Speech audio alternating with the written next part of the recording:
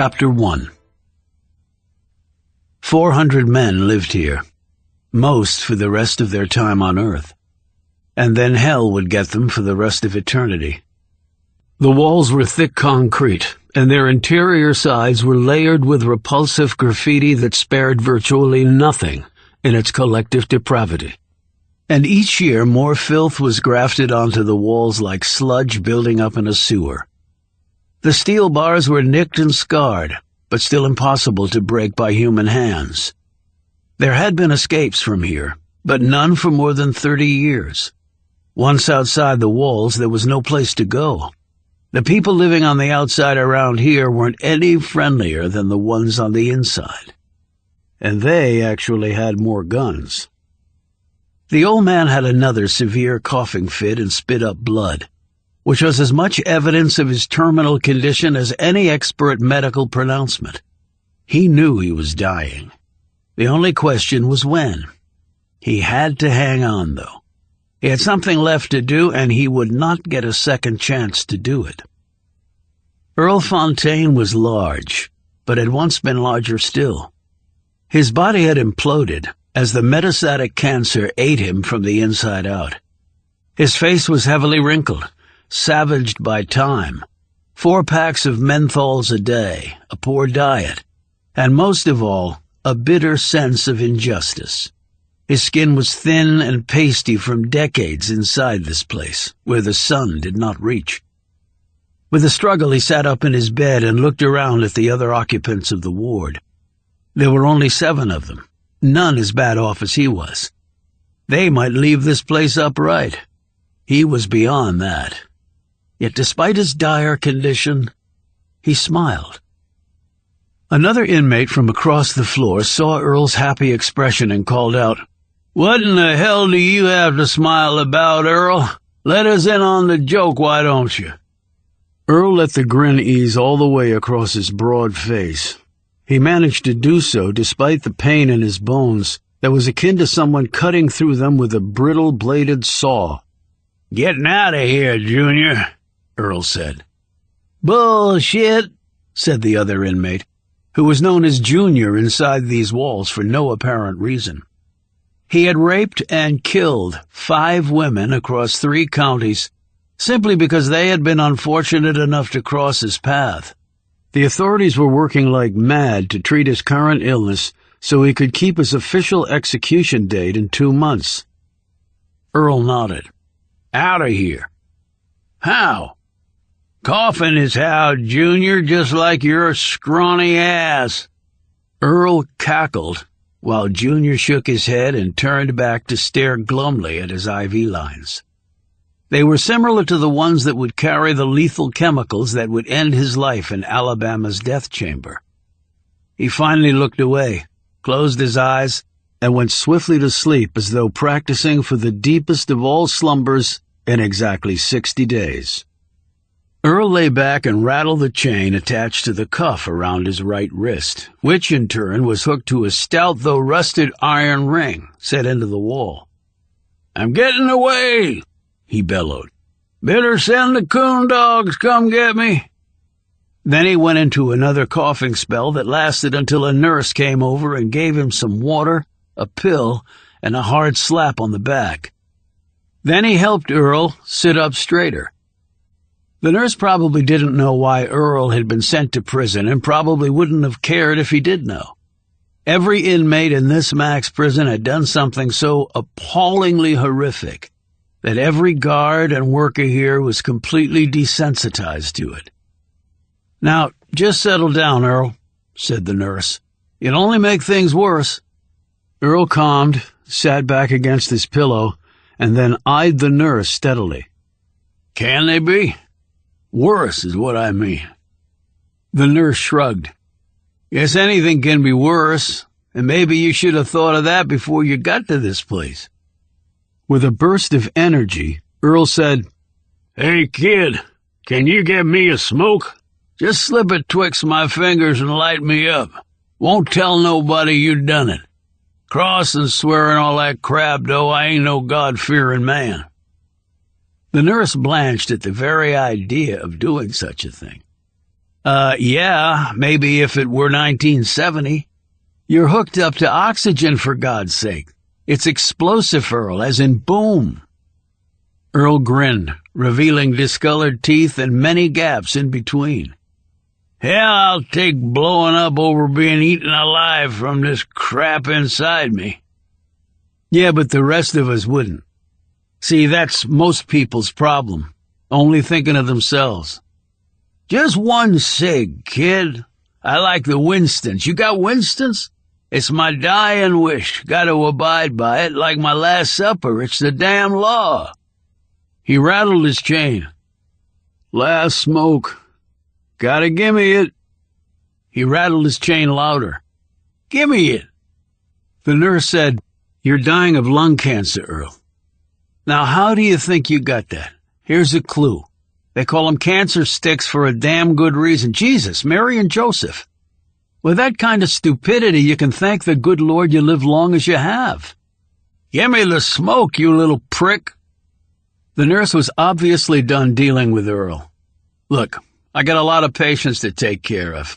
Let's have a quiet day. What do you say, old man? I don't want to have to call a guard. Albert's on ward duty now, and Albert is not known for his TLC. He'll put a baton to your skull, sick and dying or not, and then lie in his report, and not one person will dispute it. Dude's scary, and he don't give a shit. You know that. Before the nurse turned away, Earl said, You know why I'm here? The nurse smirked. Let's see. 'Cause you're dying, and the state of Alabama won't release someone like you to secure hospice, even if you are costing them a ton of money in medical bills? No, not this here hospital ward. I'm talking prison, said Earl, his voice low and throaty. Give me some more water, will you? I can get me water in this gall-damn place, can I? The nurse poured a cup, and Earl greedily drank it down, wiped his face dry, and said with pent-up energy, Got behind bars over 20 years ago. First, just for life in a federal cage, but then they got me on the death penalty thing. Sons of bitches lawyers. And the state done took a hold of my ass. Feds let 'em, just let 'em. I got rights. Hell, I got nothing if they can do that. See what I'm saying? Just 'cause I killed her. Had a nice bed in a fed place. Now look at me. Bet I got me the cancer 'cause of this here place. No, I did. In the air. Lucky for me, I never got that AIDS shit. He raised his eyebrows and lowered his voice. You know they got that kind in here. Uh-huh, said the nurse, who was checking the file of another patient on his laptop. It was set on a rolling cart that had locked compartments where meds were kept. Earl said, That's 2 decades plus almost 2 years now. Long damn time. Yep, you know your math all right, Earl, the nurse said absently. The first Bush was still president, but that boy from Arkansas done beat him in the election. We saw it on the TV when I got here. Yeah, it was 1992. What was his name again? They say he's part colored. Bill Clinton. And he's not part black. He just played the saxophone and went to the African-American churches sometimes. That's right, him. Been here since then. I was 7. What? Barked Earl, squinting his eyes to see better. He rubbed absently at the pain in his belly. The nurse said, I was 7 when Clinton was elected. My mama and daddy were conflicted. They were Republicans, of course, but he was a Southern boy, all right. I think they voted for him, but wouldn't admit to it. Didn't matter none. This is Alabama, after all. A liberal wins here. Hell freezes over, am I right? Sweet home, Alabama, said Earl, nodding. Lived here a long time. Had a family here. But I'm from Georgia, son. I'm a Georgia peach, see? Not no Alabama boy. Okay. But I got sent to this here prison 'cause of what I done in Alabama. Sure you did. Not that much difference, though. Georgia, Alabama, kissing cousins. Not like they were taking your ass up to New York or Massachusetts. Foreign countries up there for shit sure. 'Cause of what I done, said Earl breathlessly, still rubbing at his belly. Can't stand Jews, coloreds, and Catholics. Don't much care for Presbyterians, neither. The nurse looked at him and said in an amused tone, Presbyterians? What the hell they ever done to you, Earl? That's like hating the Amish. Squeal like hogs getting butchered, swear to God they did. Jews and coloreds mostly. He shrugged and absently wiped sweat from his brow using his sheet. Hell, truth is I never killed me no Presbyterian. They just don't stand out, see? But I woulda, if I got the chance. His smile deepened, reaching all the way to his eyes. And in that look it was easy to see that despite age and illness, Earl Fontaine was a killer, was still a killer, would always be a killer until the day he died, which couldn't come soon enough for lawful-minded citizens. The nurse unlocked a drawer on his cart and took out some meds. Now, why'd you want to go and do something like that? Them folks done nothing to you, I bet. Earl coughed up some phlegm and spit it into his cup. He said grimly, They was breathing. That was good enough for me. Guess that's why you're in here, all right. But you gotta set it right with God, Earl. They're all God's children. Gotta set it right. You'll be seeing him soon. Earl laughed till he choked. Then he calmed, and his features seemed to clear. I got people coming to see me. That's nice, Earl, said the nurse, as he administered a painkiller to the inmate in the next bed. Family? No, I done killed my family. Why'd you do that? Were they Jews? Or Presbyterians? Or coloreds? Folks coming to see me, said Earl. I ain't done yet, see? Uh-huh. The nurse checked the monitor of the other inmate. Good to make use of any time you got left, old man. Clock, she is a ticking, all right. For all of us. Coming to see me today, said Earl. Marked it on the wall here, look. He pointed to the concrete wall where he had used his fingernail to chip off the paint. They said 6 days and they'd be coming to see me. Got me 6 marks on there. Good with numbers. Mine's still working and all. Well, you sure tell 'em hello from me, said the nurse, as he moved away with his cart. Later, Earl stared at the doorway to the ward where 2 men had appeared. They were dressed in dark suits and white shirts, and their black shoes were polished. One wore black-framed glasses. The other looked like he'd barely graduated from high school. They were both holding Bibles and sporting gentle, reverential expressions. They appeared respectable, peaceful, and law-abiding. They were actually none of those things. Earl caught their eye. Coming to see me, he mumbled. His senses suddenly as clear as they had ever been. Once more he had a purpose in life. It would be right before he died, but it was still a purpose.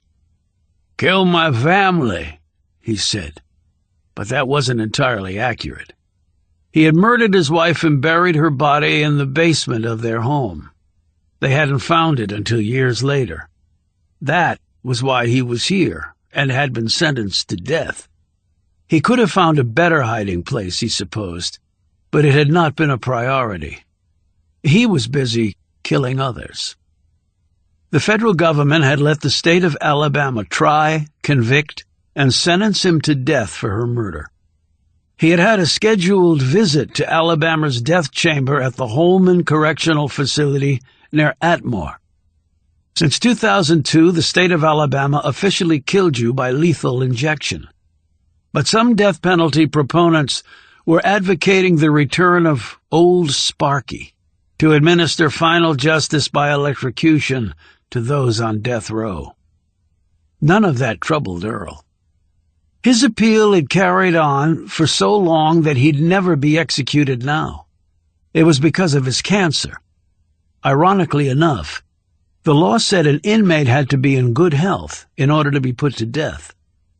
Yet they'd only saved him from a quick, painless demise so that nature could substitute a longer, far more painful one in the form of lung cancer that had spread all over him. Some would call that sweet justice. He just called it shitty luck. He waved over the two men in suits. He had killed his wife, to be sure, and he'd killed many others. Exactly how many he didn't remember. Jews, coloreds, maybe some Catholics, he wasn't sure. Maybe he'd killed a Presbyterian, too. Hell, he didn't know. Wasn't like they carried ID proclaiming their faith. Anybody who got in his way was someone who needed killing, and he had allowed as many people to get in his way as was humanly possible. Now he was chained to a wall and was dying, but still, he had something left to do. More precisely, he had one more person to kill. Chapter 2. The men could not have looked any more tense. It was as though the weight of the world was resting on each of their shoulders. Actually, it was. The President of the United States sat in the seat at the end of the small table. They were in the Situation Room complex in the basement of the West Wing of the White House, sometimes referred to as the Woodshed. The complex was first built during President Kennedy's term after the Bay of Pigs fiasco.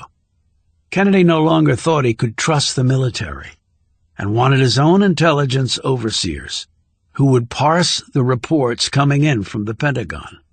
The Truman bowling alley had been sacrificed to build the complex, which had later undergone major renovations in 2006. During Kennedy's era, a single analyst from the CIA would man the Situation Room in an unbroken 20-hour shift, sleeping there as well. Later, the place had been expanded to include the Department of Homeland Security and the White House Chief of Staff's office. However, the National Security Council staff ran the complex. 5 watch teams, comprised of 30 or so carefully vetted personnel, operated the Situation Room on a 24/7 basis. Its primary goal was to keep the President and his senior staff briefed each day on important issues, and allow for instant and secure communications anywhere in the world.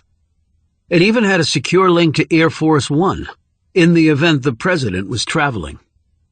The Situation Room itself was large, with space for 30 or more participants and a large video screen on the wall. Mahogany had been the wood surface of choice before the renovation. Now the walls were composed mainly of whisper materials that protected against electronic surveillance. But tonight the men were not in the main conference room, nor were they in the President's briefing room. They were in a small conference room that had 2 video screens on the wall and a row of world-time clocks above. There were chairs for 6 people. Only 3 of them were occupied. The President's seat allowed him to stare directly at the video screens. To his right was Josh Potter, the National Security Advisor. To his left was Evan Tucker, head of the CIA. That was all. The circle of need to know was minuscule, but there would be a 4th person joining them in a moment by secure video link. The staff normally in the Situation Room had been walled off from this meeting and the coming communication. There was only one person handling the transmission, and even that person would not be privy to what was said. The VP would normally have been part of such a meeting. However, if what they were planning went awry, he might be taking over the top spot because the President could very well be impeached. Thus, they had to keep him out of the loop. It would be terrible for the country if the President had to leave office. It would be catastrophic if the VP were forced out too. The Constitution dictated that the top spot would then go to the Speaker of the House of Representatives, and no one wanted the head of what could very well be the most dysfunctional group in Washington to be suddenly running the country. The President cleared his throat and said, "This could be momentous, or it could be Armageddon. Potter nodded, as did Tucker. The president looked at the CIA chief. "This is rock solid, Evan?" "Rock solid, sir. In fact, not to toot our own horn, but this is the price for nearly 3 years of intelligence work performed under the most difficult conditions imaginable. It has, frankly, never been done before." The president nodded and looked at the clocks above the screens. He checked his own watch against them and made a small adjustment to his timepiece. It looked as though he had aged 5 years in the last 5 minutes. All American presidents had to make decisions that could shake the world. In numerous ways, the demands of the position were simply beyond the ability of a mere mortal to carry out. But the Constitution required that the position be held by only one person. He let out a long breath and said, "This had better work." Potter said, "Agreed, sir." "It will work," insisted Tucker, "and the world will be much better off for it," he added. "I have a professional bucket list, sir, and this is number 2 on it, right behind Iran. And in some ways it should be number 1. Potter said, "Because of the nukes." "Of course," said Tucker. "Iran wants nukes. These assholes already have them, with delivery capabilities that are inching closer and closer to our mainland. Now, if we pull this off, believe me, Tehran will sit up and take notice. Maybe we kill 2 birds with 1 stone." The president put up a hand. "I know the story, Evan. I've read all the briefings. I know what hangs in the balance." The screen flickered and a voice came over the speaker system embedded in the wall. "Mr. President, the transmission is ready." The president unscrewed the top of a water bottle sitting in front of him and took a long drink. He put the bottle back down. "Do it," he said curtly. The screen flickered once more and then came fully to life. They were staring at a man short in stature, in his 70s, with a deeply lined and tanned face. There was a rim of white near his hairline, where the cap he normally wore helped to block the sun. But he was not in uniform now. He was dressed in a gray tunic with a high, stiff collar. He stared directly at them. Evan Tucker said, "Thank you for agreeing to communicate with us tonight, General Pack." Pack nodded and said, in halting but clearly enunciated English, "It is good to meet face to face, as it were." He smiled, showing off highly polished veneers. The president attempted to smile back, but his heart was not in it. He knew that Pack would lose his life if exposed, but the president had a lot to lose too. "We appreciate the level of cooperation received," he said. Pack nodded. "Our goals are the same, Mr. President. For too long we have been isolated. It is time for us to take our seat at the world's table. We owe it to our people." Tucker said encouragingly, "We completely agree with that assessment, General Pack." "Details are progressing nicely," said Pack. "Then you can commence your part in this. You must send your best operatives. Even with my help, the target is a very difficult one." Pack held up a single finger. "This will be the number of opportunities we will have. No more, no less." The president glanced at Tucker and then back at Pack. "We would send nothing less than our very best for something of this magnitude." Potter said, "And we are sure of both the intelligence and the support?" Pack nodded. "Absolutely sure. We have shared that with your people, and they have confirmed the same." Potter glanced at Tucker, who nodded. "If it is discovered," said Pack. They all became riveted to him.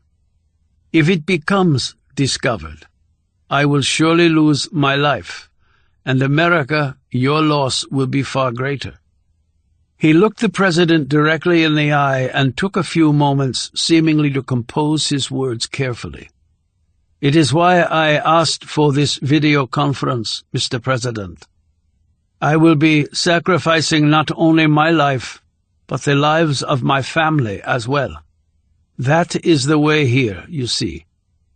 So I need your complete and absolute assurance that if we move forward, we do so together and united, no matter what might happen. You must look me in the eye and tell me this is so." The blood seemed to drain from the face of the president. He had made many important decisions during his term, but none so stressful or potentially momentous as this one. He didn't look at either Potter or Tucker before answering. He kept his gaze right on Pack.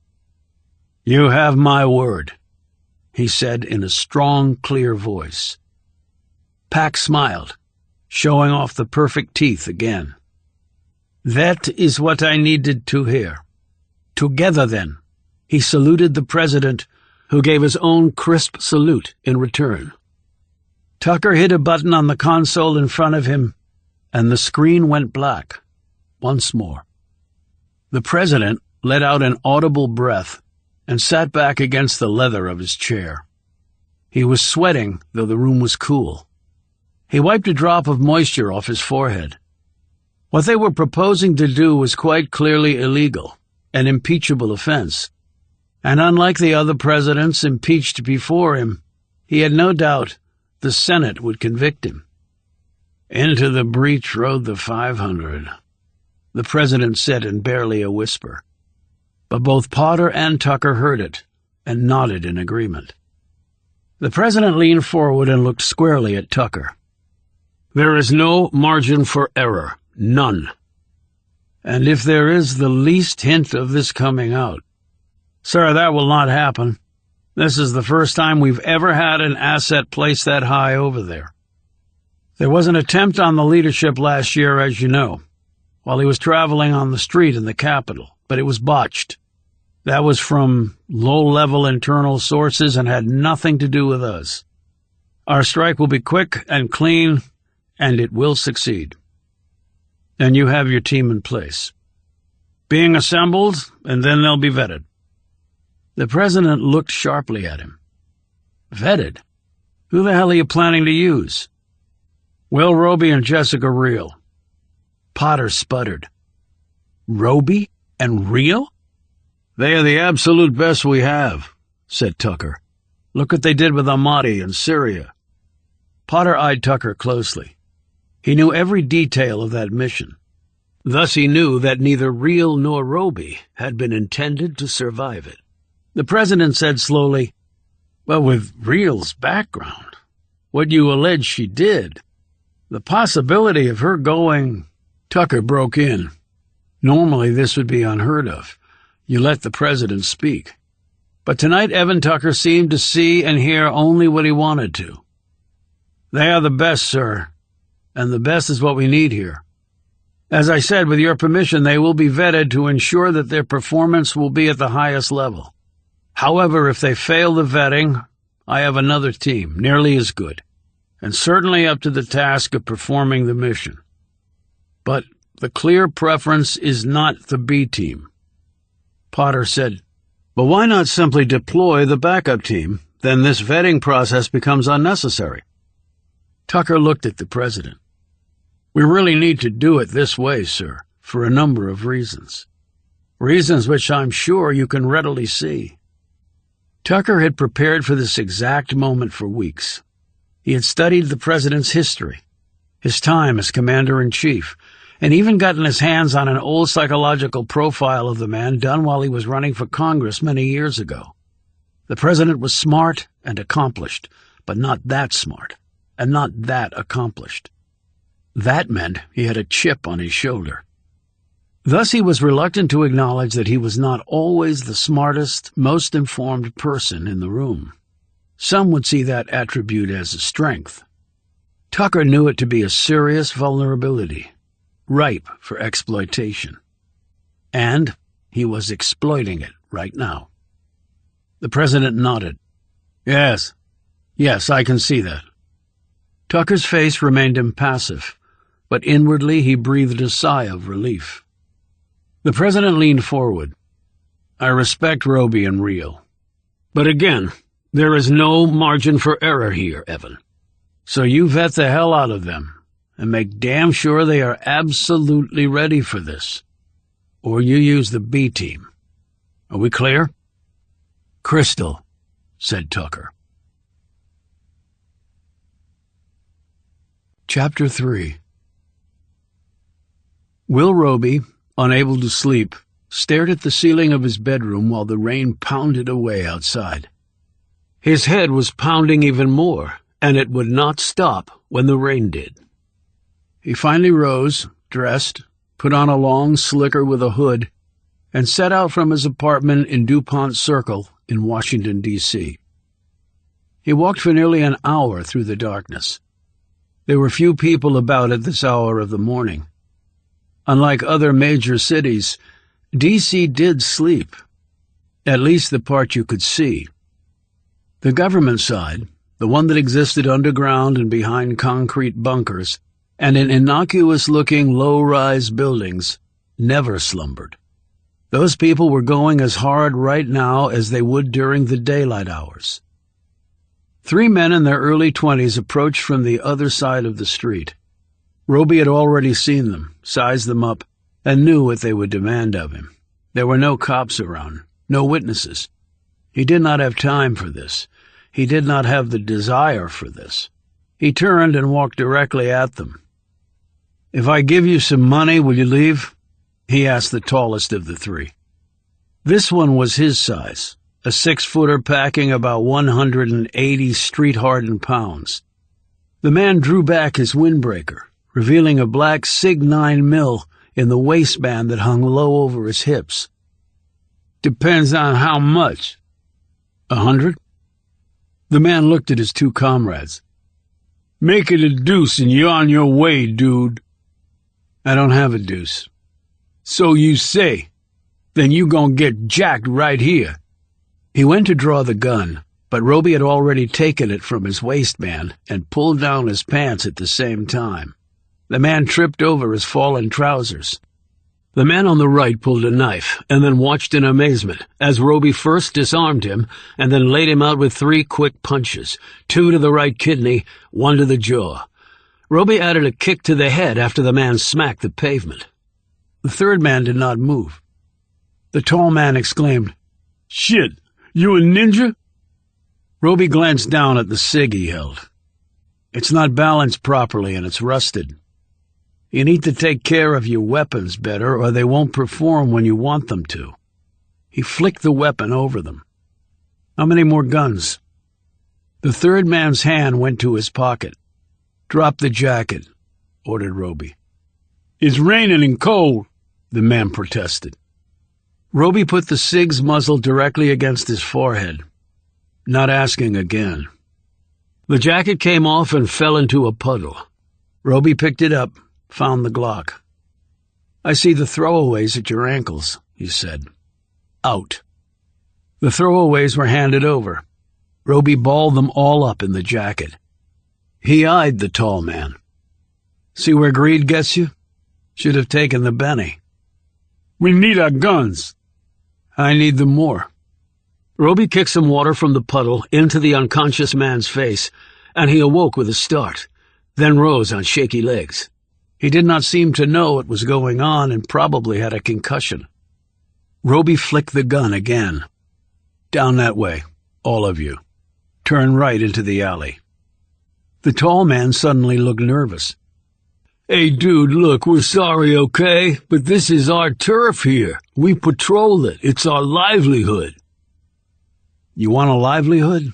Get a real job that doesn't involve putting a gun in people's faces and taking what doesn't belong to you. Now walk." Not asking again. They turned and marched down the street. When one of the men turned to look back, Roby clipped him in the head with the butt of the Sig. "Eyes straight. Turn around again, you get a 3rd one, to look through in the back of your head." Roby could hear each of the men's breathing accelerate. Their legs were jelly. They believed they were walking to their execution. "Walk faster," barked Roby. They picked up their pace. Faster, but don't run." The three men looked idiotic, trying to go faster while still walking. "Now, run!" The three men broke into a sprint. They turned left at the next intersection and were gone. Roby turned and headed in the opposite direction. He ducked down an alley, found a dumpster, and heaved the jacket and guns into it after clearing out all of the ammo. He dropped the bullets down a sewer grate. He did not get many opportunities for peaceful moments, and he did not like it when they were interrupted. Roby continued his walk and reached the Potomac River. This had not been an idle sojourn. He had come here with a purpose. He drew the object from the pocket of his slicker and looked down at it, running his finger along the polished surface. It was a medal, the highest award that the Central Intelligence Agency gave out for heroism in the field. Roby had earned it, together with another agent, for a mission undertaken in Syria at great personal risk. They had barely made it back alive. In fact, it was the wish of certain people at the agency that they not make it back alive. One of those persons was Evan Tucker, and it was unlikely he was going away because he happened to head up the CIA. The other agent who had received the award was Jessica Reel. She was the real reason Evan Tucker had not wanted them back alive. Reel had killed members of her own agency. It had been for a very good reason, but some people didn't care about that. Certainly Evan Tucker hadn't. Roby wondered where Reel was right now. They had parted on shaky ground. Roby had given her what he had believed was his unconditional support. Yet Reel did not seem to be capable of acknowledging such a gesture. Hence, the shaky parting. He gripped the chain like a slingshot and whirled the metal around and around. He eyed the dark surface of the Potomac. It was windy. There were a few small whitecaps. He wondered how far he could hurl the highest medal of the CIA into the depths of the river that formed one boundary of the nation's capital, separating it from the Commonwealth of Virginia. The chain twirled several times in the air.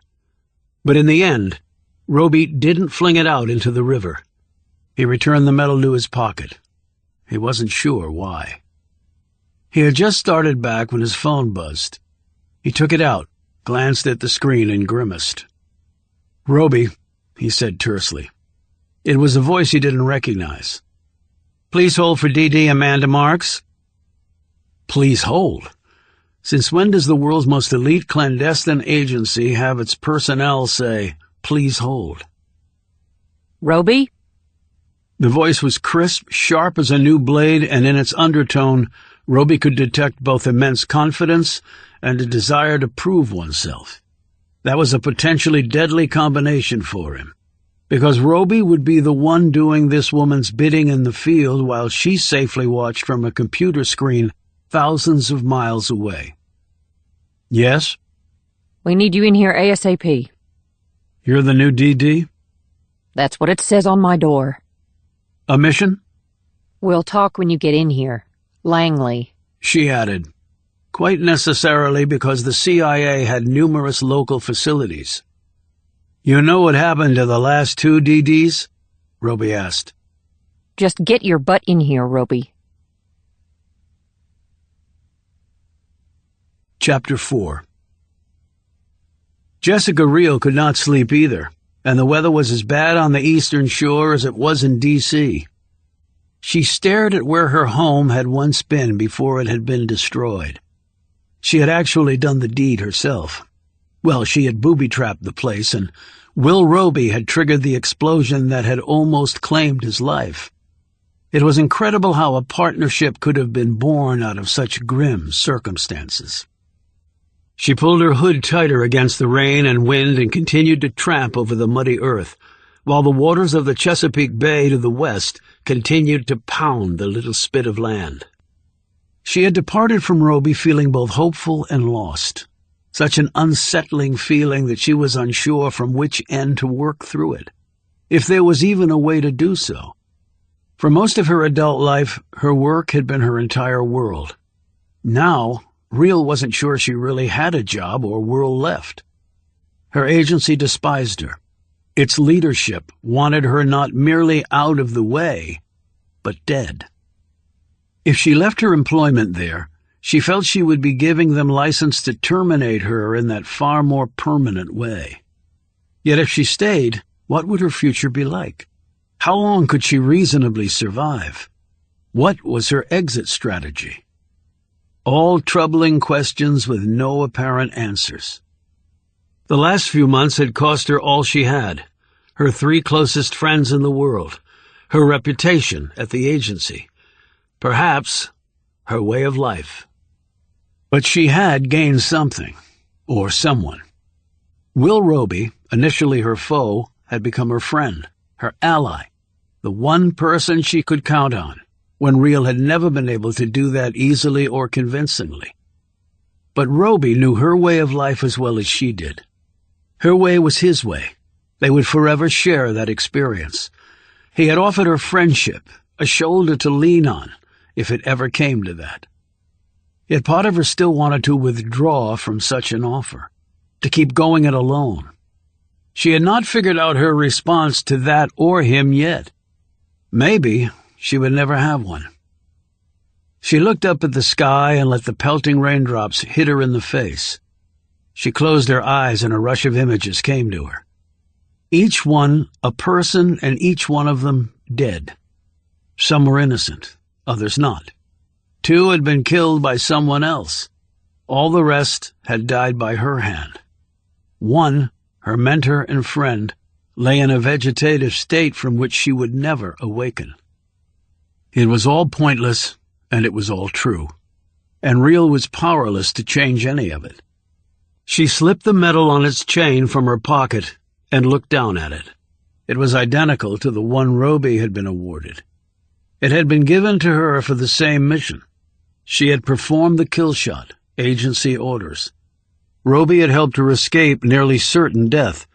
They had made it back to the States to the chagrin of a powerful few. It was a meaningless gesture, this medal. What they really wanted to do was put a hole in her head.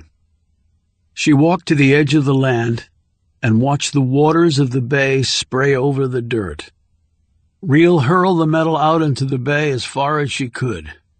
She turned away before it struck the surface of the water. Metal didn't float. It would vanish in a few moments. But then she turned back around and used her middle finger to flip off the sinking metal, the CIA in general, and Evan Tucker specifically. That was the main reason she'd come, to chuck her medal into the bay. And this place had been her home, to the extent any place was. She did not intend to come back here. She had come to take one last look, perhaps to gain some closure. Yet she wasn't finding any. The next instant, she pulled her gun and ducked down low. Over the sounds of the water had come a new intrusion. A vehicle was pulling to a stop near the ruins of her waterside cottage. There was no reason for anyone to be visiting her here. The only reason anyone would appear here would be a violent one. She raced over to the only cover there was, a pile of rotted wood stacked near the water's edge. She knelt down and used the top log as a gun rest. While she could see nothing clearly, they might have night optics that would reveal all, including her location. She managed to follow them only by subtracting their darkened silhouettes from the darkness around them. She centered on one spot and waited for their movements to cross this point. By this method she counted 4 of them. She assumed they were all armed, all calmed, and here for a specific purpose, her elimination. They would try to outflank her, but her rear was not capable of being flanked unless they wanted to jump into the bay's cold and storm-tossed waters. She focused on other spots and waited for them to cross. She did this again and again, until they were within 20 meters of her location. She wondered why they were staying packed together, separating during an attack with standard tactics. She could not follow so easily multiple groups coming at her from different places on the compass. But so long as they stayed together, Her focus need not be diffused. She was deciding whether to fire or not when her phone buzzed. She was not inclined to answer, not with 4 bogeys bearing down on her outgunned butt. But it might be Roby. As corny as it sounded, this might give her an opportunity to say goodbye in a way that was not possible before. And maybe he would go after her killers and slay them for her. Yes? She said into the phone, keeping her shooting hand on her Glock and her eyes on the forces coming for her. "Please hold for DD Amanda Marks," said the efficient voice. What the? Began Reel. Agent Reel, this is Amanda Marks, the new Deputy Director of Central Intelligence. We need you to come into Langley immediately. I'm a little busy right now, DD Marks, replied Reel sarcastically. But maybe you're already aware of that. She added in a harsh tone. There are 4 agents currently at your cottage on the eastern shore. Correction, where your cottage used to be. They are there simply to escort you to Langley. Please do not think of engaging with them and perhaps doing them harm. And are they planning to do me harm? Snapped Reel. Because it's the middle of the night. I have no idea how they even knew I was here, and they're acting quite furtive. Your reputation precedes you, hence they are acting with care. As to your location, we determined you were nowhere else. And why do you need me to come in ASAP? That will all be explained when you get here. Is this about a new mission? When you get here, Agent Reel, I can't trust that this line is secure. And if I choose not to come in? As I told Agent Roby. You called Roby in as well? Yes, he's all part of this, Agent Reel.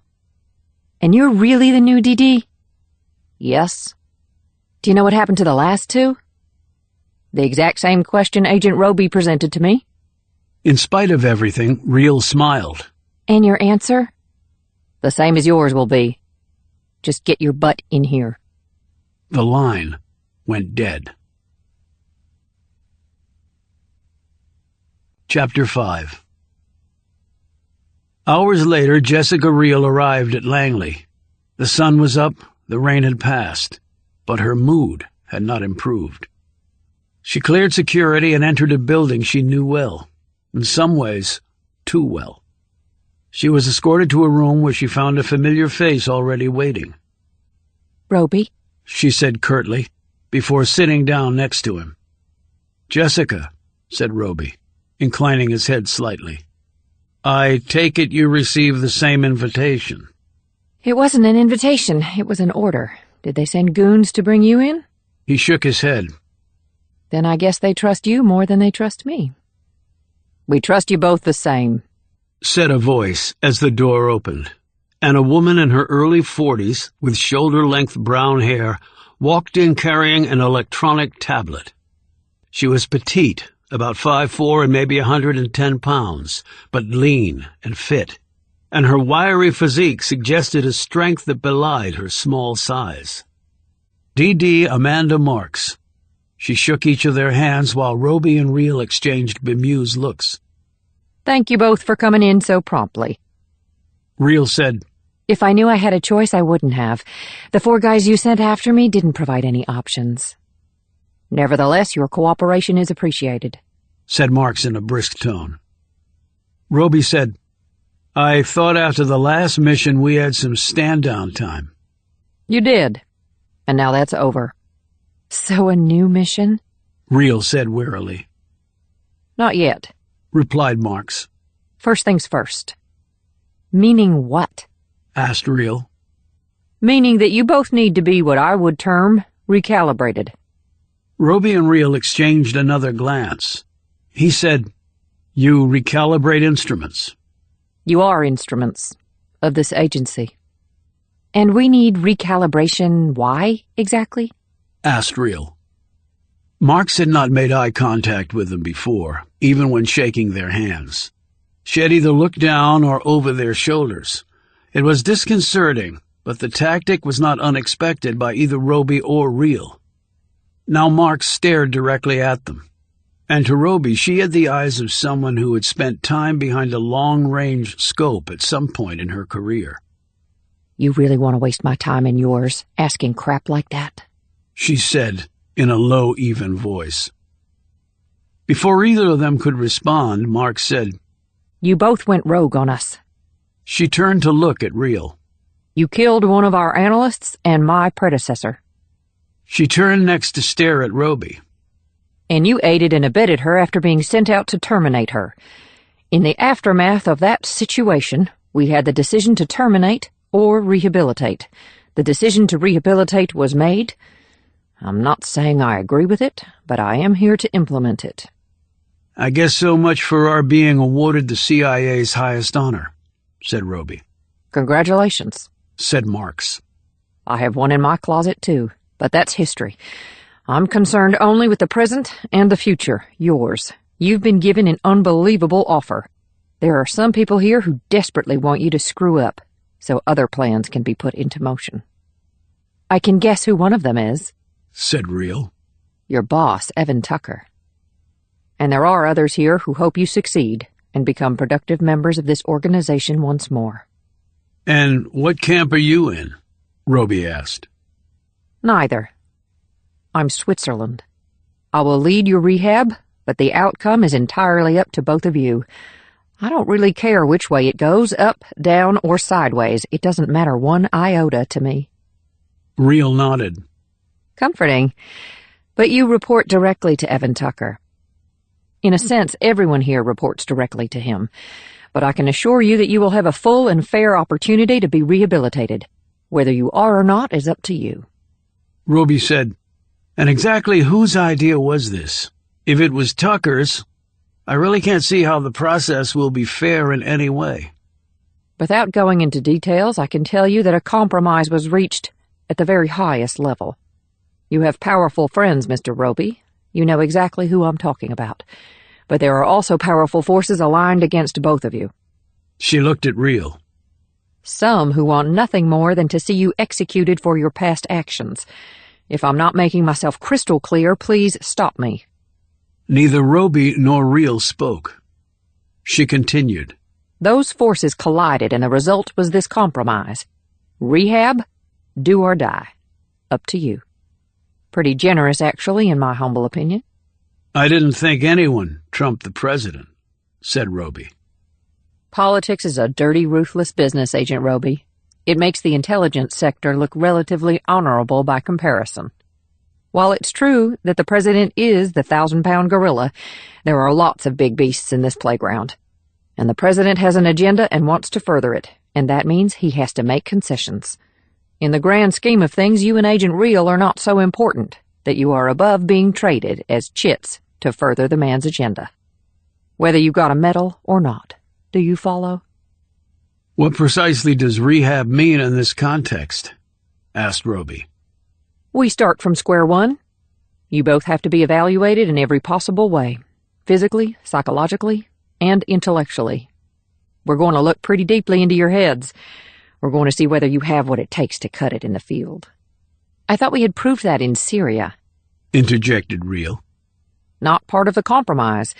It was a one-off, and even then you didn't follow orders. Well, if we had followed orders, we'd both be dead, Roby pointed out. Again, not something I care about.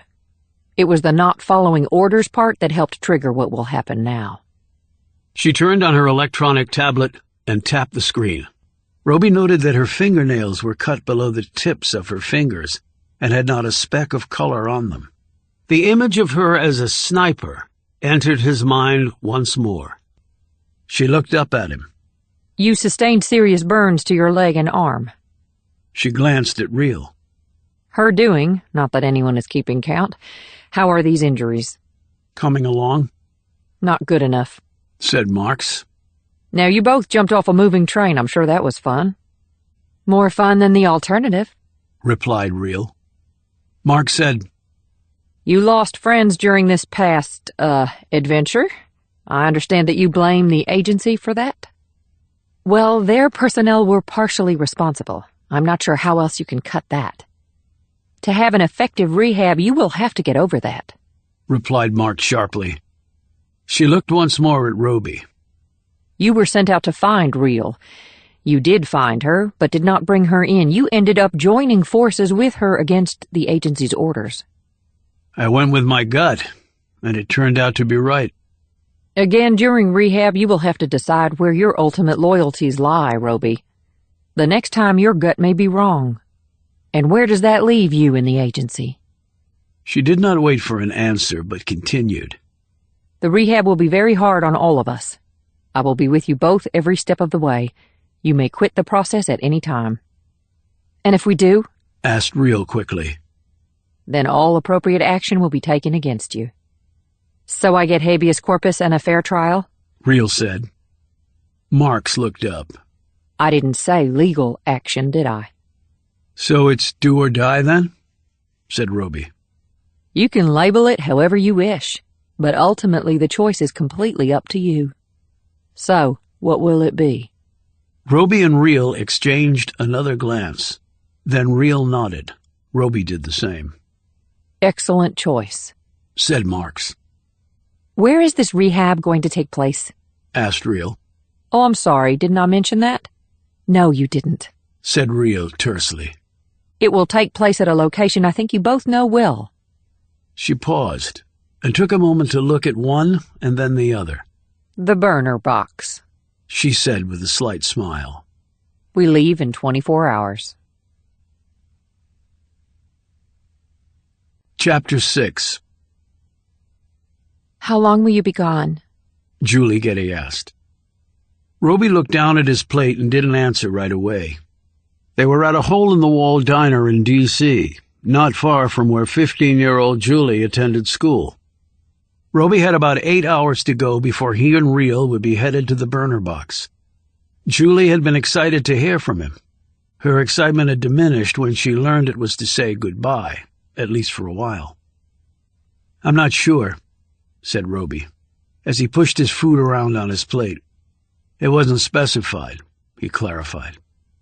And you can't tell me where you're going, of course, she said resignedly. It's a training site. Why do you need to train? You're already great at what you do, Will. It's like going back to school, continuing education. Lots of professions do it. He hesitated. Even mine. She studied him critically, and he just as resolutely avoided her gaze. Are you going alone on this? She asked. He shook his head. No. Is that woman going with you, Jessica? Roby hesitated before answering. Yes. So you're both in trouble. Roby glanced sharply at her. She stared back at him with an expression that said his look of surprise was unnecessary. I've spent a lot of time with you, Will. When people were trying to kill us, when you were moody, when you didn't have many options, but you still figured out how to get out of a jam. And your point? He asked with genuine curiosity. You look to me like a guy who doesn't see a way out of this, and that's just not you, so it must be really bad. Roby said nothing while Julie fiddled with the straw in her drink. She said, I read in the papers a while back that Farad Ahmadi, the crazy Syrian trying to gain power over there, was gunned down. They never found who killed him. Roby remained silent. I'm not going to ask you if you and Jessica had something to do with that, because I know all I'll get is a blank stare. But if you did, then it seems that your mission was successful. So it has to be something else. Is it connected to Jessica? Why do you ask that? Roby said abruptly. Because things were going good for you at your agency, until she showed up. I can't get into that with you, Julie. Because, you see, I liked her. I think she's a good person. I think so, too, said Roby, before he could catch himself. Julie smiled. Cool. What? You're letting your guard down around me. And you must really care for her. She added in a more serious tone. I can relate to her and what she's going through, Roby said diplomatically. So she's your friend? Yes. You need to take care of your friends, Will. I'm trying, Julie, I really am. Are you ever going to be free of all this crap? I wish I had the answer to that. After they left the restaurant and Roby dropped Julie off, his phone buzzed. It was Real. I think we need to talk. Okay. But you're being followed and I want some privacy. Roby's gaze flicked to his rear-view mirror. He noted the car on the street 2 back from his. Okay, let me see what I can do. No need. I'll take care of it. So you're back there too? Did you really have to ask? How's Julie? Concerned? Where do you want to meet? In case someone is listening in, our place in the rain. Roger that. Take the next right. When you reach the alley, punch it. Roby clicked off and sped up. He hung the right. The tail did the same. He saw the alley and floored it, creating separation from the tail. In the rear view, he watched as a semi pulled out of the alley, blocking the road. He heard brakes screech and a horn blaring. Nice, Jessica, he said to himself. He punched the gas, made a series of turns, and then glided onto Constitution and past the Washington Monument, no longer shrouded in scaffolding after the earthquake, and lit up like the Eiffel Tower. Some people thought they should have left it that way. 5 minutes and as many turns later, he pulled to the curb, put the car in park, cut the engine, and got out. He walked to the car parked in front of him and slid into the passenger seat. Jessica Reel started the car and sped off. "Where to?" he asked. Nowhere. Just want to move while we talk. Talk about what? The burner box. We've both been there, Jessica. And you really want to go back? I didn't think we had a choice. You have a choice, Will. It's me they really want. I'll go. You don't have to. I think it was a package deal. She pulled off the street, stopped the car, and slammed it into park. Look, if you think you're doing me a favor by coming with me, you're not. It's just one more thing for me to worry about. When did I say you ever had to worry about me? You know what I'm talking about. It's better if I go it alone. And what if they kill me for not going? How is that better for me? I pulled the triggers on those two, Roby, not you. You can work a deal. Go to your people. They'll provide you cover. POTUS is on your side, for God's sake. But what if I want to go to the burner box? Why in the hell would you? And don't say for me, because that'll just piss me off even more. Then I'm doing it for me. You're making no sense now. I want to know if I can still cut it, Jessica. The burner will tell me that. The burner could end up killing you. Well, if I can't cut it there, I sure as hell can't cut it in the field. You heard Marks. She'll be gunning for both of us. It won't be a fair evaluation, despite what she said. Evan Tucker will have seen to that. I don't really care. Roby, how can you not care? You've only got one life. Now you're the one not making sense. Every time I walk out the door, I'm risking my one life. Evan Tucker went after us once and missed. This is his follow-up act. I doubt he'll make the same mistake. Unlike in Syria, he can control all aspects of the burner box and what goes on in there. Take it from me, an accident will happen that will tragically end our lives. Well, if we're both there, he'll have to work twice as hard to nail us. But he'll still nail us. You need to be more optimistic. And you need to get your head out of your ass. I'm going, Jessica. What about Julie? You're just going to walk out on her? No. I'll do my best to get through this and see her again.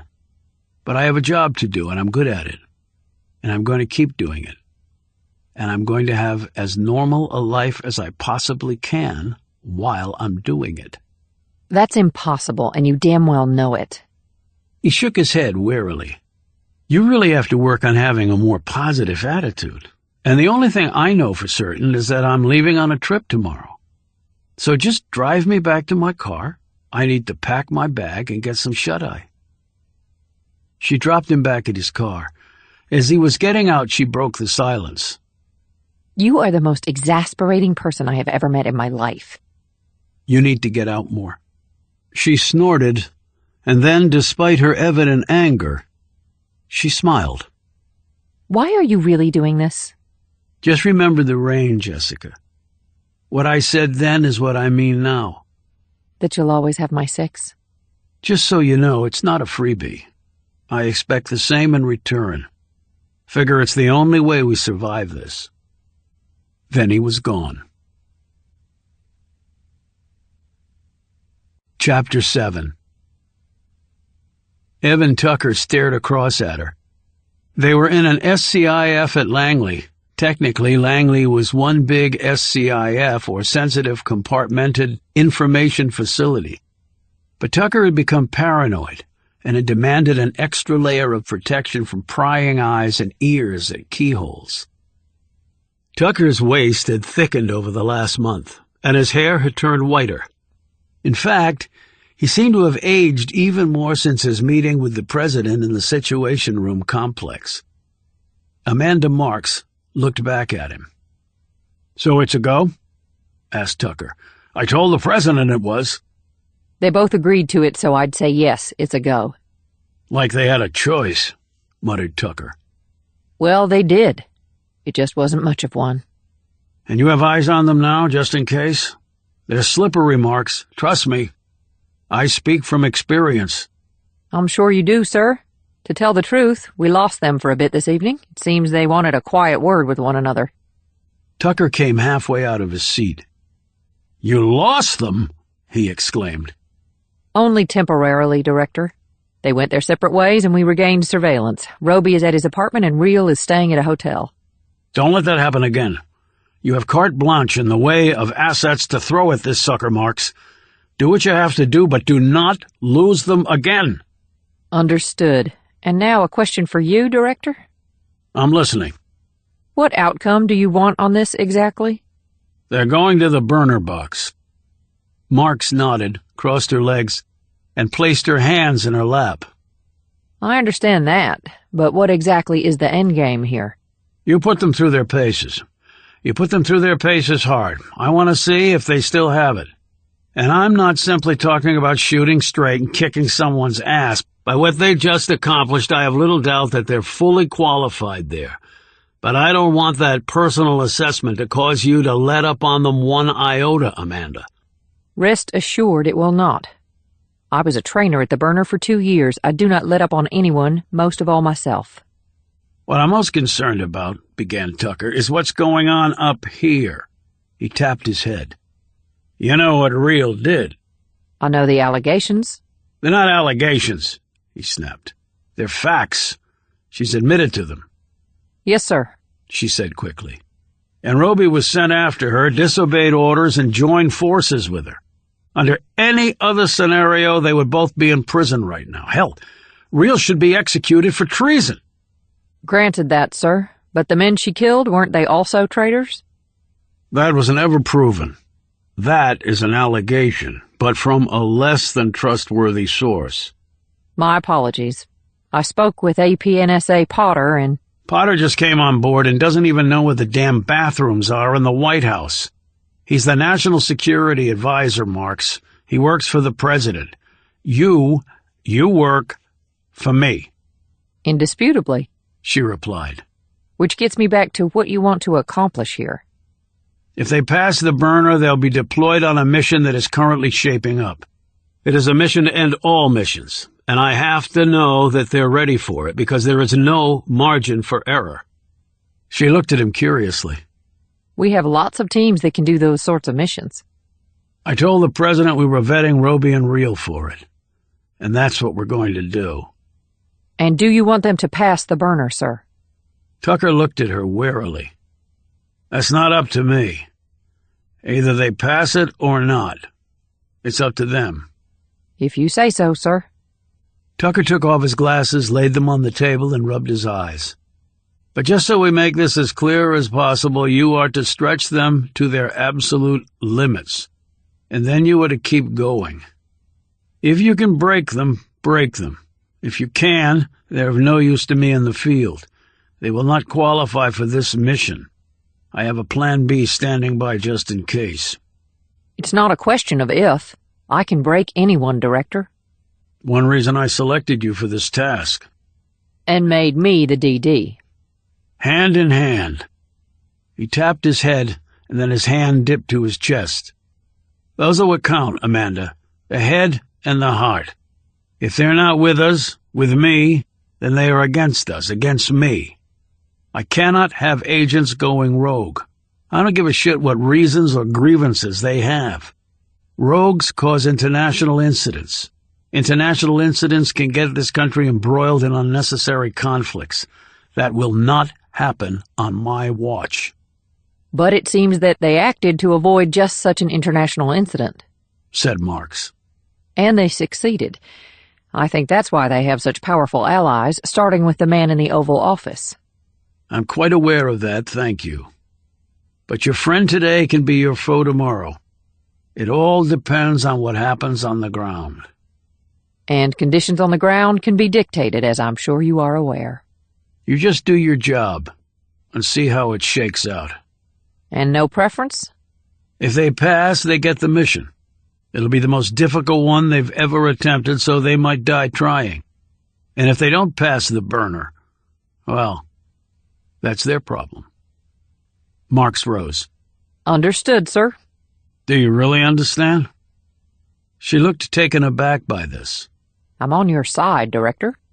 I thought others were on my side, too, but it appears they weren't. I'm not sure who you're referring to. I just arrived on the scene and... That'll be all, Marks. I want hourly reports on how my protégés are doing. Make sure I get them. Consider it done, sir. She turned and left. As soon as the door was closed, Tucker rose and poured himself a drink from the small bar in a cabinet behind his desk. A bar behind a desk at CIA seemed very Cold War-ish, but he didn't care. With this job, one needed a belt of booze every once in a while. Well, perhaps more often than that.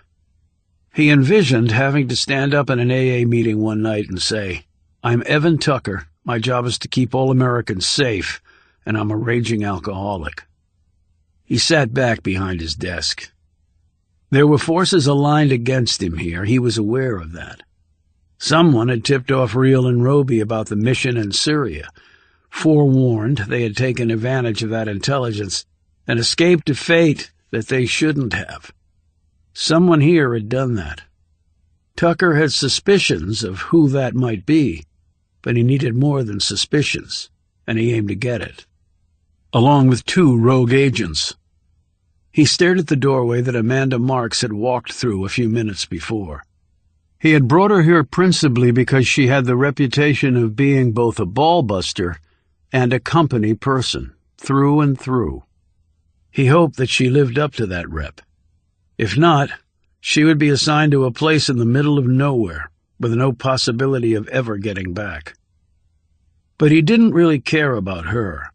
His fixation was Roby and Real. Jessica Real was in his crosshairs. She was the trigger woman on his former DD and an analyst whom she had shot in the back. Illegal. Treasonous. Unforgivable. Tucker didn't care what her reasons were.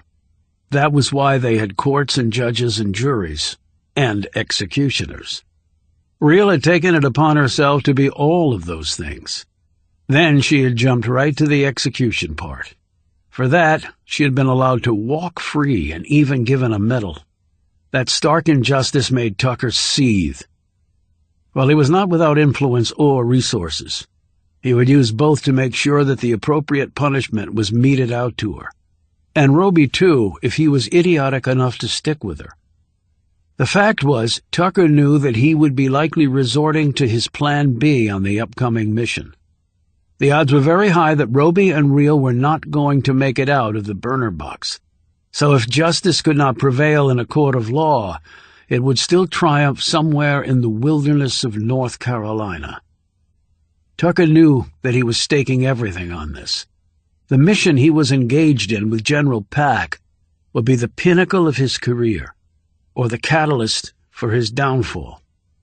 For what they were proposing to do was quite illegal, even if the president had signed off on it. Tucker had not believed that the current occupant of the Oval Office had the cojones to make that sort of call. But the president had surprised Tucker and done so. Now the die was cast. There was no going back. In a perfect world, the mission would succeed and Roby and Real would be history.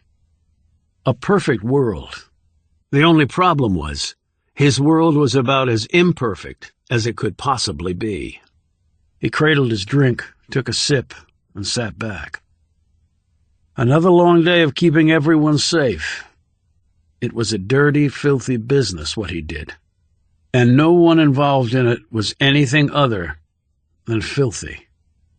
Including me, thought Evan Tucker. Most of all, me. Chapter 8. Earl Fontaine sat back in his bed and let out a contented sigh. The visit had been a successful one. The two men had been all that they had claimed to be when they had first contacted him. It was a little surprising to Earl that he was allowed visitors at this point, but perhaps the warden didn't think he was dangerous anymore since he was old and dying in a crappy prison hospital ward. Well, the man could not have been more wrong. Maybe his stinger had been pulled, but Earl had other resources, starting with the two men in the black suits toting the Bibles. And they had others, lots of others, to work with them. The Bibles were a nice touch, he thought. Bibles put people at ease when they should be on the highest alert. Good for Earl, bad for the law. In fact, what was bad for the law was always great for Earl Fontaine. The men in black had done their part. They were all ready. Now it was time for Earl to do his part. He grabbed at his belly and hacked up what felt like part of his left lung. That was really the only one he had left. They'd cut most of the other one out years ago in an effort to stem the cancer. They'd only done it to try to get him healthy so they could kill him. But he'd beaten them on that. He wasn't getting healthier. He was dying. Dying fast, but not too fast. Ironically, the only thing keeping him going was the idea that if he could accomplish this last thing in his life, he could die easy. It was all he thought about. He was obsessed with it. It was the only thing keeping his good lung moving, his diseased heart pumping, and the pain relatively at bay. He caught his breath, wiped the sweat from his face, and struggled to a sitting position. It was hot in here. It was always hot in here. Apparently Alabama didn't enjoy a winter season.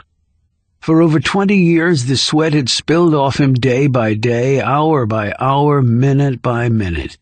But he had endured, eventually making clever jokes about the heat that had passed from one cell to the next, making Earl a bit of a celebrity in here. He looked down at the tube. He got his basic nutrients through an IV right into his belly. Although he'd been a hearty eater all his life, food meant nothing to him now, and neither did the smokes, despite his giving the nurse a hard time about those. He gathered his energy and eyed the woman making her rounds through the patients here. She was young and attractive, and the first time Earl had seen her, he had had thoughts that he hadn't had in a while. In his day, big, tall, handsome, what he could have done with a woman like that, to a woman like that. She would know who ruled the roost, that was for damn sure. She was a doctor, smart, educated, liberated, no doubt. She probably had a bunch of ideas in that pretty head. Hell, she probably went and voted, too, and not just the way her hubby told her to. He loathed women like that. But that didn't mean he didn't want to possess them.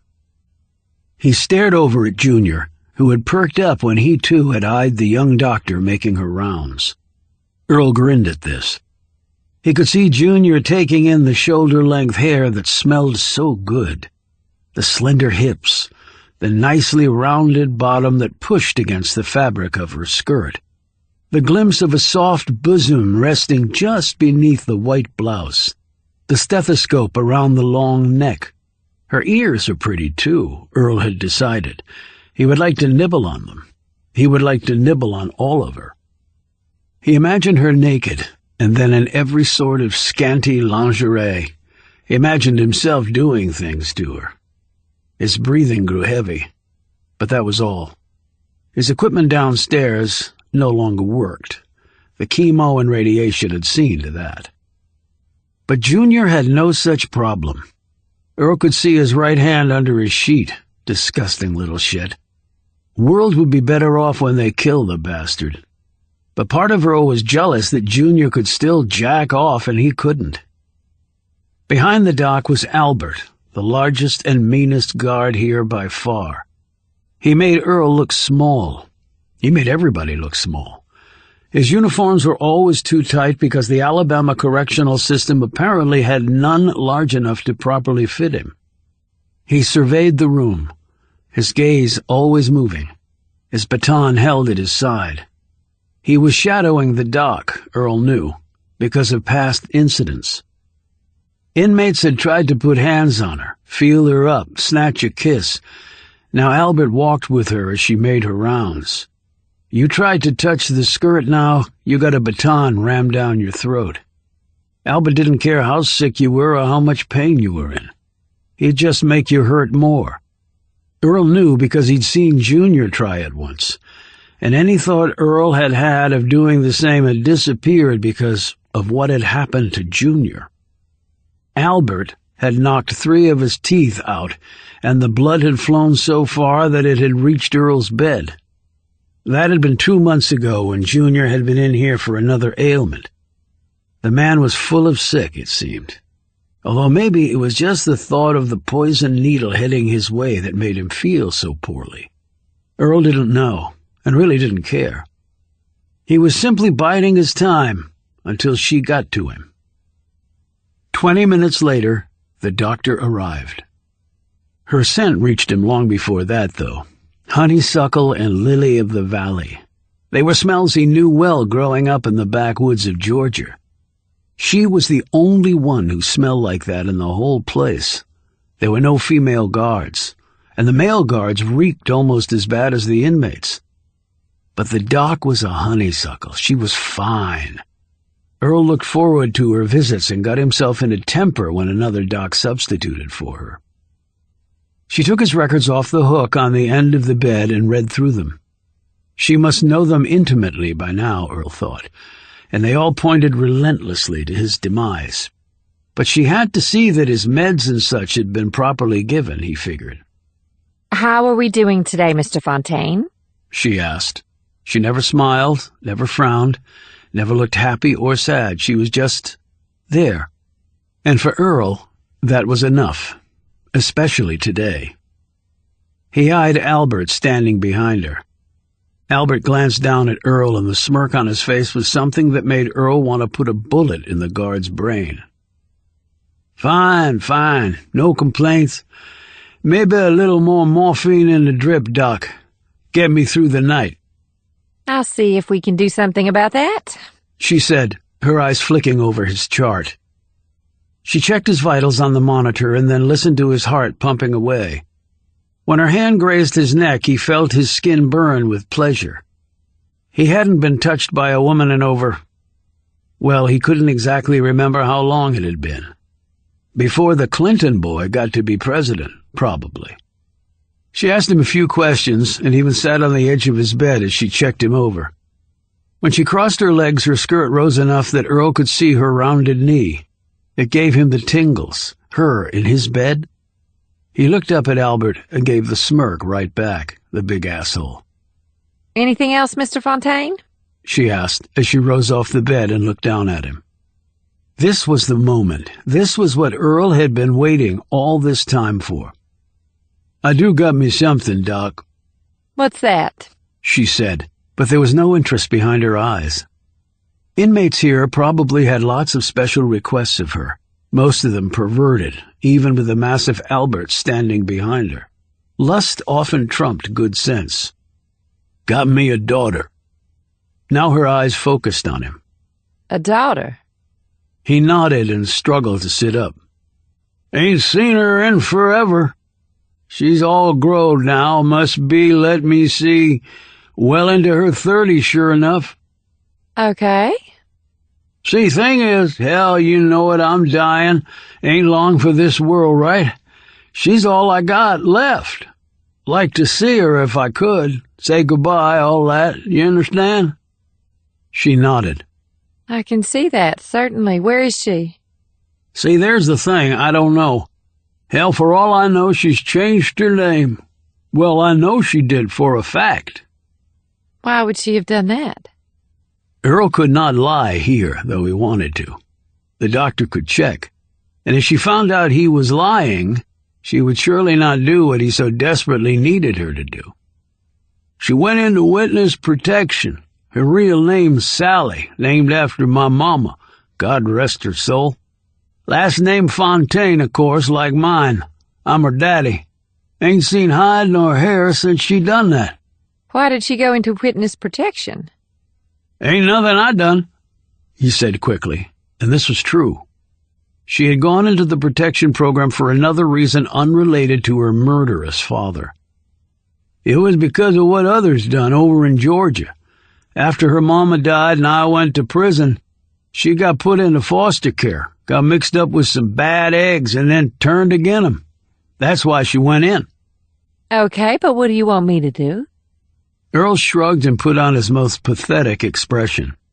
He even forced tears to slide down his face. He had always been able to do that on command. The tactic had worked on many women. Too bad for them. He said simply, I'm dying.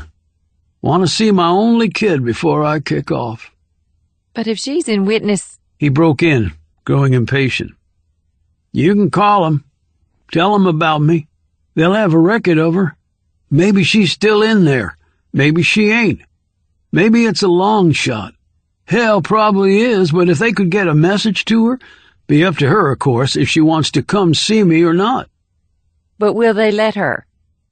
Long time ago, all that stuff that happened. Folks after her. Hell, they're all dead now or in prison. She got nothing to be afraid of. And she don't have to come. Up to her, like I said. He paused and looked directly at the doctor, assuming the most sincere expression of his life. My only chance to say goodbye, Doc. Ain't got much time left. Hell, you know that better than anybody. Better than me, even. Why I decided to ask you. Don't think the warden gives a damn. He paused. You got kids? She looked startled by this. No, I mean not yet, but I hope to. Best thing I ever did in my life. Royally screwed up the rest of it, no lie there, but my little girl. Now, I done good bringing her into this world, and I'll tell anyone who asks. Earl heard Albert snort at this, but he kept his gaze on the doctor. His eyes bored into hers. He had always been able to play to the sympathies of women. He hoped he had not lost this skill. My little girl, he said. Last chance. If she wants to come and see me, so be it. If not, then that's okay too. But I just want to give her the chance to see her daddy one last time. That's all, Doc. Can't make you do it. You got to want to. All I can do is ask. Well, that's all I got to say. Up to you now. If you don't want to, I'll understand. Shoot. Just go to my grave wondering, I guess. Maybe no more than I deserve. Don't know. Just don't know. My little girl. My little... He lay back against his pillow, out of breath, his frame sunken in, looking as pitiful as he possibly could. He could see the conflict going on in the woman's mind. He had spent much of his life studying people in order to learn how to best exploit them. The eyes revealed the internal turmoil she was experiencing. She looked uncertain, confused. All good things for him. At last she said, I'll see what I can do, Mr. Fontaine. He reached out his hand for her to shake. Albert quickly stepped up, but the doctor motioned him back. She shook his hand. It felt warm and soft inside his bony, cold one. God bless you, Doc. God bless you from a dying old man. She walked off to the next patient. But Earl had done his job. He knew she was going to do exactly as he had asked. Chapter 9. The cargo plane bumped along at about 10,000 feet as they descended into what looked to be dense forest. Roby and Reel sat across from each other in jump seats in the cargo hold. As the plane shuddered and thrashed through the air, Reel smiled. What? Asked Roby. For some reason I thought the agency would have sent one of the Gulfstream jets for us. Right, at least the trip wasn't long. Good old North Carolina. In the middle of nowhere, North Carolina. She amended. The agency does not encourage neighbors, replied Roby. There was no window for them to look out, but their ear pops told them the plane was in descent, and their watches confirmed this to be the case. What's your best guess for when we get there? She asked. Roby shrugged. They said they were going to put us through the paces. I expect them to do nothing less than that. And afterward? If there is an afterward. I don't think that's entirely up to us, Roby. Never thought anything different. 5 minutes later, they heard the landing gears come down. A few minutes after that, the plane touched down on the tarmac, then rolled for a bit as the thrust reversers and wheel brakes were engaged, and the aircraft came to a clunky halt far down the runway. The plane taxied, and then the engines were killed. A door was opened, and they were told by one of the aircraft's personnel to exit. They walked down a set of portable stairs that had been rolled to the open door of the plane. When they touched ground, a Humvee pulled up with a skid. Inside was a driver, and next to him, Amanda Marks dressed in cami gear. She got out and faced them. Welcome to the burner. We've made some changes since you were here last. What kind? Asked Reel. I don't want to spoil the surprise, replied Marks. She eyed them both, and then looked at a sky full of clouds. The chilly wind whipped around them. Down to your skivvies, you can keep your shoes on. Excuse me? Said Reel. Strip down to your skivvies, Marks said again. Her tone now carried no pleasantness. And why would that be? Asked Roby. Either do it or get back on the plane and hire a lawyer, she retorted. Roby and Reel looked at each other and then slowly started to undress on the tarmac. Roby had on running shorts and a white thermal long-sleeved tee. Reel had on bike shorts and a blue tight-fitting long-sleeved Under Armour workout shirt. Both had on running shoes. This was not lost on Marks. I can see you anticipated something like this, she said, her tone somewhat disappointed. Roby and Reel said nothing. Marks pointed to her left. The complex is down that way. Only a few miles, although it does get hilly the last mile. You will follow the Humvee. We will keep to a 6-minute-a-mile pace. If you drop back from that for longer than 5 seconds, we will have an issue. She climbed back into the Humvee and signaled for the driver to start up. He spun the vehicle around and headed off east. Roby and Reel exchanged one more glance and then fell in behind the vehicle at a swift pace. Good thing we figured they'd start to kick our asses from the get-go, said Roby, and dressed accordingly. 6-minute pace isn't a killer, but the hills might make it seem like a 5-minute pace, maybe less. She eyed the Humvee, gauging distance and speed. Figure 50 feet back will keep us from having an issue. Right. The run was not 3 miles, though. It was 6. And the last mile wasn't hilly. The last 3 miles were. Exactly 4 seconds short of 36 minutes later, they reached the sprawling complex set on a plateau, surrounded by forests of mostly evergreens. The CIA loved putting facilities in the middle of nowhere, if only because they could see someone coming from miles away. The Humvee stopped and Marks jumped out as Roby and Reel reached her. They kept running in place, letting their muscles, lungs, and hearts cool down. Now, that wasn't so bad, was it? Said Marks.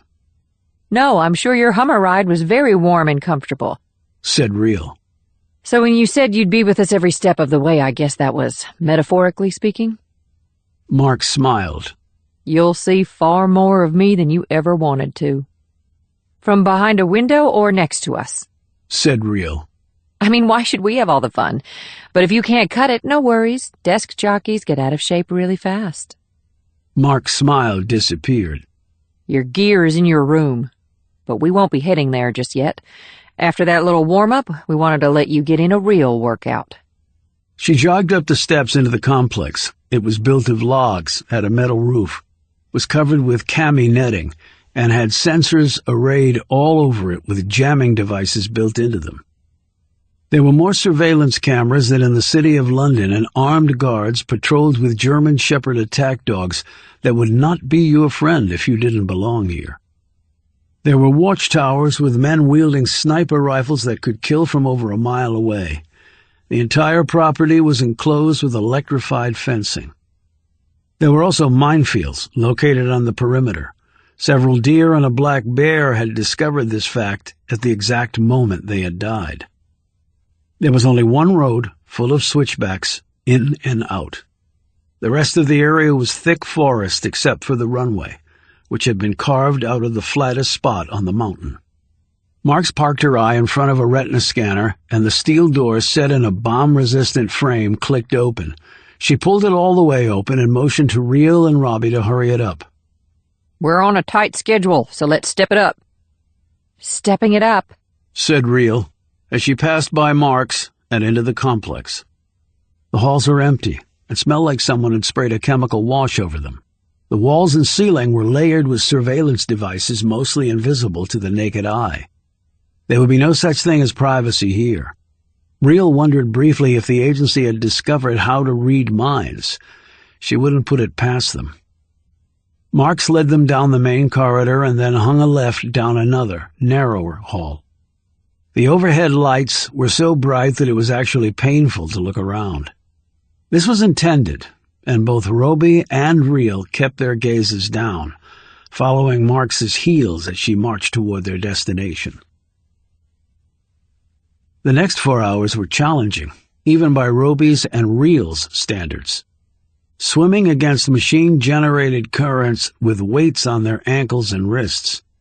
Rope climbing up 6 stories without benefit of the net while a wind machine did its best to blow them off 2-inch-wide ledges. The military functional fitness training done at triple speed until the sweat poured off them and muscles and tendons were pushed to their breaking points. Next came push-ups and sit-ups and pull-ups in a sauna where the temperature soared well past 100 degrees. Then stair runs, where the vertical comprised 100 steps on a 60-degree angle. They did it over and over until they were both gasping for air. Then guns were tossed at them. They were shoved into a darkened room, and beams of light hit them from every angle. Then the shots started coming, and the fire was composed of rubber bullets, as evidenced by a slug ricocheting off a wall and nearly hitting Roby in the head. Their moves were instinctive. Forgetting about their fatigue, they started advancing in seemingly choreographed steps, shooting target after target until the fire aimed at them stopped. The light came on and they blinked their eyes rapidly to adjust to it. 2 stories above them, an observation window made of polycarbonate glass slid open, and Marks leaned out. Exit at the door over there. You'll be escorted to your room. I'll meet you there. Roby and Reel looked at each other. Nice first day, he said. Who says it's over? She shot back. Not the bitch up there. Their guns were taken at the door, and a man in black camis led them down a hall and pointed to a room at the end. Roby opened the door and looked in. Reel stared over his shoulder. It was about the size of a typical prison cell and just as inviting. Just the one room? Said Reel. Roby shrugged. Guess so. Well, this'll be fun. Comfy cozy. I just hope you don't snore. Thinking the same about you. They walked in and shut the door behind them. There were 2 bunk beds with thin mattresses and a single sheet and flat pillow on each. There was a sink. There was no commode. There was nothing on the walls. There was a single metal desk. There was a single chair bolted to the floor. There was an overhead light. The walls were painted beige. Roby sat on a bed. Reel leaned against the wall. The door opened, and Mark stood there. You both did better than I thought you would, but it's only the first day, and it's not over yet. Of course, plenty of time. Reel looked over at Roby and hiked her eyebrows as if to say, I told you so. Marks shut the door behind her. So what's the deal here? Said Reel. Did Tucker tell you to make sure we never left here alive? Are we going to end up maimed, drugged out of our minds, losing a limb? Or all of the above, added Roby. Mark smiled. What, from just those little exercises you divine some sinister purpose? Regular recruits go through far worse. No, they don't, said Reel. Marks focused on her. Oh, really? Yeah, really. And you know this how? Tucker didn't brief you properly. I used to be an instructor here. Recruits didn't get hit with this much even on their last day. But it's your program to run, not ours. So just save the bullshit for somebody who has her head up her ass. Roby looked from Marks to Reel and back to Marks. What now? He said. Marks finally drew her gaze from Reel and looked at him. You get a little break. You're both going to have physicals, so strip down to skin and follow me. Strip down here? Said Reel. You have a problem getting naked in front of people, Reel? No, but anyone that's not a doctor grabs my ass or my boobs, they won't wake up for a week, and that includes you. She shucked her clothes and stood there naked, while Roby peeled off his own. Reel said, You joining us, Marks? Or you sitting this one out, too? I don't have to have a physical. She shot back. But as she looked over Reel's lean, muscled physique, it was obvious she was impressed by what she saw. She turned her attention to Roby. There wasn't an ounce of fat on the man, and at age 40, he was nearly as fit as an Olympian.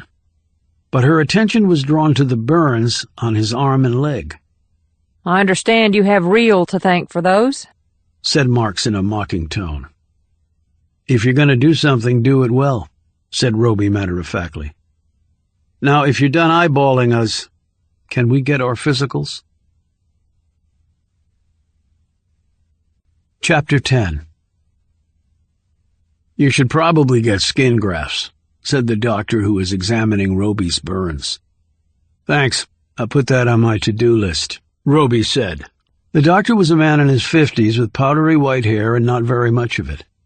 He was beefy and sweaty, and he had a thin line of mustache over his top lip. Roby didn't know if it was by design or just inattention. Well, it should be sooner rather than later. The agency has an excellent person on staff. And how long would I be out of commission? Well, several weeks at least. Yeah, said Roby. Got any vacation coming up? No. Can I have some of yours? The doctor straightened and put some of the examination instruments into a drawer next to the table. I take it you don't get much downtime. Well, it's been nice here so far. Started with a leisurely run, then I went for a swim, and then did some sauna time, and then a little target practice. With you as the target? Didn't think the medicos were read in for details like that. I've been here a long time, Agent Roby. I'm surprised our paths never crossed. I presume you've been to the burner before. I have, he said curtly. Otherwise, you are in outstanding physical shape. Are you also examining Agent Reel? No, we're running parallel courses today. You know her? She used to instruct here. I know her, he said. Proud to call her a friend, actually. That's good to know, Dr. Halliday, but you can call me Frank. Roby looked around for surveillance devices planted in the walls. Halliday followed his movement with understanding. Not in here, Agent Roby. One of the few places they're not. Doctor-patient confidentiality extends even to the CIA. The room where you'll be staying is not so configured. Yeah, that I knew.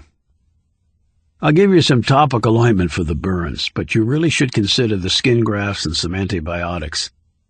If left unrepaired, at some point the skin will tighten so much that it will limit your mobility. And then, of course, there's always the possibility of infection. Thanks, Frank. I'll definitely consider that option. You can wear that robe hanging on the wall. Good.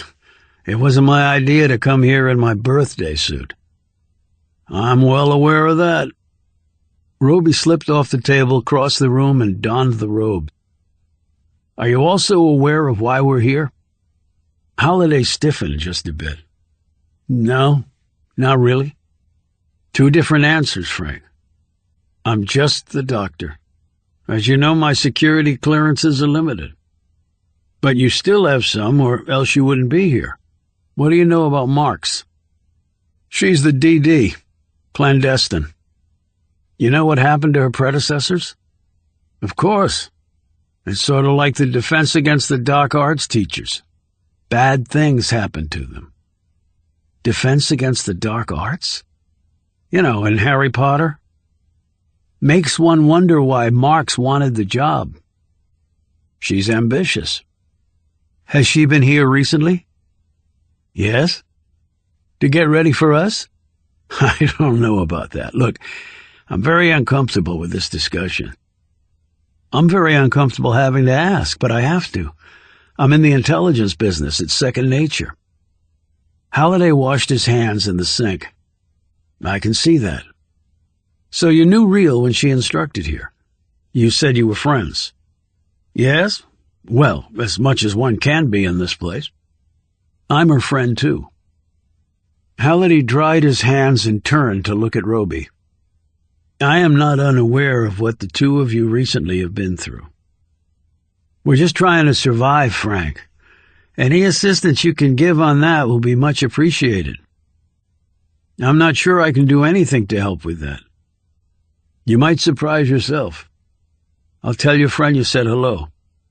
Roby left Halliday standing there, lost in thought. Roby was escorted back to his room. Real had not yet returned. Their duffels had been brought to the room, and Roby quickly dressed. He had no idea what was next on the agenda, but he preferred clothes over being in the buff.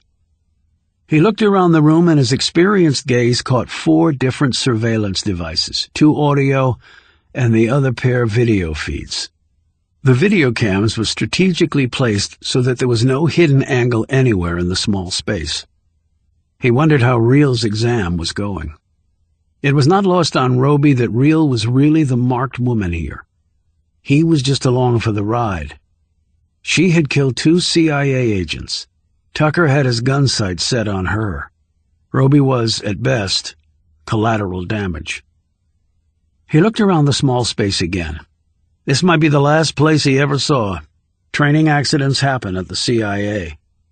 They were just never publicized.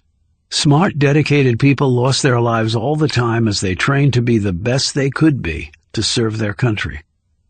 Celebrities broke a nail, and they immediately took to Twitter, alerting their millions of fans to the injury, which in turn elicited thousands of comments from people with apparently not enough going on in their lives. And all the while, brave men and women died in silence, forgotten by all except their families. And I don't even have a family to remember me. Agent Roby? Roby glanced up to see a woman in her 30s standing at the door. She was dressed in a black skirt, white blouse and heels. Her hair was pinned back. Around her neck was a lanyard with her ID in a plastic case. Yeah? Will you please come with me? Roby remained seated. To where? The woman looked flustered. Some more tests? I've already had my physical. I've already had my butt dragged all over this place. I've already been shot at, nearly drowned, nearly blown off a ledge 6 stories up. So exactly what tests are we talking about? I'm not authorized to say. Then get someone in here who is. The woman glanced up at one of the surveillance devices on the wall. Agent Roby, they're expecting you now. Well, they can expect me later. I'm not sure you have that latitude. Are you armed? She took a step back. No. Then I have that latitude until they send people who are armed and who are prepared to shoot me. The woman glanced nervously around the room once more. In a soft voice, she said, It's psychological testing. Roby rose. Then lead the way. Chapter 11. The doctor had finished examining Real.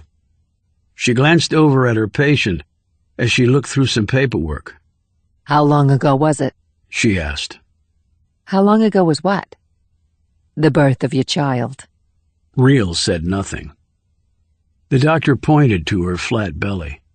Low transverse abdominal incision. Technically, it's called the Faunenstiel incision, also known as the bikini cut because it's just over the pubic hairline.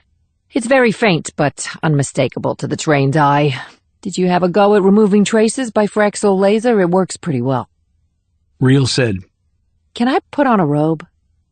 Yes, absolutely. Take that one on the wall over there. And I didn't mean to pry. It was just a medically based inquiry. Real slipped on the robe and cinched it tight. Do you need a response from me for any reason related to why I'm here? No? Good to know, said Real curtly. Not that I would have given you one if you'd answered yes.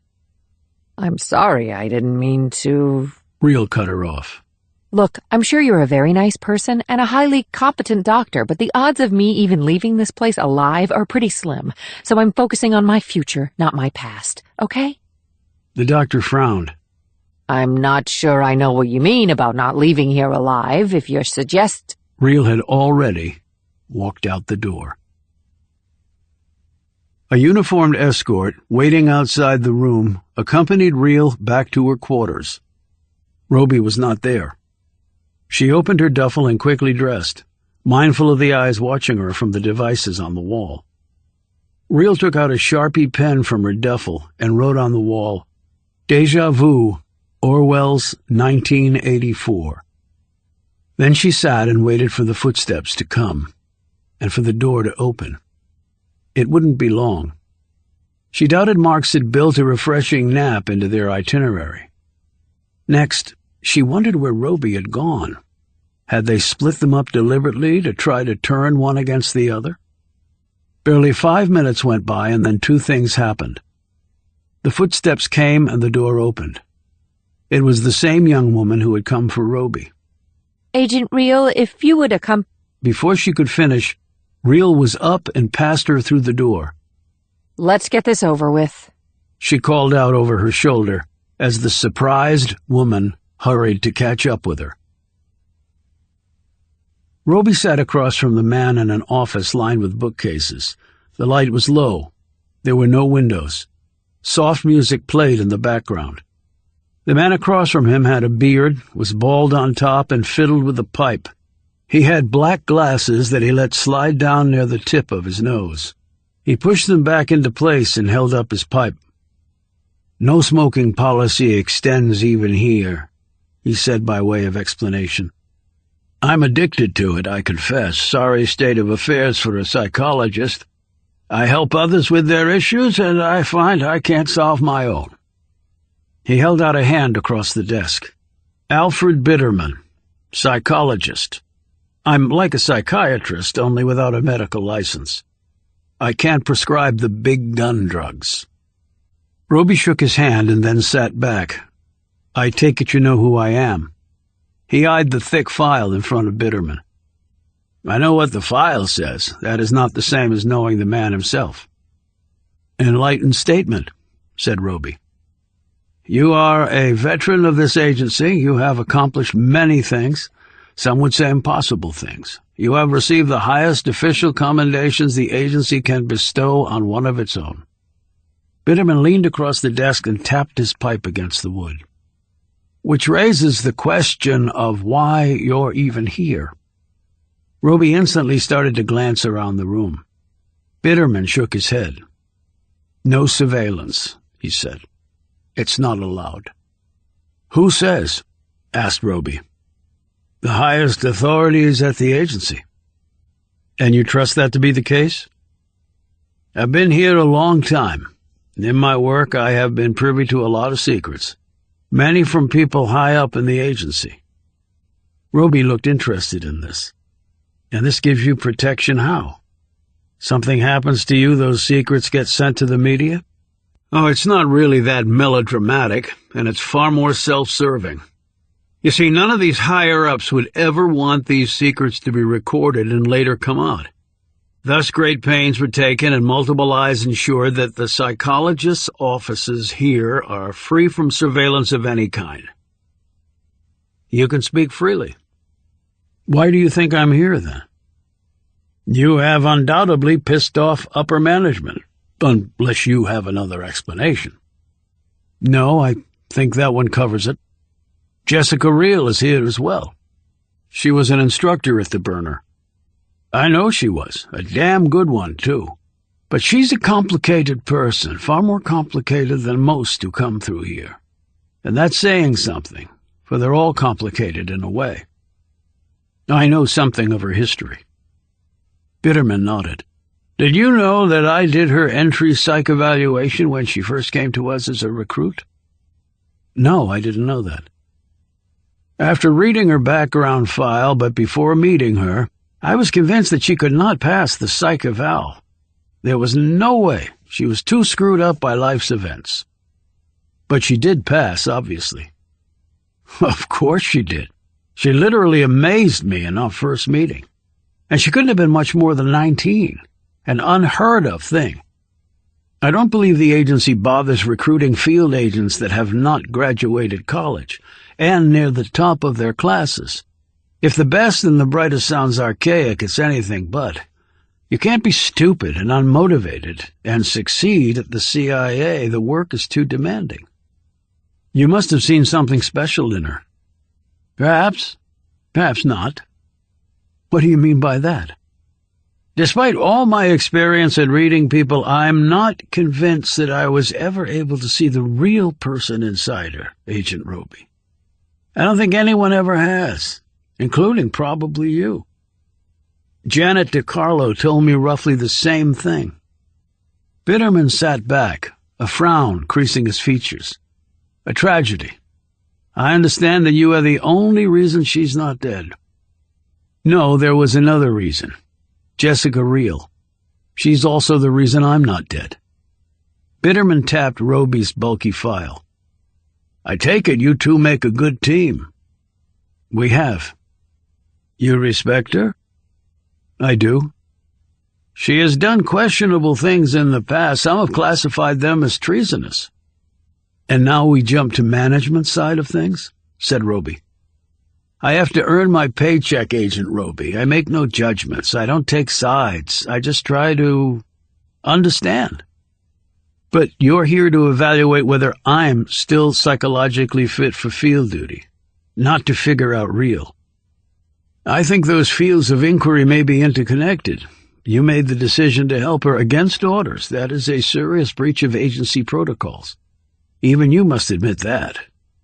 So the question becomes why a highly professional agent like yourself would have done that. Now that, Agent Roby, that does speak directly to the question of fitness to perform. Well, if you're judging that on the basis of my ability to follow orders, then I guess I've already failed the test. Not at all. It goes deeper than that. Agents have not followed orders before. Some for reasons that later turned out to be indefensible. Others did so for reasons that later turned out to be justified. But even that is not definitive. Justified or not following orders is a very serious breach of duty. An army controlled by the whim of the lowest soldier is not an army at all. It is anarchy. Roby shifted in his seat. I wouldn't disagree with that. And this was not the first time you so acted, said Bitterman. Now he opened the file and perused some pages. In fact, he took so long that Roby thought he had forgotten he was even there. Finally, he looked up. You didn't pull the trigger. The woman died anyway, and her very young son. But not by your hand. She was innocent. She was set up. The order for her death was not given by the agency. It was given for personal reasons by those who had infiltrated the agency. I did the right thing in not shooting her. Based on what? My gut, conditions on the ground, things I saw in her apartment that did not add up. All those things told me that something was off. I had never not pulled the trigger before. It was justified that time. And then we come to Jessica Reel. You did not pull the trigger on her either. Based on what? Your instinct once more, conditions on the ground? A little of both, and I was proved right again. Some at the agency don't believe that. And I know who they are. Trust me. Bitterman pointed a stubby finger at him. That's the gist of it, Agent Roby, isn't it? Can you be trusted? That's what they all want to know. I think I've proven that I can be. But if the agency wants me to be a robot and not exercise my judgment, then maybe we should part company. Bitterman sat back and seemed to be considering this. Roby looked over his shoulder. Do you regret not having windows? Bitterman looked behind him. Sometimes, yes. It's hard to see what's around you without windows. You tend to get cloistered, detached, and your judgment can be impaired. Bitterman smiled. Now who is testing whom? I'm just being transparent, Doc. And I know better than that, don't I? How well do you know Amanda Marks? Not all that well. She's the new number 2, of course. You don't get there without being an overachiever. Her record is a brilliant one. Excelled at every level. And she can be trusted to follow orders under any circumstance? Asked Roby. Bitterman didn't say anything for several long moments as a clock on a shelf ticked the seconds away. I have not performed a psych evaluation on her. Best guess, based on your observations thus far. I would say that she is a good soldier, said Bitterman slowly. Then you've answered my question. But you haven't answered mine, Agent Roby. Far from it. So I fail the eval? This is just the preliminary. We'll meet again. And how long am I being kept here? That's way above my pay grade. And if it's determined that I don't measure up? Bitterman clamped down on his unlit pipe stem. Same answer. Chapter 12. Your history is one of the most unusual I've ever encountered. Reel sat across from another agency shrink. This one a woman in her 50s with dull brown hair with gray roots, spectacles on a chain, and a dour expression. Her name was Linda Spitzer. She wore a long skirt, a cotton vest over a white blouse, and boots. They were seated across from each other in the woman's office, a coffee table between them. So do I get a prize? Said Reel. Spitzer closed the folder she was holding. Why do you think you're here?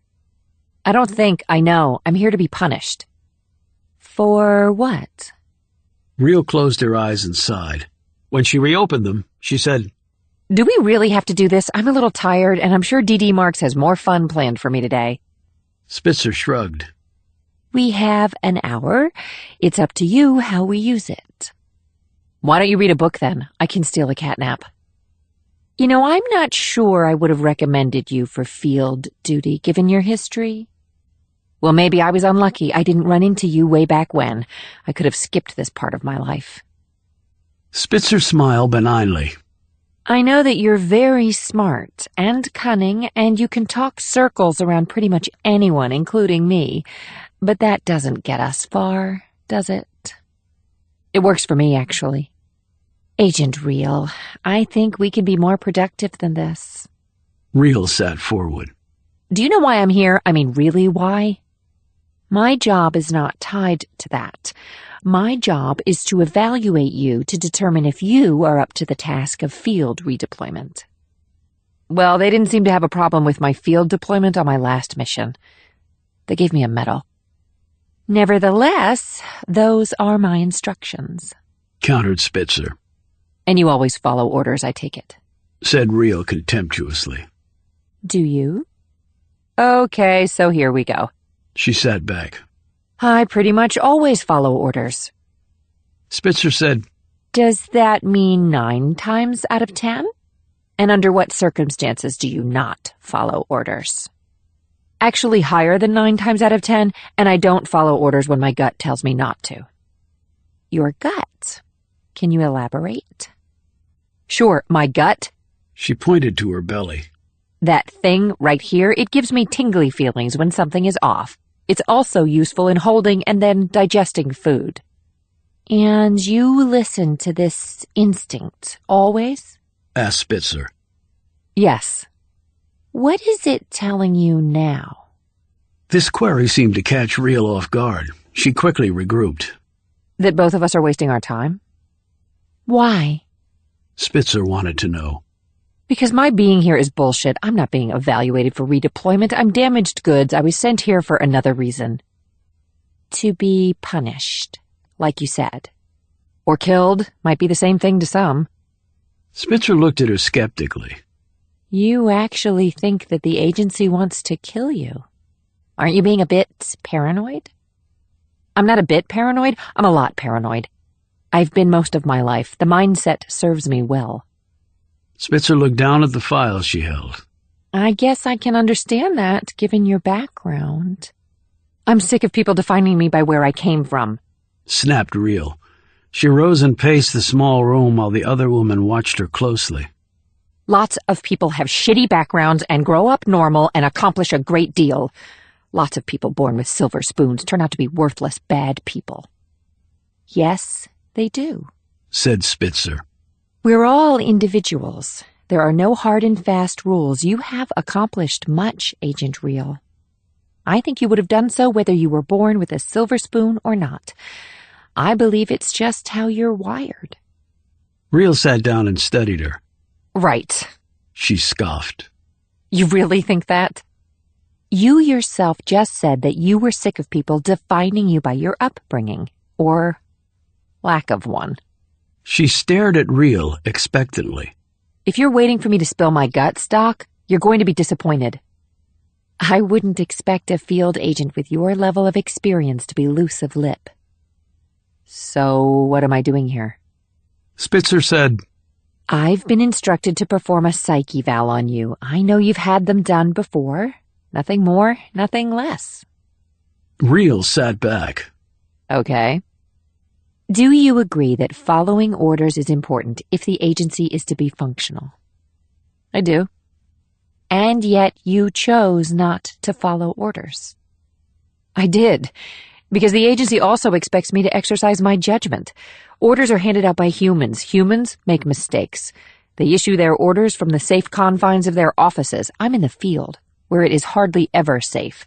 I have to make decisions on the fly. I have to execute the assignment in the best way I see fit. And does that sometimes include not executing the assignment? Asked Spitzer. It could. And what about creating your own assignments for your own purposes? Reel appraised the other woman from under half-closed eyes. I see your briefing has been more complete than you let on. It is a very tight need to know. I have always felt that it is the only way I can do my job. But I'm here to listen far more than talk. So you know what I did? Spitzer nodded. I do. Were you also told why I did it? Yes, although some of the facts seem to be in dispute. You mean the truth versus lies? I would like to hear your side, answered Spitzer. Why? Why does that possibly matter? It's part of the eval, but if you don't want to go into it... Reel impatiently waved this away. What the hell? If I don't, I suppose it'll just be another mark against me, not that they need one. She leaned forward, resting her elbows on her knees and clasping her hands. You ever have a close friend of yours murdered? Spitzer shook her head. Fortunately, no. The shock of it just takes hold of you. You go through all the stages of grief in what seems like a few seconds. It's not like an accident or illness or old age. It's like someone shot you as well as your friend. They took both our lives, just like that. I can see that. No, you really can't. Not unless it's happened to you. But when it does, all you want is revenge. You want to take the hurt you're feeling, this acid hole in your belly, and hurl it at the person responsible. You don't just want to make them suffer. You want them to die, too. You want to take from them what they took from you. Spitzer sat back looking uncomfortable, but curious. Is that how you felt then? Of course it's how I felt, said Reel quietly. But unlike most people in that situation, I could do something about it. I took the pain and hurled it right back where it belonged. And 2 people died. 2 members of this agency, in fact. That's right. So you played the roles of judge, jury, and executioner.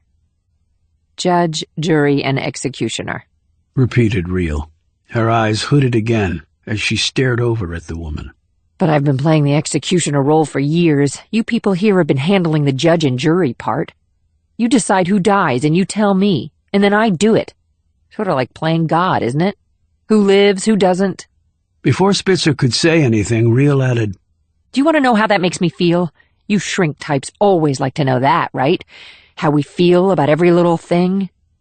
Spitzer slowly nodded. I would like to know. It makes me feel great. The agency does the heavy lifting. They decide who bites the bullet. I just carry out the order. What could be better? So how did it make you feel to play all 3 roles? The smile that had emerged on Real's face slowly disappeared. She covered her eyes with her hands for a moment. I didn't care for it as much. So not a role you can see yourself playing in the future? Asked Spitzer. Real glanced up. Why don't we cut the bullshit and just face reality, shall we? It's not a role. This is not play acting. The guy on the floor with the bullet in his head doesn't get back up when the curtain drops. My bullet, my kill, he stays quite dead. I take it you don't enjoy killing. I enjoy a job well done, but it's not like I'm a serial killer. They love it. They're obsessed with the opportunity for domination of another human being. The rituals, the details, the hunt, the strike. I'm not obsessed with any of it. It's my job. It's what I do as a profession. For me, it's a means to an end. I build a wall around it, do it, and then move on. I don't care who the target is. I only care that it's the target. It's not a human to me. It is a mission. That's all. I don't read any more into it than that. If I did, I couldn't do it. A minute of silence passed, punctuated only by Real's accelerated breathing. Finally, Spitzer said, You were recruited into the agency at a young age, with no college behind you. That is highly unusual. So they tell me, but I guess you don't need a degree to pull a trigger. Why did you choose to do so? You were a very young woman, barely at the age of majority. You could have done many other things in your life. Well, I didn't see many other options, actually. That is hard to believe, countered Spitzer. Well, you didn't have to believe it, did you? It was my choice. Real said harshly. Spitzer closed her notebook and capped her pen. Real noted this. I don't think our hour is up. I think that's enough for today, Agent Real. Real rose. I think it's enough for the rest of my life. She slammed the door on her way out. Chapter 13. The place had several different names. Bukchang, Pukchang, Pukchang. It was officially known as Kwan Lee So No. 18. That meant penal labor colony in Korean. It was a concentration camp. It was a gulag.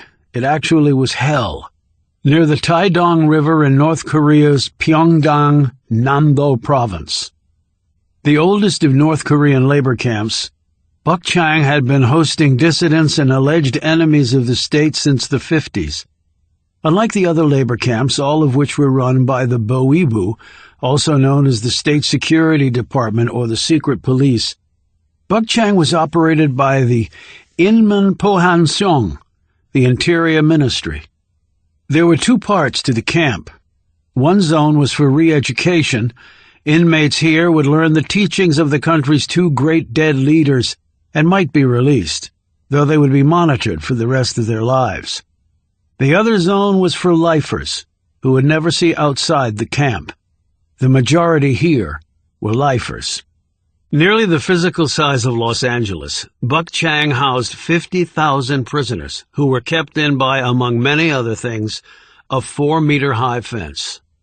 If you were sent here, so was your entire family. The classic definition of guilt by association, which extended to infants, toddlers, teenagers, siblings, spouses, and grandparents. Babies born here shared the same guilt as their families. Unauthorized babies born here because intercourse and pregnancy were strictly regulated were killed. Age and personal culpability meant nothing, and a toddler or an ancient grandmother were treated the same. Brutally. At Bukchang, everyone worked nearly all the time in the coal mines, cement factories, and at other vocations. All the work was dangerous. All of the workers were left totally unprotected. Many died from work accidents. Black lung disease alone had felled legions of forced coal miners. Food was largely unavailable. You were expected to scavenge for yourself, and families feasted on garbage, insects, weeds, and sometimes each other. Water came from the rain or the ground, It was dirty, and dysentery, among many other diseases, was rampant. These living conditions were used at Bukchang as highly effective population control. It was not known precisely how many labor camps there were in North Korea, though the international consensus was 6. The fact that they were numbered, and those numbers reached at least as high as 22, was an indicator of their pervasiveness. At least 200,000 North Koreans, or nearly 1% of the entire population, call these labor camps home. There were allegations of corruption inside Bukchang. Things were not going smoothly. For one, there had been 10 escapes in less than 2 months. That by itself was inexcusable. 2 armed battalions guarded the camp. The 4-meter-high fence was electrified with booby traps everywhere. 5-meter-high guard towers ringed the fence, and guards on the ground remained both overt and hidden, looking for any signs of problems. Thus escape should have been impossible. But since it had happened, there had to be an explanation. There were rumors that the escapees had benefited from inside help. That was not only inexcusable, it was also treasonous. The female prisoner was huddled in a corner of the stone room. She was a recent arrival here after being caught in China and repatriated. She was barely 25, but looked older. Her body was small, scarred, but also hardened and sinewy. There was strength in the small footprint.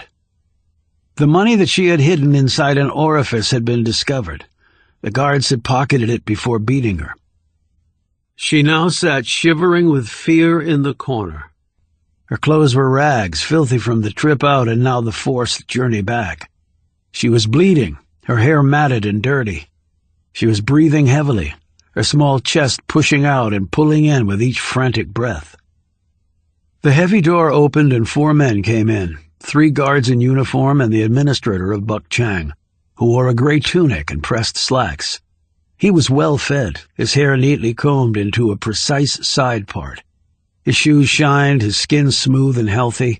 He looked down at the mess of a human in front of him. She was like an animal found by the side of the road. He would treat her as such, which was how all prisoners here were treated. Any guard showing pity or kindness would in turn become a prisoner himself. Thus no guard ever showed compassion. From a totalitarian mindset, it was a perfect arrangement. He gave orders to his men, who finished stripping her down. The administrator stepped forward and nudged her exposed buttock with his glossy wingtip. She bunched tighter, seemingly trying to melt into the wall. He smiled at this and then drew nearer still. He squatted down. In Korean he said, "You have money, it seems." She turned her face to his, her limbs trembling. She managed to nod. "You have earned this while away?" She nodded again. "By taking Chinese filth into your bed?" Yes. "You have more money?" She started to shake her head, but then stopped. She said, I can get more.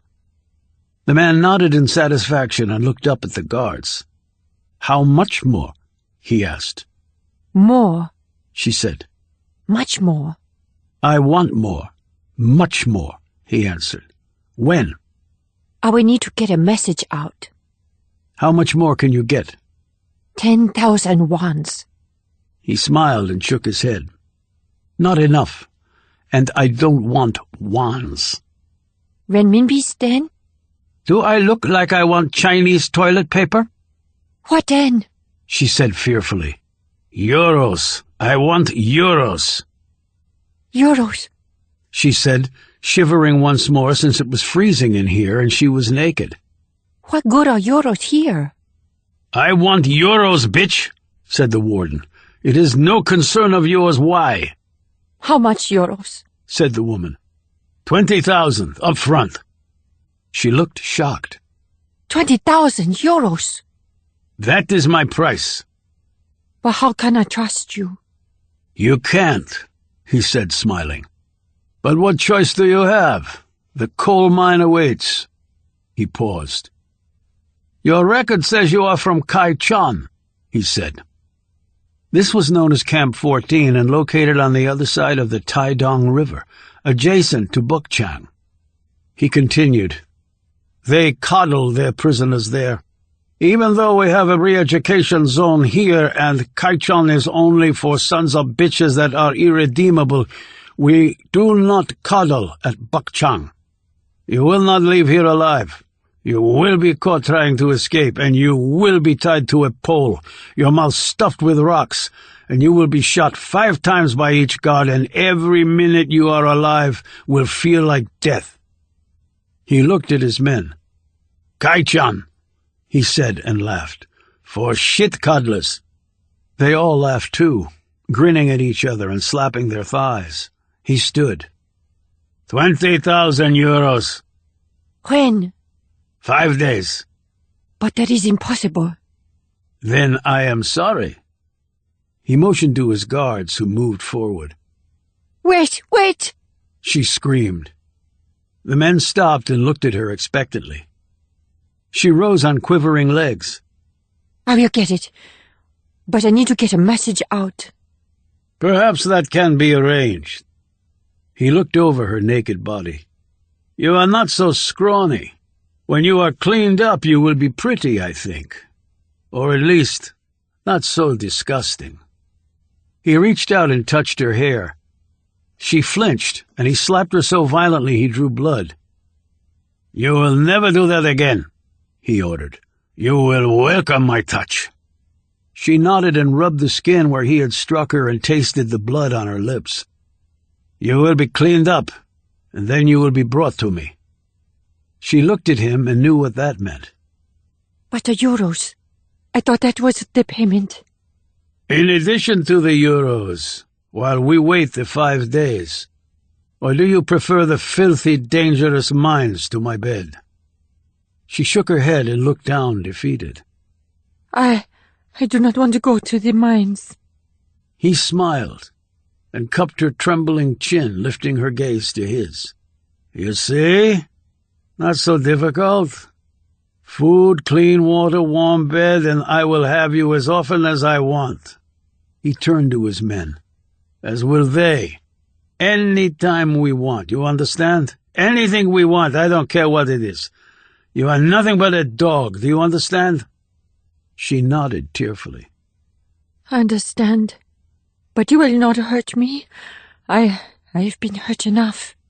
He slapped her again. You make no demands, filth. You do not speak unless I ask you a question. He put his hands around her throat and slammed her against the wall. Do you understand? She nodded and said in a defeated voice, I understand. You will call me Siu Seong, he added, using the Korean word for master. You will call me this even after you leave here, if you leave here. I make no promises, even if you get me the euros. You may not safely escape. It is up to me and me only. Do you understand? She nodded. I understand. He shook her violently. Say it. Give me my proper respect. Siu-sung, she said in a tremulous voice. He smiled and let her go. See? That was not so bad. A moment later he clutched at his throat where she had struck him. He staggered backward, colliding with one of his men. She moved so fast it seemed that everyone else had slowed by comparison. She catapulted across the room, slipped one guard's gun from his holster, and shot him in the face with it. Another guard came at her. She turned and kicked him so high her foot caught him in the eye. Her jagged toenails ripped his pupil, blinding him. He screamed and fell back as the third guard fired his gun. But she was no longer there. She had pushed backwards off the wall and cartwheeled over him, taking the knife off his belt holder as she sailed past, landing a foot behind him. She slashed 4 times so fast no eye could follow. The guard clutched at his neck where all his veins and arteries had been severed. She never stopped moving. Using his falling body as a launch pad, she leapt over him and caught the blinded guard in a leg lock around his head. She twisted her body in midair and hurled him forward where his head struck the stone with such force that his skull cracked. She picked up the pistol she had dropped. stood over each guard and fired into their heads until they were all dead. She had always loathed the camp guards. She had lived for years with them. They had left scars inside and outside of her that would never heal. She would never be a mother because of them. Because of them, she had never even contemplated being a mother, because that would mean she had come to accept herself as a human being, when she never could. Her name in the camp had been Bitch. Every woman in the camp had had that name. Bitch. Bitch. That was all she had ever heard from light to night for years on end. Come, bitch. Go, bitch. Die, bitch. She turned to the administrator, who lay on the floor near the door. He was not yet dead. He was still clutching his throat and gasping for air, his eyes unfocused but panicked. She had planned it this way, hitting him just hard enough to incapacitate but not kill. She knew exactly what the difference was. She knelt down next to him. He stared up with bulging eyes, his hands at his throat. She did not smile in triumph. She did not look sad. Her features were expressionless. She knelt down closer. "Say it," she said in a whisper. He whimpered and clutched at his ruptured throat. "Say it," she said. "Susung." She cupped a hand under his neck and squeezed. "Say it." He whimpered. She placed her bony knee against his crotch and pressed. "Say it." He screamed as she jammed the knee down harder against his privates. "Say it. Susung, say it and no more pain." She rammed her knee against him. He screamed louder. "Say it." Say it. Say it all." She ferociously ground her knee into him. He screamed as loud as his damaged windpipe would allow. "Seseong!" She straightened. She did not smile in triumph. She did not look sad. She was expressionless. "See?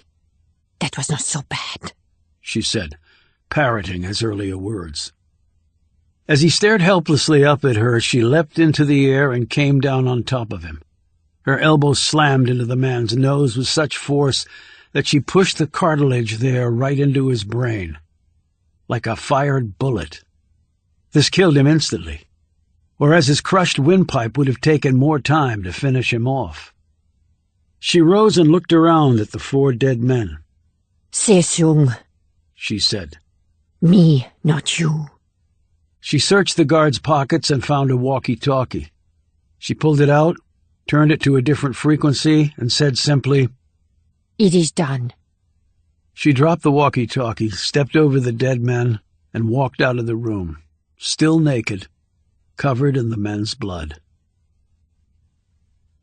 Her name was Chung Cha, and she and her family had been labor camp prisoners many years ago at Camp 15, also known as Yodok.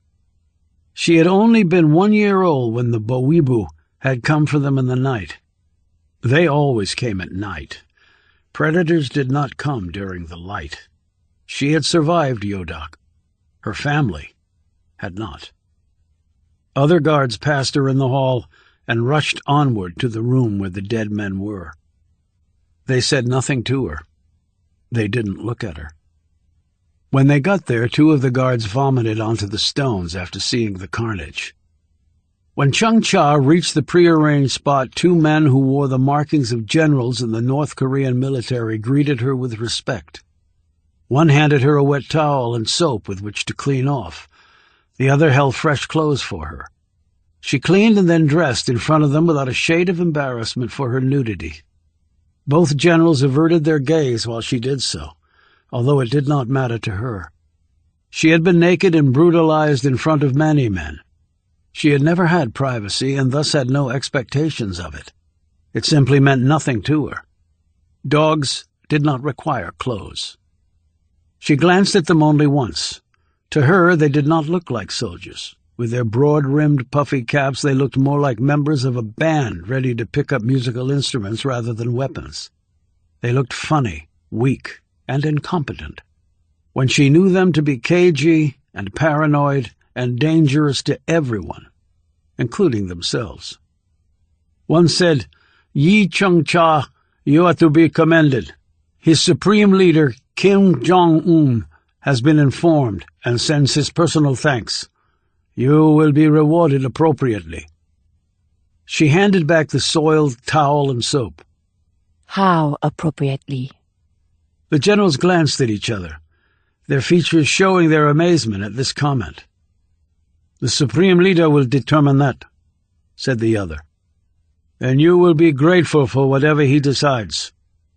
His companion added, "There is no greater honor than to serve one's country." She stared up at them both, her features unreadable. Then she turned and walked down the corridor and made her way out of the camp. As she passed, many watched her. None attempted to make eye contact, not even the most brutal of all the guards there. Word of what she had done had already made its way through the camp. Thus none wanted to look Yi Sheng-cha in the eye, because it might be the last thing they ever saw. Her gaze never wavered. It pointed straight ahead. Outside the 4-meter fence, a truck awaited. A door opened, and she climbed in. The truck immediately drove off, heading to the south, to Pyongyang, the capital. She had an apartment there, and a car, and food, and clean water, and some wons in a local bank. That was all she needed. It was far more than she had ever had, far more than she had ever expected to have. She was grateful for this, grateful to be alive. Corruption could not be tolerated. She knew that better than most. 4 men dead today by her hand. The truck drove on. Chung-cha forgot about the corrupt administrator who had demanded euros and sex in payment to let her escape. He was not worth any more of her thoughts. She would return to her apartment, and she would await the next call. It would come soon, she thought. It always did. And she would be ready. It was the only life she had, and for that, too, she was grateful. No greater honor than to serve one's country. She formed spit in her mouth, and then swallowed it. Chung-cha looked out the window, seeing nothing as they drew nearer to Pyongyang. She spoke to none of the others in the vehicle. She always kept her thoughts to herself. That was the only thing they couldn't take from her, and they had tried. They had tried mightily. They had taken everything else, but they had not taken that, and they never would. Chapter 14. Her apartment, until they took it away. It had a bedroom, a minuscule kitchen, a bathroom with a shower, and 3 small windows, about 200 square feet total. To her, it was a magnificent castle. Her car, until they took it away, it was a 2-door model made by the Sungri motor plant. It had 4 tires and a steering wheel and an engine and brakes that usually worked. Her possession of the vehicle made her a rare person in her country.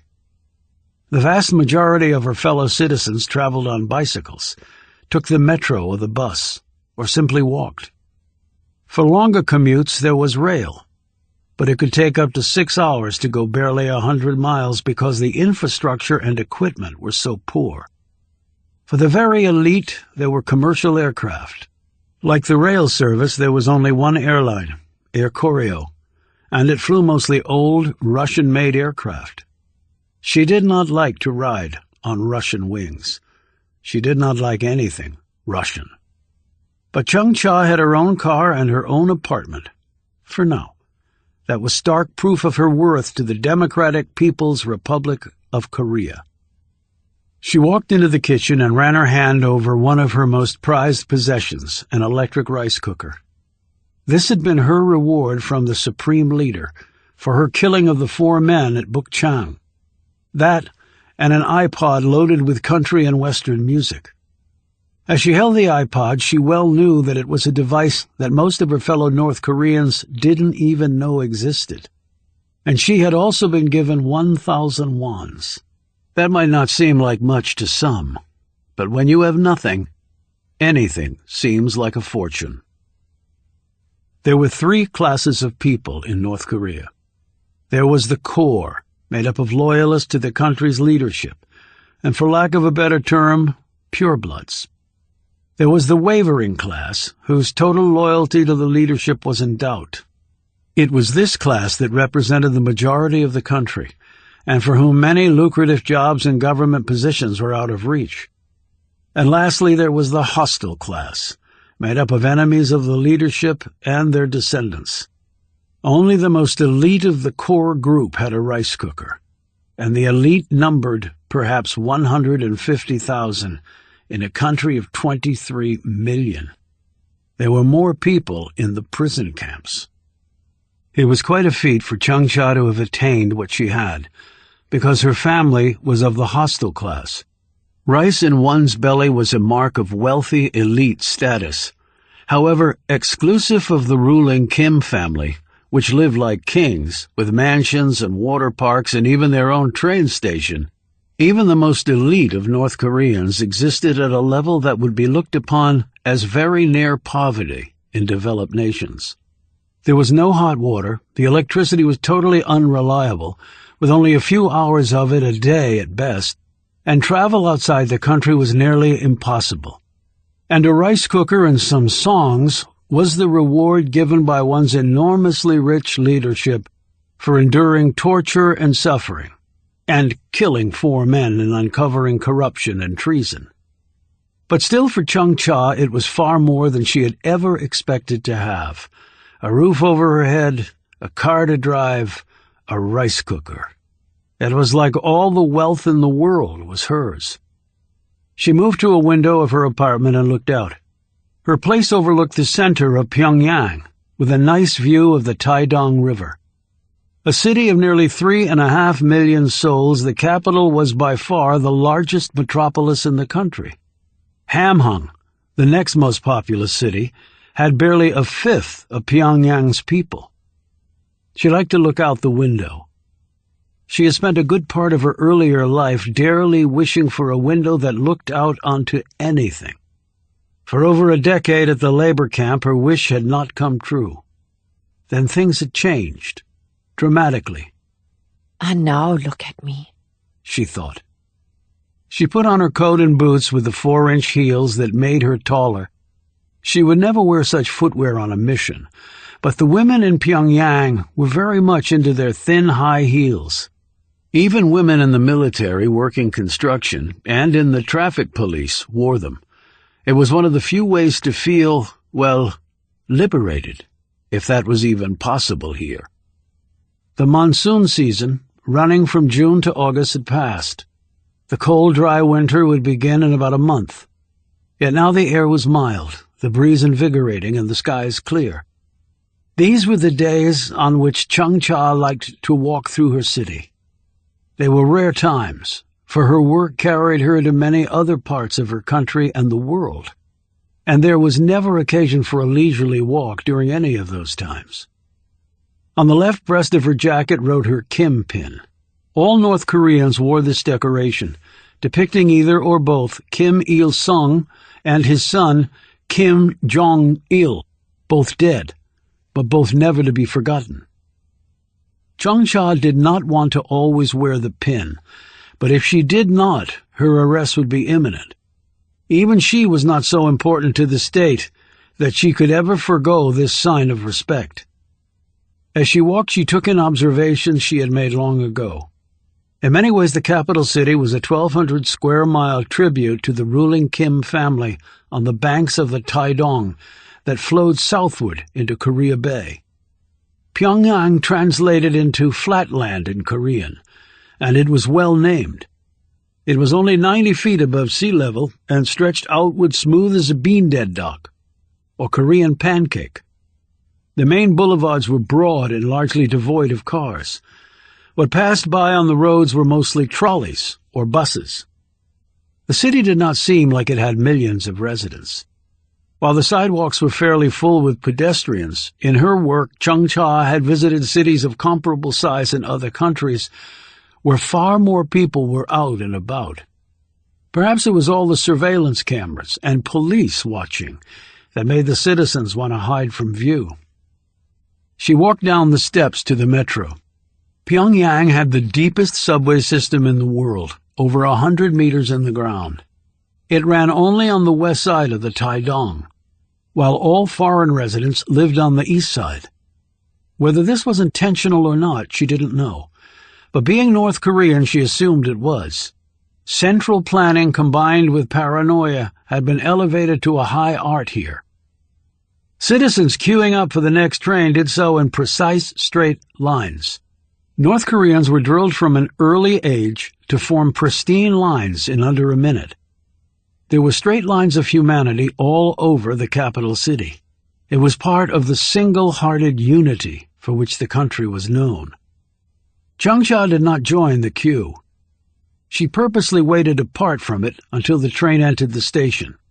She rode the train to another section of town and came back to the surface. The green spaces in Pyongyang were immense and many in number, but not as immense as the monuments. There was the Arch of Triumph, a copy of the one in Paris, but far bigger. It commemorated the Korean resistance to Japan from the 1920s to the 1940s. There was the Washington Monument look-alike Juche Tower that was 170 meters tall and stood for the Korean philosophy of self-reliance. As she passed it, Changsha nodded silently. She relied only on herself. She trusted only herself. No one here had to tell her that. She didn't need a monument shooting into the sky to make her believe that. There was also the Arch of Reunification, one of the few that featured Korean women. Dressed in traditional Korean garb, they held between them the map of a united Korea. The arch straddled the Reunification Highway, which went from the capital city all the way to the DMZ. Symbolism again, she knew. Changsha had two notions on reunification. First, it would never happen. And second, she didn't care if it did or not. She would not be unified with anyone, north or south. Later she passed the Mansudaya Grand Monument, which was an enormous tribute to the memory of North Korea's founder, Il-sung, and also to his son, Jong-il. Changsha passed by this monolithic structure without looking at it. This was a bit dicey on her part. All North Koreans paid tribute here by standing and gazing lovingly at the statues of the two men. All brought flowers. Even foreign tourists were required to lay floral offerings here or else be arrested and/or deported. Yet Changsha walked on, almost daring a nearby policeman to stop her. There were limits to her patriotism. Towering over the entire city was the white elephant of Pyongyang, the Ryugyong Hotel. It was begun in 1987, but construction funds ran out in 1992. Although construction had restarted in 2008, no one knew if it would ever be completed or whether even one guest would sleep there. For now, it was a 330-meter-high monstrosity, with nearly 4 million square feet of space in the shape of a pyramid. Interesting central planning there, she thought. Her belly grumbling, Changsha entered a restaurant. North Koreans typically did not eat out because it was a luxury most could not afford. If a group did go out, it was usually on state business with the government footing the bill. At times like that, the workers would eat and drink prodigious amounts, going home drunk on soju or rice liquor. She had passed other restaurants offering typical Korean fare like kimchi, spicy pickled vegetables that every Korean woman knew how to make, boiled chicken, fish, and squid, as well as the luxury of white rice. She kept going past all of these and entered the Samtaesong hamburger restaurant, which served burgers, fries, and shakes. Changsha had often tried to reconcile in her mind how a restaurant serving what would be recognized around the world as American food could exist here when there was not even a U.S. embassy located in Pyongyang because the two countries did not have official diplomatic relations. An American citizen in trouble here had to go crawling to the Swedish embassy, and even then, only for medical emergencies. She was one of the few patrons here, and all the others were Westerners. She ordered a hamburger rare, fries, and a vanilla milkshake. The waiter looked at her severely as though silently admonishing her for eating this Western garbage. When she showed him her government ID, he bowed perfunctorily and hurried away to fill her order. She had chosen a seat with her back against the wall. She knew where the entrances and exits were. She noted anyone moving in the space, whether it was toward or away from her. She didn't expect trouble, but she also anticipated that anything could happen at any time. She ate her meal slowly, chewing her food thoroughly before swallowing. She had endured starvation for well over a decade. That hollow feeling in your belly never left you, even if you had ample food the rest of your life. Her diet at Yodak had consisted of whatever she could find to eat, but mostly corn, cabbage, salt, and rats. At least the rats had given her protein and helped to stave off diseases that had killed many other prisoners. She had become quite adept at catching the rodents, but she liked the taste of the burger better. Chung Cha was not fat and never would be. Not so long as she was working. Maybe as an aged woman living somewhere else she would allow herself to grow obese, but she did not dwell on this prospect for long. She doubted she would live long enough to grow old. She finished her meal and paid her bill and left. She had one place she wanted to go, something she wanted to see, although she had already seen it before. Everyone in North Korea probably had. It had been recently moored on the Botong River in Pyongyang to become part of the Fatherland Liberation War Museum. This was so because it was a ship, a truly unique ship. It was the second oldest commissioned ship in the U.S. Navy after the USS Constitution, and it was the only U.S. naval vessel currently held by a foreign power. The USS Pueblo had been in North Korean hands since 1968. Pyongyang said it had strayed into North Korean waters. The United States said it had not. The rest of the world used 12 nautical miles out to sea as the demarcation for international waters. However, Pyongyang did not follow what other countries did and claimed a 50 nautical mile boundary.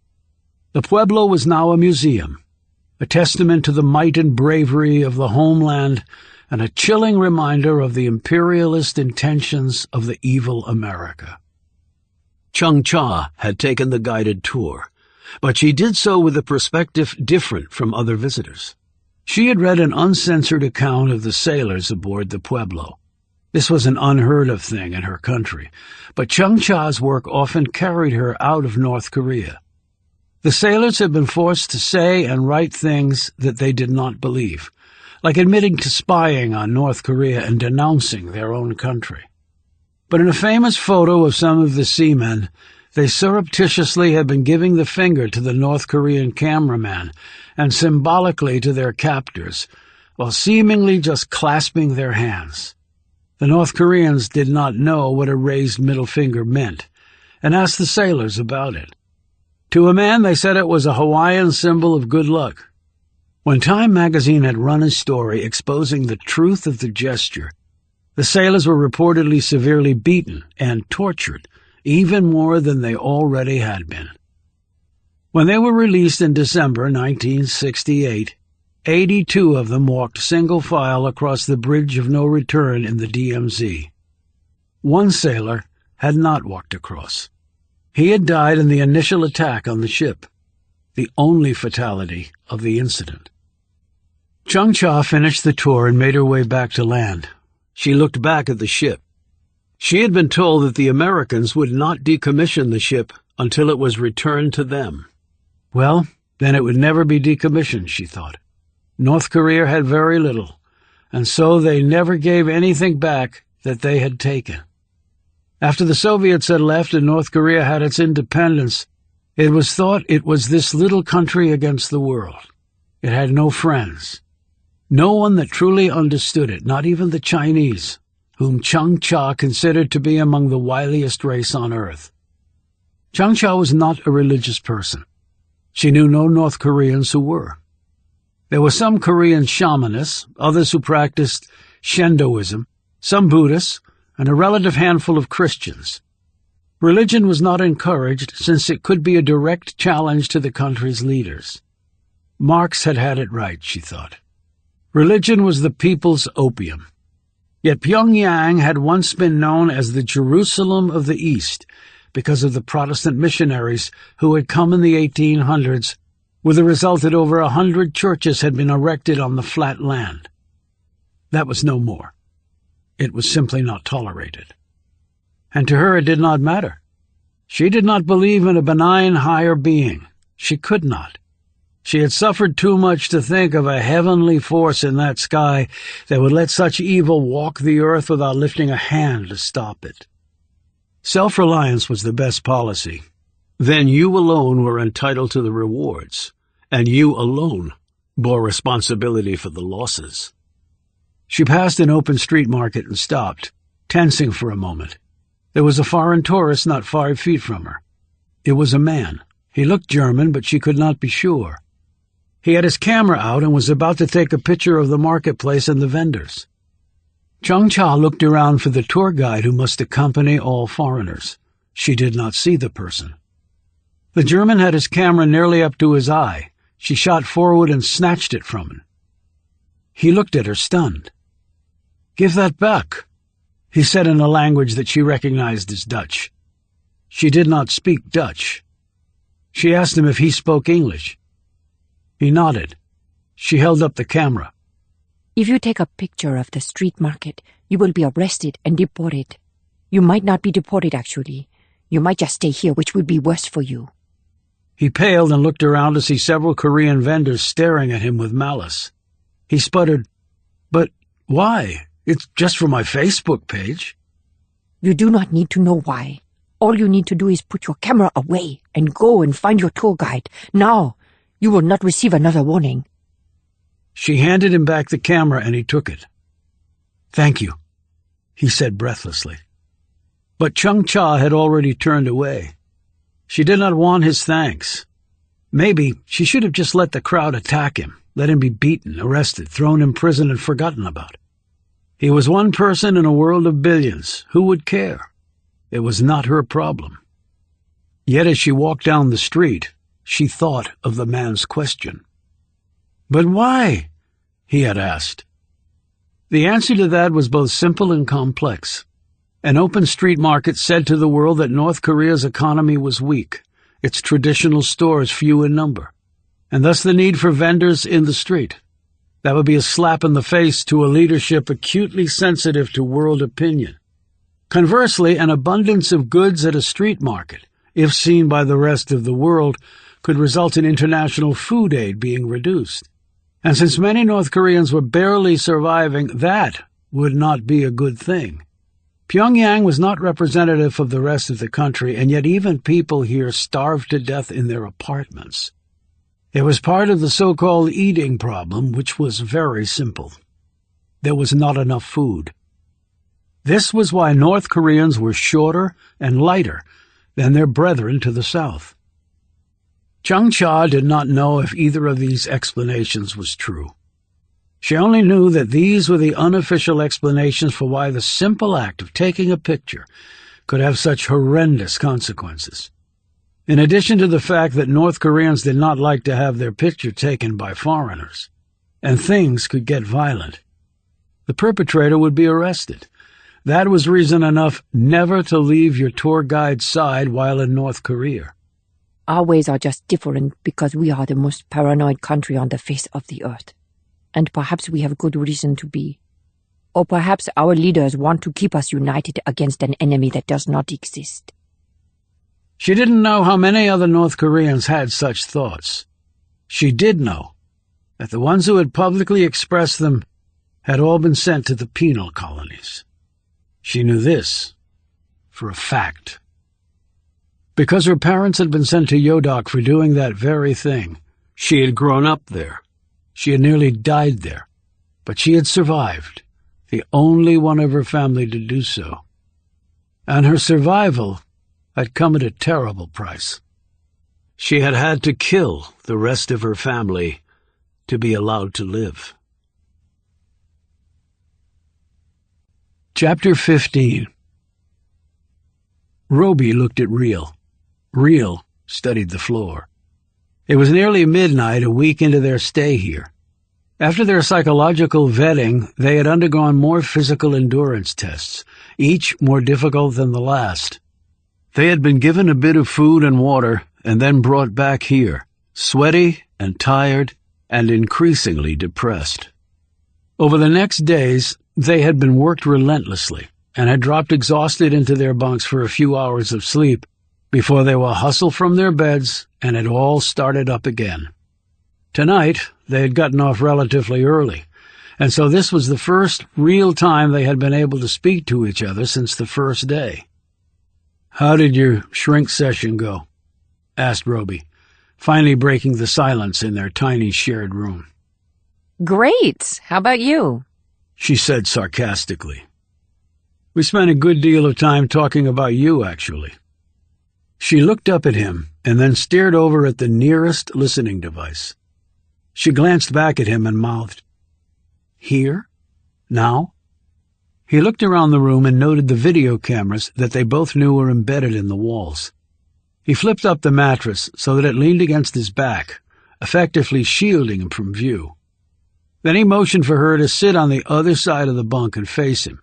She did so, staring at him curiously. Then he began using sign language. He had been taught this, as had Real, he knew, because silent communication was often very useful in the field. He said in sign, "Marks is Evan Tucker's person, through and through. Can't believe we're intended to survive this place. Do we make a break for it?" Real thought about this and signed back. "Gives them a great excuse to kill us and no repercussions." He signed, "So we sit tight? I think we can survive this." "What's your plan?" "We recruit Marks to our side." Roby's eyes widened. "How?" "We suffer together." "You've been bitchy to her so far. How can you turn that around?" "I was bitchy to her for the very reason that would allow me an opportunity to turn it around with credibility. If she thinks I hate her, it could work. If I started out nice, she would have been instantly suspicious." Roby still looked dubious. Real signed, "What other option do we have?" "None," he signed. "Except die." At that moment the door burst open and a half-dozen armed men came in. Roby and Real were shackled and then hustled out of the room.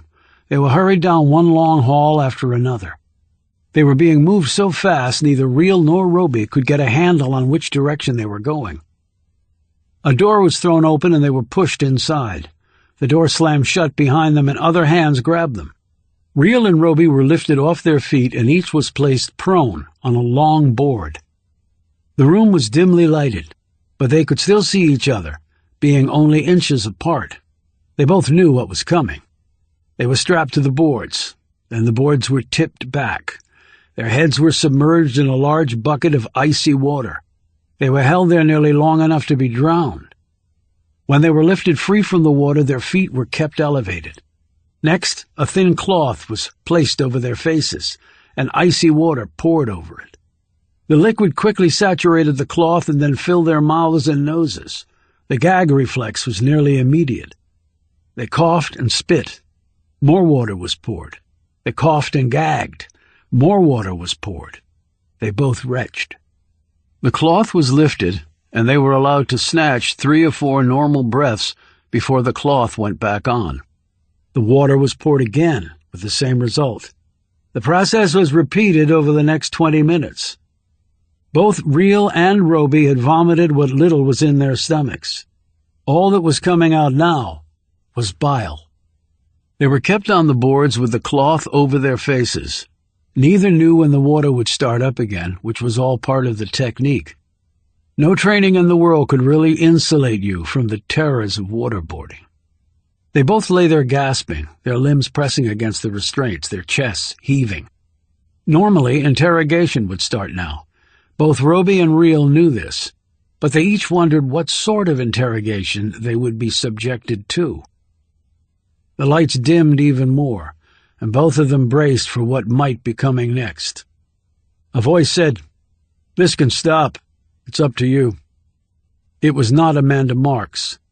It was a male voice neither of them recognized. "What's the price?" gasped Reel. "A signed confession," said the voice. "Confessing what?" said Roby, spitting retch from his mouth.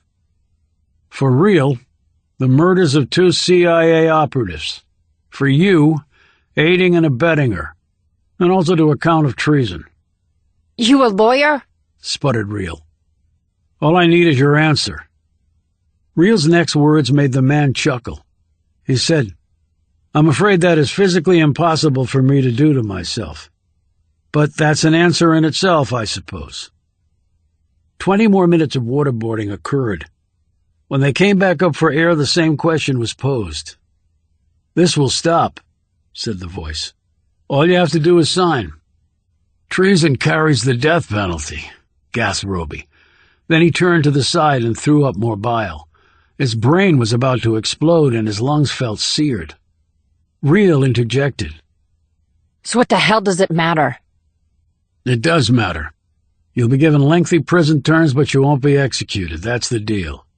But you have to sign the confession. It's all prepared. You just have to sign."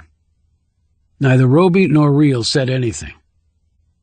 The ordeal went on for 20 more minutes. When it finished, neither of them was conscious. This was one drawback to this form of torture. The body just shut down, and there was no purpose in torturing an unconscious person. The lights came on, and the man stared down at the pair strapped to the long boards. "An hour. Impressive," he said. His name was Andrew Viola. Up until last year, he had been the chief trainer at the burner box, and before that a legendary CIA field agent who had a hand in some of the most complex and dangerous missions of the last 25 years. He would be 50 on his next birthday. He was still fit and trim, although his hair was an iron gray and his face heavily lined, and scarred from one mission that had not gone according to plan. He looked over at Amanda Marks, who had been observing the entire process, with a look of slight revulsion. "Not for the weak of stomach or heart," he said. "And I didn't exactly understand the purpose. Did we really expect them to sign a confession?" "Not my call. I was told to do this and I did it. CIA lawyers and upper management can figure out the rest." "This was my mission to run," she said. "And it still is, Amanda. I'm not stepping on toes here, but I had my orders, and—" He glanced down at Roby and then Reel. "Unlike some, I always follow orders." "So what now?" "My work here is done until I'm called up again. So I might see these two again before they leave here. If they leave here," he corrected himself. "They both believe they were brought here to die," said Marks. "And you don't think that's a possibility?" asked Viola, looking mildly surprised. "Recruits do die here. It's rare, but it happens. This is not summer camp, Amanda." "That's different. Accidents happen. And Roby and Reel are not recruits. They are vets and battle-tested. But if the purpose was from the start—" He cut her off. "Don't try to think too much about it. Just do your job. You'll be happy, and so will the higher-ups." "And that doesn't bother you?" He glanced sideways at her. "Maybe in the past. Maybe. But not anymore." "What changed?" "We were attacked. The towers fell, the Pentagon was hit, planes crashed, Americans died. Now I try to see the world only in black and white." "The world is not black and white." "That's why I said I try to do it." He turned and left the room. Marks came forward and stared down at the two unconscious agents. She thought back to her meeting with Evan Tucker before coming here. The director had been understandably clear on the outcome he wanted. On the surface it appeared fair and even-handed. If they passed the test, they passed. They would be redeployed. Simple and straightforward. But then this had come. The order for the waterboarding to be conducted by Viola. The man was excellent at his job, Marks knew. But he had, well, a ruthlessness. A moral compass that did not seem to actually encompass any morals at all. That bothered her. A signed confession admitting to murder and treason? That had to have come from Evan Tucker. No one else in the agency would have dared issue such an order.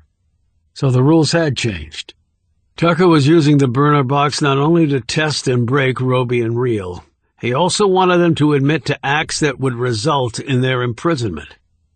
He had not told her this part of the plan. He had been wise not to, because Marks would have refused. This seemingly simple thought stunned her. She had never before refused to carry out a direct order. It was just not something one did. Failing to do that had been the cause of both Roby's and Reel's current troubles. Am I becoming like them? She heard Roby and Reel moan, and then they started to come around. She turned to one of her men. Take them back to their room. Let them sleep. I'll give directions for when their next testing will begin. This order was carried out immediately. She watched Roby and Reel being carried back to their room. Their prison cell, more like it. Maybe their death row.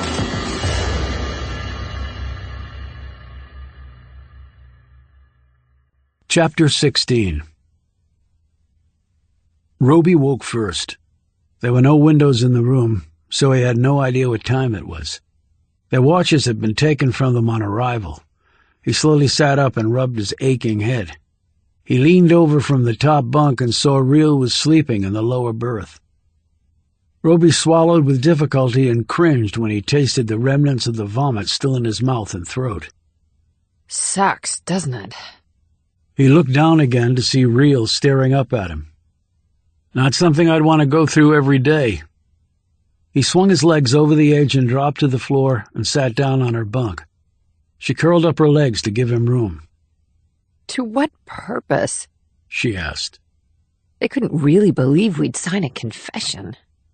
Roby looked up at the listening device, but Reel shook her head. I don't care if they hear. She sat up and said in a loud voice, Not confessing to jack shit. She looked back at Roby, who was smiling.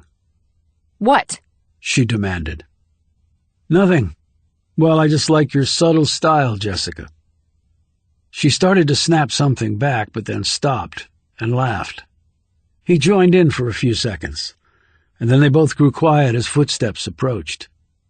The door opened and both of them immediately drew back, ball tight, hands up, reflexes ready. Taking them again would require a fight. However, only Evan Tucker stood there. Roby shot Reel a glance. Her look was so ferocious that he was afraid she was about to attack the DCI. He was actually putting out his arm to forestall this when she said, Good morning, Director. Did you have a nice sleep last night? We did. Best in years. Tucker managed a tight smile at this comment and then sat down on the chair opposite them. His suit was wrinkled, and the collar of his shirt slightly grimy, as though his journey here had not exactly been at first-class levels. I know what happened to you last night. I ordered it. Good to know, said Roby. So is that a confession? Because I thought the use of waterboarding was illegal. It is illegal for purposes of interrogation on detainees. Neither of you are detainees. And it was not done for interrogation purposes. We were asked to sign confessions, Reel pointed out. A subterfuge only. There were no confessions for you to sign. That's not what the guy said last night. And the terms of the confession he recited were pretty specific, noted Roby. He had his script and he stuck to it. But there was no confession. So what was the point of the thing, then? Demanded Reel. To see if you two can still cut it. The mission you're to be deployed on entails the risks of being caught, and the enemy is known to use waterboarding among other interrogation tools to break prisoners. It's not all about being able to shoot straight. And so this had nothing to do with the hard-on you have for me, Director? Said Reel. You really expect us to believe that? I don't care what you believe or don't believe. I've made my position on you very clear. You murdered 2 of my people and got off scot-free. I think that stinks. I think you should be in jail, but it's not my call. I still have my job to do, and so do you. My job is to keep this country safe against outside threats. You two are tools that I have at my disposal. I will deploy you as necessary. If I think it wise to push your butts to the wall and then through it, I will do so. If you feel you can't cut it, then you can tell me right now, and we can cut out all this bullshit."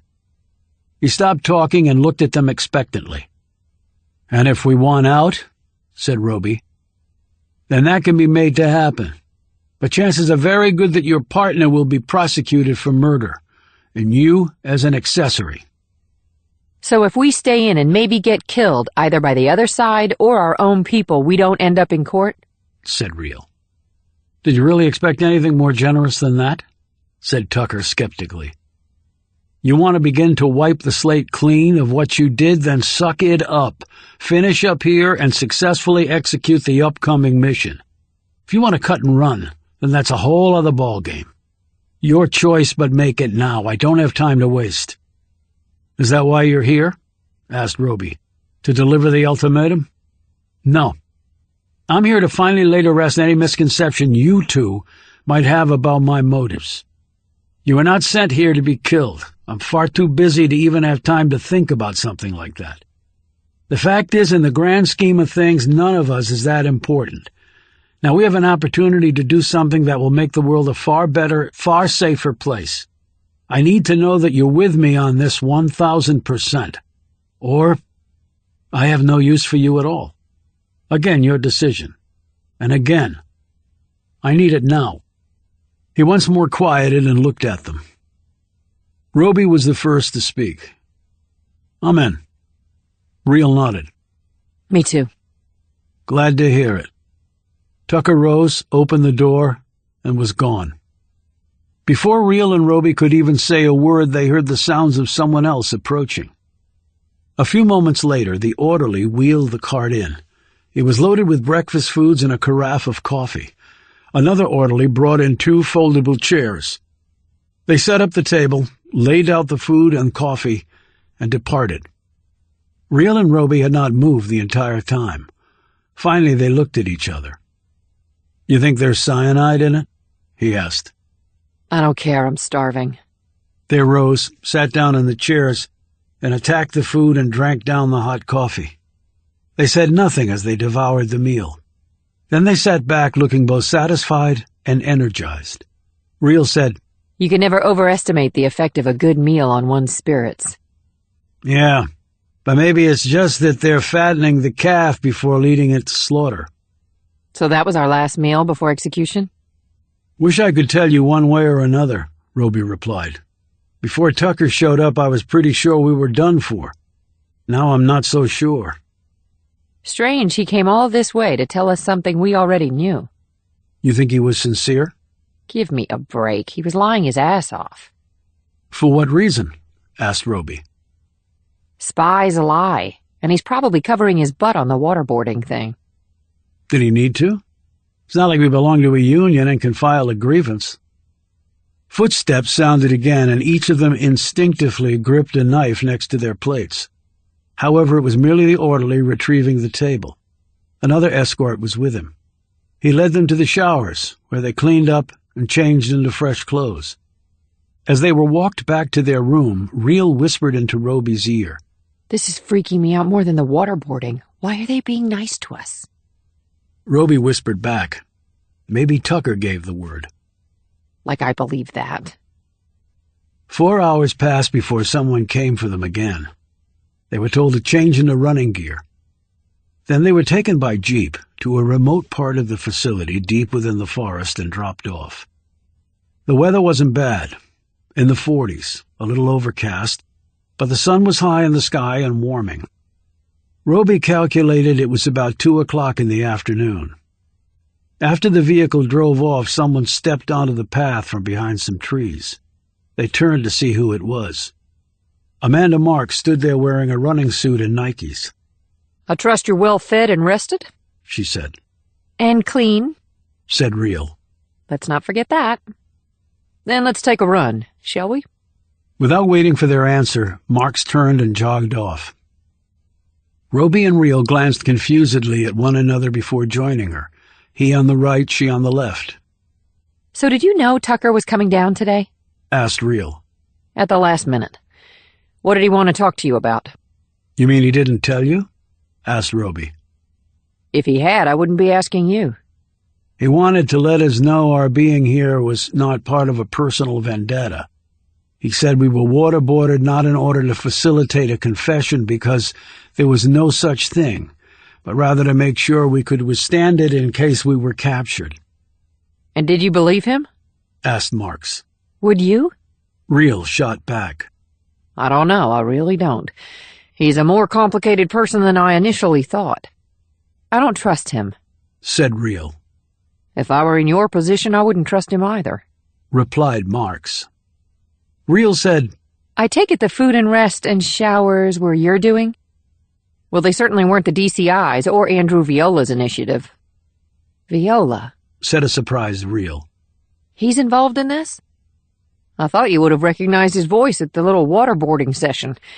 You two overlapped here, right? And I know you were in the field with him on a couple of missions. That's right, but I didn't recognize the voice. Probably had your mind on other things, said Marks dryly. She looked at Roby. Do you know Viola? Only by reputation. He's really good. Rock-solid warrior who never wavers from the playbook, replied Marks. Real and Roby exchanged a quick glance. Real said, Is that why we're out here jogging in the middle of the forest? So we can talk candidly? Let me put it this way. I already ran 10 miles this morning, so from a physical fitness point of view, there's no reason for me to be out here. So Viola is a team player, said Roby. And you are not, added Real. Didn't say that, replied Marks. I am a team player. And the little near-drowning session last night? Noted Real. Not my call, and I wasn't picked to run it. That's where Viola stepped in. Surprised I hadn't seen him at the facility before, said Real inquiringly.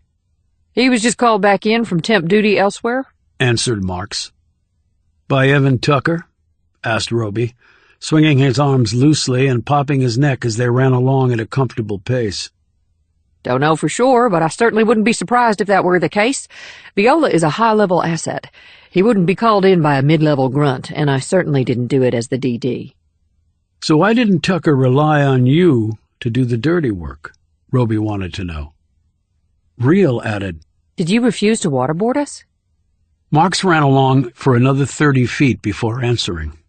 He never asked me to. And if he had? Real persisted. What would you have done?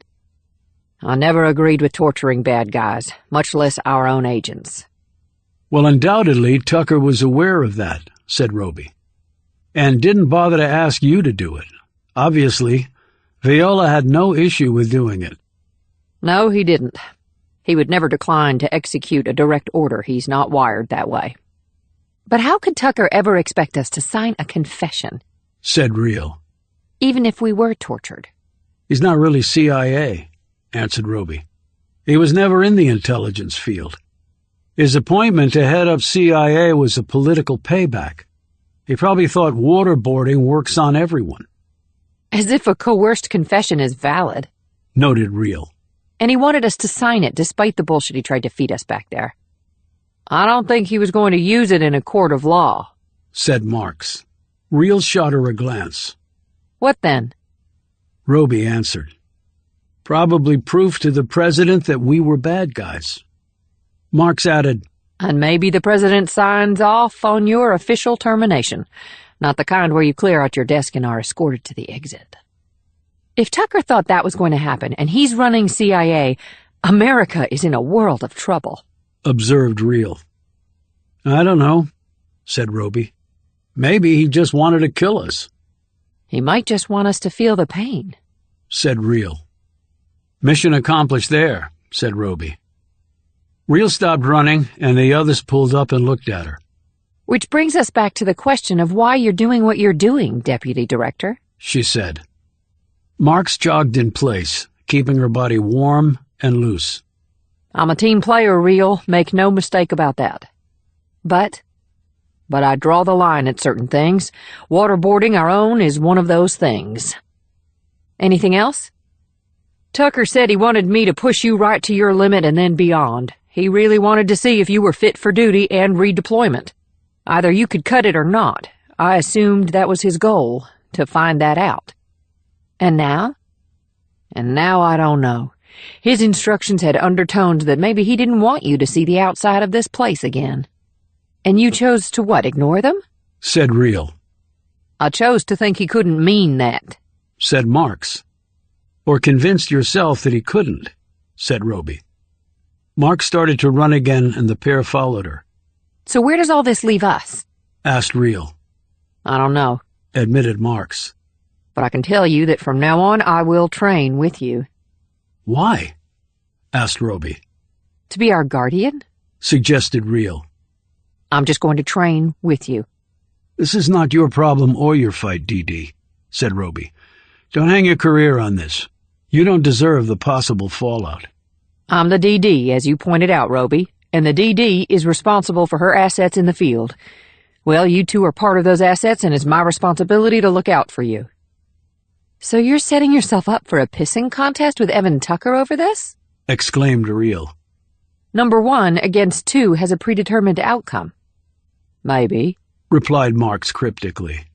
but then number 2s tend to try harder. Real said, You looking to make an enemy of Tucker? I'm not intentionally making an enemy of anyone. What I'm trying to do is my job. I thought your job was to follow orders, said Roby. My job is to perform my duties as a DD to the best of my abilities. I intend to do just that. She picked up her pace, leaving the pair of them behind by about 10 yards. This seemed to be intentional to allow them to discuss what she had just said. You think she's on the up and up? Or is she pretending to be our friend for some ulterior reason? Said Real. I don't know. She seems sincere. And why the need to be our friend? She's got us here. She can do what she wants with us. And it's not like she asked us to do anything. Said Real thoughtfully. Not yet, corrected Roby. So what do we do? We let it play out. I think that's all we can do. And if she is on the up and up? Then I hope she doesn't end up being collateral damage. Because I don't think Evan Tucker cares who gets in the way or who gets hurt. Real slowed down and then stopped. He came back to her. What is it? Roby, I'm putting everyone in danger. You, her, Julie, anyone associated with me. Don't be stupid. You just said it. Anyone who gets in his way to get to me. Because let's face it, I'm the one he really wants. So what? So I need to go this alone, Roby. Go it alone? Against the CIA? I'm not putting you or anyone else in danger.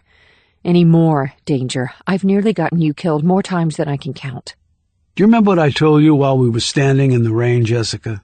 I know that, but... I've never said that to anyone else. Ever. At his words, Real's eyes glimmered, and she seemed taken aback, but quickly regrouped. But this is not survivable, Roby. They waterboarded us last night. What next? A firing squad? Whatever it is, we'll take it on together. That way we double our chances of survival. No, we just double the potential number of casualties. Let's go. Marks gets too far ahead, she might hold back dessert tonight as punishment. Roby ran off. Real waited a few more seconds and then shook her head and ran hard to catch up. But the worried look in her eyes remained. Chapter 17. Mr. Fontaine? Earl, who had been dozing in his prison hospital bed, roused, opened his eyes, and looked around. Mr. Fontaine? He focused on her, the young doctor. He sat up straighter. Yeah, Doc? She pulled up a chair and sat next to him. Earl noted that a guard other than Big Albert was with her, but the man was still keenly watching Earl. He probably knew Earl's crimes even if the young doctor didn't. I wanted to let you know that I made some calls. Calls? About your request. Earl knew what she was talking about, but he had decided to play to the hilt the doddering old man with not much time to live. About my little girl, you mean? Yes, exactly. Sweet Jesus, thank you so much, Doc. I spoke to some people up in Washington. Washington, holy Lord, thank you, thank you. They put me in contact with other people after I explained the situation. Now, there are no guarantees. Course not, Doc. Never expected none, but what you did, well, I don't know enough words to properly thank you. It just means the world to me. The doctor seemed embarrassed by this outpouring of gratitude. Her cheeks tinged with red. She continued, These matters are very delicate, as I'm sure you can imagine. Earl hastily said, Oh, course I understand. All hush-hush, you mean? Yes. Now, this isn't exactly my field of expertise, but I explained the situation as best I could. The U.S. Marshals... The Marshals, lordy, exclaimed Earl. My little girl is okay, ain't she? The Marshals oversee the Witness Protection Program, Mr. Fontaine. Oh, hell, that's right. He pointed to his IV lines. These drugs, Doc, these dang drugs mess up my head, can't think straight. Half the time ain't even know my own name. I'm sure, she said, giving him a sympathetic smile. Then she hurried on. They said that the request was very unusual and that they would have to check it out. I'm not sure how long it will take, but I did tell them of your personal circumstances. That is... Here she faltered. Meaning I ain't got much longer to live, Earl said helpfully. Yes, I told them that. I didn't go into specifics because that would be a violation of patient confidentiality. Course, said Earl encouragingly. Hell, glad you did it. Not like I care who knows. Dying is dying. But they said if it proved legitimate, they would take steps to contact your daughter and at least put her in possession of the facts. A damn dream come true, and I say that right from here, said Earl, with tears sliding down his cheeks as he touched his chest. Now, Mr. Fontaine, please understand, simply because they might reach out to her in no way assures that she will accept your offer to come and visit. Hell, I know that, Doc, but at least she'll know she has a choice, right? More'n I had before. He put out a shaky hand for her to take. I ain't know how to thank you properly, Doc.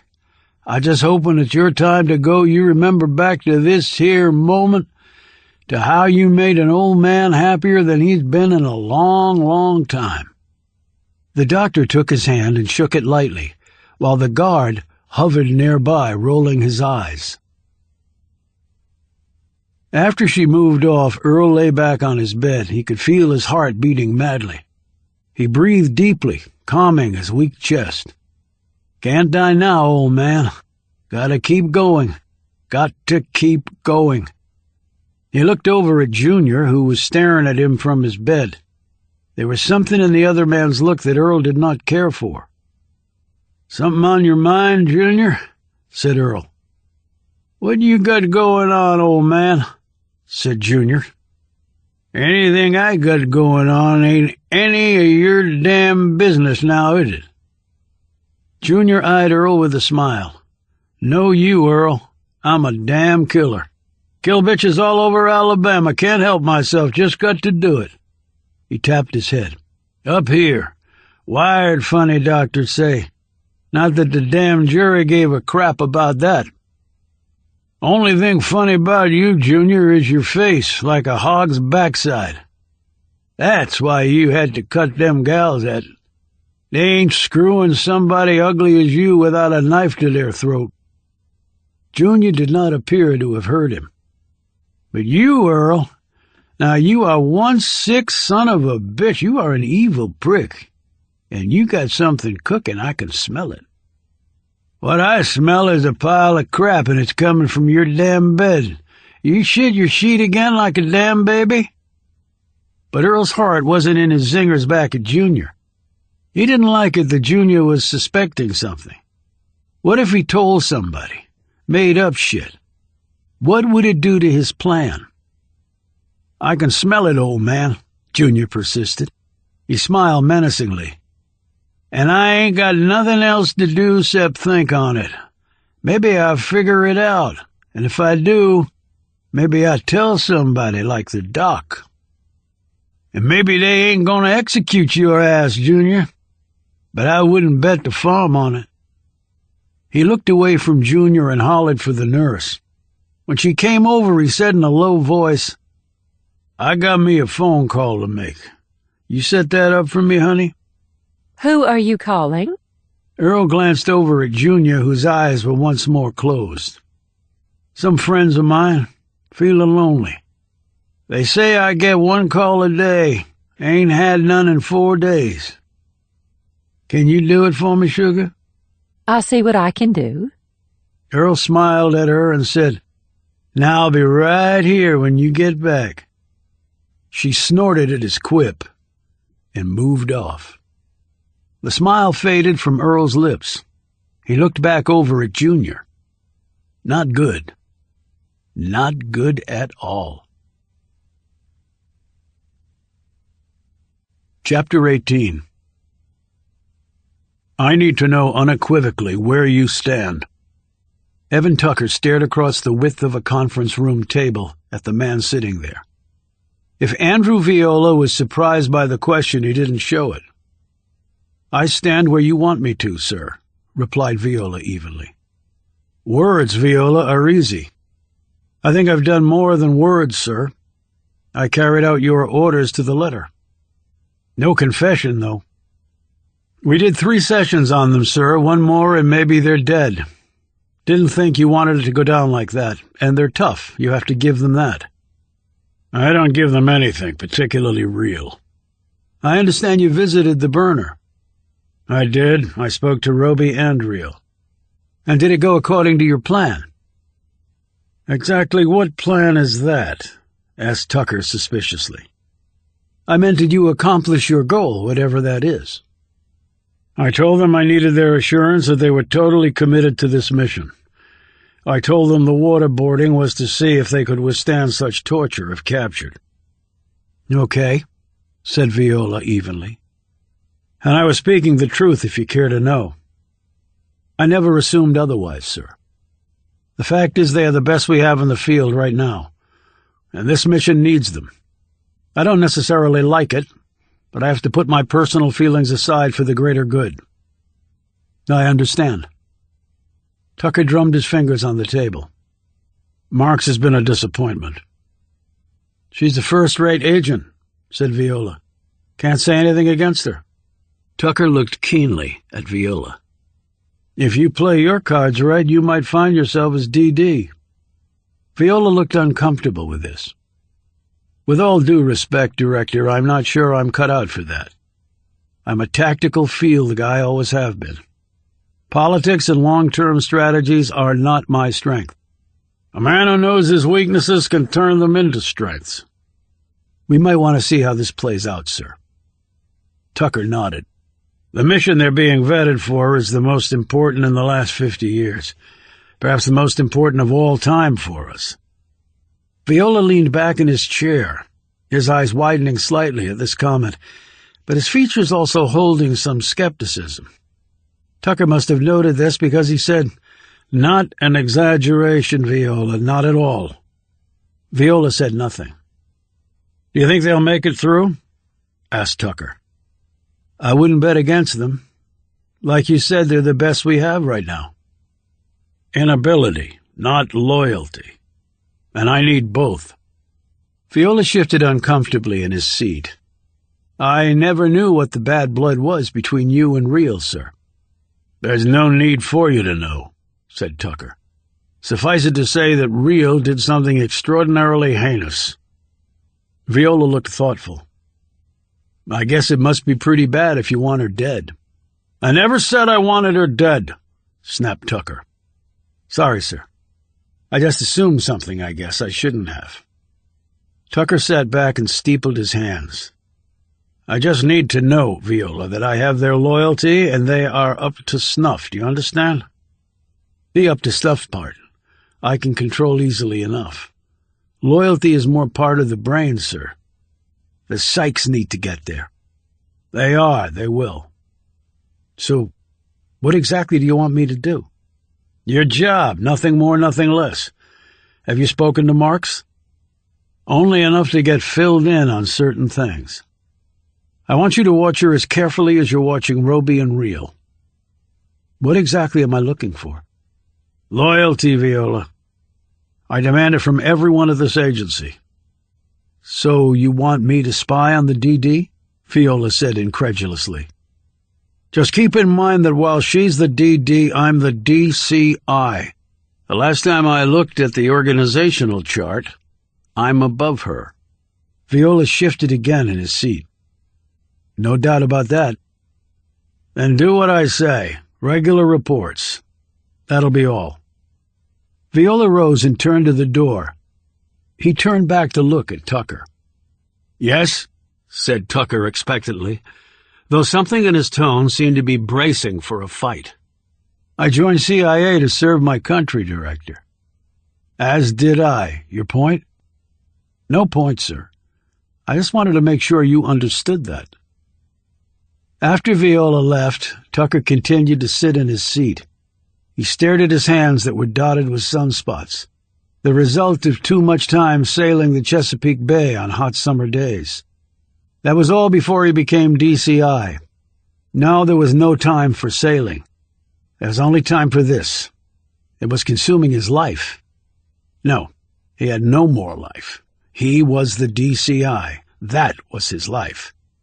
That was his identity now. But his dilemma was fairly obvious.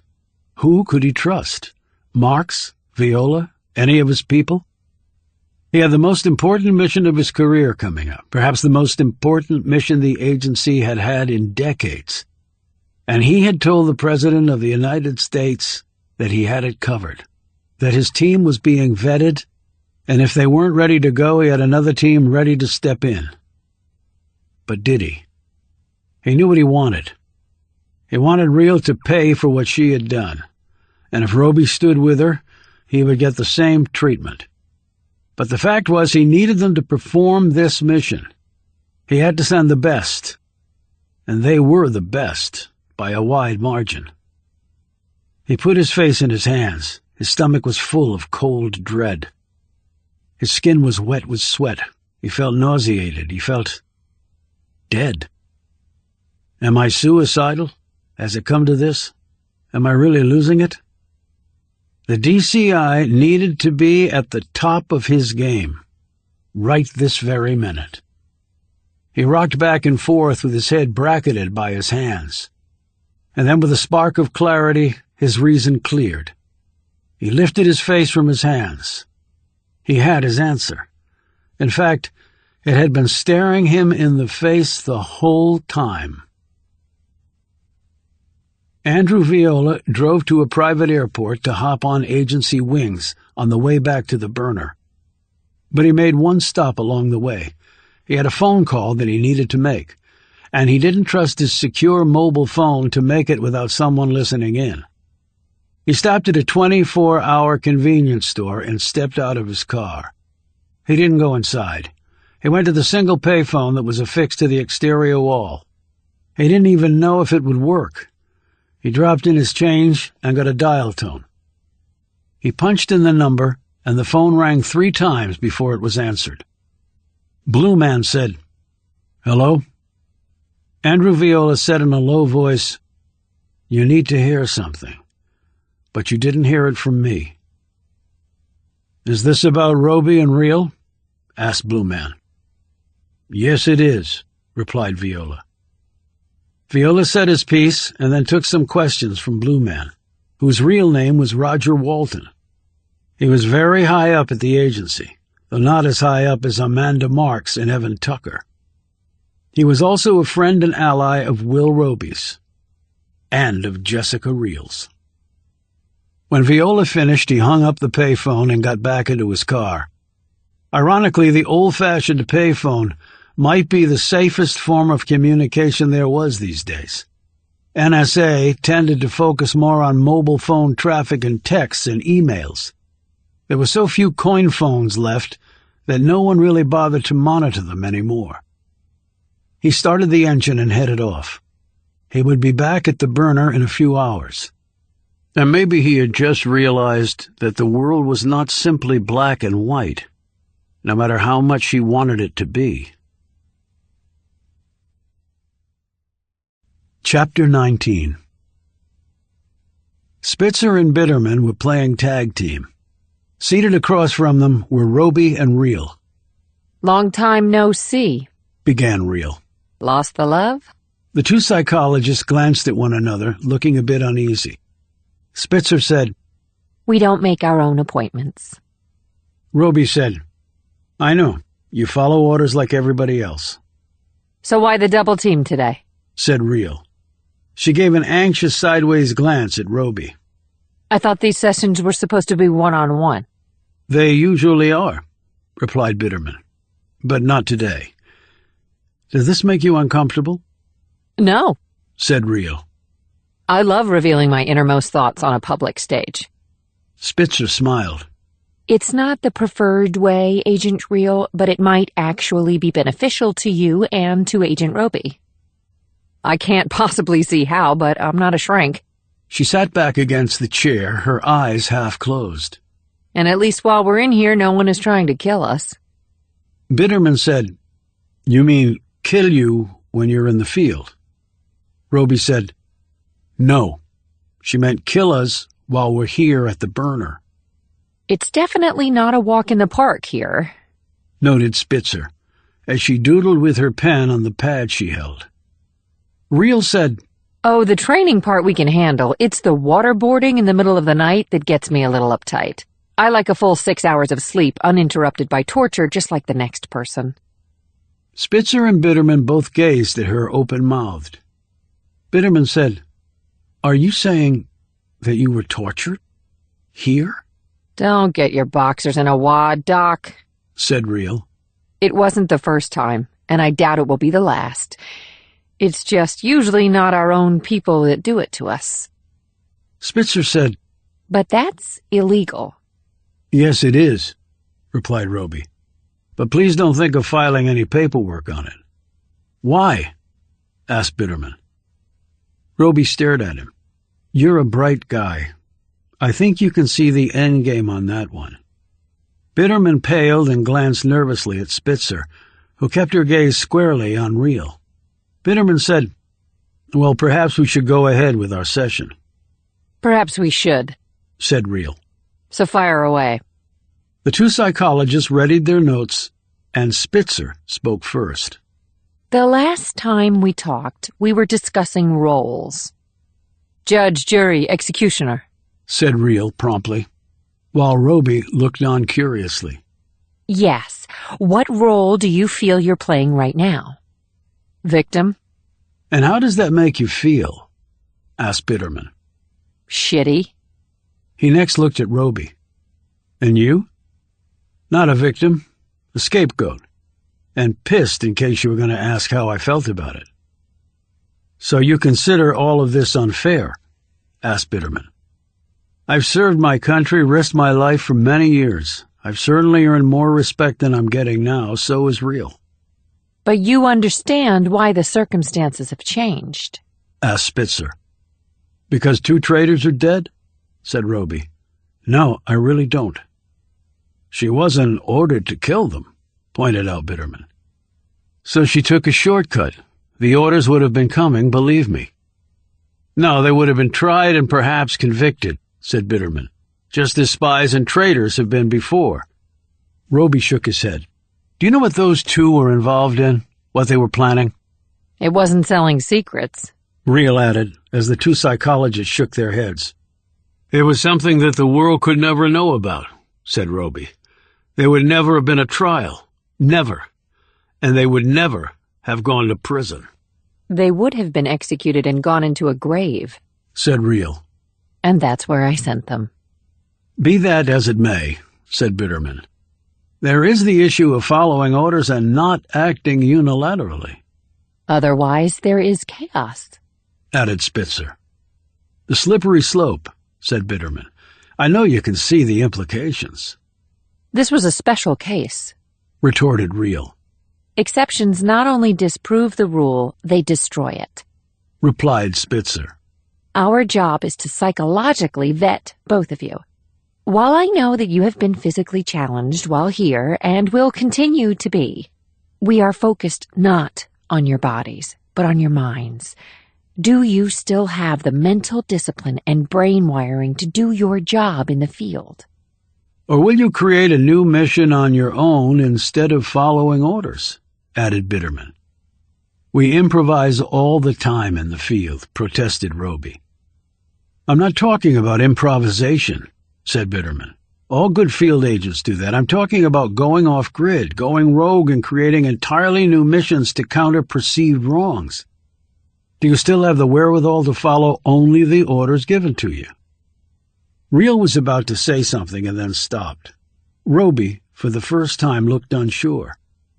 Neither of the psychologists said anything. They just stared at the other two, awaiting an answer from one of them. I don't know, said Reel at last. Roby said nothing. Both Bitterman and Spitzer wrote down some notes. Roby said, So if we can't say that unequivocally, then what? Unfit for deployment? Spitzer looked up. That's not for us to decide. We simply make recommendations. And what would your recommendation be right now? Asked Reel. Spitzer glanced at Bitterman, who said, An answer now would be meaningless. Why? Said Reel. We've been here a while. It's not like they're going to give us a year to figure this out, not if we're being vetted for a mission. My answer is still the same, replied Bitterman. And Spitzer nodded.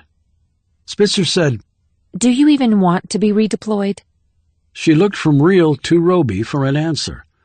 Reel said, This job has been my whole life. That's not an answer, pointed out Bitterman. It's the only one I've got right now, replied Reel firmly. Roby said, How long do we have? Spitzer said, We're not the ones to take that up with. Try D.D. Marks. Do you report to her or Evan Tucker? Asked Reel. The chain of command is clearly defined, said Spitzer. But eventually all things make their way to the DCI, particularly something like this. Roby nodded. Are we done here? Do you want to be done? Asked Spitzer with a knowing look. She was clearly not simply referring to this meeting. Neither Roby nor Reel answered. Chapter 20. It was an obstacle course laden with things that could actually kill you. The burner box didn't do things halfway. The only difference now was Amanda Marks was right there with them, as they hung from a metal line 100 feet up and made their way slowly over a swamp that had the reputation of being infested with water moccasins, because it was. None of them looked down, because what would have been the point? They reached the other side, found their cache of weapons, and kept moving. Marks pointed ahead and motioned Reel to her right, and Roby to her left. The incoming fire started 30 seconds later. It was live ammo. In Reel's and Roby's world, there always came a time when there was no other kind. As the rounds whizzed over their heads, Roby and Reel moved forward as a team. They had a mission and a goal, and the sooner they got to it, the better, because the bullets would stop. Marks hung back since the op was designed for a two-person team, but she watched the pair closely for more than one reason. She marveled at how Reel and Roby moved as a unit. They seemed to know what the other was thinking. In less than 20 minutes they had achieved their goal, and Marks ordered the live fire to stand down. On the jeep ride back, Marks told them they had a visitor. "Who is it?" asked Roby. Someone you know will. The jeep dropped them off about a mile from the facility and then drove on. A minute later, Blue Man stepped from behind a tree to greet them. "You're both looking fit," said Blue Man. He was, as ever, dressed in a suit and tie with polished shoes. He looked decidedly out of place in the forest. His hair was white, his features grizzled, but his eyes were light and alert, and his handshake strong. Reel gave him a hug and whispered, "Thank you," in his ear. Roby stared expectantly at Blue Man. "I got a phone call from someone you've been interviewed by here," he began. Roby and Reel exchanged a glance. Reel said, "Male or female?" Blue Man said, "Male." He apologized for how late your session went and for the degree of wetness involved. "Nice of him," said Reel dryly. He also told me that there is a plan B in place in the event that your vetting here does not go well. And what is plan B? Asked Roby. The B team, actually, for the upcoming mission. You two are the preferred unit, of course. How flattering, commented Real. And do we know what the mission is? One person at the agency knows, and that person is not me. Only one? Said Roby, looking startled. So Evan Tucker, then? Suggested Real. Blue Man nodded. Highly unusual. I'm used to small circles of need to know, but a circle of one is problematic. We've survived so far, said Real. Do you see something coming up that might change that? I won't mince words because that won't do either of you any good. The director is enormously conflicted at this point. Facts that I have gathered demonstrate a man perilously near the edge. He both needs you and wants to punish you. And it is unclear at this point which of these competing views will win out. He tried to waterboard us into a confession, said Roby. That might indicate the punishment side is winning out. Blue Man nodded. First blush might indicate that, but it's unfortunately more complicated than that. He seems to be changing his mind not day by day, but hour by hour. And how do you know this? Asked Roby. We are an intelligence-gathering agency, replied Blue Man with a smile, and there is no law against turning that skill inward. Roby looked at Real. That may be why Tucker came calling here. He came here to see you? Asked Blue Man. Roby said, he wanted to assure us that he has no personal vendetta against us and that everything they're throwing at us here, including the waterboarding, is part of the vetting. And did you believe him? Asked Blue Man. Hell no, snapped Real. And there are no assets we can call on to stop his vendetta against us? That has been tried and his heels dug in. Personnel at the agency are convinced of the culpability of the former DD and the analyst. They were traitors pure and simple, and their deaths are not unduly troubling. Unfortunately, none of those people run the CIA. We understand that some deal has been struck with the president, said Real. That's the rub. This mission runs all the way to the White House. I've learned that there was a transmission at the sit room involving only the President, the DCI, and the APNSA. Real looked confused. What about the Watch Command? Walled off. First time in history, I believe. Literally no one other than the three men in that meeting was privy to who was on the other end of that satellite. Certainly a breach of normal protocol. So the VP wasn't there? Said Roby. Blue Man shook his head. Ominous, since the VP is normally part of the loop on something like that. Wait a minute, do you think they're worried about transition exposure? Said Real. Blue Man nodded. In case of impeachment, yes, that's exactly what I think. So they're walling off the VP so he could take over in case his boss gets the axe, said Roby. That tells us something. High crimes and misdemeanors, said Real. That's what the Constitution says are impeachable offenses, but those words can be widely interpreted. But in the intelligence world, something jumps out, said Roby. Assassination of a head of state, said Real. She looked sharply at Blue Man. Is that what we're being dialed up to do? I wish I could tell you for certain, but I can't. We hit Ahmadi before he came to power in Syria for that very reason, said Roby. He wasn't yet a head of state. Otherwise it's illegal. And bin Laden was a terrorist, not a head of state, added Real. Blue Man considered all of this and then filled his chest with the invigorating mountain air. And there are a limited number of such targets for which the president would stick out his political neck. Very limited, said Roby. And it simply can't be some asshole dictator raping his country. Saddam Hussein's fellow countrymen hung him, not us. And Africa is not that important to us geopolitically. No basis to argue in the national interest. I can actually think of two possible targets, said Real. And both of them are suicide missions for the people pulling the trigger. She stared at Blue Man. With no double-cross needed. The target might go down, but so will the mission team. They might get in, but they won't get out. We're dead. Blue Man said, "Ergo, I believe that the director has resolved his conflict. But then again, that's what he thought last time." Chapter 21.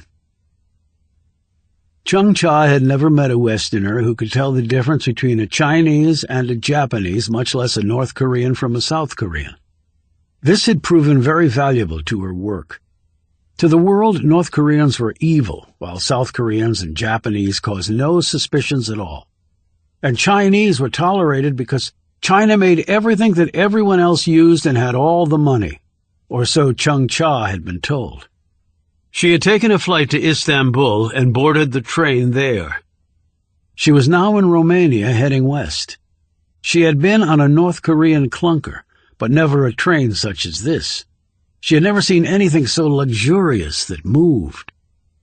She was listening to music on her headphones as the train wended its way along. Chung Cha liked to listen to music because it allowed her mind to wander to other things. She could afford to let her mind drift now. Later, that would not be possible. The countryside here was quite remarkable. She enjoyed traveling by train for several reasons, not the least of which was the lessened standard of security. For this particular journey, there was another reason. That reason was residing in the same train car as she was, only 4 compartments down from her. She had seen him, but he had not seen her because he was not trained to observe, at least not at the level she was. The train's destination was Venice. From Istanbul, the trip took 6 days. She waited until he went to the dining car that night. Her gaze followed him all the way out of the sleeping car. She figured she had 30 minutes. She shouldn't need half that time. Chung Cha didn't simply kill people, she gathered intelligence. She looked like a shy young Asian woman who would pose a threat to no one. The fact that she could kill everyone on this train would not occur to any passenger. The man's compartment was locked. A few seconds later, it was no longer locked. Chung Cha slipped inside and shut the door behind her. She did not expect to find much. The man was a British envoy, lately attached to the embassy in Pyongyang. These types did not leave classified documents lying around in their empty train compartments. What secrets they did have were confined to their minds or on encrypted devices that would take an army of computers years to break into. But there were exceptions to that rule, and this man might prove to be one of those rare exceptions. It took her barely 15 minutes to efficiently search his compartment and leave no trace that she had done so. He had left, by her account, 6 subtle traps for those attempting to find something here. Tripping any of them would reveal said search. She either didn't disturb them or returned them to their original positions, down to the millimeter. If he had a phone, he had taken it with him. There was no computer here.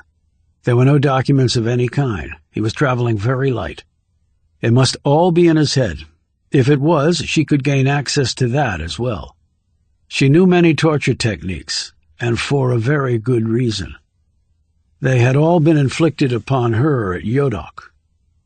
She had been trained to be a snitch on her family in return for a reward, or sometimes simply so she wouldn't be beaten as badly.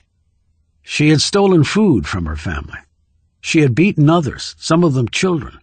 Her family had beaten her, snitched on her, stolen food from her. Children had beaten her, snitched on her, stolen food from her.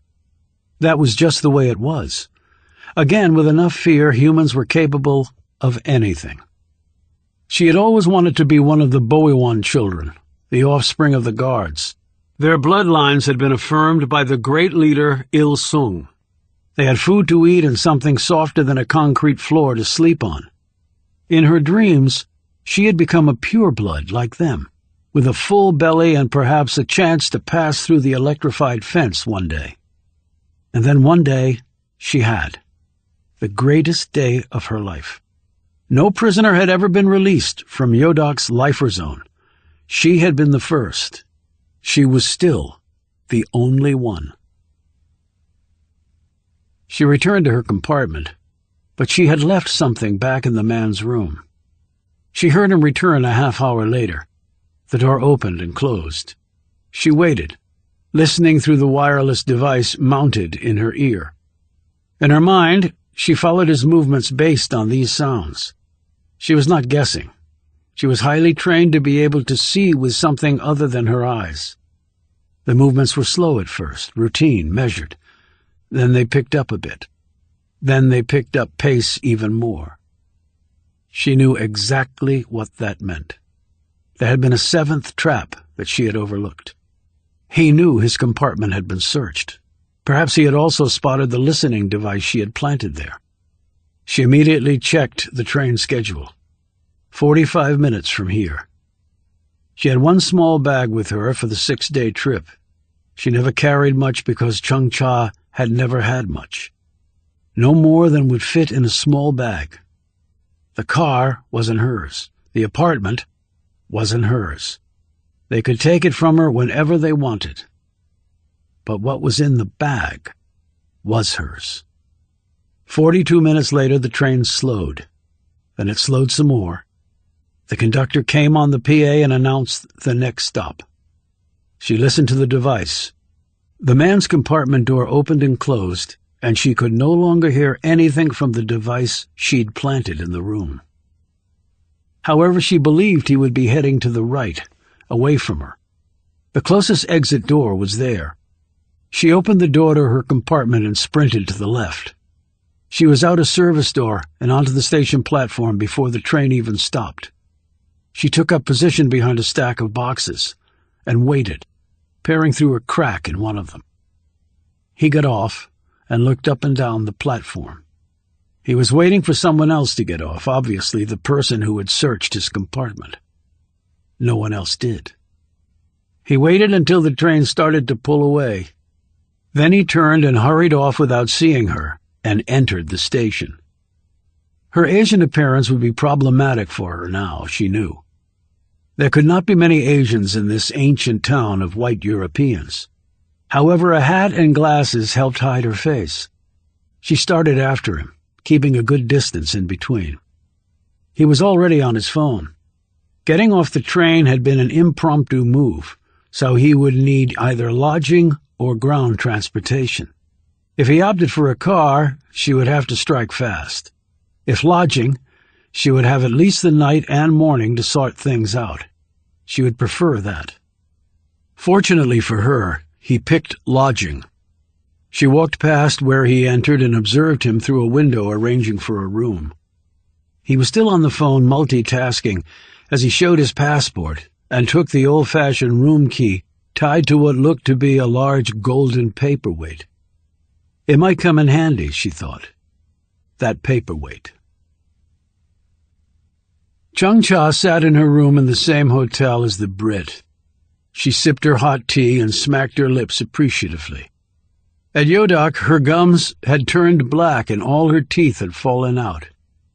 What she had there now was the work of an orthodontist in the employ of the government. The worst of her scars had been hidden with plastic surgery, but the doctor had been unable to correct all of them. She didn't have enough undamaged skin left with which to do so. The burns had been the most painful. Being hung over a fire and made to confess something, anything, to make the pain stop, had not been good for one's complexion.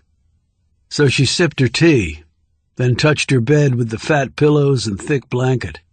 They felt nice to the touch, far better than what she had back in Pyongyang. She wondered whom he had called. Midnight passed to 1. She heard a clock strike somewhere in the center of this ancient city. The sound of revelers died away a half-hour later. That was when she was on the move. She did not walk down the hall. She went out the window. His room was 3 floors above hers, room 607, 4th over from the right. She had observed this through the hotel window when the key had been removed from its numbered cubby at the front desk. Finding small handholds, Chung-Cha climbed swiftly. She opened the window to his room noiselessly and slipped inside. As soon as her foot hit the carpet, he was on her. Chung-Cha felt the muzzle of the gun against her head. But before he could fire, she had spun away, placing her finger behind the trigger so he couldn't pull it. While he struggled with this, she used him as a fulcrum, leapt off her feet, spun her body around his, and slammed her knee into his right kidney. He screamed and dropped to his knees, his grip on the gun lessening, and she ripped it free. He tried to rise, but she whirled in front of him, rammed her foot into his crotch, and at the same time made a V with her elbow and crushed it against his temple. And then as he was toppling, she stabbed him in the shoulder with the knife she held in her left hand, his gun in her right. He lay on the floor holding his bleeding shoulder and gasping for air. His knees tucked involuntarily upward as the pain shot through his privates. He started to cry out, but she pounced and the rag was in his mouth, his shout stifled. He was a large man and she was a small woman. Though badly injured, he tried to rise. She struck him on the wound, and he fell back sobbing and holding his injured shoulder. She put his gun to his temple and told him what he must do or he would die now. He slowly rolled onto his belly. She tied him up securely, hands lashed to the ankles via a zip tie she had brought with her. She put him on his side and faced him, shining a light in his eyes. She spoke to him again in English. He nodded. She took the gag out and studied him. She asked him a question. He answered. She asked him 4 more questions. He answered only 3. She put the gag back in his mouth and pushed her knife blade deeply into his wound. Without the gag, he would have woken the entire hotel with his cries of pain. She withdrew the blade and waited for him to calm. He looked at her, tears clustered in his eyes. She took out the gag and asked him the last question again. He shook his head. He snapped at her hand when she started to put the gag back in. He screamed, or tried to. She had already knocked him unconscious with the paperweight key she had spied on the nearby table. Blood poured down his face. She hurried to his nightstand and retrieved the phone there. She held it in her hand and looked down at the screen. She knew it was protected not by a password but by a fingerprint scanner. She had seen him access his phone on the train once by doing this. She also reckoned that it would be sophisticated enough to recognize a living man's print versus a dead man's print. That was why she had not simply killed him. She pressed his pulsing thumb to the screen and unlocked the phone. She went into the phone's settings and disabled the auto-lock and turned on the airplane mode. Now it was both open for good and also not traceable. She stooped down. The blade cut cleanly across his neck. She avoided the arterial spray when it came. She had become practiced at that. Back at Buk Chang, she had not avoided it. She had wanted their blood literally on her hands. She waited for a few moments, listening for sounds outside the room. She heard nothing. The walls in the ancient hotel must be very thick, she thought. She wiped the blood off her blade, rose, and hung a Do Not Disturb sign on the door. After that, she went through the various emails and contacts in the man's phone. She had been taught by captured South Koreans how to find ways into computer files, and she made ample use of this training. However, she didn't find much. She looked at the list of most recent phone calls. He had made 2 more from his room in addition to the one she had seen him making. 2 she recognized by the country code as calls to England. The third was far more interesting. 850. That was the country code for North Korea. But it was not the number for the British embassy there, which she knew well. She swiftly calculated the time difference between where she was and North Korea. It would be about 8:45 a.m. there. She turned off airplane mode and then hit the button to call this number.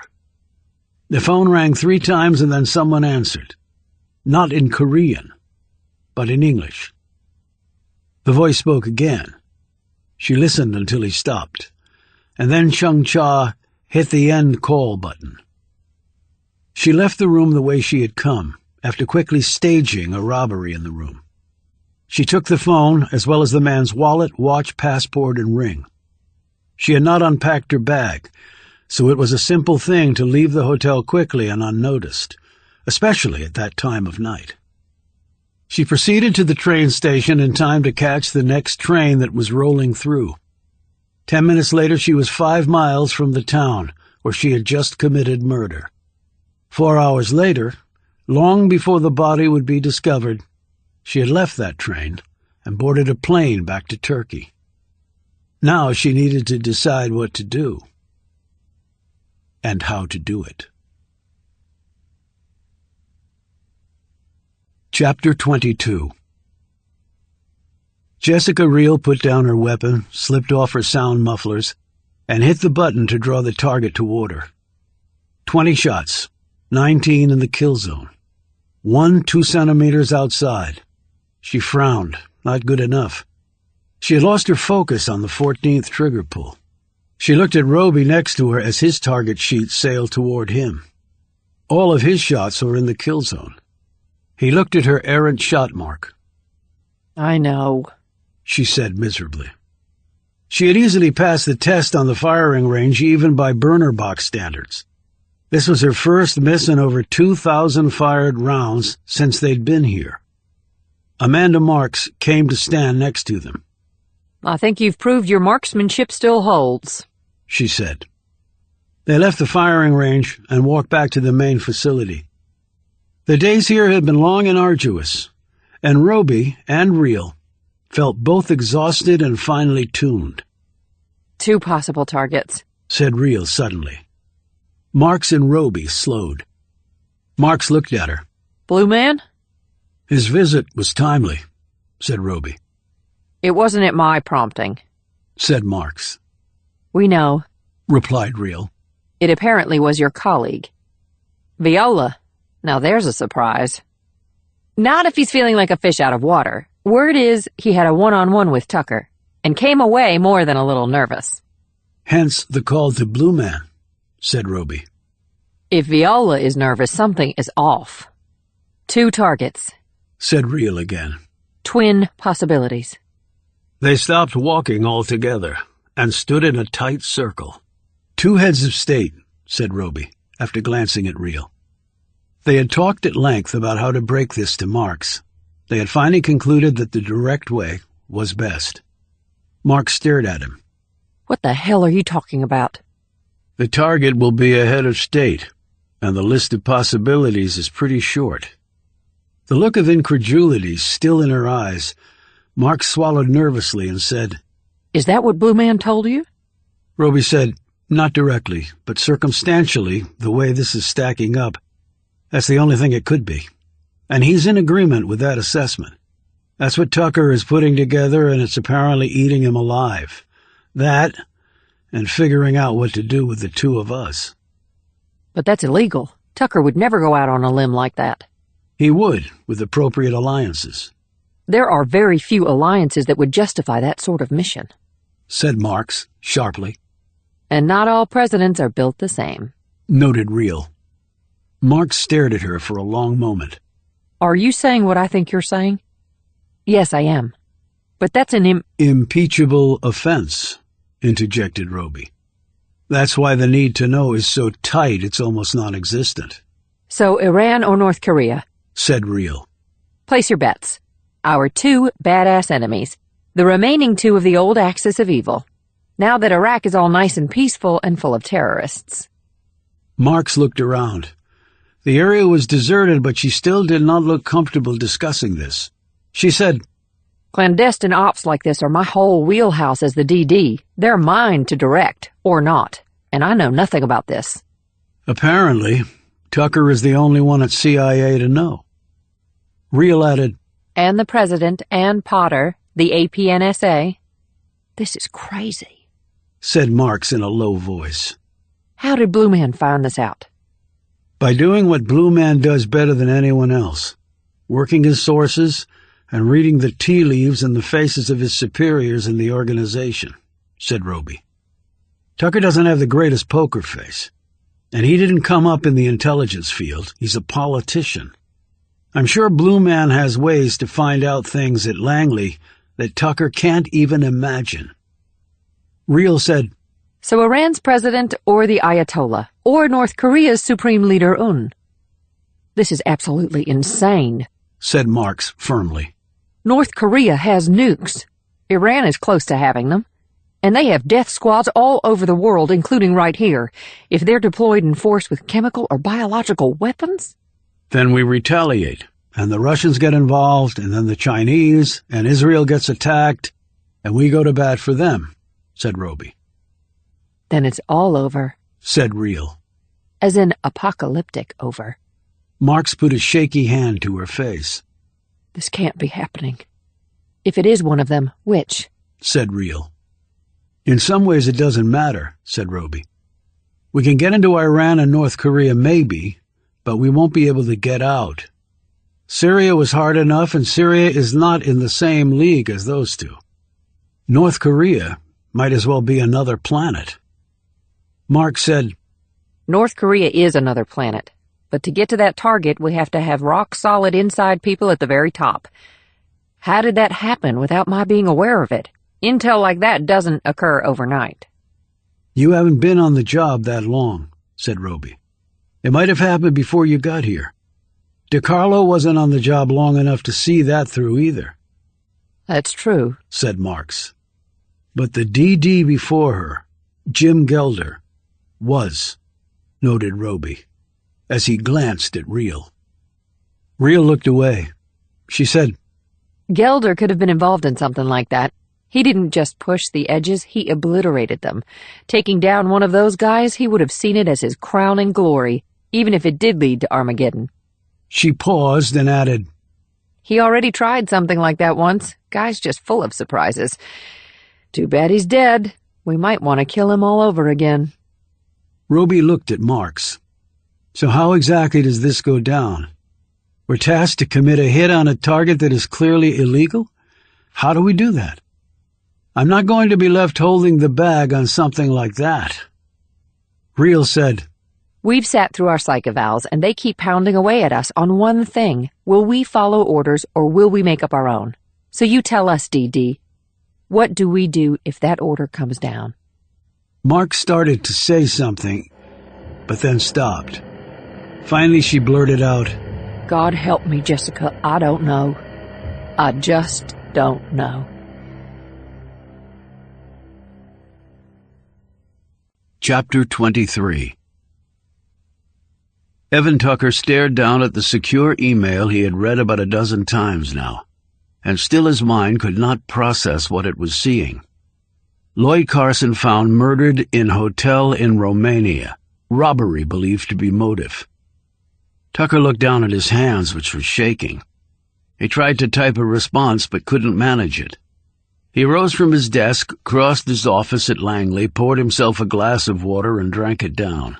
He poured another, and accidentally splashed some of it down his shirt and tie. He sat back down and peered at the screen. Part of him was hoping that the email had somehow disappeared, or had never been there, only a delusional byproduct of his overly stressed mind. But there it was. Lloyd Carson, an envoy from Britain to North Korea, had been found murdered. Robbery suspected because his wallet, jewelry, passport, and cell phone had been taken. His cell phone.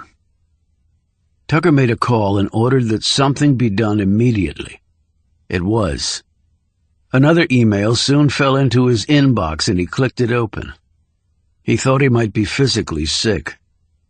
What he was looking at was a list of phone calls made and received by Carson in the hours leading up to his death. The last one had been placed in the wee hours of the morning in Bucharest.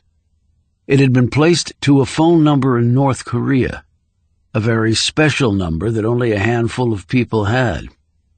The question was, had Carson placed that call, or had someone else, like the person who had murdered him?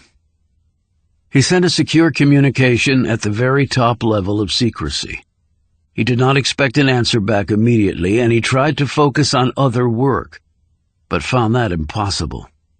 There was no other work that came close to this in terms of importance. He couldn't wall off his mind to think of other things.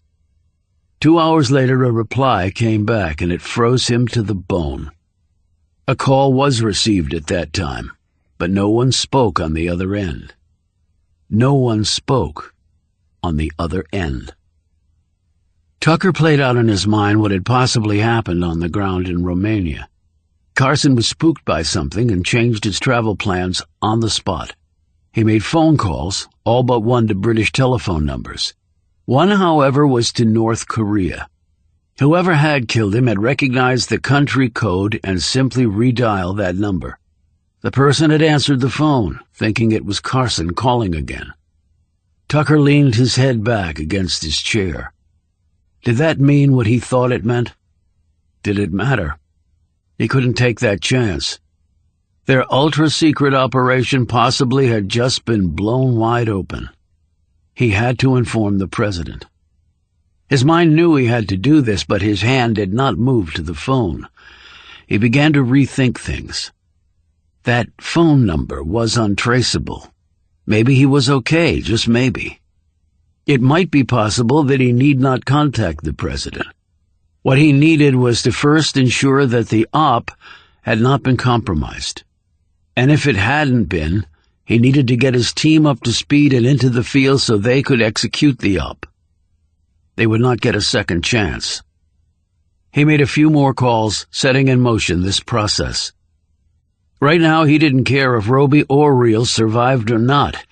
He was not overwhelmed by a sense of injustice that demanded they be punished. He simply wanted to survive this. The risk had been huge. Too big, he now lamented. But it was clearly too late for such thinking. He hurried off to a meeting and sat through a presentation that he neither listened to nor cared about. He rushed through a full day of such events, stopping only to eat a cup of soup that felt like acid dropping into his belly. He was driven home and walked into the house. Ordering his aides to remain behind, he sidestepped his wife, who was coming out of the living room to greet him, and fled to the back of the house where his home office was. He engaged the room's SCIF features and checked his emails and voice messages. Nothing yet. That might be good, or that might be bad. He called Marks at the burner box and told her to speed up the process. It would be Roby and Reel, he told her, and they would potentially be deployed very soon. He didn't wait for her to ask questions, but simply hung up. He poured himself a drink of something far stronger than water, and then had another. His nerves were wound so tight the alcohol had no effect at all, and it was like he was drinking a soda. He slumped down in his chair and closed his eyes. He opened them when an alert went off on his computer. That was a very special alert that he had set up, and it demanded immediate attention. His mouth dry and his heart pounding in his chest, Tucker opened the email, which contained the very highest encryption features. The message was brief, but each word was like a bullet fired directly into his skull. He could only stare in disbelief, because whatever hope he had held just a few moments before was now gone. Irreversibly gone. In fact, this surpassed the worst scenario he could have imagined after he'd been informed of Carson's murder. Lloyd Carson was the go-between, the linchpin to this whole thing. And he had been uncovered and targeted, and he had gone down. Well, now they were all going down. But it was even worse than that. This, in fact, changed everything. He picked up his phone and punched in the number. APNSA Potter answered on the second ring. Tucker said, "We're dead. And we're dead beyond belief." Chapter 24. Tick, tick, tick. The old-fashioned wall clock's second hand made its way around the timepiece's face. The office Chung Cha sat in was utilitarian, badly maintained and depressing. Well, it would have been depressing for most people. It had no effect on her. She sat there impassively, waiting her turn. As she stared at the clerk in military uniform, who sat at the metal desk next to the door she would at some point pass through, Chung-Cha let her mind wander back, far back, but not that far, really, to Yodak, where part of her would always be imprisoned, no matter how far away from it she got. There were teachers there who taught the children basic grammar, a few numbers, and that was about it. As one got older, the instruction became all about the life of labor to come. Chung-Cha had commenced work in the mines at age 10, clawing rock from other rock, and being beaten for not making her quotas. In the class, every student was encouraged to snitch on every other student, and Chung-Cha was no exception to this. The rewards were meager, though back then they seemed like a mountain of gold. Fewer beatings, a bit more cabbage and salt, fewer self-censor meetings where students were forced to confess to imaginary sins that they would be beaten for. Chung-Cha had gotten to the point where she came to class every day with invented sins to present to the teacher, because if you had none, the thrashings were twice as painful. It seemed to delight the teachers when students spoke of their weaknesses and the things that made them small, insignificant, less than human.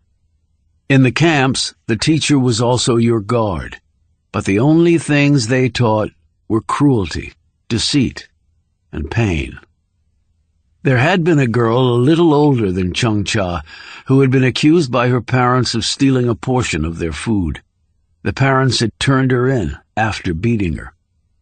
Chung-Cha had come forward because she had seen that it was the parents who had taken food from their child and then blamed her for the crime. Chung-Cha's reward for that was to be led into the prison located underneath the camp and hung upside down in a cage where guards continually poked her hour after hour with sword tips heated by a fire. She could smell her skin burning, yet she did not bleed much because the hot metal cauterized the wounds. It was never explained to her why she was punished for telling the truth. When she was finally released and sent back to camp, the girl she had helped snitched on her. For that, Chung-Cha was beaten by 3 guards until she could not move, but just lay on the floor praying to die. They bandaged her wounds, and the next day she was sent into the fields to pick her allotment of crops. When she failed to do so, her father was brought in to beat her, and he did so energetically, for he would be beaten even harder by the guards if he did not. And the other workers spit on her, because the way things worked here was that everyone suffered when one person failed to do his or her job. Every day for a week she was flogged by the guards in the middle of camp for all to see. Prisoners hurled spit and curses at her, and added their own beatings when the flogging was done. When Chung-Cha had staggered off after this last session, she had heard one guard say, "She's a tough little bitch." Chung-Cha absently rubbed the scars on her arms where the flamed swords had punctured her. The girl who had snitched on her had died the next month. Chung-Cha had lured her to a lonely spot with the promise of a handful of corn and had pushed her off a cliff. They had not found the body, what was left of it, until that winter. From that day forward, Chung-Cha, the tough little bitch, never told the truth again. The door opened and the man looked at her. He was also dressed in a military uniform. He was a high-ranking general. To Chung-Cha, they all looked the same, short, wiry, with small, beady eyes and cruel features. They could all be guards at Yodak. Perhaps they all had been. He motioned her in. She rose and followed him into the office. He closed the door and indicated a chair. She took it. He sat behind his metal desk, put his palms together, and studied her. "This is all quite extraordinary, Dongmu Yi," he said. Dongmu. That meant comrade. She was his comrade, but not really. She was no one's comrade. Self-reliance. She was her own comrade, that was all, and he clearly did not want her as a comrade. She said nothing in response. It was extraordinary. She could add no more to the statement. And the prison camp had taught her that it was better to say nothing than to say something that you could be beaten for. "He is a respected man," said the general. "He is my great friend." Again, she remained silent, but she kept her gaze directly on him. Normally, a North Korean male would not like that, particularly when faced by a female. But her stare did not waver. She had long ago lost the capacity to fear men like this. She had been hurt physically and psychologically every way she could be. There was nothing left, so there was no reason to fear.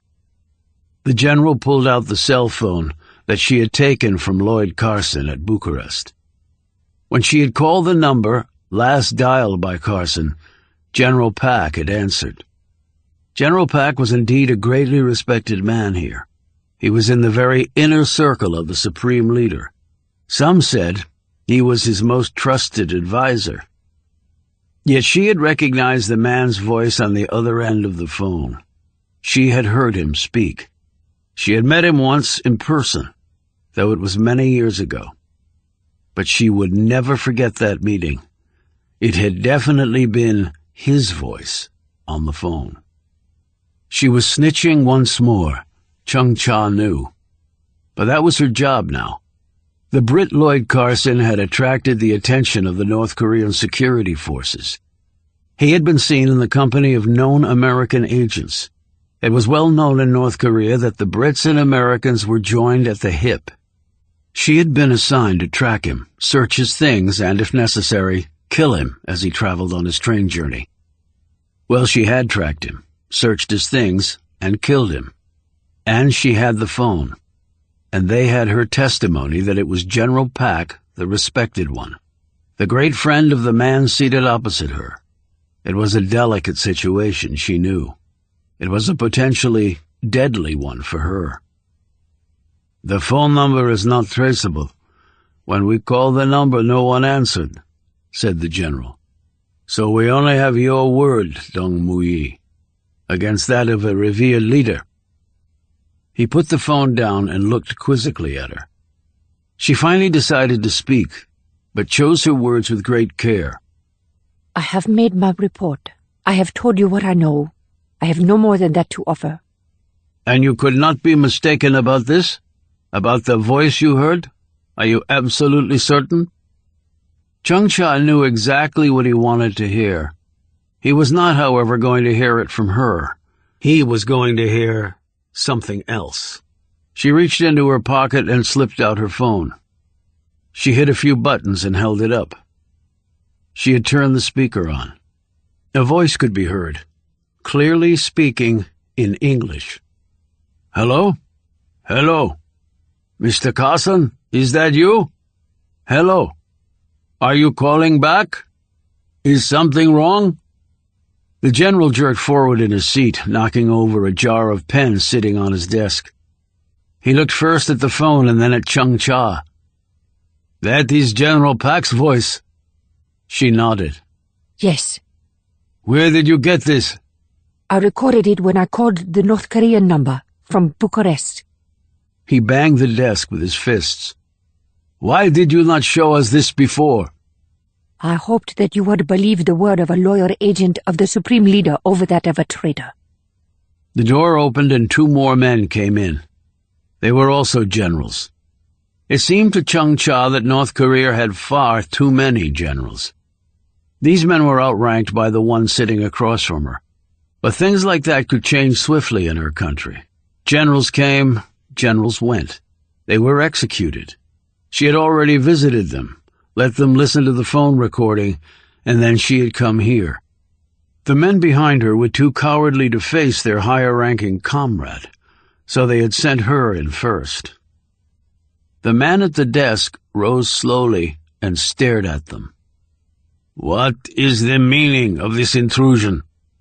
"The Supreme Leader must be told," said one of the other men. They all well knew that the higher-ranking general was a personal friend of Pack's. This had all been orchestrated because of that fact. The truth in North Korea did not necessarily set one free or cause one to die.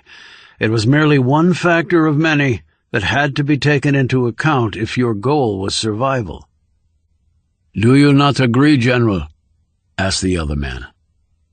The general looked down at the phone and then up at Chung Cha's unreadable features. He knew he had just been badly outmaneuvered, and there was absolutely nothing he could do about it. He nodded, took his cap off a hook, and led the two other generals out the door. They simply left Chung Cha behind. She was not surprised by this. There was no gender equality here. She was not in the military and was thus a second-class citizen to those who were. She wondered if they would send her to kill Pak. She thought the odds were against his simply being executed by firing squad, the normal way of dealing with traitors. It was a tricky balance, she knew, much like the street vendors and the Dutch tourists. Publicly executing Pak would require some explanation. They could lie, of course, but savvier folks would know that only an egregious transgression would justify such a high-ranking official's execution, and the speculation would undoubtedly come to rest on an attempted coup of the supreme leader. That such an inner-circle official could have participated in such a scheme would reflect badly on the supreme leader. Even though the traitor would have been caught, others might be emboldened to try as well. But traitors had to be dealt with, and execution was usually the only punishment deemed acceptable. So Chung Cha might be called on to do it, but make it look like an accident, a task she had performed in the past.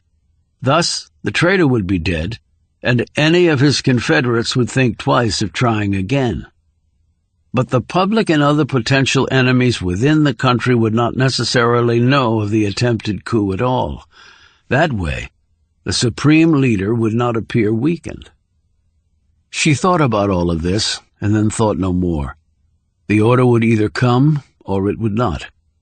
She slipped her phone back into her pocket, rose, and left.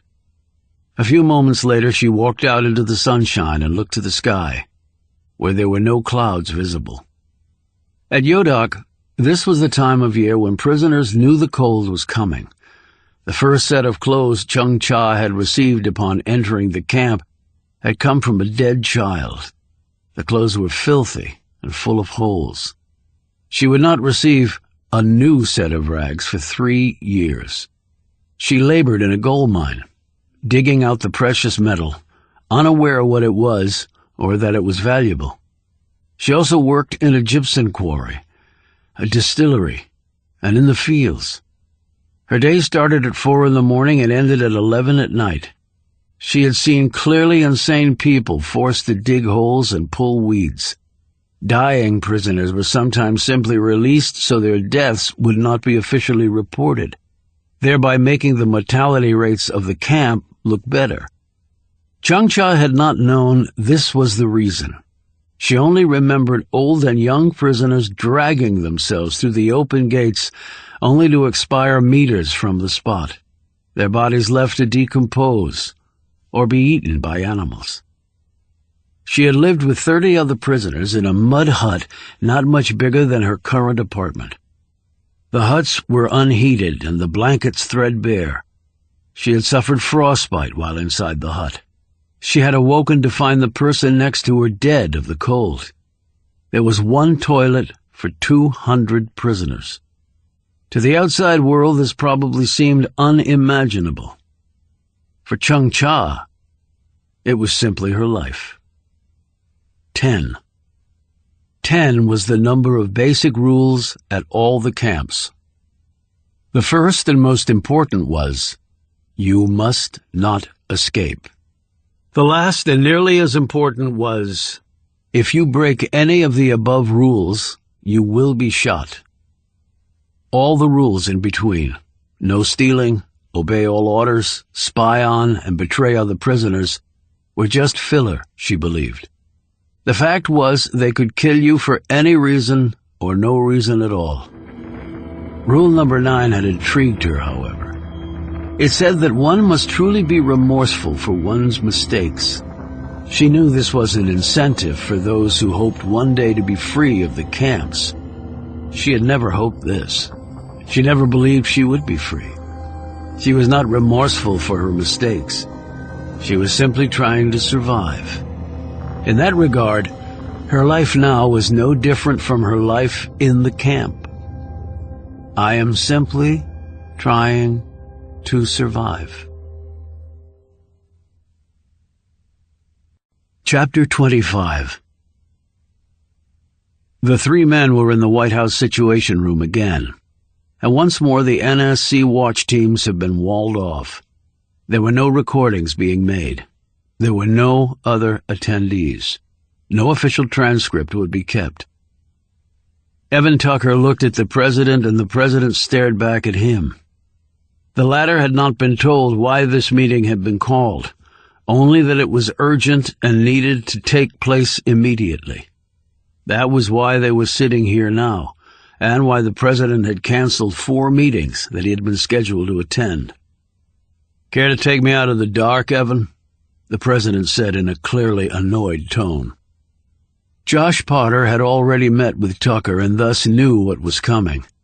He had been uncomfortable not informing the president directly since he was the president's man.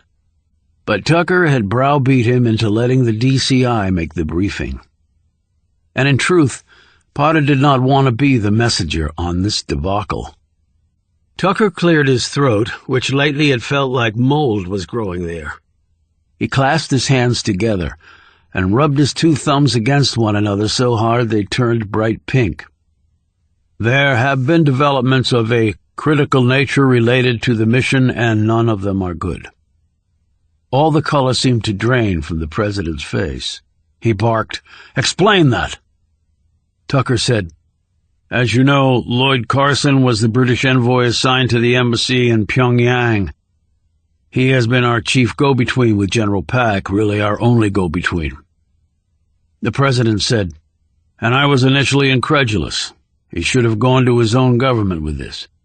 Then my esteemed colleague at 10 Downing Street could have dealt with it. And as I explained, Carson was well aware that no one in his country would have the stomach to follow this through. So with his leader's blessings, he presented the opportunity to us." The president closed his eyes, his top row of teeth clamping onto his bottom lip. When he opened his eyes, his look was one of fury. "It always falls to us, doesn't it? The good old USA, the world's policeman, will do the dirty work while everyone else stays safely on the sidelines. And if things go to hell, feel free to turn on us or simply run away." Tucker nodded and said, "Superpower status carries great responsibility, and much of it is unfair. But the fact remains we did follow it up because we saw a tremendous opportunity to get rid of a regime that has been a thorn in the civilized world's side for decades. We knew there were risks, and we all felt that the benefits outweighed them." "Save the cover-your-ass speech, Evan," snapped the president. "And tell me what happened." Tucker sat back and composed himself. The president had read him exactly right. That was his CYA speech, but at least he had said it. Lloyd Carson apparently got on the radar of the North Korean state security people. "How?" "The entire country is one huge pool of paranoia where everyone spies on everyone else, sir. That's built into their psyche from the cradle. It truly is like Orwell's novel." "So he got on their radar. Then what?" said the president tersely. He was traveling outside the country. He had stops along the way, so he flew to Istanbul and boarded the Orient Express that would take him first to Eastern Europe and then on to Western Europe, ending in Venice. But he didn't finish his ride. He apparently felt compromised in Romania and got off. He went to a hotel. In his room there, he was attacked and killed. "My God!" exclaimed the president. And then he waited for Tucker to continue. "Apparently he had called a number shortly before he was murdered." "Whose number?" "General Pak's. It was a special phone, untraceable." "All right. Now what exactly is the problem?" said the president, looking puzzled. "Apparently their agent called the number. General Pack, thinking it was Carson, answered, and the agent recognized his voice. "Shit!" roared the president. "Are you serious, Tucker? That's how it went down?" He slumped back in his chair, his eyes closed once more. Tucker and Potter exchanged anxious glances. Each man was probably thinking about what his next career might be. Certainly it would be outside government. Without opening his eyes, the president said, "And if Carson was murdered and no one other than us knew about this mission, how did we learn about all this?" Tucker knew the question was coming, and he had prepared many answers, some longer than others. He had decided the shortest response would be the best. General Pack. When he learned that Carson had been murdered, he immediately recognized his mistake in answering the phone and reported to us. The president opened his eyes. "So what exactly does North Korea intend to do?" "Well, this is only conjecture, but I imagine that they intend to tell the world what the plot was. That Western powers were planning to assassinate their supreme leader and install General Pack as the new leader. And even though Carson was a Brit, the term Western powers would obviously include us." "And who would believe that?" "Well, we've done it before," pointed out Tucker, "in other countries." "But not for a long time," replied the president. "That's why there's a law now that—" He broke off and muttered, "Shit," again. "Great Britain is our closest ally. No one would believe they would act without us on something like this," added Potter. "They will torture Pack and his family until he tells all he knows," said Tucker. "He will have details, facts that will substantiate his position. He will tell them of the video conference here, where you gave him your word." The president slammed his fist against the tabletop. "Don't throw that in my face, Tucker. This is your screw-up and yours only." "I absolutely agree with you, sir. Only what?" snapped the president. Potter spoke, perhaps feeling that as the president's advisor he needed to, advise. "Only the ultimate blame will fall to you, sir," he said in an apologetic tone. The president put a hand to his face and said, "Harry Truman, right? Buck stops here." Potter nodded and eyed Tucker severely. "Unfair, sir, but true. The DCI won't be the main target. You will." The president opened his eyes and looked at Tucker. "We certainly hoped for better, sir," said Tucker lamely. The president sighed and said resignedly, "So they tell the world. All right. They torture Pack and he gives them ammo for it. All right. I guess we wait and counterpunch when the blow comes. Do we know what the timing will be?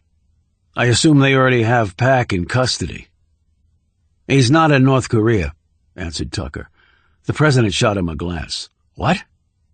"He left North Korea both on official business and because of a medical condition that needed tending to, and which he felt foreign doctors were better suited to treat. Because of his position within the leadership, he was able to do that." "Well, where the hell is he?" sputtered the president, evidently still trying to process all of this. "He's in France." "But with what the North Koreans know, won't he already be under arrest there?" "He would have been, except he has unofficially left his entourage and is now in hiding." "Why the hell didn't you tell me this before?"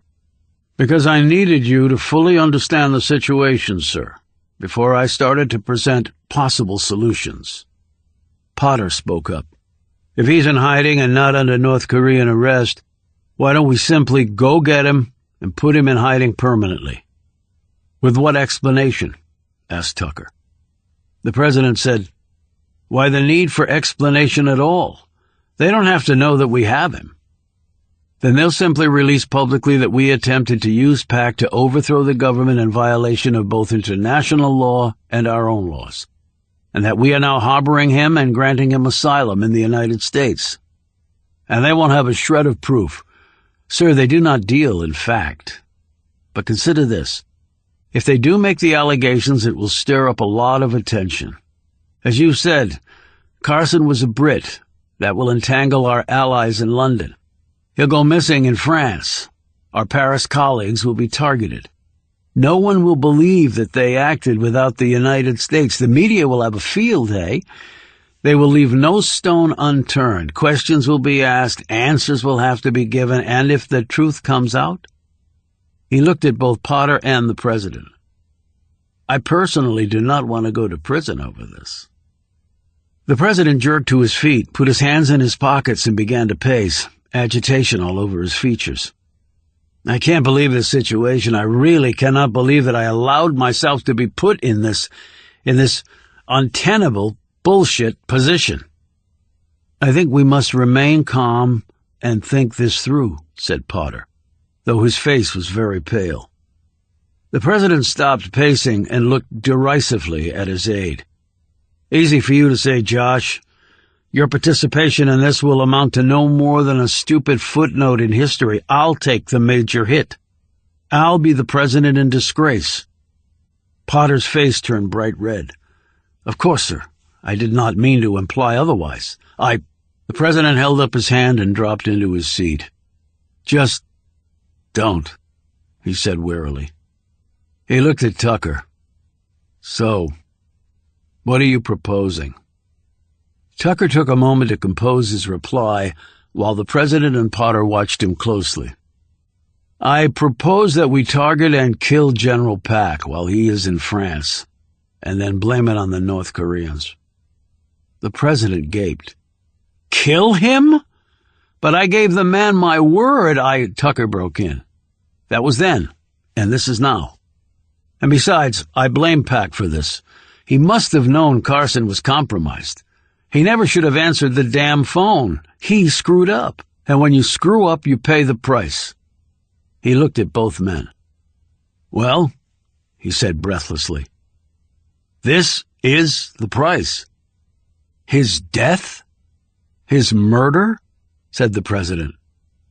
"How does that help us?" asked Potter.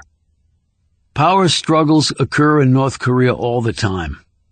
There was a recent assassination attempt on that failed. We can tie all that to Pak and wrap it up neatly. With that as an alternative explanation, and with the help of our allies, I believe we can effectively turn this around and throw it right in their faces. We can argue that they're blaming us for something they did. General and blanket denials without the need to get into specifics that might come back to haunt us, all based on Pak as the scapegoat." The president was about to say something and then stopped as he continued to mull this over. Neither Potter nor Tucker seemed inclined to break the silence. "This is a choice that would befuddle Solomon," the president said at last. "A choice between awful and terrible." "Yes, sir," agreed Tucker. "If we do what you propose, it must be now. I have my team in place. They can be deployed at once." The president cast him a sharp glance. "Roby and Reel?" Tucker nodded. "Roby and Reel." More silence passed. Finally, Tucker said, "Sir, have you made a decision?" The president didn't speak right away. When he did, his voice was weak and resigned. "I really can't believe this is happening, but it is. We've gone far enough down this road that there's no turning back." "I'm afraid not." "Well, at least we didn't start a war, right? No American has died." His face was ashen as he said this. "Not yet," muttered Potter under his breath. "No, sir," replied Tucker firmly. The president rose, and without looking at Tucker, he said, "Do what you have to do. And when this is all over, start thinking about a career outside of my administration, Tucker. You're done." Then he walked out of the room. Chapter 26. They waited. They'd been waiting for some time now. Reel looked at Roby, and he glanced back at her. Then both their gazes turned to the door, which was opening. They had expected to see D.D. Marks standing there, and were startled when, instead, it was DCI Evan Tucker. He strode briskly in with an air of calm and authority. He unbuttoned his suit coat, sat down, and opened the bottle of water waiting for him there. He turned to see an aide who had walked in with him. "Coffee." He looked at Roby and Reel. "You two want anything to drink?" Reel shook her head, her lips pursed, her arms folded in front of her. Roby said, "No thanks." Tucker waited for the aide to bring the coffee and leave, closing the door behind her. Then he turned to them after taking a sip. "I understand that you both made it through the burner box with flying colors," he said pleasantly. "Congratulations." Does that mean we're done? Asked Reel. Tucker seemed surprised by this. "Didn't the DD tell you?" "She said a mission was coming up and things had to be sped up," answered Roby, while Reel simply stared at the DCI. "Well, I might not have been entirely clear with her," conceded Tucker. "And why isn't she in this meeting?" asked Roby. "She runs the ops." "She doesn't run all the ops," corrected Tucker. "I'm the DCI." "So what's the mission?" asked Roby. Yes, what is the mission, Director? Asked Reel pointedly. Tucker took another swig of his coffee, uncapped the water, and took a drink from that, too. Both Roby and Reel saw the beads of sweat on his forehead, although the room was very chilly. "I wanted to tell you personally," began Tucker. "Heightened rules of secrecy will apply to this." So high the DD isn't in the loop? Asked Reel. Tucker licked his lips. "I didn't say that." "So who is the target?" asked Roby. Tucker indicated computer screen panels built into the table in front of them. He hit some keys on his panel, and the screens in front of Roby and Reel came to life. They looked down at them and saw a photo of a man there. Tucker said, "His name is General Pak Chin-hai. He is Vice Marshal, Chief of the North Korean Army's General Staff, and he helps run the Central Military Committee, arguably the most powerful body in the country." "And he's the target?" asked Roby. "Why?" "You don't have to know why, Roby," snapped Tucker. "Have you learned nothing while you've been at the burner? You follow orders, you don't do analysis. Your job is to pull the trigger, not question those who tell you to do so." A few moments of silence passed before Tucker said, "I'm sorry. We're all under a lot of pressure.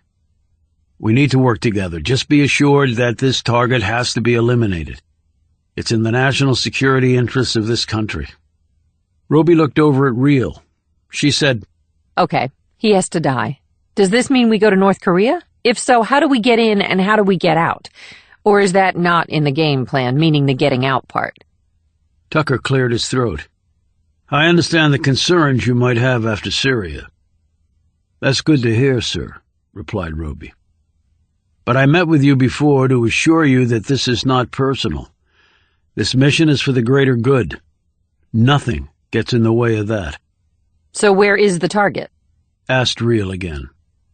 "The target will not be in North Korea." Where then? "He's currently in France. He traveled there for a medical procedure. The hit will take place there." "A medical issue, and he went to France?" pondered Roby. "Why not China or Russia? They're buddies with Pyongyang." "I really didn't bother to find out why," said Tucker curtly. "And hitting him in either of those places would have been far more problematic and perhaps resulted in dangerous international turmoil." We're taking out basically the number 2 guy in North Korea, and you don't think there'll be international turmoil? Said Reel incredulously. "We're not going to announce that it's us, for God's sake," said Tucker. "We're not the only enemies that North Korea has. There's a long list, actually, and that cover, I think, will be enough." He added, "We're going to lay the blame elsewhere. We might very well lay it at the feet of North Korea itself. Un has many internal enemies. It's not a stretch to think one of them could have plotted against him and he took his revenge. No one will find out we did it." "When is all this taking place?" asked Roby. Tucker took another sip of coffee and fiddled with the top of his bottled water. "You leave tonight." Roby and Reel both stared at him incredulously. Tucker finally lifted his gaze to meet theirs. I understand that it's not the usual amount of time for an op like this. It's not even close, actually, said Roby. The SEALs did Bin Laden on short notice, the DCI pointed out. The target site there had been under eyes for a long time. There were plans. The squad was coptered in, they hit hard and fast, there was no cover-up or finger-pointing. We wanted the world to know we'd done it, Roby responded. What you're asking from us is far more challenging. Yes, I admit that is a difference, said Tucker. What sort of support will we have from the locals? Asked Roby. None, said Tucker. You're going in naked. And the exit plan? Said Real. You never really addressed that. There is an exit plan. You sure about that? Asked Roby. And with no local help? Real added. Tucker's features darkened. You managed to get out of Syria and back home without the benefit of any local help? He barked, momentarily losing his temper. He took another gulp of water and wiped his face. And the margin of error there was so narrow as to be non-existent, said Roby. We hoped for better this time around. There will be assets there to help you, our assets. We will get you out, that I promise. Real leaned forward and studied him. And why the change of heart, Director? You go from waterboarding us to try and get a signed confession to being concerned for our personal welfare. I already explained that to you, Tucker said in an exasperated tone. More calmly he added, things have changed. Real sat back. Yes, I think they have. This isn't the original mission you'd envisioned. Something happened, and now we're being sent in to clean up a mess. She leaned forward again. So what was the original mission? I have no idea what you're talking about, replied Tucker. Sure you do. It's as plain as the spooked look in your eyes and the beads of sweat on your forehead. She paused and added, Does the president know? Tucker rose and gripped his coffee. You'll receive training briefs in a few minutes. Once you get to France, you will do a practice scenario and come up to speed on every aspect of the op. You will do the hit, and you will return home. He paused. You do that, he said, staring directly at Real, and all will be forgiven. Real stood too, and looked directly back at him. That's very nice, Director. Only I don't remember asking for your forgiveness. Chapter 27. Earl Fontaine rolled over in his bed and looked at the man opposite him. Hey, Junior, he said. Junior, wake your ass up. Junior finally stirred and looked over at him. What? He said dully. Here your butt's going back to death row today. Huh? Where'd you hear that, old man? Keep my ears open. Don't just sleep all day like you do. You gotta enjoy life, boy, while you can. Pretty soon, all you'll be doing is sleeping 6 feet under the ground with mold growing on you. Junior snorted. Being cremated, dumbass. They gonna sprinkle your asses where you come from? Which outhouse is that, Junior? Junior rattled his chain ominously. You lucky I'm over here and you're over there. Guess so. Don't want you to shit on me like you've been doing on yourself. Junior grinned. Know me something, old man? Earl returned the smile. What's that? How to count to 10? You know what I'm talking about. The doc. And that load of bullshit you laying on her. You don't know what you talking about, boy. Your daughter, huh? Bet you ain't got no daughter. Sure I do, son, sure I do. I'm thinking you got something up and I need to talk to somebody. Earl sat up. Is that right? You gonna talk to somebody? What you gonna say? Junior absently scratched his chin. Now, I've been thinking on that. I've been thinking, what could Earl Fontaine and his fat ass be up to? And what your little pea-brain say back to you, huh? It says to me that Earl Fontaine got some scam going. He wants to get somebody down here to see him for some reason ain't nobody but him knows about. Damn, son, you good. You real good. Yes, I am, said Junior firmly. But who you gonna tell who believe your ass? They killing you pretty damn soon. You're nothing to them but some statistic. One more asshole with a number they make and leave this here world. So long, Alabama. I say my piece with the doc. Women? I can be pretty damn convincing. I bet you can. Earl rubbed his chin and looked thoughtful. Yes, sir, I bet you damn sure can. Sure, I can see that. Hell, you like that movie star. What's his name? Brad Pitt. Gals throw their underwear at that boy. So soon as I see her again, she gonna hear from me. But you going back to death row before she comes back. So's I tell me somebody else, or I tell her, come see me in there. I believe you would, I do indeed. Earl looked over and saw the man enter the ward. He gazed back at Junior. Maybe we can make some kind of deal, Junior. Maybe you can go to hell, Earl. Is that your final word, son? No. Go to hell twice. Damn, son. What's that under your sheet? What? Under your sheet, boy. What's that thing I see there? Junior put his hand under his sheet, and his fingers closed around it. He slowly withdrew it, looking stunned. He's got a knife, screamed Earl. He's gonna kill somebody. Knife! Knife! Others in the ward looked over and started yelling. A nurse overturned her tray. Another patient started yelling. Someone hit an alarm. Junior said, Wait! I ain't nowhere this... He looked up into the immense face of Albert, the guard. Wait! Screamed Junior, as he started to drop the knife. Albert clamped his hand over Junior's, keeping the knife right where it was. He seemed to be struggling with Junior for the weapon. Then Albert's baton came down once, twice, and then a third time on Junior's head. Each impact sounded like a melon being hit with a hammer. The first blow knocked Junior out. The second blow clearly killed him. The third blow was just because Albert wanted to. Albert let go and the knife clattered to the floor. Junior slid halfway off his bed. His body was held there by the chain bolted to the wall. Albert took a step back and looked at the blood, hair, and brain matter on his baton. He used Junior's sheet to wipe it off. He looked around and said, It's okay.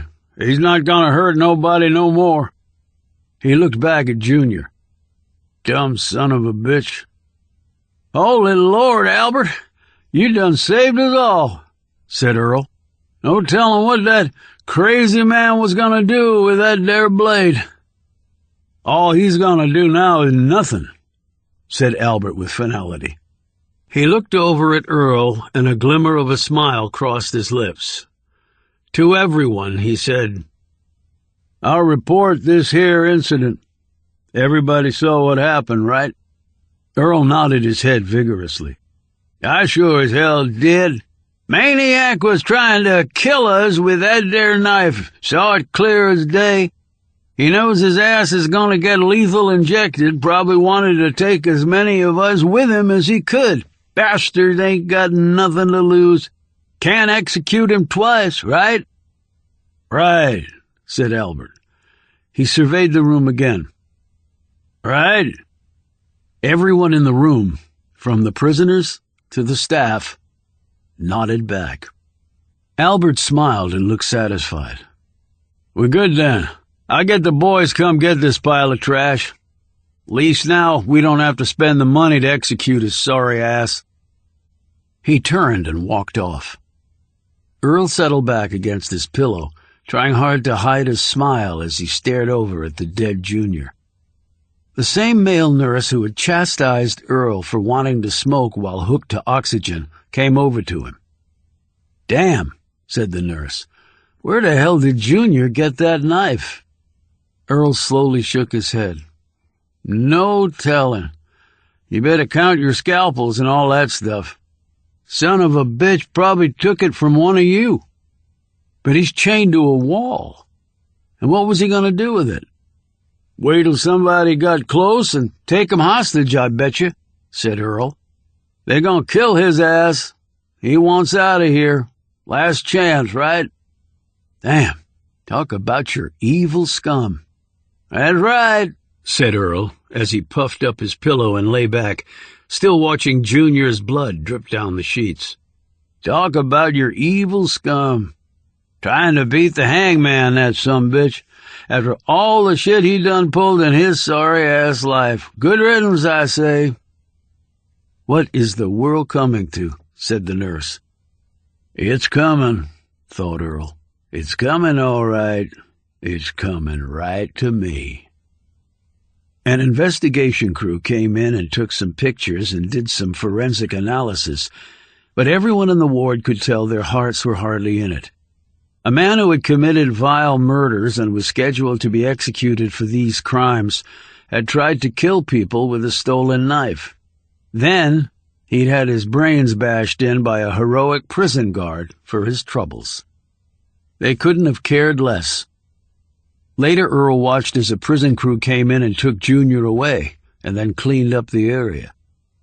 Earl kept his gaze on the black body bag until it disappeared out the door. Then he closed his eyes and grinned. Under his breath, he said, "Nighty-night, Junior." Chapter 28. The dawn was breaking cool and clear when they landed at a private airstrip outside of Avignon in France. Clearing customs was not a problem. They simply bypassed it. When you arrived on clandestine wings on soil governed by an ally, conveniences like that tended to occur. Roby and Reel carried duffels off the jet and dumped them in a truck waiting for them on the tarmac. Reel took the wheel, while Roby rode shotgun. After their meeting with Evan Tucker, they had geared up and game planned, as much as was possible in the few hours they had to do so. They had spent the flight time going over various scenarios. As they drove along, Reel rolled down her window and let the breeze wash over her face. Neither had slept the entire trip except for a 45-minute cat nap right before landing. So, she said, breaking the silence. Roby turned on the radio, on the off chance that there was a bug somewhere in their vehicle. "General Pack," said Roby. Tucker screwed up big time somewhere. I could see it in his sweat, the chicken shit. "North Korean general goes down in France. I wonder who the original target was." She glanced at him. We both know that, don't we? Roby looked out the window. The countryside in the south of France was beautiful much of the year. While the lavender wasn't as vibrant right now as it was in the summer, it was still something to look at. But for Roby, it might as well have been a dead cacti. He said, "Blue Man thought it was a head of state, and Blue Man is almost always right." So for North Korea, that means the supreme leader, Kim Jong-un. "But he's no longer the target." And General Pack is. She noted. So what changed? "General Pack is the second in command over there. You think he was behind a coup orchestrated by us?" She nodded, tapping her fingers on the steering wheel as she did so. It certainly happens. Military wants to take over. We work with them and turn an enemy into an ally. Coups work when they're a surprise. My take is something happened to blow up the surprise. Reel said, You think the president signed off on the hit on Pack? Roby nodded. Not even Evan Tucker has the balls to authorize this alone. She said, Mission got screwed, blowback could be a tsunami. And all thanks to Evan Tucker and his megalomaniac plans. And we get called in to clean up his mess. And he walks in to meet us with a smile on his face like he didn't try to drown a confession out of us. And we're suddenly best friends. I knew the guy was an asshole.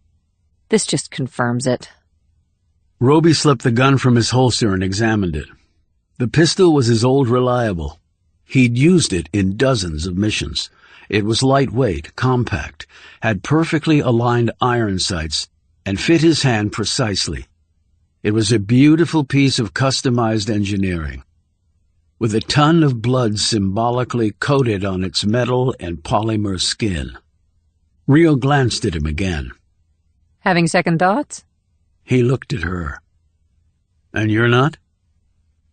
Rio didn't respond to this. She just stared down the road and kept driving. Roby and Rio spent the day preparing for the targeted hit, including a reconnaissance visit to the cottage Pack was renting. They ate a late lunch in their hotel room overlooking the valley steeped in the colors of fall. Rio went to the window with her cup of coffee and looked out. Roby remained at the table, going over the details one more time. He said, "You got it down?" Every millimeter and microsecond. She replied.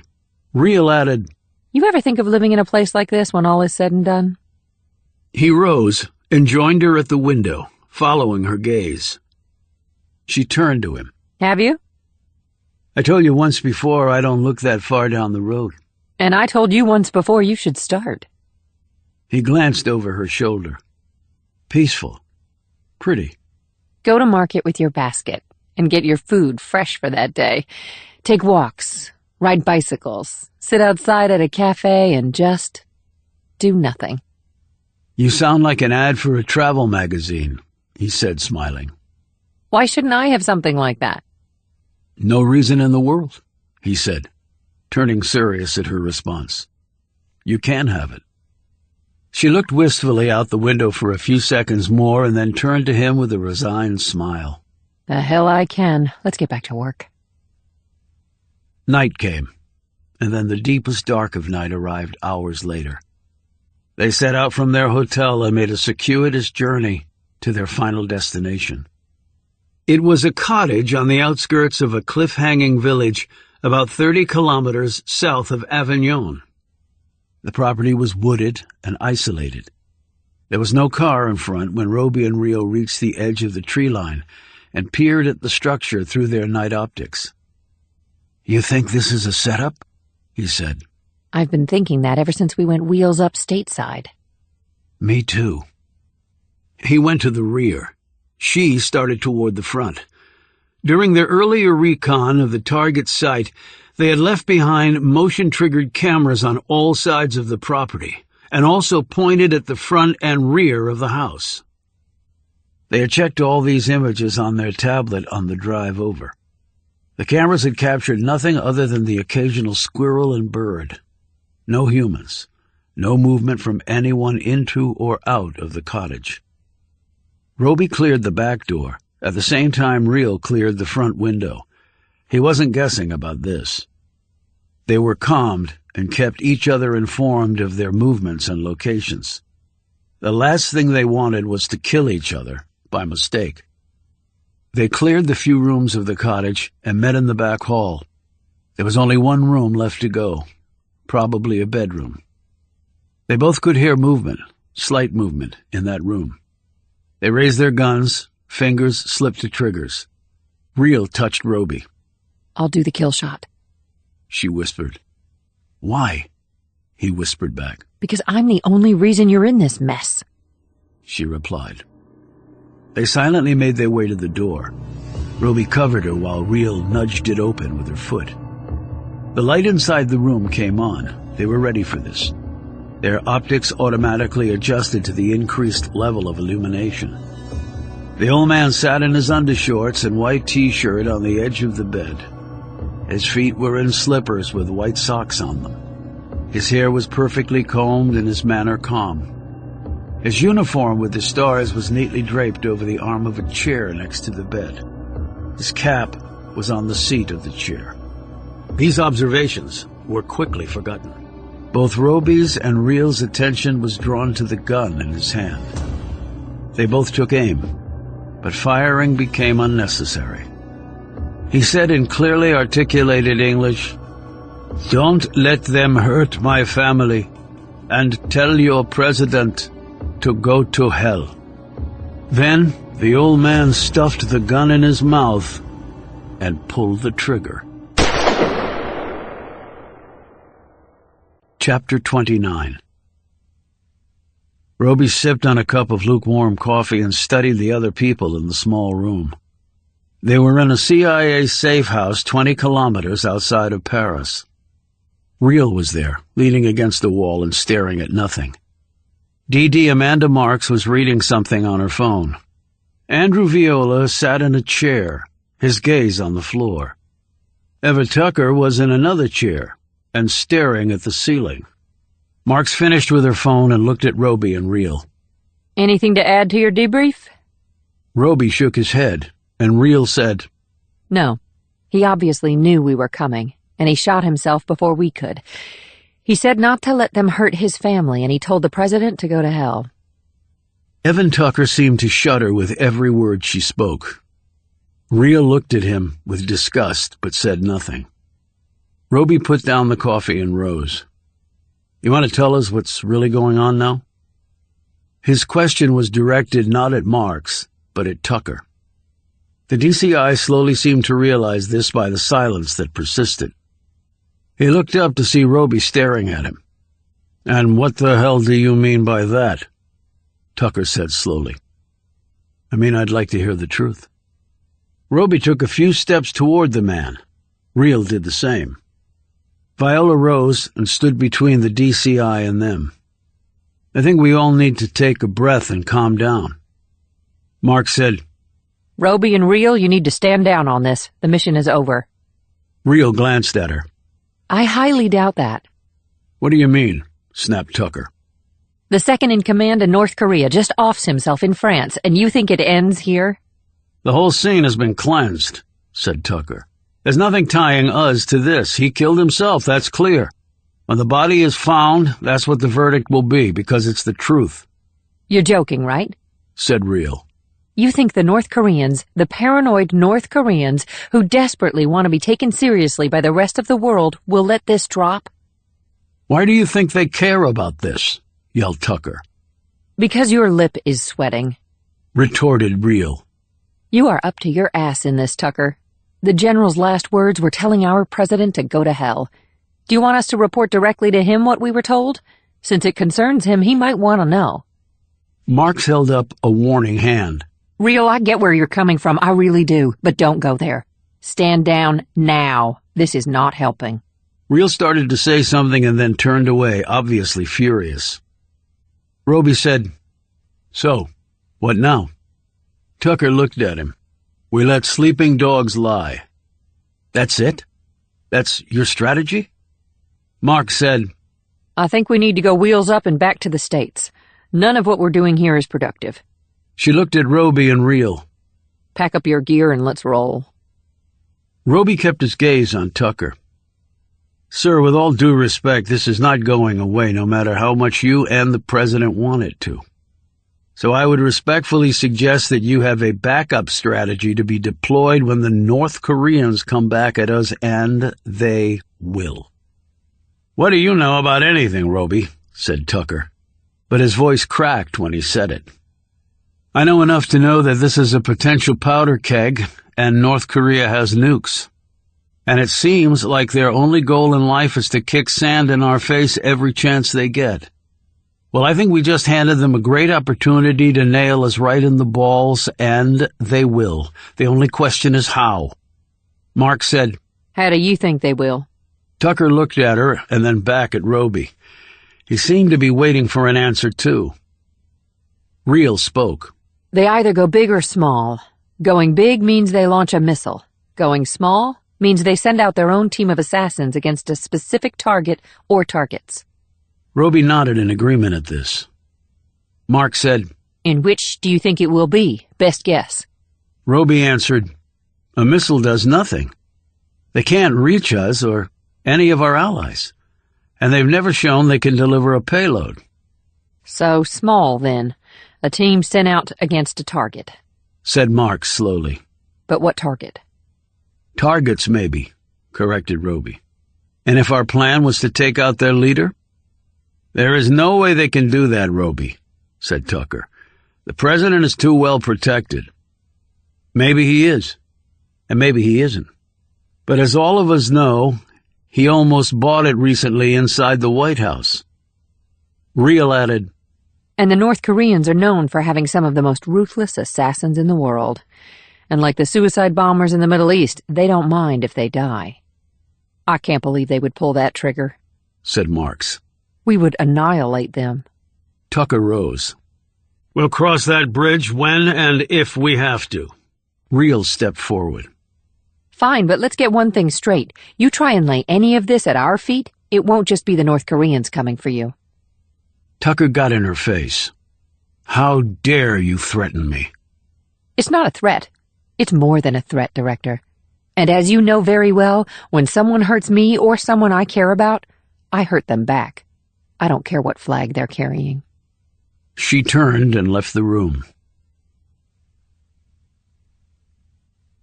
Chapter 30.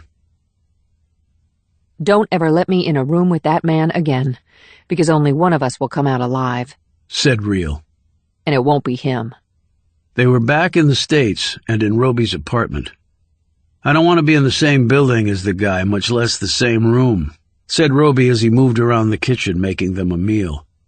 Real poured out a fresh cup of coffee and leaned against the sink, watching him maneuver pots, pans, and dishes. You get domestic much? She asked. I live alone. I can't eat out all the time.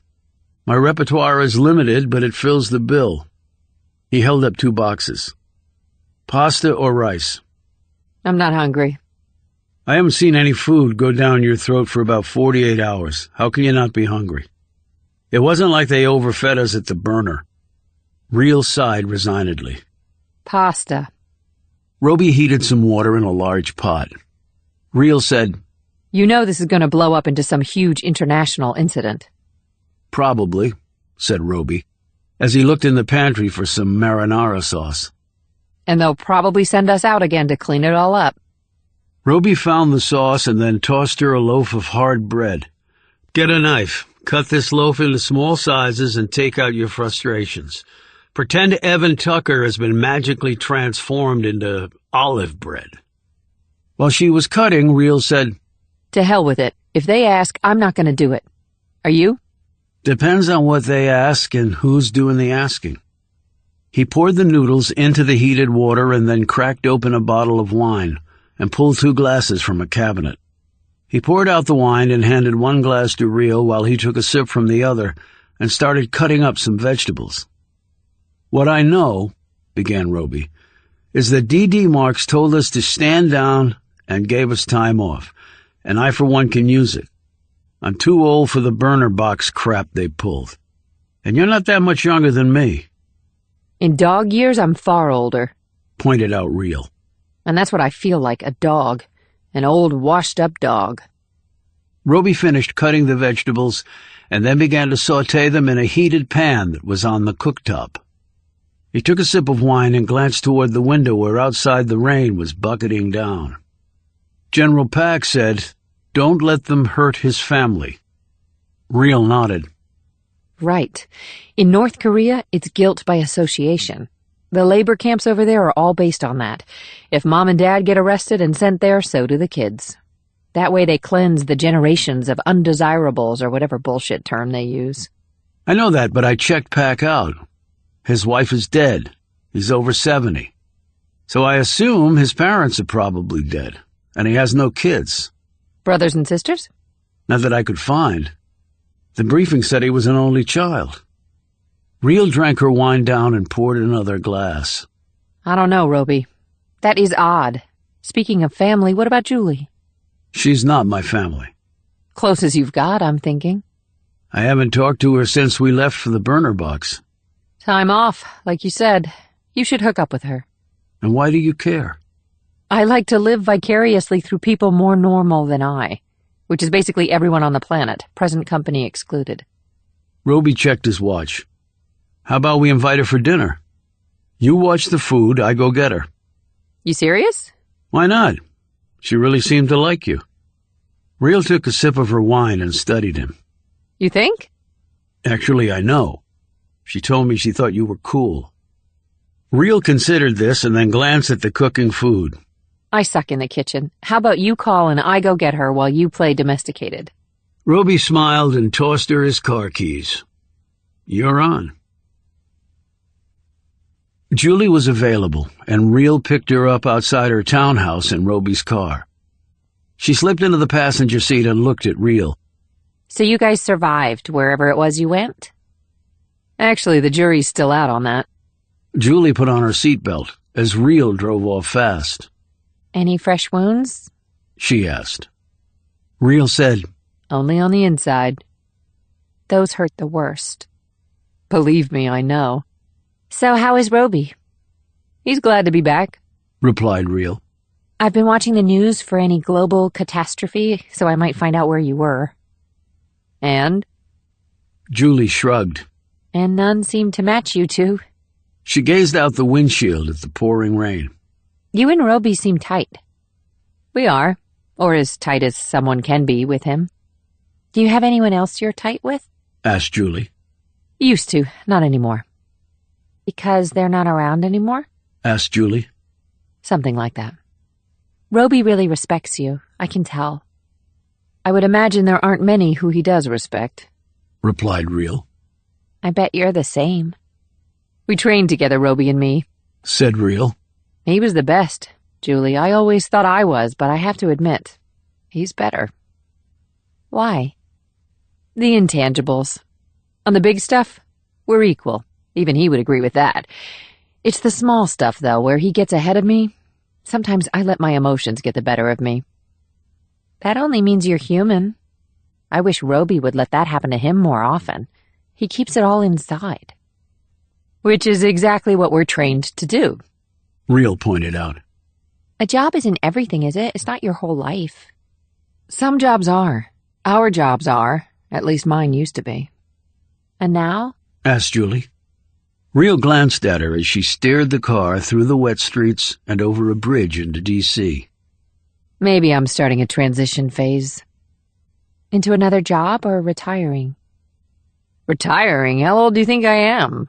Real chuckled, but Julie's expression remained serious. Roby told me you don't retire from the sort of work you two do. Real glanced at her again. He did? Julie nodded. Well, then it must be true. I've never known Will Roby to bullshit. Julie put a hand on Real's arm. But you can make it true. You can be the first to do it.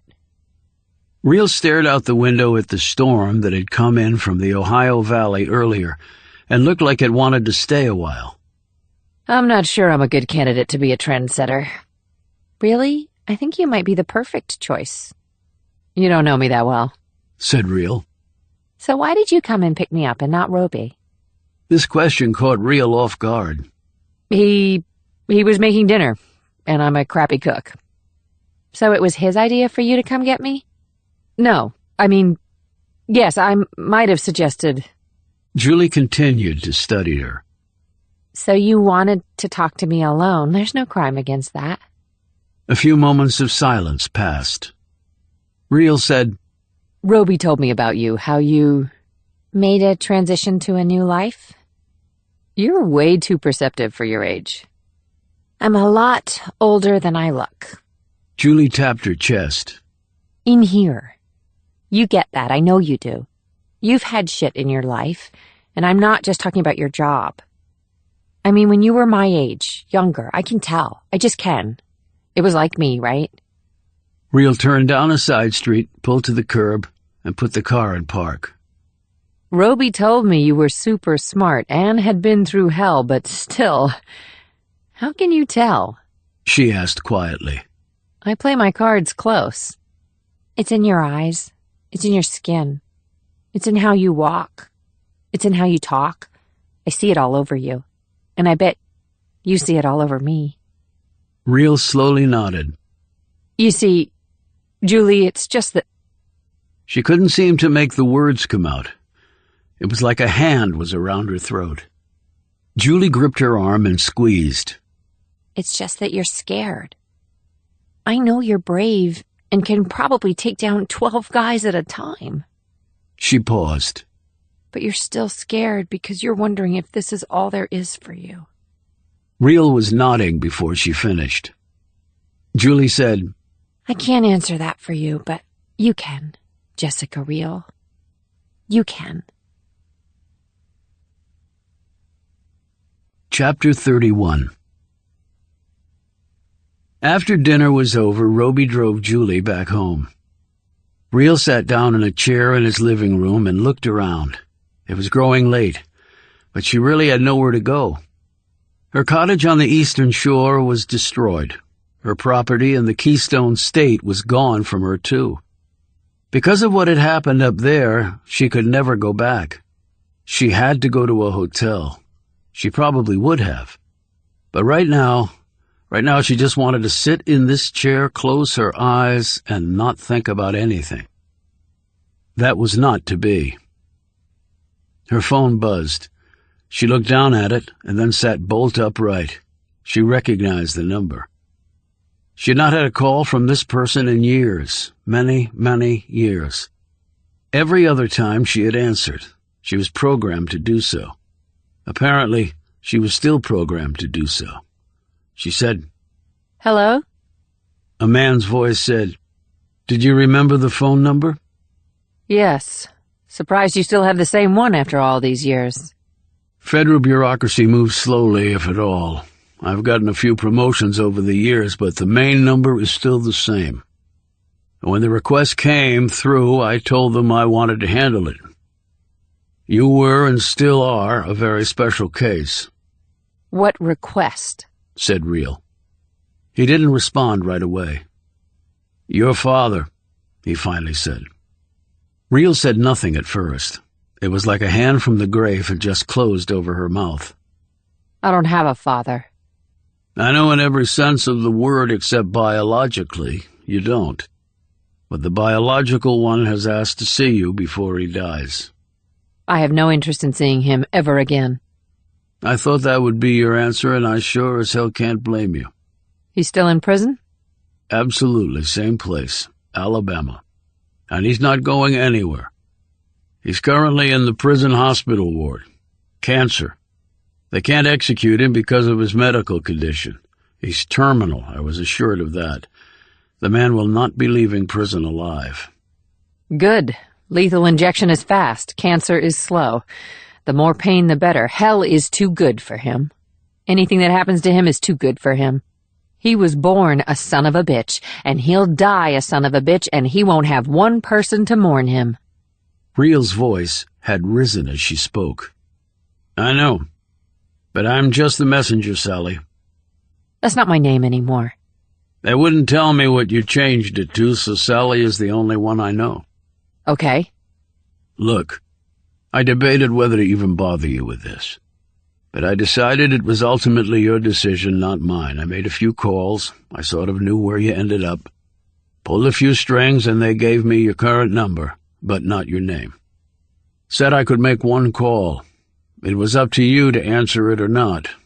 They wouldn't have even done that. But I am a fellow Fed. It probably freaked you out when you saw the number. It did. You know I'm no longer in witness protection, haven't been for a long time. I know. But this is the only way he could think to reach out to you. Apparently, he knew you were in the program. It must have come out all those years ago. It doesn't matter. I'm not going. No argument there. How much longer does he have to live? What? They didn't really say. The doc I talked to said he was bad off, cancer all over him. She wasn't sure what was keeping him alive. Any day now, I guess. And then you can really lay that ghost to rest. Reel nodded to herself, thinking about things. I appreciate the call. Well, I wish it were over something better than this. You were very memorable. Whatever name you go by now. Jessica. It's Jessica. Okay, Jessica. It's been a long time, but I've never come close to forgetting you. And with all the hoops I had to jump through to even get to talk to you, I imagine you're a pretty big deal now. I'm happy for you. Always knew you'd do something special with your life. I wouldn't characterize my life as being special. Well, whatever the case, I wish you the best of luck. And if you ever need anything, please call. I know you're not in WITSEC anymore, but well, I still care about what happens to you. I appreciate that. I really do. And your old man can go to hell. Reel clicked off and stared down at the phone in her hand. She was still staring at it when Roby came back. "What's up?" he asked, taking off his coat and coming over to sit next to her. Nothing. How's Julie? "She's fine. She said you two had a nice talk on the drive over, but she wouldn't tell me anything about it." I like that kid more and more. Roby looked at the phone and then up at her. "What is it, Jessica?" I got a call. "From who?" Witsec. "You're not in the program anymore." They reached out to me because someone reached out to them. "Who?" My father. Earl Fontaine. Chapter 32. Roby went into the kitchen and made a pot of coffee. He carried 2 cups back into the other room and handed one to Reel. The rain continued to pour down outside as he sat across from her and took a sip, letting the warmth of the beverage battle the chill in his bones. "Your father?" Reel nodded. "Wanna talk about it?" Not really. "Okay." He started to get up, but she said, Wait. Just wait. Roby settled back in his chair as Reel took a drink and then clasped her hands around the cup. Roby could see that her hands were shaking slightly, something he had never witnessed in her before. She didn't say anything, so Roby said, "In the interests of full disclosure, DiCarlo told me some about your past. I know why you were in Witsec. I know some things about your old man, and what he did." Without looking at him, she said, And my mother? Roby replied, "Yes." He added, "I'm sorry, Jessica." She shrugged and sat back, almost burrowing into the cushion of the chair. She drank her coffee and they both listened to the rain. He wants to see me. "Your father?" She nodded. He's dying in prison, of course. He was supposed to be executed, but he has terminal cancer. "And they can execute a dying inmate," said Roby. "A bit ironic." He wants to see me. She said again. "It doesn't matter what he wants," replied Roby. "The choice is yours, not his." He leaned forward and tapped her knee. "I know that you understand that." She nodded again. I understand that. The choice is mine. He cocked his head and studied her. "And it should be an easy choice." He paused and added, "But it's not?" She let out a long breath that she seemed to have been holding in, because she gave a little gasp of discomfort. Easy choices are among the most difficult of all, she said in a husky voice. "I take it you never got to face him back then." She shook her head, drank more coffee down, and retreated into a shell seemingly as thick as the armored hide of an Abrams tank. "And hence you want that shot now before it's too late? Hence the easy becomes difficult?" It's irrational. Half the things people feel are irrational. It doesn't make it easier to deal with. It actually makes it harder because logic doesn't come into it. That's one of the downsides of being merely human. Reel rubbed at one of her eyes. He was an evil man. No conscience, Roby. His greatest thrill in life was to hurt other people. "And he hurt you?" Yes. "And he killed your mother." A tear formed at the corner of Reel's right eye.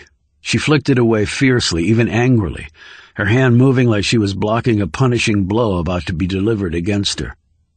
She looked up at him, dry-eyed now. He was the principal reason I do what I do. She paused, seemed to consider her own statement, and added, He's the only reason I do what I do. "Normal people don't grow up to do the sorts of jobs we do, Jessica," said Roby.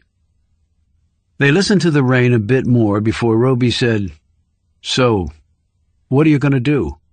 Just let it go?" Is that what you think I should do? She said quickly, seizing on his words. "The only thing I'm sure of is that you're the only one who can answer that question." And if it were you, what would you do? She asked pointedly. "But I'm not you," he said evenly. You're not helping much. I'm listening. I can't make up your mind for you. Not that you'd let anyone do that anyway. With this, I might. He drank his coffee and said nothing in response. He watched her as she closed her eyes and took several long breaths. When she opened them, she said, Why do you think he wants to see me? Roby sat back and put his cup on the coffee table that sat between them. He's dying. Redemption, say goodbye, tell you to go to hell, all of the above. He leaned forward. I think the more important question is, what would you say to him? She looked at him, and Roby suddenly saw a fragility that he had never thought could possibly dwell inside her. She said, There is no forgiveness. I don't care if he is a dead man. I can see that, but it doesn't answer the question. And if I don't have an answer? Then you don't have an answer. Then I shouldn't go. He said nothing to this, just continued to watch her. She said, I feel like I'm back in the shrink session. I don't have the qualifications, but whatever you decide to do, you'll have regrets either way. You know that, right? No, I don't know that. She said sharply. In a softer voice, she said, Why do you say that? Maybe you're not the only one who's tried to come to grips with their past. Her lips parted slightly. You? Again, I don't matter in this discussion. Just know that one answer over the other does not equal a solution. It's only a decision. And decisions have ramifications either way. You actually sound very qualified to be a shrink. Roby shrugged. You want more coffee? She shook her head, but he rose and got another cup for himself. When he settled back down across from her, she said, So does it come down to a decision of lesser regrets, then? It might very well. But that's only one set of factors. What's the most important one, in your opinion? She quickly added. Like I said before, if you have something you want to say to him, then okay. If you have nothing in your heart that you want this man to hear before he croaks, then... But not forgiveness, said Real. I can never forgive him. No, not forgiveness. And you don't have to make a decision now. They told me he could die any time. Roby took a swallow of coffee. Not really your problem, Jessica. Can I ask you something, Roby? Yes. If I decide to see him... She stopped. It seemed she was searching for either the words or possibly the courage to go on. Just say it, Jessica. If I decide to go... She added in a rush. Will you go with me? Look, I know it's stupid. I'm a big girl. I can take care of myself and... He reached over and gripped her hand. Yes, I'll go with you. Chapter 33. The airport was small, and the car rental options stood at one. Roby got the car while Real retrieved the hard-sided bag containing their weapons. She handed Roby his pistol while she slid into the seat next to him. He holstered the weapon and said, What are the gun laws like in Alabama? You're kidding, right? No, I'm being serious. Basically, in Alabama, if you have a pulse, you can have a gun. As many of them as you want. She thunked the door closed, and Roby started the car. Thanks for the clarification, he said curtly. You're welcome. The ride to the prison would take an hour. Real had called ahead, and they were on the visitors list. He gave her a sideways glance. You ready for this? No. When was the last time you saw him? When I was a little girl. Then he's changed a lot. I mean physically. I've changed a lot more, and not just physically. Decided what you're going to say yet? Maybe. I won't ask any more questions. She reached over and gripped his arm. I really appreciate you coming with me, Roby. It means a lot to me. Well, we've been through a lot together. If we don't watch each other's six, who will? She smiled at this comment and sat back against the seat. I haven't been back to this part of the country for a long time. DeCarlo said you were a teenager when you went undercover and busted that neo-Nazi gang. Pretty remarkable. And the CIA found out about it when you were in WITSEC and recruited you. Real was silent for a few moments. My father believed in all that shit, too. White supremacy. There are many things to love in this country. The skinheads are not one of them. So, your father was a skinhead too? I'm not sure he was that specific, actually. He basically hated everybody. So the gang you busted all went to prison? Not all of them. The head guy, Leon Dykes, had a good lawyer, and only spent a few years in prison. When I was in foster care, the dad was related to someone in Dykes' hate group. A guy like that is eligible to be a foster parent? Said Roby. It wasn't like he advertised it, Roby. And it was a perfect way to get teens in there to basically be slaves to their cause. Cooking, cleaning, delivering messages, sewing their ugly uniforms, Xeroxing their hate pamphlets. It was like being in prison.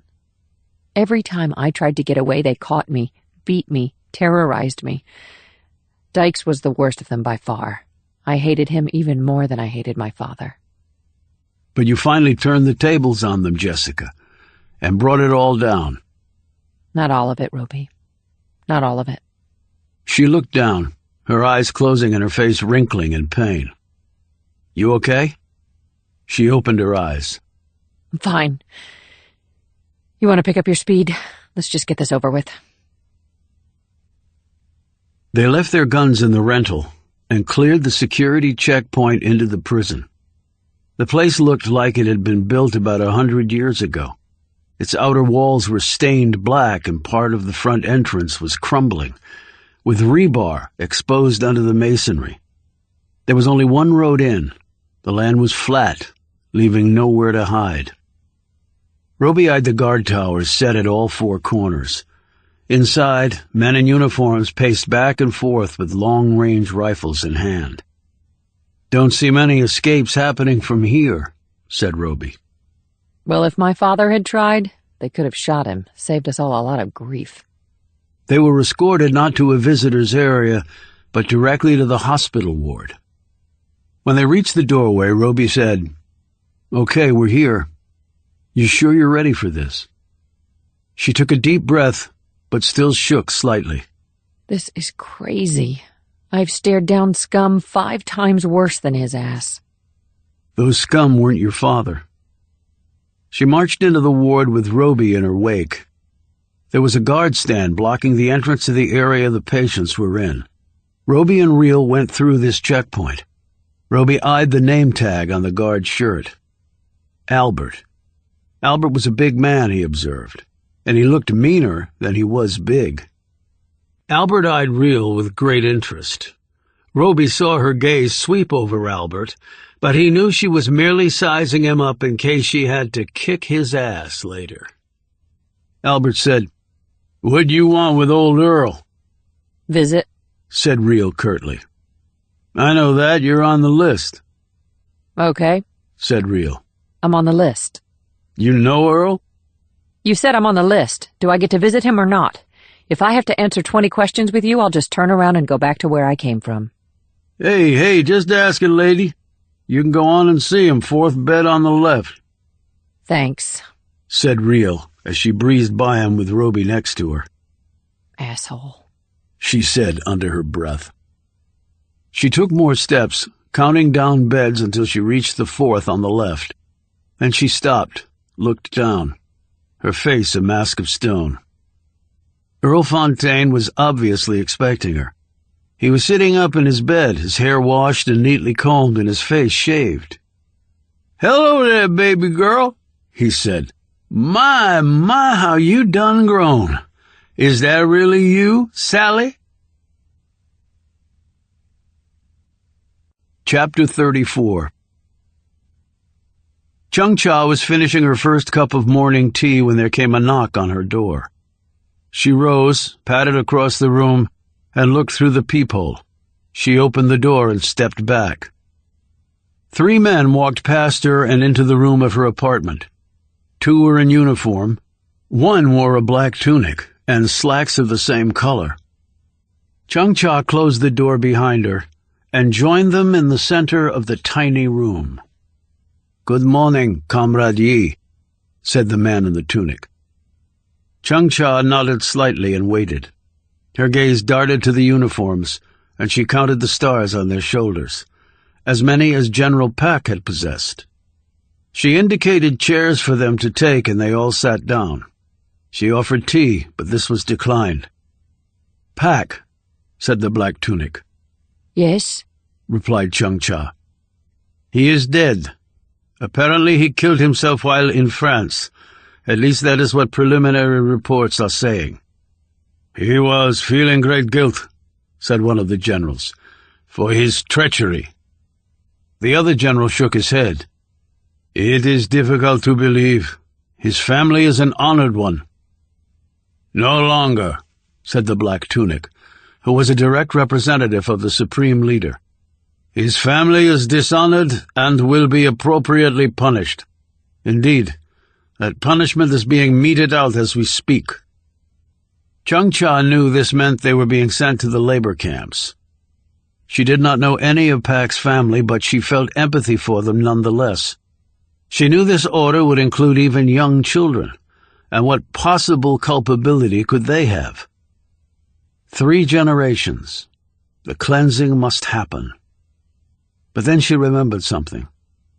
What family does he have? Asked Chung-Cha. I understand that his wife was dead, and that he had no children. He has an adopted daughter and son. It was not well known. He adopted them later in life. They are both grown.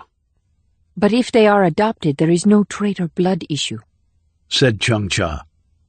The black tunic seemed to swell with indignation.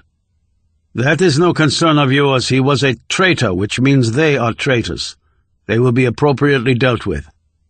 Which camp? Asked Chung-Cha before she could stop herself. The black tunic looked incredulous. If I were you, comrade, I would focus on things that concern you. I am well aware of your past. Do not give me occasion to revisit it. Chung-Cha bowed her head. I apologize for my foolishness. I will never again speak of it. You are right. It is no concern of mine. I'm glad that you understand that, said the black tunic, though his eyes remained suspicious. I was sad to have to report General Pak's treachery to you, said Chung-Cha. But it was imperative that you knew. An enemy of the state is an enemy of the state, regardless of his exalted position. Her underlying intent was probably missed by the 3 men. She was not of exalted position. She had never been of exalted position, and yet she was loyal, to a point, and she would never go back to the camps. Precisely, said the black tunic. You have done well, Comrade Yi. You will be appropriately rewarded. Chung-Cha wondered if this meant another electric rice cooker, or perhaps another set of tires for her car. Actually, she would prefer a South Korean-made Kia. She had heard such things were possible if the supreme leader willed it to happen. Thank you. But there is yet another dilemma. She inclined her head. She had wondered from the moment they had knocked on her thin door and entered her humble apartment what it was they actually wanted of her. They did not have to come here to thank her. They were busy, important men. To come merely to thank her was out of the question. That could mean only one thing. The black tunic said, We require your services, Comrade Yi, for a very delicate mission. Yes? She said inquiringly. General Pak was not alone at his death.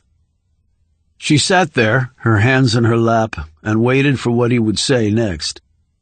We believe that 2 American agents were with him at the end. Did they kill him? Was it not suicide?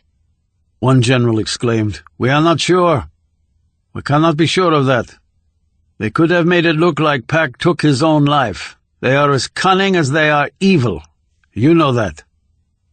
Chung-Cha nodded and said, Yes, I know this. There was no other possible response a North Korean could make to such a statement and hope to live or remain free.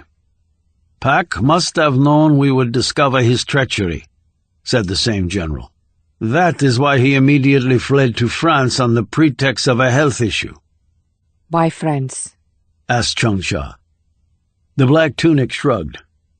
He had been there before. It was a quirk of his personality that he seemed to like French things. He did not always appreciate the glory and beauty that is his own country. One of the generals said, "While the man you killed, this Lloyd Carson, was British, we believe he was secretly working with the Americans. We had tracked General Pack to the cottage where he died and had it under observation. We were about to take him when those two agents showed up. They had surveillance cameras, but our people were able to avoid them. A single shot was fired. Then, very soon, people came and cleansed the area, more Americans. They were obviously behind all of this, the evil devils." "And what is the delicate mission you wish me to perform?" she asked. The generals looked at each other and then both turned to the black tunic. He, it seemed, had been chosen to deliver the instruction. "We believe that the cowardly Americans sought to actually kill our supreme leader and replace him with the traitorous General Pack. We cannot allow that to stand without a response, a very forceful response. It is imperative." "And what shape will this forceful response take?" asked Chung-Cha. "An eye for an eye, Comrade Yi." She blinked. "You wish the death of the American president." Now the black tunic blinked as well. "No. We must humbly admit to ourselves that such a goal is unrealistic. He is too well guarded. But there is another target that will deliver our response just as forcefully." "And what is that?" "He has a wife and 2 children. They must pay the price for their husband and father's evil work. They must die because they are just as guilty as he is." Chung-Cha looked at the 2 generals and found their features impassive. She looked back at the black tunic. "You wish me to travel to America and kill them?" she asked. "You must do so all at one time while they are together, as they frequently are. We cannot eliminate them singly, because the survivors will be forewarned." "And when I do so, and the Americans retaliate?" "They are a weak bully. They have nuclear weapons, well, so do we. And unlike them, we have the courage to use them. They have much to lose. We have relatively little.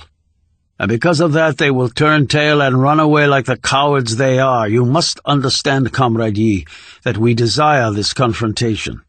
After all, that has come before. We will prove to the world once and for all which country is mightier. The Supreme Leader is adamant on that point." Chung-Cha attempted to process all of this. Once she did, she could see a result that did not mirror the man's words at all.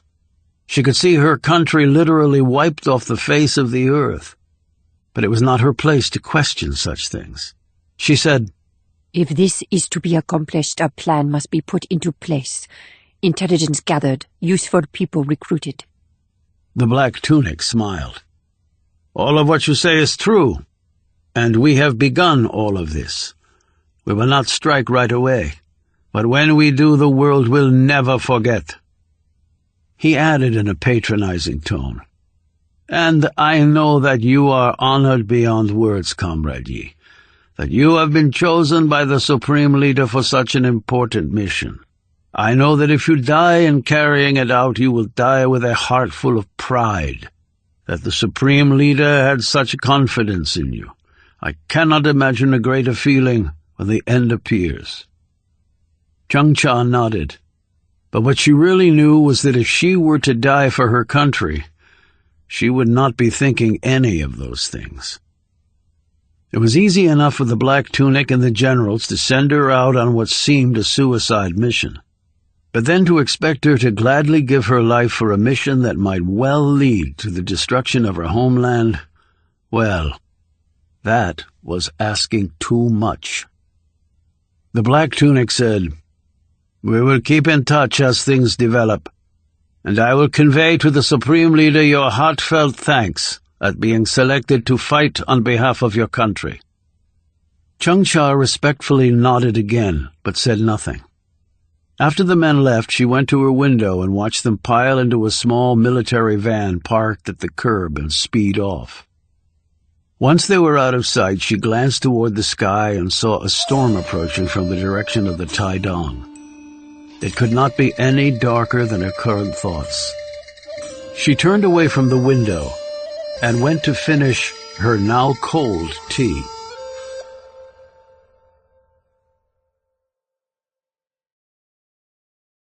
Chapter 35. Reel stared down at the man who had been a very small part of bringing her into the world. As Roby looked around, he saw that everyone in the ward was focused on the pair. He wondered if Earl Fontaine had earlier announced to all here that his only child was coming to see him off to eternity. He had changed a lot, but not enough to be unrecognizable to Reel. Within the wrinkles and damaged skin and bloated features was clearly the man who had abused her beyond all reckoning, and the man who had killed her mother and so many others. She decided to let him keep talking before she said anything. "I'm so glad you done come, baby girl," he finally gushed. I'm not a baby, and I'm not a girl. Course not, but you was the last time I seen you, Sally." Not my name anymore. And the reason that was the last time you saw me was your own choice. Being murderous scum sort of leaves you with few options. And since you killed my mother, there really wasn't anyone left for me, was there? Earl grinned widely at this harsh rebuke.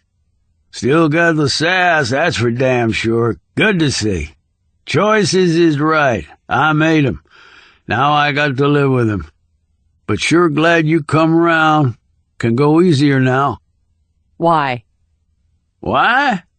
Hell, girl, you the only family I got left. Want to say goodbye right and proper." Is that why you think I'm here? To say goodbye right and proper? Are you that stupid or egotistical, or both? Earl waved these remarks off and his grin broadened. "You got every right in the world to hate my guts, I know that. And way back when, you'd be exactly right. I was a bastard, evil and scum like you said, but I made my peace, got nothing left, except to say goodbye. So you can hate me, got no defense to that. And you got your piece to say to me, I expect, so it'd be good for you to get it off your chest. See, that was the other reason I wanted you to come.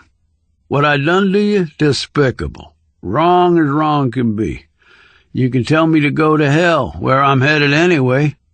Thought it might help you, to move on." And why would you want that? Asked Reel. "Never done nothing for you in your whole damn life except cause you pain. You think I don't know that?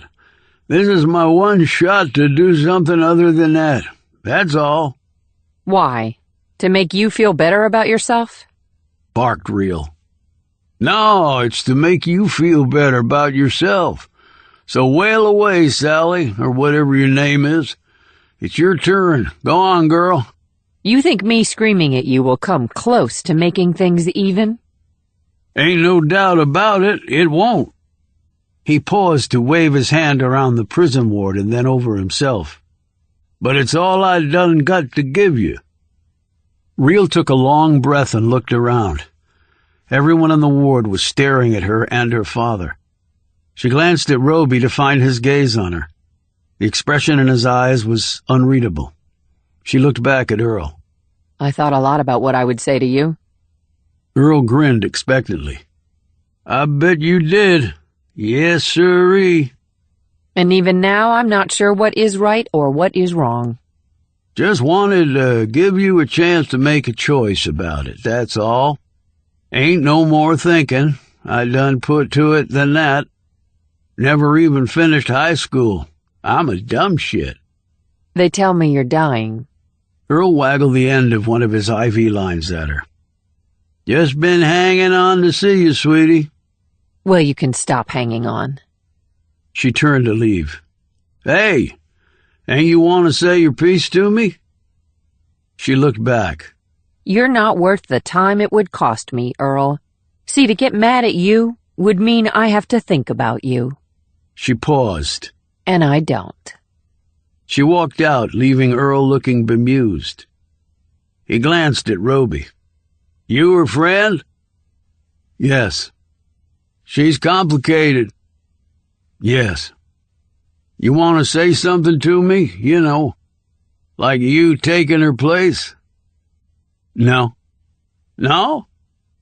"Just die and get it over with. Let the world have a laugh, Earl. Let 'em have a laugh.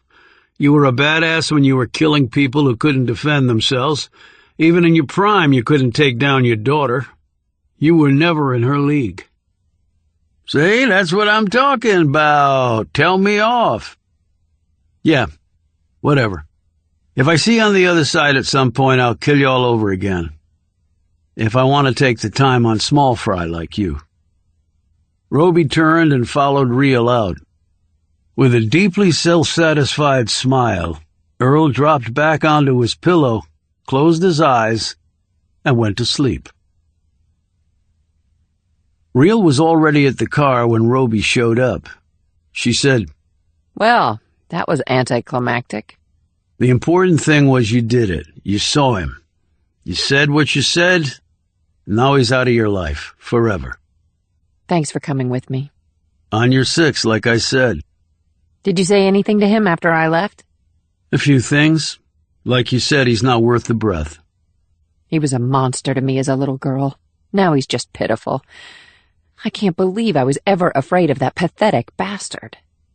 "That's what growing up does for you. Destroys a lot of monsters." "I guess you're right about that." She looked off. "Let's get out of this hellhole." "Sounds good." They climbed into the car and drove off. They didn't see anyone on the drive back to the airport. They couldn't have. The long-range cameras were too far away. But they took shot after shot of the pair. More than enough, in fact. And now it had truly begun. Chapter 36. "Are you still going to be doing your job?" Julie asked. Roby and Reel sat across from her. They had been back from Alabama for several days now, and Reel had suggested taking Julie out to dinner to celebrate leaving that part of her past behind. Finally. They were at the back of a restaurant in Georgetown. There were few patrons in the place, but they still talked in low voices. "At some point," said Reel.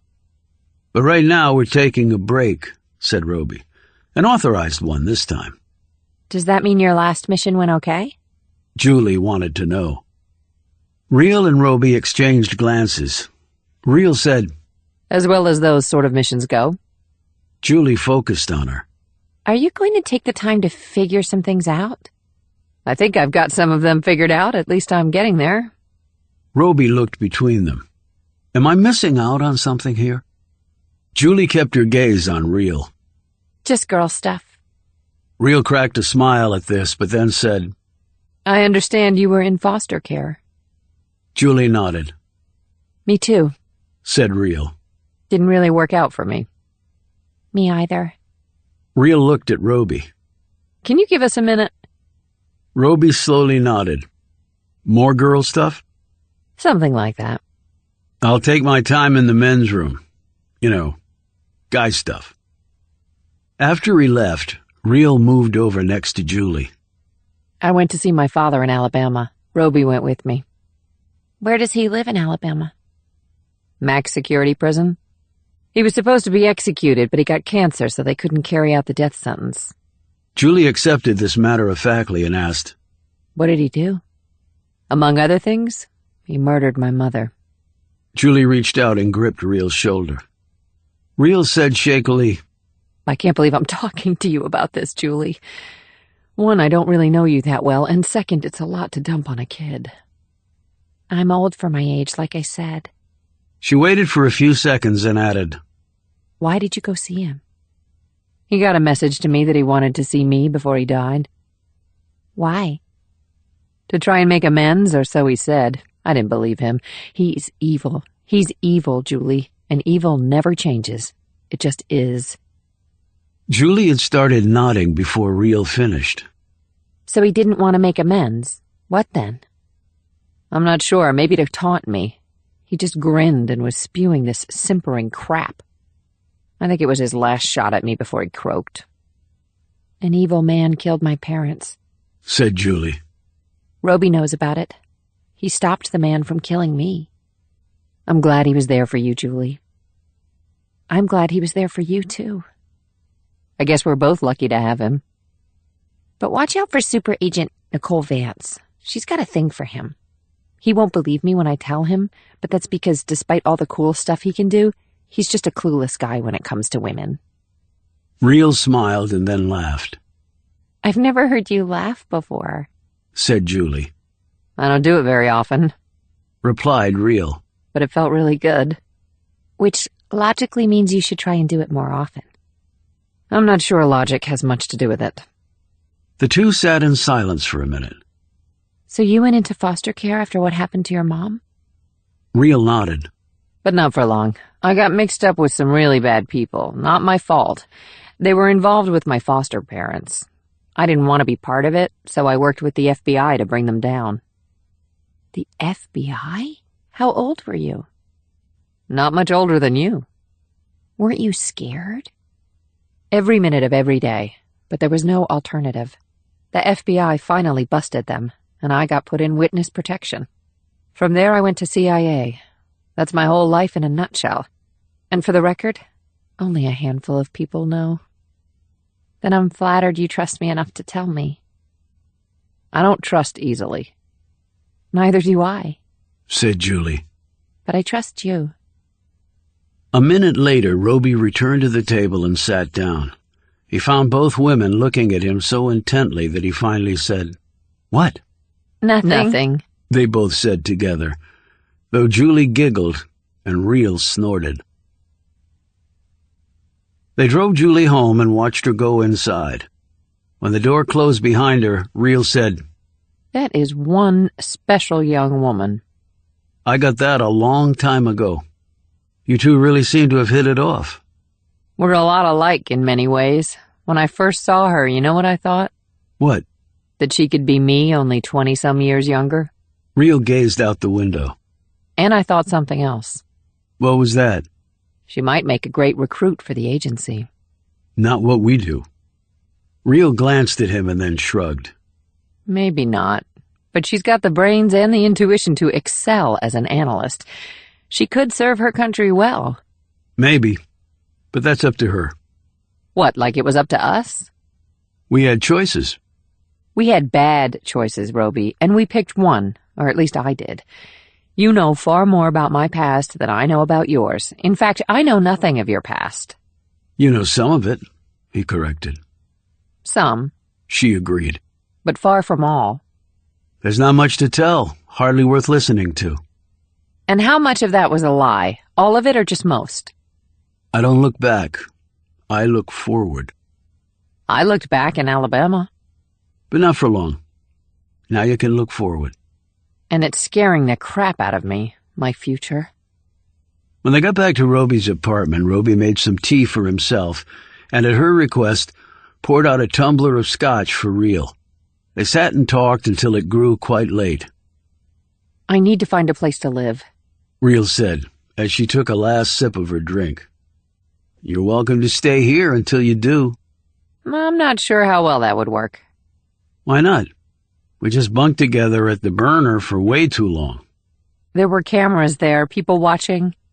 He looked at her curiously. Not getting your point. I propositioned you on a flight one time, Roby, and got turned down. I don't like getting turned down. It hurts my pride. I'll try again. It's just how I'm wired. Roby stared at her. The refusal had nothing to do with you. I explained that. Exactly. That's looking in the past. You said we needed to look to the future. She rose and held out her hand. How about we try this again? Are you sure about this? No, but I want to do it anyway. Roby was about to stand when his phone buzzed. Shit, exclaimed Real. I don't care if that's Marks, Tucker, or the president himself. Don't answer it. Roby looked at the phone screen. It's Nicole Vance. Then really don't answer it. Roby clicked a key and said, What's up? He grinned at Reel, who was making a slicing motion with her finger across her neck. Then Roby's grin disappeared. On my way. He clicked off and looked at Reel, who was now looking deadly serious. What? It's Julie. Reel's mouth sagged. Julie? What happened? She's been taken. Chapter 37. Nicole Vance met them outside the townhouse where only hours before Roby and Reel had dropped off Julie. Police cars lined the street, and Roby could see FBI wheels parked along the curb. Yellow tape was up everywhere, and police officers were holding back curious folks who craned their necks and jostled their neighbors trying to see. What happened? Roby asked. Vance looked at Reel, and then at Roby. Were you two together when I called you? Yes, said Roby. We'd just taken Julie to dinner and dropped her off. We watched her go inside. Everything seemed fine. Well, it wasn't, replied Vance, with another sharp glance at Reel. Jerome Cassidy managed to call the police. Managed, said Roby. They nearly killed him. I wonder now why they didn't. The cops in turn called us because it was a kidnapping. We have an Amber Alert out, but nothing so far. How did they get to her? Asked Reel. Apparently they were waiting for her when she got home. Cassidy was already unconscious. So they broke into the house after we picked Julie up, said Roby slowly. Apparently so, replied Vance. They subdued Cassidy and then waited for her to return. Reel added, That meant they were watching Julie's house. Looks to be the case, said Vance. We know she might have some enemies. She added, looking at Roby. Roby briefly returned the stare and then looked away, his gut suddenly full of acid. Any clues to who might have taken her? Asked Reel. Forensics team is going over everything right now. Cassidy might be some help once the docs sort him out, but I'm not holding out much hope. Cops say he was pretty garbled when he called 911, and I doubt they left a business card with helpful contact information. Reel nodded and glanced at Roby, but her gaze shot back to Vance with the woman's next words.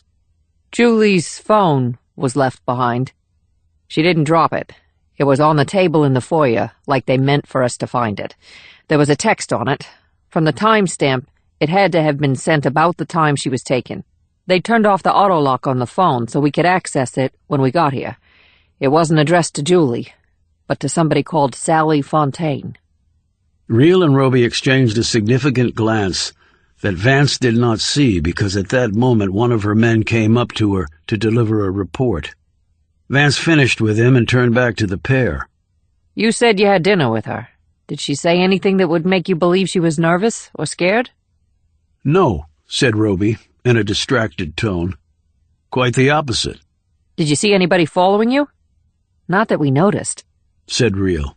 But they wouldn't have to follow us if they knew where we'd picked Julie up from. They just had to wait for us to bring her back. That's true, said Vance wearily. Poor kid, she's been through so much hell already. You'd think she'd catch a break. Roby said, Any leads on this Sally Fontaine person? Can you trace where the text came from? Nothing so far, but we're working on both right now. Why did you call me? Asked Roby. It was Julie. I thought you'd want to know. And we looked at her phone calendar. You were listed on there for tonight. Didn't know it was dinner, but I figured if you had seen her, you might have something useful. I'm sorry that I don't, replied Roby. He eyed Vance wearily. You want some help on this? Official or unofficial?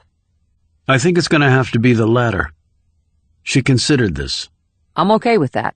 So long as you are completely upfront with me about anything you find, I'll do my utmost to respond in kind.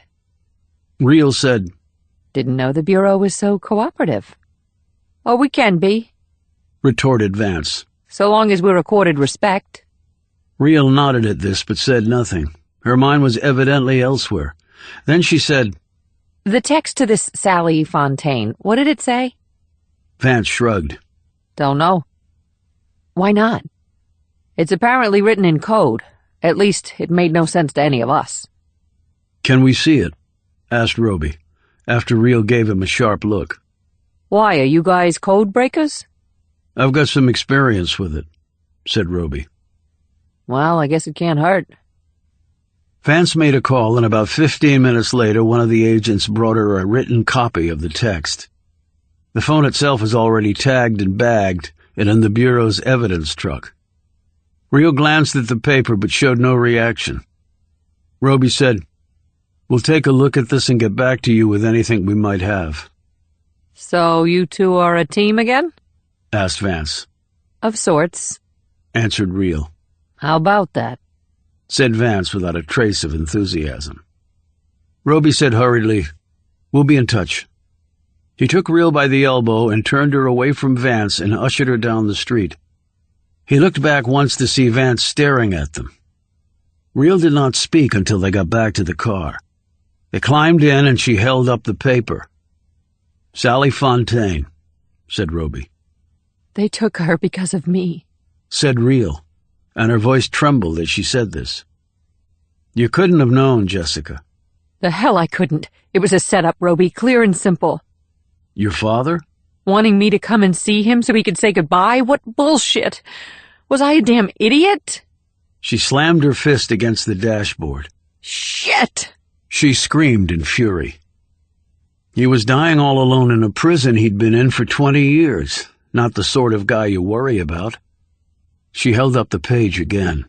He wasn't alone, Roby. He got me down there for a reason. She added dully. And this tells me why. You can read that code? I helped invent this code. He looked at her stunned. What? When I was a teenager and working undercover for the FBI. You mean when you'd infiltrated the neo-Nazi group? She nodded. The neo-Nazis needed a safe way to communicate. I helped them come up with this communication protocol. Only they didn't know I was feeding it to the Bureau at the same time. So, this is the same group. I thought they'd been arrested. That was almost 20 years ago, Roby. Many of them are out now. So they used your old man to get to you. She gave a hollow laugh. It was probably his idea, not theirs. So what does it say? Rio placed her hand over her eyes. Jessica, what does it say? She removed her hand and looked at him. It's a choice, Roby. It's an ultimatum. What ultimatum? They'll release Julie unharmed. And what do they want in return? You? As revenge all these years later? Partly. Partly? What else, then?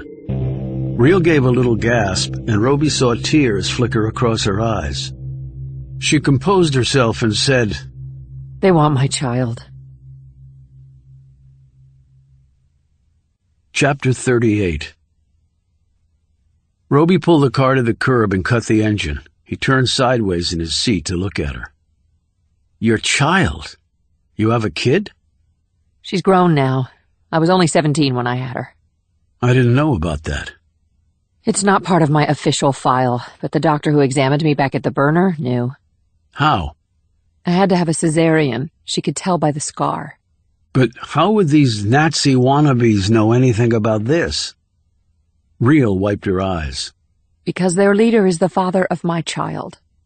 Roby's features betrayed his astonishment with this admission. She looked at him and noted this. He raped me, Roby. It was not consensual. I was only 16. I carried the child and gave birth to her 3 days after the FBI came down on the group. They went to prison. I went into WITSEC. And the baby? I had to give her up. They said I had to. Who did? The powers that be, Roby. I was 17. I was in witness protection. I was moved around 6 times in less than a year. I had to testify against these scum, and I did. She snapped. You can't exactly raise a kid with all that going on, can you? I could take care of myself. What I couldn't take care of was an infant. So it was your choice to give it up? I told you I didn't have a choice. But if you'd had one? What does it matter? I gave her up. You said the leader of the neo-Nazi group is the father. He raped you. She nodded. Leon Dykes. You said he had a good lawyer and didn't go to prison for all that long. Even though I knew he'd ordered the murders of at least 6 people. But he never knew where you were. Not until I walked into that damn prison in Alabama. They must have been waiting, followed us, and now they have Julie. Do you know where your daughter is now? Rio didn't answer. Roby said, "Do you know—" I heard you. But do you really think I'm going to bring her into something like this? Why do you think Dykes wants her, Roby? To tell her how much he loves her? To shower her with money and a wonderful life? I don't know what he wants with her. I would imagine he wants to kill you. Not nearly as much as I want to kill him. He probably doesn't know what you are, though. She glanced at him. What do you mean? He knew you were in WITSEC. He doesn't know who you are now, or he never would have done what he did. She nodded slowly. But how does that help Julie? I don't know. And if they had followed us, why not just try to take you? Why go after Julie? Because he may know where I am, but not where my daughter is, and he knows I'd never tell him. So Julie is the bait. Put your daughter in danger or Julie dies. Reel put her face in her hands and started to weep, her body shuddering painfully. Roby reached over and put his arm around her shoulders. She finally calmed and wiped her eyes clear. There's no way out of this, Roby. The only thing I can do is offer myself for Julie. That's it. And if you won't let Julie go? I don't know. I just don't know. She closed her eyes and looked down. He said, "They have to have a way for you to contact them somehow." Reel straightened. That was in the code, too. There's a number to call. "There are no numbers on the paper," said Roby. We didn't use numbers in the code. Too obvious. We had letters represent numbers. How would you know whether they were numbers or the actual letters, then? Reel pointed at the paper. When a line begins with TNF, that means the numbers follow. That's how we distinguish them. The number's probably a burner phone, untraceable. I'm sure it is. So they want you to call? When? Reel held up her phone. Now. So what are you going to say? That I'll trade myself for Julie. And if they don't agree to that, and they probably won't? What else can I do, Roby? The fact is, I don't know where my daughter is now. It's been over 20 years. I wouldn't even know what she looks like. She added miserably. But you'd recognize this Leon Dykes. I'll never forget him, she said coldly. If it's possible, he's even worse than my father. Well, that is saying something. Reel ran her fingers along the edge of the dash. So what do? Roby, we have to get Julie back. I'll give my life for that to happen. I know you would, he replied quietly. And so would I. But maybe it doesn't have to come to that. She glanced at him. Do you have a plan? I have something. I'm not sure it qualifies as a plan just yet. We have to get her back, said Reel. We have to. She's an innocent. She is an innocent. I've known that for a long time. And we will get her back. So let's go back to my apartment. You make the call. And see what these bastards say. Chapter 39. The old plane bumped along the runway before coming to a stop with its wheel brakes grinding, the fuselage shuddering, and the dual turboprops spinning slower until they too ceased. The cabin door opened, and steps came down. A man in a black uniform stepped out first, followed by the only unwilling passenger on this flight from hell. Julie was bound and gagged, and a hood was over her head. Since she couldn't see where to go, the man behind her, also dressed in the same black uniform, lifted her down the stairs. When her feet hit the tarmac, he pulled her roughly over to a white van with no windows. Julie was loaded in, and the van drove off along roads that quickly went from asphalt to macadam and finally to plain dirt. She slumped against her seat back. She made no attempt to look around since the hood prevented her from seeing anything or anyone. 2 minutes after she'd walked into her house, she had been attacked. They had been quick and effective. A wet cloth over her face, fumes that made her head spin, and then nothing. The next thing she knew, she was coming to, as the plane she was in was taking off. And now she was in a van. She didn't even know if her guardian, Jerome Cassidy, was alive or dead. She didn't know why she'd been taken. Well, she had a guess. It might have to do with Will Roby or Jessica Reel. It seemed to her far too coincidental that as soon as she had been dropped off by them, she had been kidnapped. The van drove for another half-hour and then stopped. She was jerked out of the vehicle and led through a doorway, down a set of stairs, and through another doorway. It closed behind her. She was pushed into a seat, and through the hood, she could sense a light being turned on. The hood was abruptly pulled off, and she blinked rapidly to adjust her eyes to the brightness. She was in a small room with stone walls and a dirt floor. She was seated at a rickety wooden table. On the walls were swastika banners. An overhead bulb crackled and blinked. These observations were really afterthoughts. Seated across from her was a thin man of medium height with dyed black hair carefully parted and sharp, angular features. His eyes did not match the hair color. They were pinpoints of shocking blue. Like the other men in the room, he wore a black uniform, but his was different from theirs. It had more stuff on it, Julie noted. Stars and medals and the armbands were a brilliant red, with the black swastika in the middle, and 3 white stripes around it. A military-style officer's cap lay on the table within the man's reach. The man flicked a hand at Julie, and her gag and bindings were quickly removed.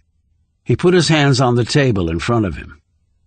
"Welcome," he said, a smile flitting across his lips but never coming close to reaching the blue eyes. Julie simply stared at him. "I'm sure you were wondering where you are and why you are here." Did you hurt Jerome? She said. "Jerome?" My guardian, I live with him. Did you hurt him? "Not to the extent that he will now recover. Now, getting back to the matter at hand, I'm sure you have no idea where you are, or why you're here." Well, we're not in Germany. The plane was a turboprop, no transatlantic range, and no plane can take you back in time to, say, the 1930s. She said this last part with a disgusted look at the swastikas on the walls. She continued, We were in the air about 2.5 hours, so I'd say we're somewhere in the deep south. He looked bemused by this statement. "Why not the north? You don't think our brethren dwell there?" Your accent is southern. She glanced down. And the dirt floor is red clay. Georgia, Alabama, maybe. The man's bemusement receded, and he looked stonily at her. "You would make a good detective." Yeah, I've heard that before. What do you want? "I want nothing from you." So it has to do with someone connected to me, then. The man nodded. Do you want me to guess? "You're good at deductions. Continue making them." Your hair doesn't match your eyes, and your face is way too old for the hair, which means you dye it. With all those age spots on your hands, I'd say you're probably in your late 50s or even 60s. And the type of uniform you have on was worn by Himmler, who headed the SS. He was also the asshole behind the concentration camps. Congratulations. Something really to be proud of. Julie heard the breathing of the men behind her accelerate. But the man across from her didn't change expressions. He said, "No, I was speaking of who you might be connected to. Please elaborate on that." And give you intel you might not otherwise have? No, I think I'll pass. "You are a most unusual young woman. Not at all like I expected." What? Did you expect some timid, pre-feminist girly girl quaking in her boots at the sight of you? Sure, I'm scared. You guys kidnapped me. You have me outnumbered. You have guns. I'm completely in your power here. She looked at the swastikas again. And you're all obviously full of hate and seriously demented. I'd be an idiot not to be afraid. But that doesn't mean I'll help you, because I won't. "I actually have no need for you to do anything, Miss Getty." I'm not impressed that you know my name. Easy enough to find out. "Do you know the name Sally Fontaine?" No? "How about the name Jessica?" Julie said nothing. "Tall, lean woman with blonde hair?" Julie still said nothing. "Your silence speaks volumes." Okay, said Julie. so what's the plan? Me for her? Won't be happening. "Well, for your sake, you should hope that it does happen." It's not up to me. It's not up to you. It's actually not up to her. So you do admit knowing Jessica? I admit to nothing. But let me ask you something, if I may. She waited until he nodded. You think this Sally Fontaine is the same person as this Jessica? I know that she is, beyond doubt. And how do you know Sally Fontaine? She used to be one of my most loyal followers. Okay, that's bullshit. The man hiked his eyebrows. And how do you know that? I guess with no factual foundation? Julie shook her head but said nothing. You don't seem intimidated by your surroundings. Most people, even adults, would be very distressed at being kidnapped and held at gunpoint. It's not my first time being kidnapped and held at gunpoint. Really? He said in a skeptical tone. Yeah, the last time was a Saudi prince with serious jihadist tendencies. He nearly killed me. And why didn't he? My friends came and rescued me. That won't be happening in this case. Never say never. And you have no intention of letting me go. And why is that? You let me see your face, I can identify you, so you can't let me go. We'll see. As you said, never say never. What is Sally Fontaine to you? As I told you, she was one of my loyal followers. Julie snorted at this. The man pulled a picture from his pocket. Perhaps you will recognize your friend. He showed it to Julie. It was of a teenage girl standing next to a younger version of the man across from Julie. He was dressed in a similar black SS uniform. As Julie looked closer, she could see that the girl was Jessica Reel. And there was something else. She's pregnant, exclaimed Julie. Yeah, she was carrying my child. Our love child, as I like to say. But she looks my age, and you were a grown man. Are you a pedophile, too? The blow knocked Julie out of her chair, and she landed on the hard clay. An instant later, she was jerked up and thrown back into the chair by the men behind her. The man across from her was rubbing his hand where he had struck her. Forgive my outburst of anger, but your words struck a chord deeply in me. Julie rubbed the blood off her mouth and stared across at him. We were very much in love, he said, despite our age difference.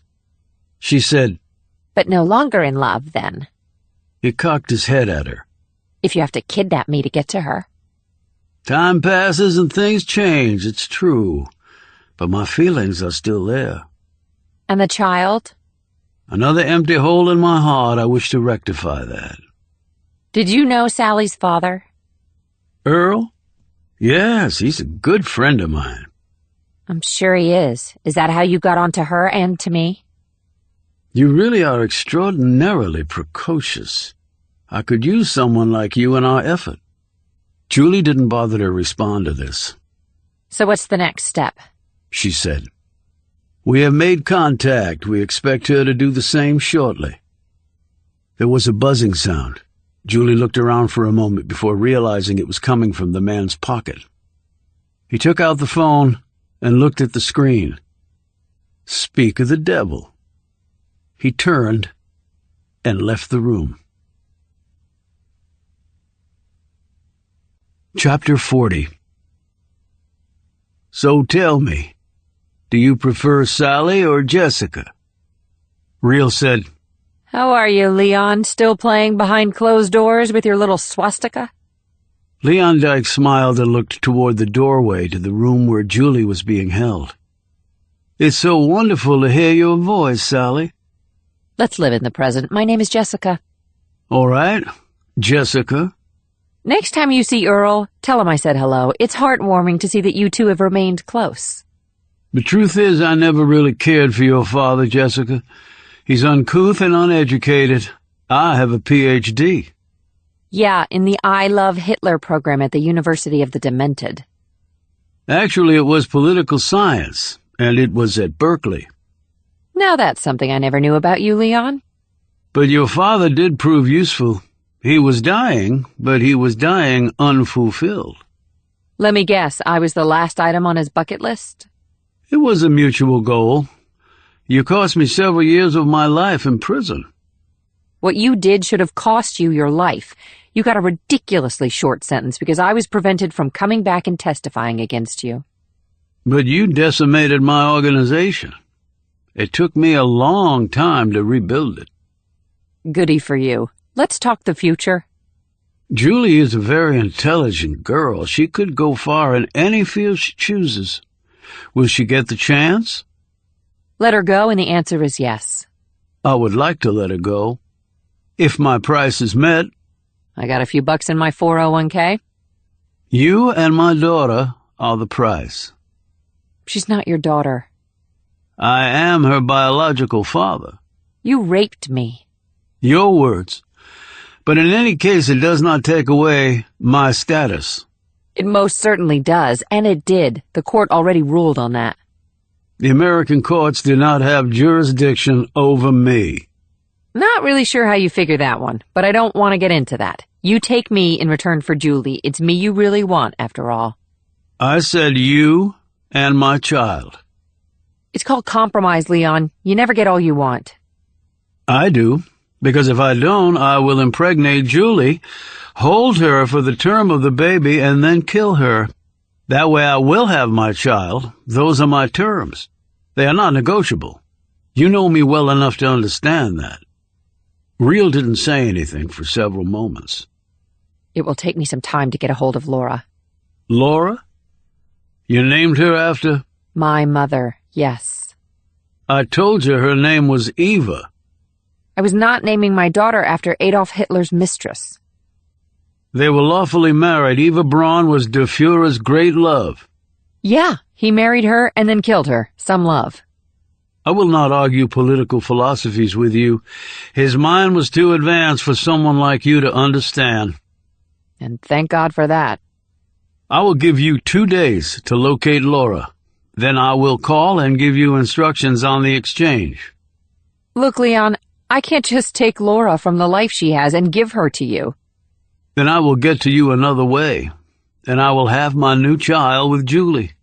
And I will send you Julie's head 9 months from now. It is simple. Do not worry yourself over it, Sally.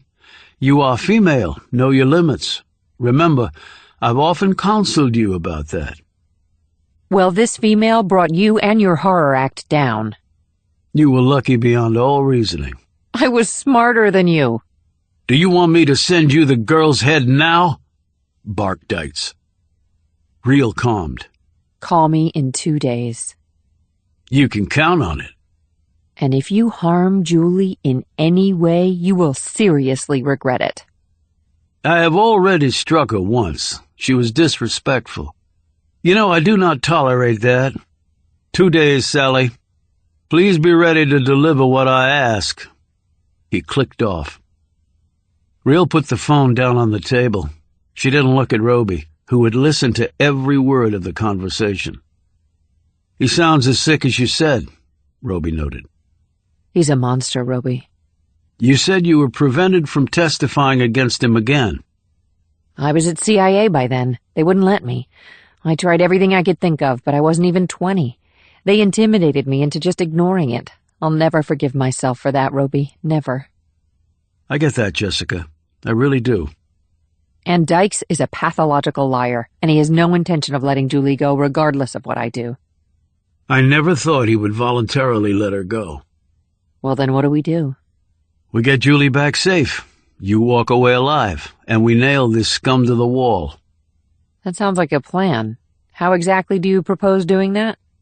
I bet he still thinks you're in WITSEC. He may. Jessica, this guy has no idea what you are, does he? You mean a stone-cold killer? She said grimly. No, he doesn't. No, I mean a highly skilled government operative who knows how to take care of herself. Okay. And he doesn't know about me, does he? No. Well, we were undoubtedly spotted at the prison, so he knows you were with me. But he has no idea what I do, and I sincerely doubt he can find out in 2 days. Agreed. Well, you know what I think? What? That he should be the one who's afraid. Real took this all in and nodded. I'm an idiot. I really am. No, you're not. You're stressed beyond belief and feeling incredible guilt. Most humans aren't equipped to deal well with that combination. But I'm not most humans, am I? I forgot that for a bit. I guess it seemed to me that I was still a teenager dealing with this piece of filth, but I'm not. She stood. I'm not. She paused, choosing her words with care. This actually might be a blessing in disguise, Roby. He used my old man to get to me, but he never looked at it the other way around. Meaning? Meaning he never thought that this was the only way I was ever going to get to him. And trust me, I've wanted to for 2 decades, and now he's given me a shot. I'm going to make him regret the day he ever thought about coming at me or hurting someone I care about. Now that's the Jessica Real I know. And this time, the guy's going to prison for good. If he ever makes it to trial, replied Real quietly. And I wouldn't bet the farm that he does, Roby. I really wouldn't, because this son of a bitch is mine. As she left the room, Roby had one overriding thought. He was very glad he was not Leon Dykes. Chapter 41. Leon Dykes sat down across from Julie, who was finishing up a plate of food. She wiped her mouth, took a drink of water, and sat back watching him. Her face was swollen from where he had struck her. You want something? She asked. How did you meet Jessica? Why do you want to know? Because it is better to know things than to not know things. She's just a friend I met through another friend. The names they gave me at the prison were Jessica Real and Will Roby. I have had them checked out. There is very little known about them, very little. In fact, really nothing. I don't know anything about that. But I think that you do. Did you know that Sally or Jessica was in witness protection? Because of you, right? Now, I believe that this Will Roby might also be in witness protection, or else he might be a U.S. Marshal assigned to protect her. Maybe he is. That answer is really not good enough. Like I said, we're just friends. Simple friends do not risk their lives for one another. Jessica offered to give herself up to me in exchange for your safe release. Why would she do that, I wonder? Because she's a good person, replied Julie in a casual tone. That must be hard for you to relate to. Probably why you find the concept so puzzling. Your arrogance in the face of imminent harm is really deserving of both admiration and puzzlement, a most unusual combination. I'm a complicated person. I want you to tell me everything you know about Jessica Real and this Will Roby. Tonight was the first time I'd met him. I've told you what I know about Jessica. I don't really know Will Roby. Dykes did not appear to be listening. Are you yourself, perhaps, in witness protection? Is that how you met? Why do you think that? Because I have also made inquiries about you, and the results have been, shall we say, scant, which is problematic to me. Well, I'm not in witness protection. And even if I were, I don't think they make a habit of putting different people in the program together or letting people in the program know the identities of others in the program. You are too young to have been placed in the program when Sally was. Jessica. To me, she will always be Sally Fontaine. Whatever floats your boat, Julie replied curtly. Her father was able to reach her through witness protection. Whether she is still in the program or that was merely a conduit to deliver a message to her, wherever she is now, I do not know. Well, neither do I, said Julie. I think that you're lying. Think what you want. I will ask my questions, and if I receive no answers, I will have to ask more persuasively. It will not be pleasant for you. But if I have no choice...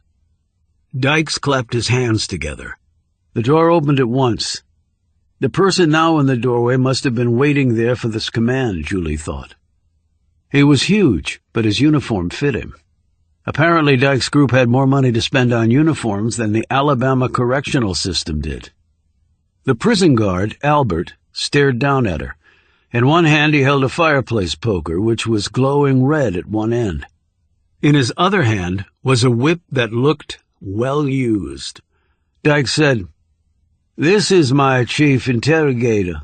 I will allow him to take charge of you for a while, unless there is something you wish to tell me." Julie looked from Albert with his poker back to Dykes. What do you want to know? She said fearfully. "What I want to know is everything." Julie said, Then I'll tell you what I know. Chapter 42. I want to talk to her. Said Real. "No, I don't think so," said Dykes. Then you can forget it. Knowing you like I do, she's probably already dead. And so I'm not putting myself or Laura in danger if she is.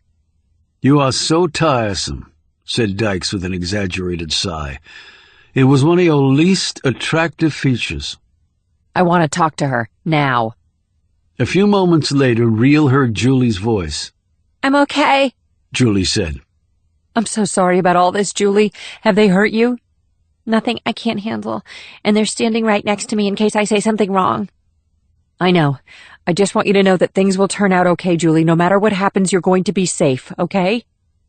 Okay, Julie said in a small voice. Real heard a gasp from Julie, and Dykes said, "All right, you've confirmed that she's just fine." And she better remain that way, warned Real. "You are in no position to make demands, and don't attempt to employ your U.S. Marshal friends in Witsec." What? "Your little friend told me all about you, that you're still in Witsec, and that you are engaged to marry her guardian, Jerome, who is a very rich man." You bastard, snarled Real. Did you torture her to get her to tell you that? The mere threat was enough.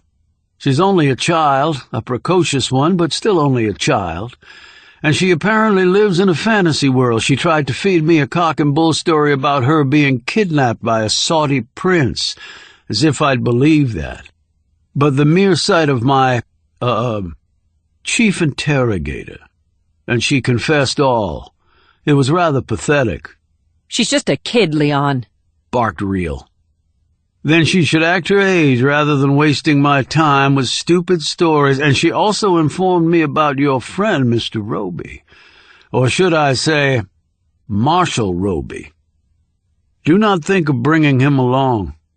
We will be able to see you coming from a long way off, and all you'll find when you get there is Julie's body. How do you want to do this, then? Did you contact Laura? I wouldn't be talking to you unless I had, retorted Real. She will come with you. No tracking devices. No weapons. I recall that you were adept with a knife. Where am I going? You mean, where are you and Laura going?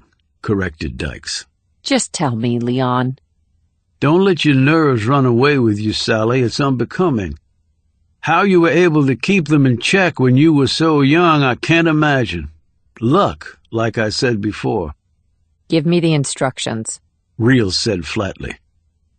They were elaborate and well thought out, she had to admit. They would first take a commercial aircraft to Atlanta and then a puddle jumper to Tuscaloosa. There they would board a Greyhound bus that would take them to an even smaller town. A car would be waiting in a parking lot next to the only grocery store in the town. The keys would be on the front seat. Directions going forward would be in the glove compartment. They would drive to a prearranged spot, and they would be picked up from there. After that, they would be driven to their final destination. Dykes added, "Keep in mind that this is my country down here. I know every nook and cranny of it. I have the local police both in my back pocket and in my ranks. I own the town." I highly doubt that. "People in bad economic times look to any savior possible," replied Dykes. "I can give them what they want. Order, safety, jobs, or even venturing into other parts of the country. Some of our groups are buying up entire towns in the Midwest and the Dakotas." It is a good platform for growth and the spread of our unique ways. You mean your sickness? They obviously do not see it that way, do they? You may think so, but you'd be wrong. Nevertheless, when you come here, you will be in my power, lock, stock, and barrel. Which means you have no intention of letting Julie go. I give you my word, Sally. Your word means nothing to me. Then why come at all?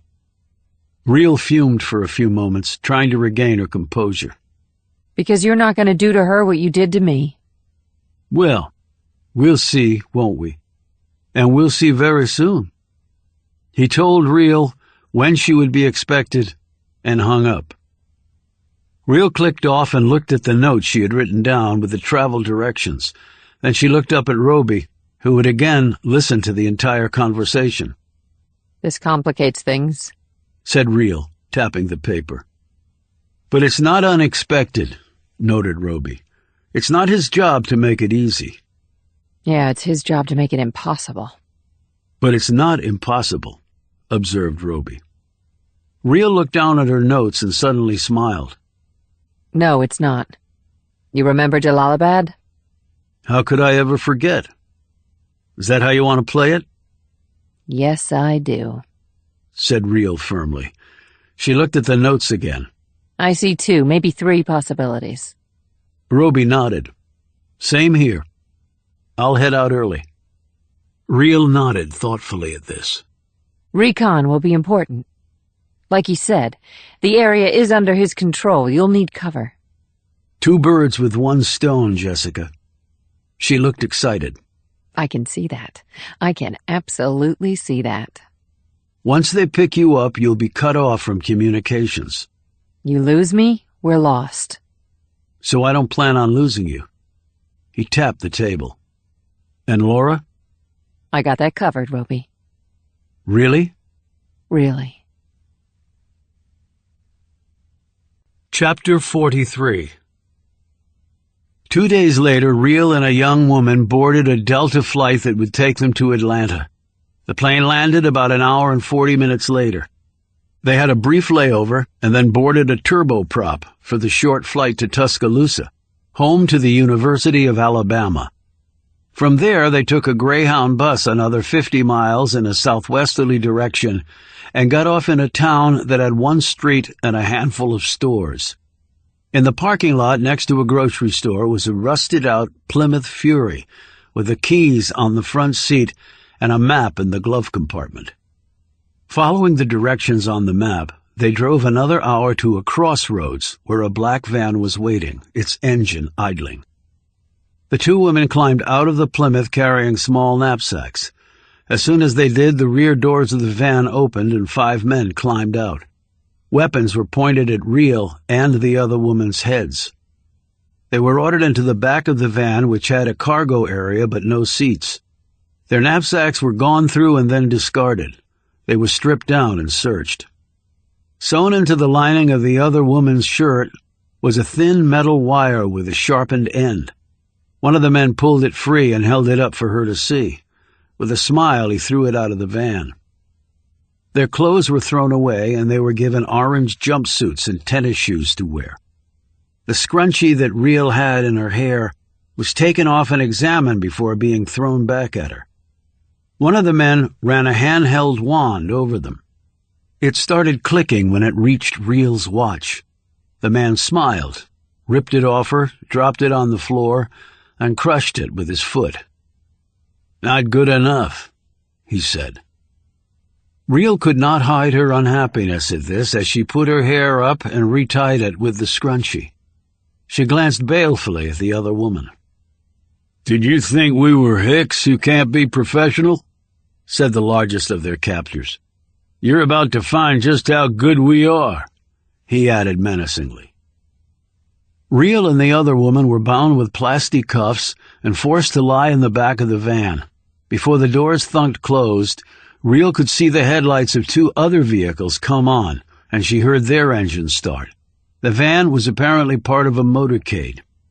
They got back on the road and the van picked up speed.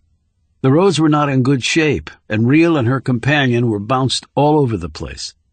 The men sitting next to them took the opportunity to kick and punch them as their bodies collided with them. "Know your place, bitches," yelled one of them as his friends laughed. "Groveling in the dirt." Real calculated that they drove for about an hour before the van began to slow. There had been many turns involved, so she assumed the driver had been backtracking, so as to make it nearly impossible for anyone to follow without being seen. She heard the roar of what sounded like a group of motorcycles pass by them.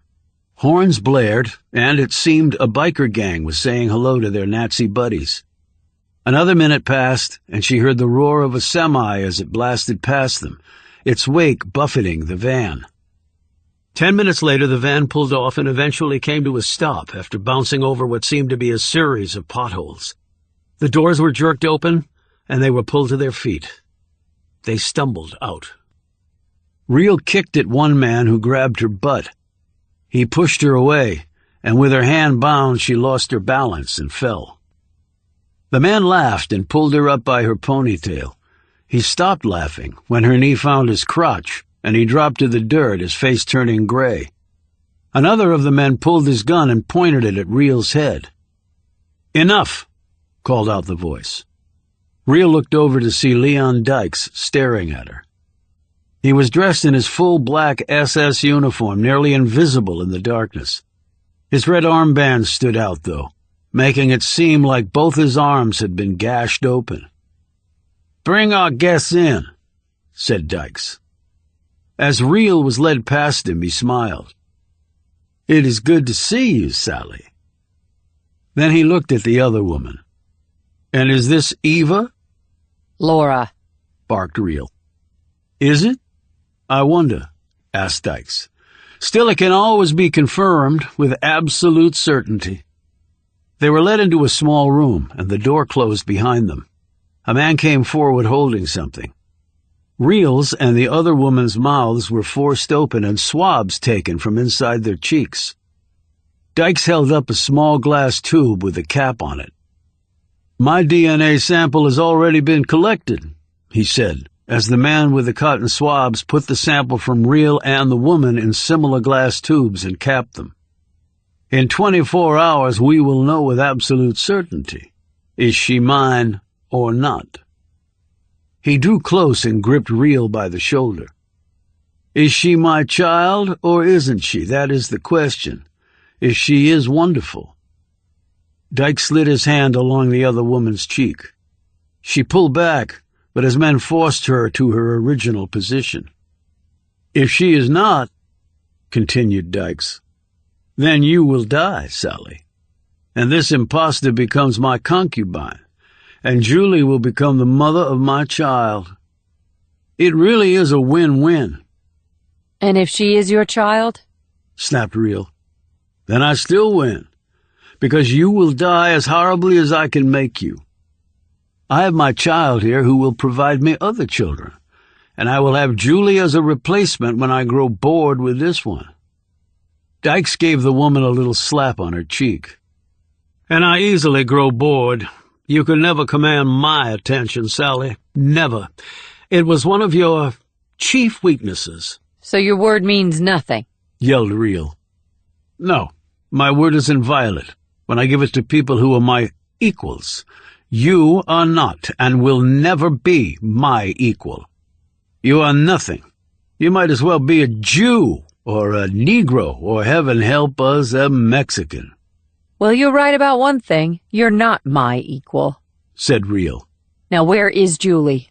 "Why should I let you see her?" Because you can. Because you want me to see her. You want me to know you have her and me in your power. Just admit it and get it over with. Dyke smiled. "You're not stupid. I'll give you that." He nodded at two of his men, who pulled Real and the other woman from the room. They were led down a hall. Another door was unlocked, and they were pushed inside so roughly that they both fell to the floor. Jessica? Julie raced over to help them up. Julie, are you okay? Said Real, looking at the girl's puffy face. I'm okay, she said quickly, staring at the other woman. Julie, this is my daughter, Laura. Oh my God, said Julie, Jessica, why are you here? They're going to kill you. It'll be okay, said Reel, as her eyes searched the walls for a listening device and found 2 of them within 20 seconds. We'll be okay. Julie said, Hi, Laura. I'm Julie Getty. Laura tried to smile, but she was clearly afraid. Julie looked at Reel reproachfully. Why did you bring her here? I had to, Julie. Otherwise they would have killed you. So now they kill all 3 of us? They won't kill you 2, just me. Correct. Dykes was standing in the doorway. He held out his hand. But now it is time to get to know you. No, snapped Reel, stepping in front of Laura. I wasn't talking about her, said Dykes, smiling. I was talking about you, Sally. Perhaps I should have said get reacquainted with you. Chapter 44. Yi Chung-cha? Chung-cha looked up from her seat and studied the man who was speaking to her. He was short and lightly built with dark hair and eyes behind square lenses. Yes? Will you follow me, please? She rose and did, as he had so politely asked. As they walked along the long corridor, he slowed his pace so that she was walking beside him. We all know of you, of course, Comrade Yi. You are legendary in our circle, a national hero. I am not a hero, comrade. I am simply one person who does what her country asks of her. Our supreme leader and his father and grandfather are the heroes, the only true heroes of our people. Of course, he said hurriedly. I did not mean to say anything that might— And I do not say that you have. We will leave it at that. He nodded curtly, his face reddening and his eyes downcast. She was led to a small room with wooden walls and a dull tube of fluorescent light overhead. It flickered so badly that if she were not accustomed to her country's difficulty with maintaining a consistent flow of electricity, it would have given her a migraine. She sat at the scarred table and placed her hands in her lap. She looked at the concrete floor beneath her feet and wondered if the cement came from one of the camps. Prisoners were good at making things like that. Hard, dangerous, unhealthy work was better performed by slaves than those who were free, or who thought themselves so. The door opened and 2 men came in. One was the same general to whom Chung-cha had demonstrated concrete evidence of Pak's guilt by letting him hear the man's voice on her phone recording. She knew he had been one of Pak's biggest supporters, which meant that suspicion had instantly focused on him. He would now do everything in his power to show his loyalty, and Chung-cha was aware he would also try to punish her for bringing down his comrade. The other wore a dark suit and white shirt, but no tie. The shirt was buttoned to the top button. He carried a bulky briefcase. They sat down and spoke words of greeting. She nodded respectfully and waited expectantly. She had long since learned to offer nothing, except in response to something else. Otherwise they might realize what she was actually thinking, and she did not want that. The general said, Plans are going well, Comrade Yi, for your deployment in this grand mission on behalf of your country. She nodded again, but said nothing. The suit took up the conversation with a nod of encouragement from the uniform.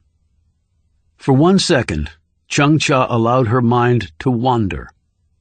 How many meetings had she sat in with suits and uniforms? They all talked a lot, but essentially said nothing she did not already know. She refocused as the suit took from his pocket 3 photos. One was of a woman. She was dark-haired and pretty.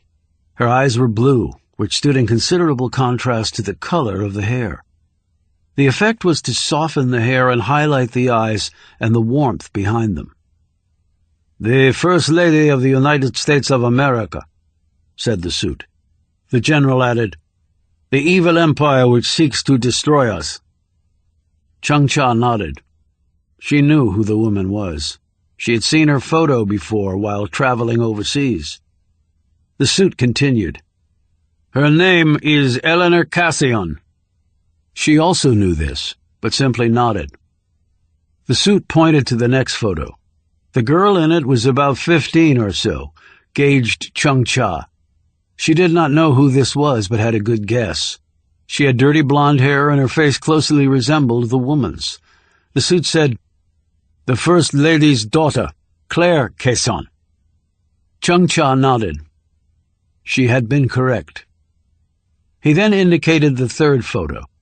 This was of a boy, about 10, who had the woman's hair but the girl's soft brown eyes. Thomas Cassian, Jr., named after his father, Thomas Cassian, the President of the United States, said the suit. "These are the targets," added the general unnecessarily. I understand that they are to be killed simultaneously, said Chung Cha. The men nodded. The suit said, "Absolutely." "By you, Comrade Yi," added the general. Chung Cha noted the barely veiled hostility behind the man's words. She thought that he should be more subtle. Is it feasible to expect one person to be able to kill all three at the same time? She said.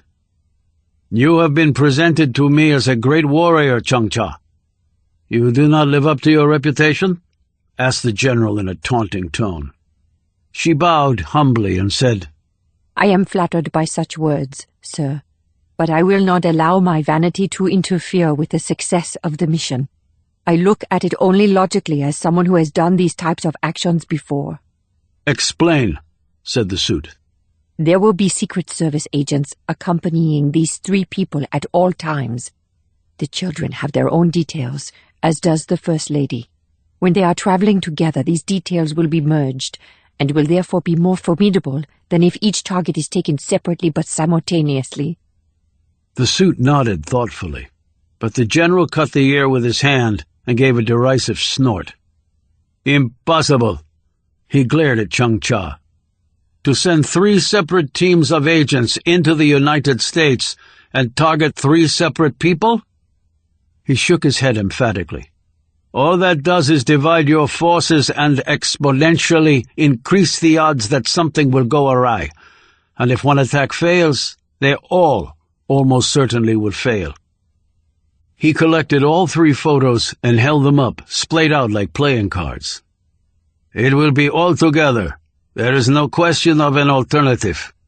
He pointed his finger at her again. "And it will be you who pulls the trigger, Comrade Yi. You bring down mighty generals in North Korea with ease, it seems. This will be child's play by comparison." I only bring down generals who are traitors, replied Chung Cha evenly. The general started to grin at this statement, but then his expression changed.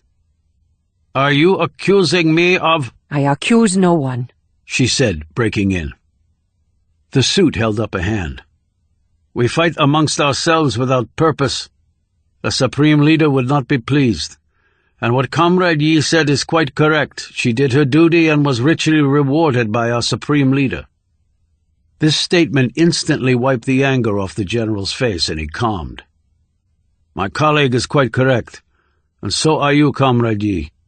You exposed the traitor. That is as it should be." But I will still go alone. "You will not go in alone," said the general, and the suit nodded. "There will be a team to accompany you, but the Americans will die by your hand alone." The general now managed a smile. "You are a woman, Comrade Yi. The Americans have a soft spot for your gender. They will not believe that a woman can harm them." Chung Cha simply stared at him until he looked away. The suit slipped a file folder from the briefcase he had carried in and handed it to her. "This is a preliminary report about the 3 targets. You will read and memorize, and then there will be more." Have any plans been formulated as to when and where the targets will be attacked? asked Chung Cha. "They are being processed and vetted now," said the suit. "The best one will be chosen. In the meantime, you will read these materials, practice your English, and return to your rigorous training. We will build the necessary background documents for you and your team to enter the United States. You must be ready to be activated for this mission at a minute's notice." She rose, took the folder, and slid it into her bag. The general scooped up the photos and handed them to her. "You will need these, Comrade Yi. You will study these faces until the very moment before you kill them." He looked at her patronizingly. Chung-Cha took the photos and put them in her bag. She did not look at either of the men as she left the room. She took the metro home, walked the last few blocks. She passed a few people and looked at none of them. She did, however, note the man following her. She arrived at her apartment and walked a few flights up. She made tea and put rice in her cooker, sat by the window with her cup, and opened her bag. She glanced up and down the street. The man was nowhere in sight, but he was down there. She could sense his presence. She pulled out the photos and the file. She set aside the mother's picture and focused on the girl. Claire Cassillon. She looked at the file. She was 15, born in March. She attended something called Sidwell Friends. As Chung-Cha read more, she learned that Sidwell was a school that both boys and girls attended. She looked at pictures of the school and thought it very handsome and peaceful. The school had been founded by Quakers. The report helpfully provided that Quakers were a religious group that prided themselves on their nonviolent beliefs. That was stupid principle on which to found a religion, Chung-Cha thought. One could not rule out violence because violence was often necessary. And since other religions routinely employed violence, those that did not were in constant danger of being rendered extinct. She read on as she sipped the strong hot tea, occasionally looking out her window as she contemplated the facts she was accumulating in her mind. But she found herself again wandering to other things. It seemed that this Sidwell Friends was a very prestigious place, and many of the students there were the children of very prominent families. They received a rigorous education. She read that many graduated and went on to other elite schools with names like Harvard, which she had heard of, and Stanford, which she had not, and some place called Notre Dame. She had visited the Middle East and ventured into countries where girls were not educated at all. Apparently they didn't think girls were worth the trouble. Chung-Cha thought they were actually worth more than the boys. Girls were educated in North Korea, but not if you were in the camps. At Yodok, Chung-Cha had never been in class to really learn, only to fix a few numbers and letters in her head and acknowledge her sins. Then she had gone on to the mine and the factory. She looked at the pretty buildings of Sidwell Friends with just a bit of wistfulness. She turned to the boy, Thomas Jr. He went to a place called St. Albans. The file said it was named after the first British martyr, St. Alban. The buildings were made of stone, and they looked almost castle-like to her. Fine old buildings where boys, it was only boys who attended St. Albans, went to learn. It seemed to be as highly regarded as Sidwell Friends. The mascot of St. Albans was a bulldog. Chung-Cha had never had a dog. There had never been an opportunity. She wouldn't have known what to do with one anyway. Yet there had been a hound on the other side of the fence at Yodok. She had glimpsed it one day. She thought it rather ugly and dirty, and thus just like her. That had been the bond that formed for her. When they were let outside the fence to collect wood, the dog had followed her, licked her hand. She drew back and struck it, because a touch to her meant an attack was imminent. The beast yipped and sat down on its haunches, its tongue out, and what looked to be a smile on its snout, a smile that reached to its wide eyes. The dog had been there when she was next let through the gate to gather wood. This time when it approached, she held out her hand and it licked it. She had nothing to give the thing, no food. She would never give food away. Never. No one in the camp would. It would be like giving away your blood or your heart. But she let it lick her hand, and she rubbed its head, which it seemed to like. She never heard the bolt of the rifle being slammed back. She heard the shot. She heard the yip. She tasted the beast's blood on her. She heard the guard laugh as she cried out and fell away. She saw the dog twitch once and then lay still, the bloody wound on its chest widening, its tongue hanging lopsided out of its mouth. She ran away. She heard the guard laugh again. If she had known how to kill a guard and live, she would have. She put the papers back into the folder, spooned the rice into a bowl, and ate it as she drank her tea. Like the burger at the American-style restaurant, she ate her rice slowly, almost a grain at a time, it seemed. She looked out the window. She finally saw the man lurking near the corner. He was not dressed in a uniform, but he was military. He had forgotten to change his shoes. They were distinctive, and his hair was matted down where the cap would usually sit. They were having her followed. That was clear. What was not as clear was why. Chung Cha had a few ideas that might answer that query. None of them were good for her. Not a single one. It was just the way it was here. Chapter 45. You will see that we are not disturbed. Dyke said this to the large man in a black uniform who was stationed at the end of the hall. Along this hall was only one doorway, and behind it a bedroom. The guard saluted, and as Dykes turned away, shoving Reel in front of him, the man let a small smile escape his lips. Dykes unlocked the door and pushed Reel, her hands still bound behind her, through the opening. He walked in, closed the door, and locked it. He took off his gloves. She turned to face him. It has been a long time, Sally. Too long. I feel the same. I've been wanting to come back and kill you for a long time.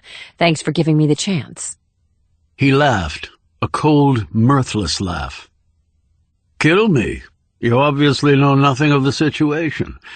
You're entirely within my power here. You are a woman. I am a man. You are tied up. I have a gun. This place is heavily guarded by my men. I will decide when you die. Only me. It is just like the concentration camps. Run with absolute authority and perfect order. Things of beauty, but I don't expect you to understand. What I understand and what you don't could fill a library, Leon. His smug look faded. You know, I do not permit anyone to call me by that name. I am de Fuhrer to all. Really? My nickname for you was always Little Dickie Dykes, descriptive and accurate. I still don't know how you got me pregnant. I never felt a thing. Didn't even know you were inside me.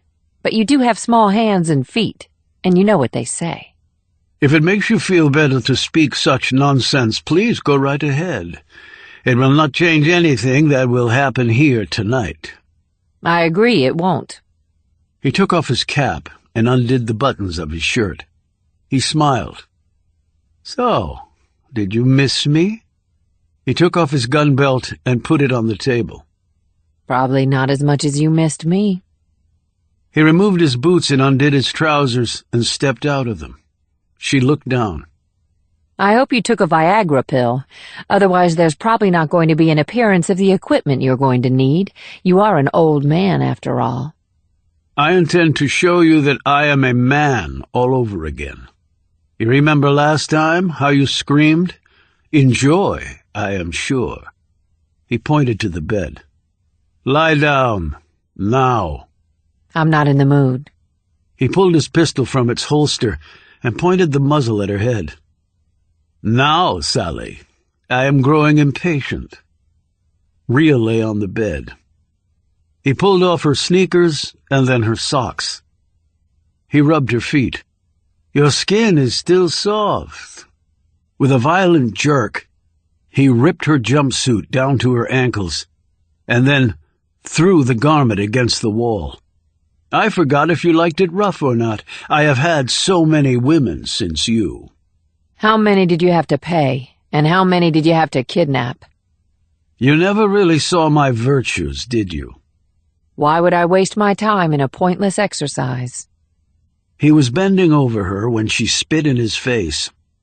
He straightened and took a moment to wipe his face with the back of his hand before turning to pick up his pistol. Reel sprang off the bed and swung her bound hands under her feet so they were in front of her. She ripped the scrunchie out of her hair and held it like a garrote. Before Dykes could turn back around, the garrote was around his throat. She jumped off the floor and clamped her legs around his torso, pinning his arms to his side. She lurched backward, and they fell onto the bed. They bounced up and down as he struggled to free himself. The mattress springs started to squeak noisily. Reel heard footsteps grow closer to the door. She started to pant and then moan loudly as the mattress kept squeaking. Saliva was coming out of Dykes' mouth as he was slowly being strangled. As he tried to cry out for help, Reel started yelling, Do me! Oh God, do me! Der Fuhrer, do me! She shrieked. Yes! Yes! She bounced up and down on the mattress until she thought the bed would collapse. Then she heard the footsteps tiptoeing away from the door. She could imagine the guard smiling to himself, imagining his boss screwing her brains out. Maybe he thought he would get the leftovers. She felt Dykes growing weaker. She clamped her legs like a vice around him. The garrote was cutting into his neck, so fiercely was she pulling on it. He started gurgling. Yes! Yes! She screamed, covering the sounds he was making. And then she started to turn his head slowly to the side, even as she kept increasing the pressure on his neck. Give it to me! Give it all to me! He was facing her now. His eyes were bulging, and blood filled from the hemorrhaging her stranglehold was causing. Foam was pouring out of his mouth. He exerted his last bit of strength to try to throw her off. That did topple them off the bed, but Reel's grip never failed. She swung her right leg up and placed her foot against the top of his head. She whispered, Goodbye, Leon, and tell Der Fuhrer to kiss my ass when you see him in hell. She screamed, Yes, you son of a bitch! She jerked his neck to the right with her hands. At the same time, she slammed his head to the left with her foot. Dykes' neck snapped cleanly. As he grew limp, she relaxed her legs around his torso, pushed away from him, and then gripped his lifeless hand and took off his watch. She rose from the floor breathless. With her hands still bound, she picked up his gun, strode to the door, checked the time on the watch, counted to 5, and then fired the weapon 3 quick times into the ceiling. And then all hell truly broke loose. Chapter 46. The extra-long semi that had passed the van earlier had doubled back and parked. From the trailer had emerged 3 black SUVs. There were 8 men in each vehicle. Each man was armored, had night vision optics, and was loaded with weaponry. They headed toward the front of the neo-Nazi complex. From the rear came 10 more men who had parked their motorcycles a quarter-mile away and made the last part of the trek on foot. They were armored, had night optics too, and were also loaded for bear, or at least for neo-Nazis. Roby was leading this group. They crossed a rise and then swiftly made their way down to it. 300 feet away was the cluster of buildings with a fence around it. Roby checked his watch and waited 5 minutes. Then he signaled his men forward. 100 feet away they stopped. Their optics revealed clear green images of the perimeter patrol. There were only 3 of them. Roby's group moved forward again to within 50 feet. Rifles were aimed and red dots appeared on each of the chests of the perimeter uniforms. Roby checked his watch again. He watched the second hand make its way around the clock face. Then the 3 shots rang out, and Roby started to run. Instantly, 3 rifles fired, and the 3 perimeter men dropped where they stood. They weren't dead, merely tranquilized. Roby and his team didn't want to deprive the men of a long prison sentence. Roby was over the fence in a few seconds, followed by 5 of his men. They dropped down inside the compound and immediately received fire. They took cover and returned it, this time with live rounds.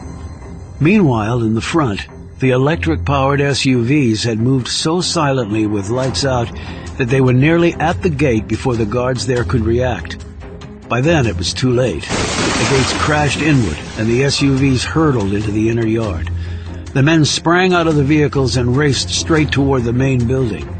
The two guards there were quickly surrounded and trussed up. Reel had shot the guard in the hall who had been eavesdropping on her and Dyke's lovemaking. She hurried on and shot another neo-Nazi who appeared in front of her with his weapon out. A moment later, she was slammed against the wall and the gun fell from her bound hands. A foot kicked it away.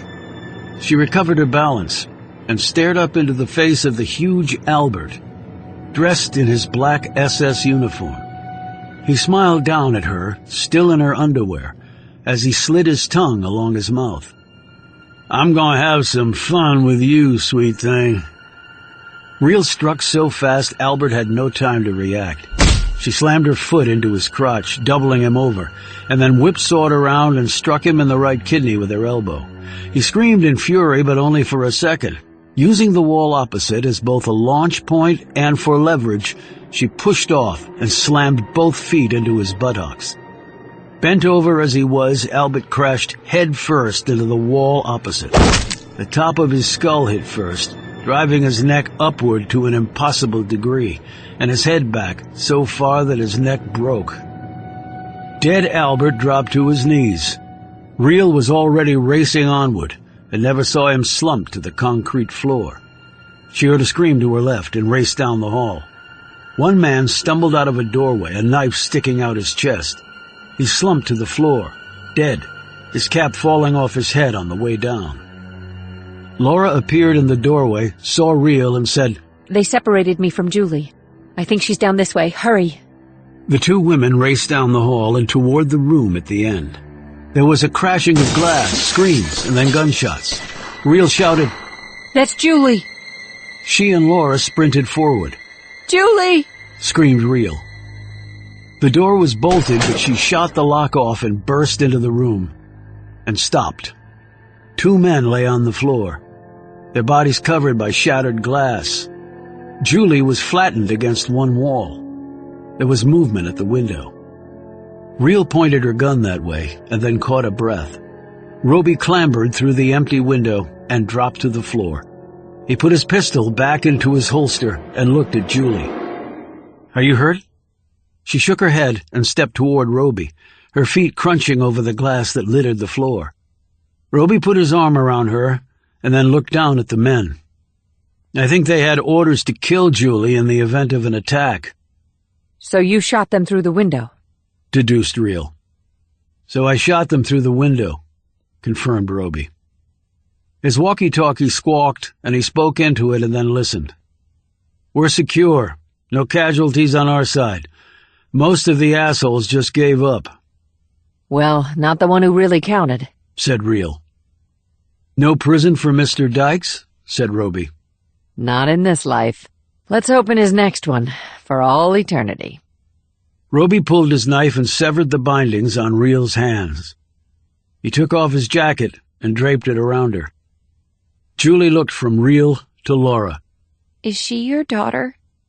Reel rubbed her wrists and shook her head slowly. "I'd like you to meet FBI Special Agent Leslie Shepard, Julie." Shepard nodded at Julie and gave her a shy smile. "I just look really young for my age." Roby said, "The FBI doesn't like people being kidnapped. They provided all the ground assets we needed." Julie said, "FBI, so Super Special Agent Vance?" "She cares about you a great deal, Julie. She's the reason we were able to put this all-out effort together." Reel looked at Roby. "Any problems finding us?" He shook his head. "How did you track them?" asked Julie. "I heard Dykes and his men talking about the steps they'd taken to make sure you couldn't do that." "Our friends at National Geospatial," answered Roby. "They sort of run the spy satellite network."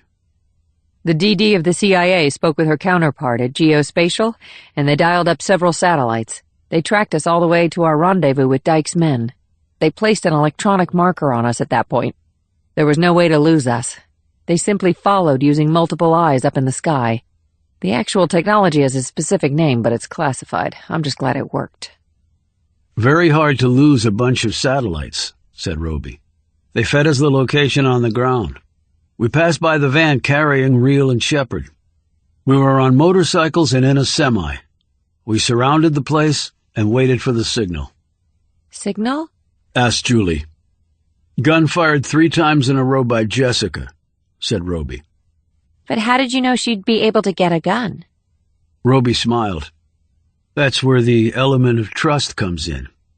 I did what I needed to do, said Reel. And then fired the gun. And that's when we came charging in, said Roby. And saved me again, finished Julie. Reel went over to her and knelt down. You wouldn't have needed saving but for me. I was the reason you were taken. I told him a false story about you, that you were still in WITSEC. I wanted him to be surprised when he found out what you really could do. He was surprised. And I was never really afraid. Why not? Asked Reel. I knew you'd come and save me. How could you be so sure? Now Julie smiled. That's where the element of trust comes in. Chapter 47. Nicole Vance sipped a mug of hot coffee as her team processed the scene. She glanced over at Roby and Reel and Agent Leslie Shepard, who were sitting in chairs inside one of the rooms of the neo-Nazi facility. Sitting between Roby and Reel was Julie, huddled in a blanket and drinking hot chocolate. Vance walked over to them and said, We've had our eyes on this group for a while. Domestic terrorism in addition to just being scumbags. They were smart how they went about it. Never left any evidence or witnesses behind.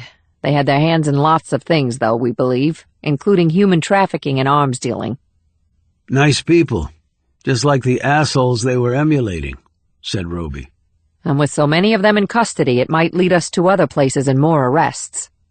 I wish you nothing but the best on that. She glanced at Julie. You need anything else, Julie? She shook her head. I'm just glad Jerome is okay. He was lucky. His skull is apparently a lot harder than they thought. He's still in the hospital, but the docs have assured me he's going to be okay. We'll get you home on a pair of bureau wings as soon as we can. I've got a lot of homework to catch up on, admitted Julie. Vance glanced at Roby. How jaded youth becomes. Julie shot a glance at Shepard and then looked over at Reel. So where is your real daughter? Reel looked down at her hands. She said quietly, I don't know. I had to give her up for adoption a long time ago. Why? Julie wanted to know. Because I was really just a kid myself, and I had no job, and then the job that was offered to me didn't provide for a baby in tow. Right, said Julie, both looking and sounding disappointed. Reel got to her feet and turned to Shepard. Leslie, I owe you more than I can ever repay. Shepard took Reel's offered hand and shook it. Are you kidding? My honor. Reel turned to Vance. Can I ask you a favor? How can I say no? Said Vance. Can I take a couple of photos? Of what? I'll show you. The two women left. Roby turned to Julie. You sure you're okay? They didn't, do anything to you. Other than smacking me around, the creeps left me alone. But that wouldn't have lasted. The head guy was a psycho. She drew closer to Roby. Did you know that Jessica didn't know where her daughter was? No, I just recently found out she had a daughter. She'd never talked about it before. Do you think she regrets it? I mean, giving up her kid? I don't know. I guess most mothers regret it, don't they? Julie shrugged and looked somber. Some don't have a choice, like my mom, but she always wanted me back. She thought for a few seconds. I think Jessica regrets it. I think you're right. Roby put an arm around her shoulders. And I know Jerome will be glad to get you back. Are you going to make this, like, a habit? What? Saving me? She was joking, but Roby frowned. I hope I never have to again, Julie. Considering it was our screw-up that got you involved in the first place. We got out okay. No one can count on that to keep happening. He was about to say something else when a woman appeared in the doorway. Roby looked at her in surprise. It was D.D. Amanda Marks.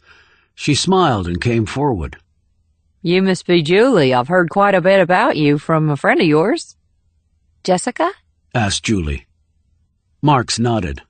I've been told that everything turned out all right. It did, said Roby. And thanks for the assist. I almost never get an opportunity to give back. It actually felt good. Reel came back into the room, trailed by Vance. Reel looked relieved about something. Vance actually looked pleased. Reel shook her hand. Thanks. This means a lot. I truly hope it works out for you. Oh, I think it'll work out just fine now. She looked over and saw Marks. I'd like to finish this now, ma'am, if that's okay? With my blessing, Agent Reel, with my blessing. Julie glanced sharply at Roby. What are they talking about? I'm not sure, admitted Roby. Reel called out to him. Hey, Roby, you want to be in on the end of this thing? And what would that be? I'd prefer to show rather than tell. Julie whispered to him. You better go, and you better tell me everything that happens. Roby rose and headed toward Reel. Where to? He asked. Not that far away, actually. We can take a car. But I need to make a phone call first and get things set up. Just one phone call? One is all it takes, if you call the right person. Chapter 48. It was raining. Even in here, Earl Fontaine could hear the drops colliding against the roof of the prison. He could hear the wind howling, too. He snuggled more comfortably in his hospital bed. Now that it was over, he knew he could die a happy man. But then again, he might just hang on a little longer. He had a bed, a roof over his head, meds for the pain, 3 squares a day, even if they were in the form of liquid shot into his gut via a tube, and a good-looking personal doctor to look after him. Not a bad life, actually. He glanced over at the bed once occupied by Junior. He smiled. He had no idea how such a moron had been able to kill so many people and elude capture for as long as Junior had. Earl had only had to call his friend, and Big Albert had been put on the case.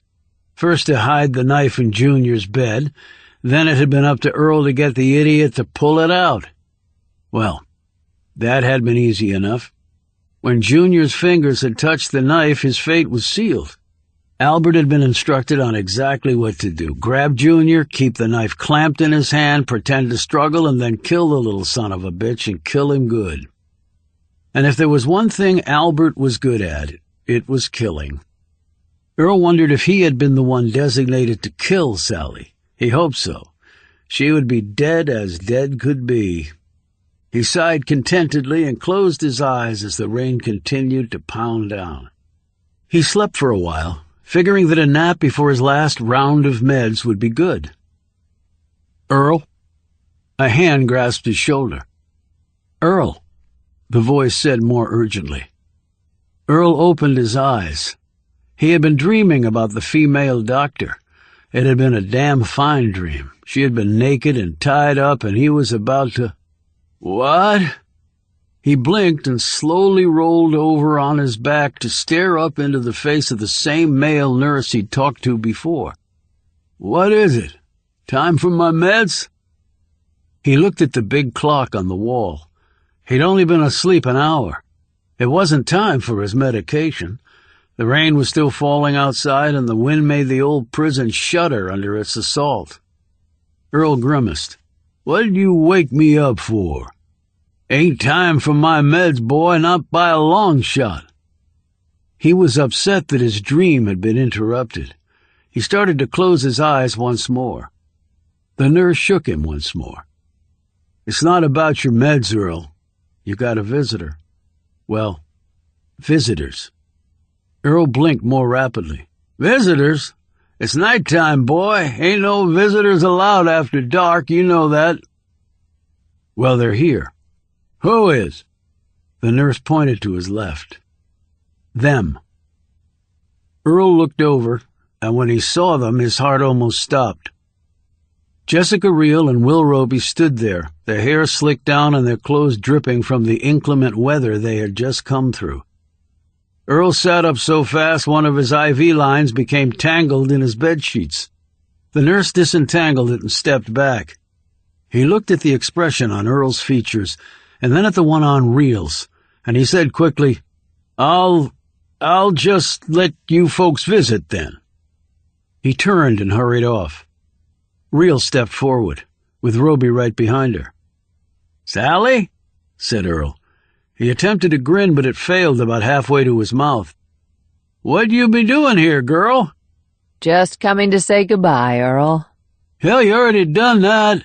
Not that I ain't glad to see you again. Reel ignored this as she stepped closer.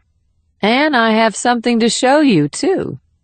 She slipped from her pocket a picture and held it out to him. I think you'll recognize him, even if he looks a little pale. Earl put out a shaky hand and took the photo from her. When he gazed down at the picture, he immediately gasped. Albert, I think, is his name. He's dead, of course, but you should still be able to tell it's him. How did he die? Said Earl in a croaky voice. Oh, I guess I forgot to mention that. I killed him. Broke his neck. For such a big guy, he went fast, which was good for me. I had other pretend Nazis to deal with. Gaping, Earl looked up at her, his eyes wide.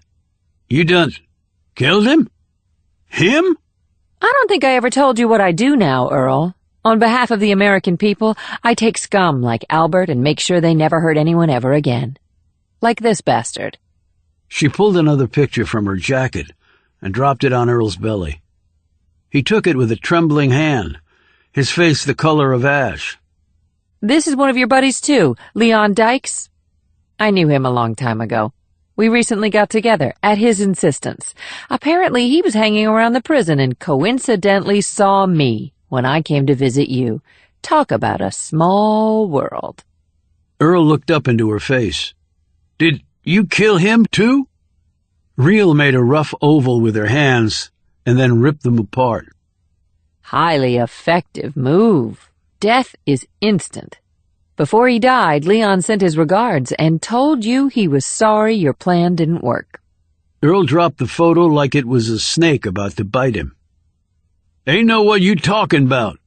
Sure you do, Earl. Don't back away from the credit for all this now. It really was very clever, and I don't give compliments easily, I can assure you. You making no sense. Now you got nothing else, I'm going back to sleep. Well, I think your nap will have to wait. Why's that? Snapped Earl, his confidence returning. You got nothing, or else you would have done brought the cops with you. What they gonna do to me anyway? Arrest me? Put me in jail? Shit! He laughed until he choked. No police, no new charges. The old ones will suffice. So like I said, get your ass gone. I need my rest. But you're doing great. A lot healthier than you were. He sat up straighter. What the hell you talking about? I got terminal cancer. I ain't getting better. Yeah, but there's more to it than that. She pointed to her right. Earl looked that way and saw the female prison doctor striding toward them. Dr. Andrews, thank you for coming in tonight, said Reel. Andrews gave a forced smile. My pleasure. Wouldn't have missed it, actually. Reel said to Earl, I explained to Dr. Andrews her role in getting you and me back together, and also how that led to a very nice visit with your good friend Leon Dykes and his group of merry neo-Nazi freaks. Yes, it was fascinating, Mr. Fontaine, said Dr. Andrews, who looked like she wanted to pull a gun and fire a round right into Earl's brain. I ain't got no idea what you two gals are jabbering about, said Earl. No idea at all. Well, let's see if I can make it crystal clear for you.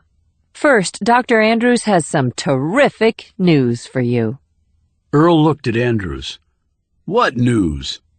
While your cancer is still terminal, it's been determined that your condition has stabilized. What the hell does that mean? That means that you can leave the hospital ward and this prison. You're being sent back to solitary confinement on death row. Earl's face collapsed. But they can execute me. Andrews smiled. Unfortunately, that's true, but you can be cared for there, although I have to say it won't be nearly as pleasant as here, and you will have no human contact with anyone other than the prison personnel. You can't do that, Earl protested. Well, actually we can, said the voice. The man in the suit walked in with 4 beefy guards behind him. What the hell is he doing here? Exclaimed Earl. Rhea looked behind her. The warden of this fine facility and his men are here to take care of your transfer back to death row at the Holman Correctional Facility. There was a flash of lightning at the barred window, followed by a vicious crack of thunder. The warden waved his men forward. Just roll the bed and all right out. The transport vehicle is waiting. You can't do this, sputtered Earl. You can't. Get him out of here, ordered the warden. Now. The guards unhooked Earl's shackles from the wall and rolled his bed with him screaming his head off out of the room. They heard his shouts for another minute before a heavy door clanged shut, and then Earl Fontaine was heard no more. Rhea turned to the warden, Ann Andrews. Thank you. No, thank you, said Andrews. To think that bastard used me to try and accomplish all these horrific things. Damn right, said the warden. We might not be able to execute him, but we can make whatever time he has left as unpleasant as legally possible. And we will. He marched off. Andrews said, When I got your call, I really couldn't believe it. I thought I was helping a father find his daughter. I should have known that Earl Fontaine was a man who didn't care about that. He took a lot of people in, Doc, said Rhea. But never again, said Roby. Nope, never again, added Rhea. After thanking Andrews again for her help, they turned and left the prison. Feel better? Asked Roby, when they climbed into the car after running across the parking lot as the rain continued to pour. Actually, Roby, I don't feel anything, and maybe that's the best. Roby put the car in gear, and they left the Alabama prison, and with it, Earl Fontaine, behind forever. Chapter 49. The North Koreans had no facility like the burner box. They didn't have the budget for it. No country spent what the Americans did on defense or internal security. But Chung Cha felt like they made up with effort and dedication what they lacked in funding. She ran through the streets of Pyongyang until she could run no more. And then she kept going. The State Security Department had a generic gymnasium facility where she built up her strength. They had shooting ranges deep underground where she worked on her aim, reaction time, and motor skills in the use of all sorts of firearms and other weapons. There, against only men who were far larger and stronger than she was, she drilled on certain close-quarter combat techniques, some of which she had employed to subdue Lloyd Carson in Romania. Her training wasn't only physical. She could speak fluent English, as well as 3 other languages. But what she really excelled at, in addition to remaining calm under the most extreme circumstances, was martial arts. There had never been a man to beat her, not even several of them. She attributed this to her time at the camp. To survive the camp took Herculean toughness, but that was not enough. To survive the camp and keep your human spirit, your belly fire, was nearly impossible. She had accomplished the impossible. And to survive the camp, one had to think 10 moves ahead. She had become adept at that. The same held true for the martial arts. She not only outfought her opponents, she outthought them as well. Her department had spent much time and money in developing her ability to attack superior numbers and come away victorious. It was a combination of original tactics, superlative fighting skills, and the ability to assess and take risks, often turning a disadvantage into an advantage. She had shown that when confronted with the administrator and the prison guards, she had turned the strengths of her opponents into weaknesses, and she had never stopped moving or fighting. It was as if her mind and her body were a single unit. She returned to her apartment tired but satisfied that her skill level remained undiminished. She was aware that with the upcoming mission, she would be pitted against the best security detail in the world. She knew that the U.S. Secret Service was widely regarded as invincible, all agents willing to die to protect whomever they were guarding. But they had lost protectees in the past, so they weren't infallible. Still, it would probably be her greatest challenge. She ate her rice and drank her tea and listened to country music on the iPod that the Supreme Leader had given her. She looked out the window for the man who had been there every day. He was still there. It was as though he didn't care now if she knew he was there or not. That actually said a lot to her.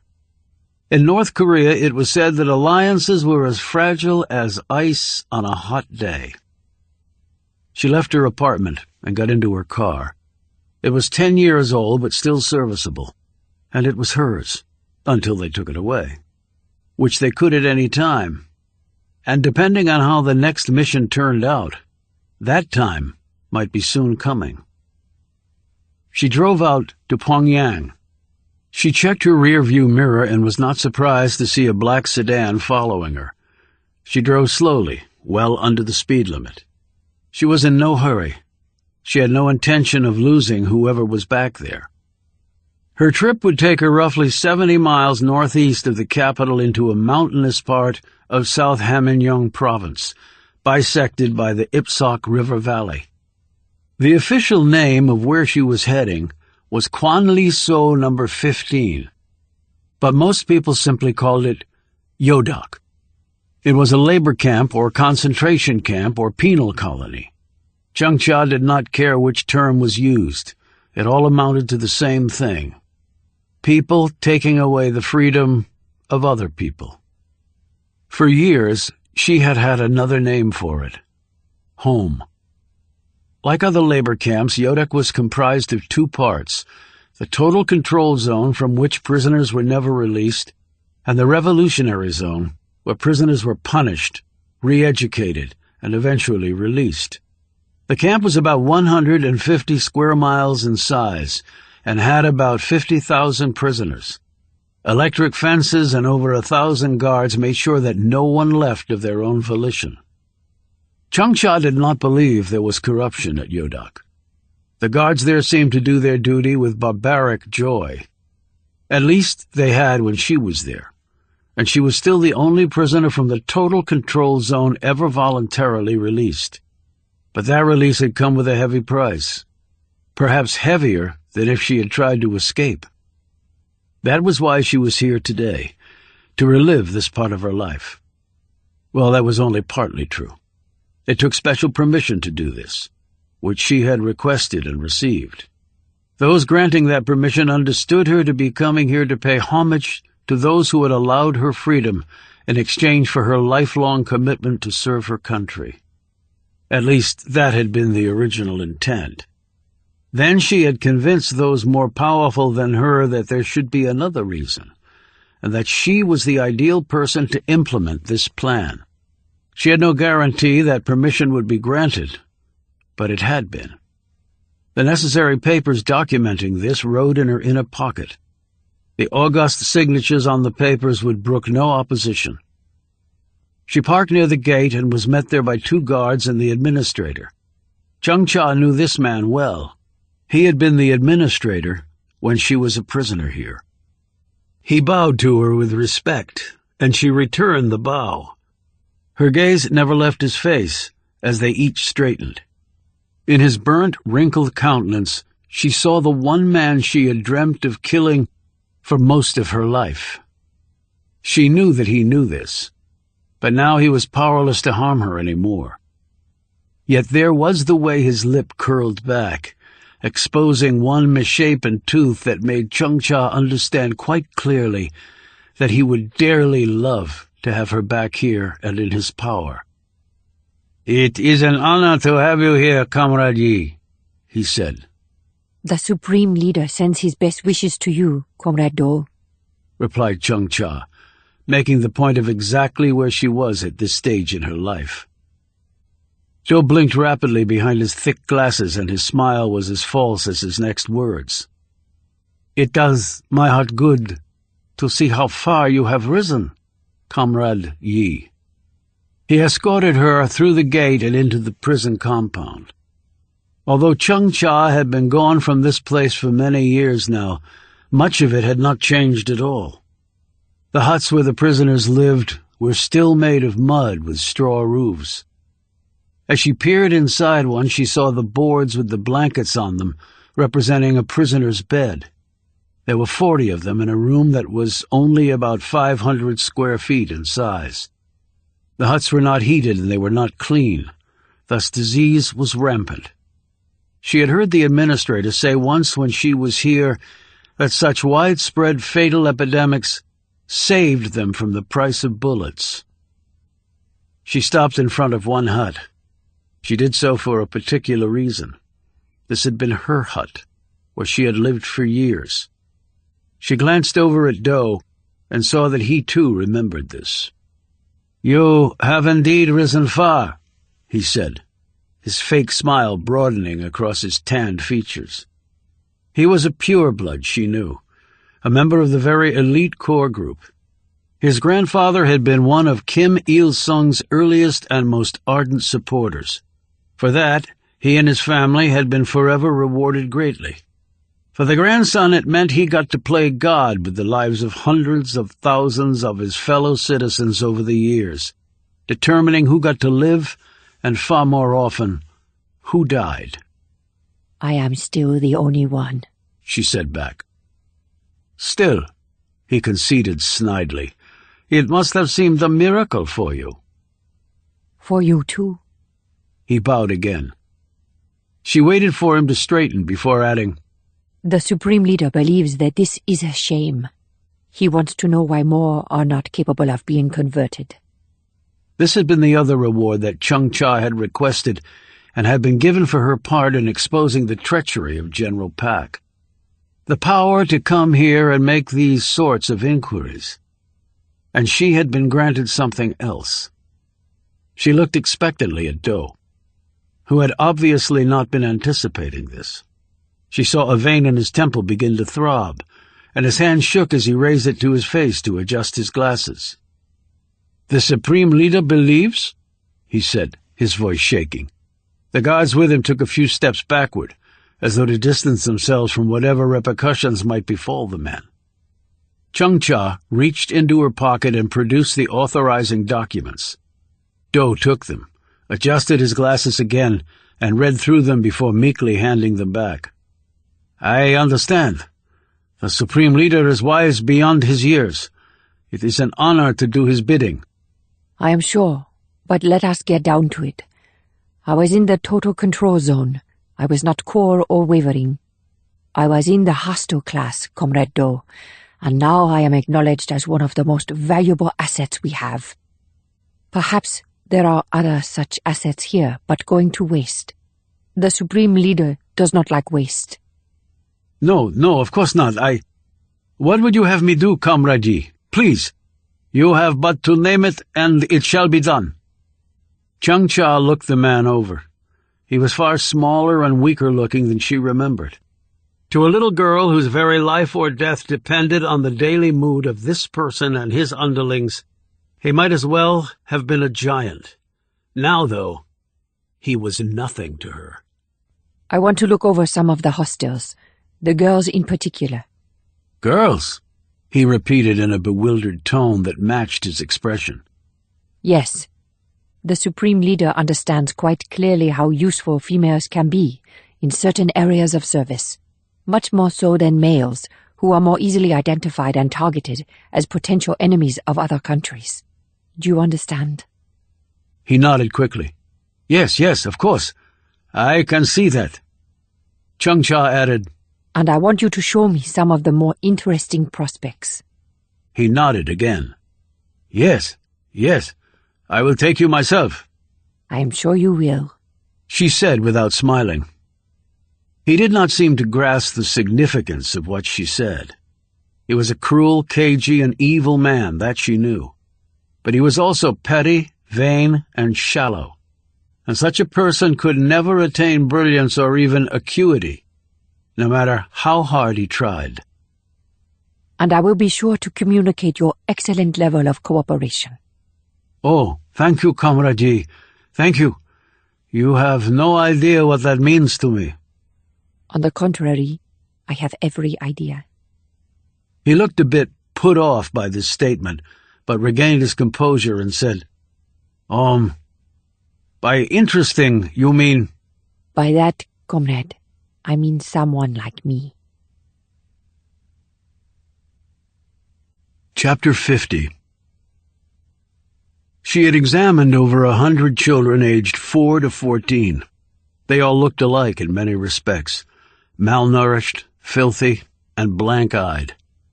She spoke a few words to all of them. Their answers when they came were halting, inelegant, and simple. None of this was their fault, she knew. She turned to the guard accompanying her. How many were born here? He looked at her with some insolence, but had no doubt been told to cooperate fully or feel the supreme leader's wrath. He gazed over the ranks of young prisoners with a lazy eye. They might as well have been chickens lined up for slaughter. About half, he answered in a casual tone, and then rubbed a smudge of dirt off his gun. There were more, but they were unauthorized births, so they were, of course, killed along with their mothers. Chung Cha knew that the children's education, what there was of it, was totally inadequate. They had been raised as simpletons, and they would perish as simpletons, despite whatever belly fire they might have for something more in life. At some point, no matter the rage that dwelled within, beatings and starvation and the brainwashings that were all prevalent, hair would douse all hope until there was nothing left inside. She felt if she had stayed one more day in Yodak, she never would have left it alive. In the distance, Chung Cha saw a group of children laboring along under the weight of either logs or buckets she knew were filled with dung. One child stumbled and fell, dislodging the contents of her bucket. The guard accompanying the group hit her with both a stick and then the butt of his rifle, and then encouraged the other children to attack her, which they did. They had been taught that when one worker failed, they would all be punished, directing their anger away from the guards, where it rightfully should be, onto one of their own. Chung Cha watched the beating until it stopped. She made no move to halt the attack herself. Even with the authority of the supreme leader riding in her pocket, she could never do such a thing and hope to avoid punishment. The rules of the camps were inviolate, and certainly no one like her could intervene and break them without consequences. But she had no desire to stop the beating. She wanted to see the result of it, because even from this distance she had noticed something that intrigued her. The beaten child rose, wiped the blood off her face, grabbed the bucket off the ground, scooped the dung into the bucket with her bare hands, and marched past the guard and the other children who had beaten her. Her head was held high, and her gaze was fixed determinedly ahead. Who is that prisoner? Chung Cha asked the guard. He squinted in the distance and then blanched. Her name is Min. How old is she? The guard shrugged. Maybe 10, maybe younger.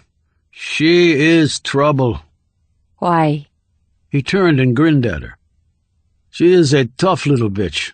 She gets beaten and then gets up and walks off like she won a great victory. She is stupid. You will bring her to me. The guard's grin faded, and he glanced at his watch. She still has 6 hours of work to perform. You will bring her to me, said Chung Cha again, more firmly, her gaze never leaving the man's face. We heard about you here, what you did at Bukchang. The guard said this in a surly manner, but Chung Cha, who could sense fear from almost anyone, could see that the man was afraid of her. About my killing the corrupt men? Yes, I did. I killed them all. The supreme leader was most grateful. He gave me an electric rice cooker in reward. The guard gazed at her in astonishment, as though she had just informed him that a mountain of gold had been delivered to her door.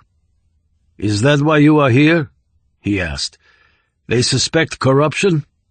Is there corruption here? asked Chang-Cha aggressively. No, none, I promise it." A promise is a strong thing, comrade.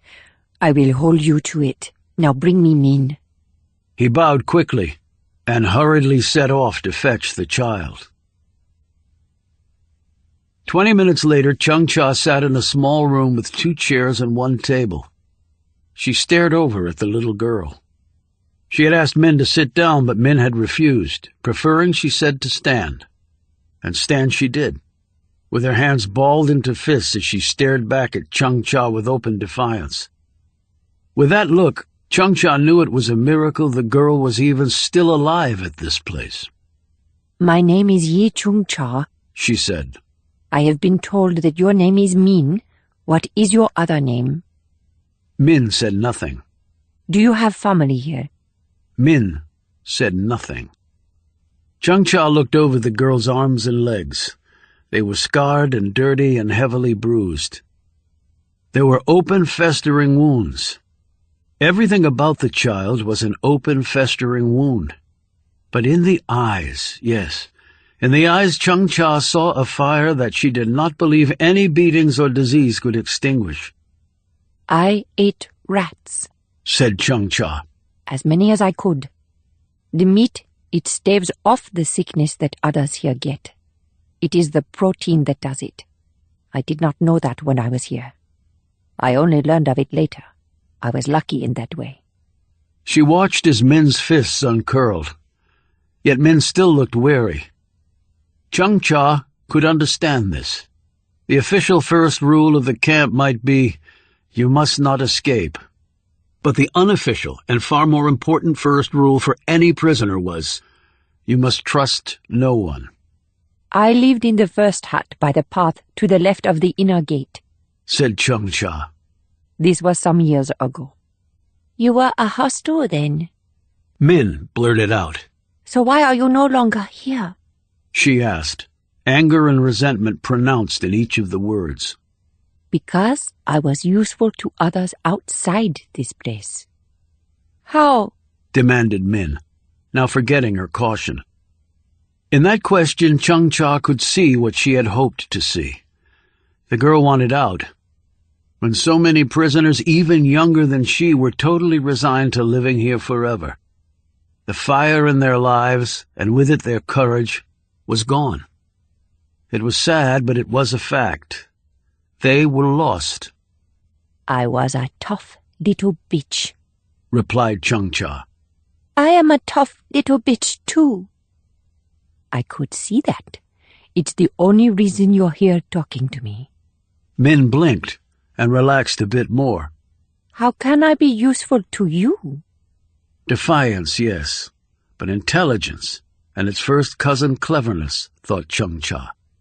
Well, after all, in Korean, that's what Min meant, cleverness and intelligence. How do you think you can be? Asked Chang-Cha, turning the query around and flinging it back at her. Min pondered this for a few moments. Chang-Cha could almost see the mental churnings going on inside the girl's head. How are you useful to others? Asked Min. That allowed you to leave here. Chang-Cha managed to hide her smile and her satisfaction.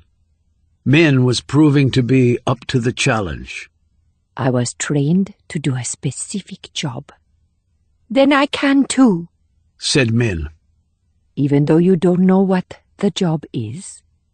I can do anything, declared Min.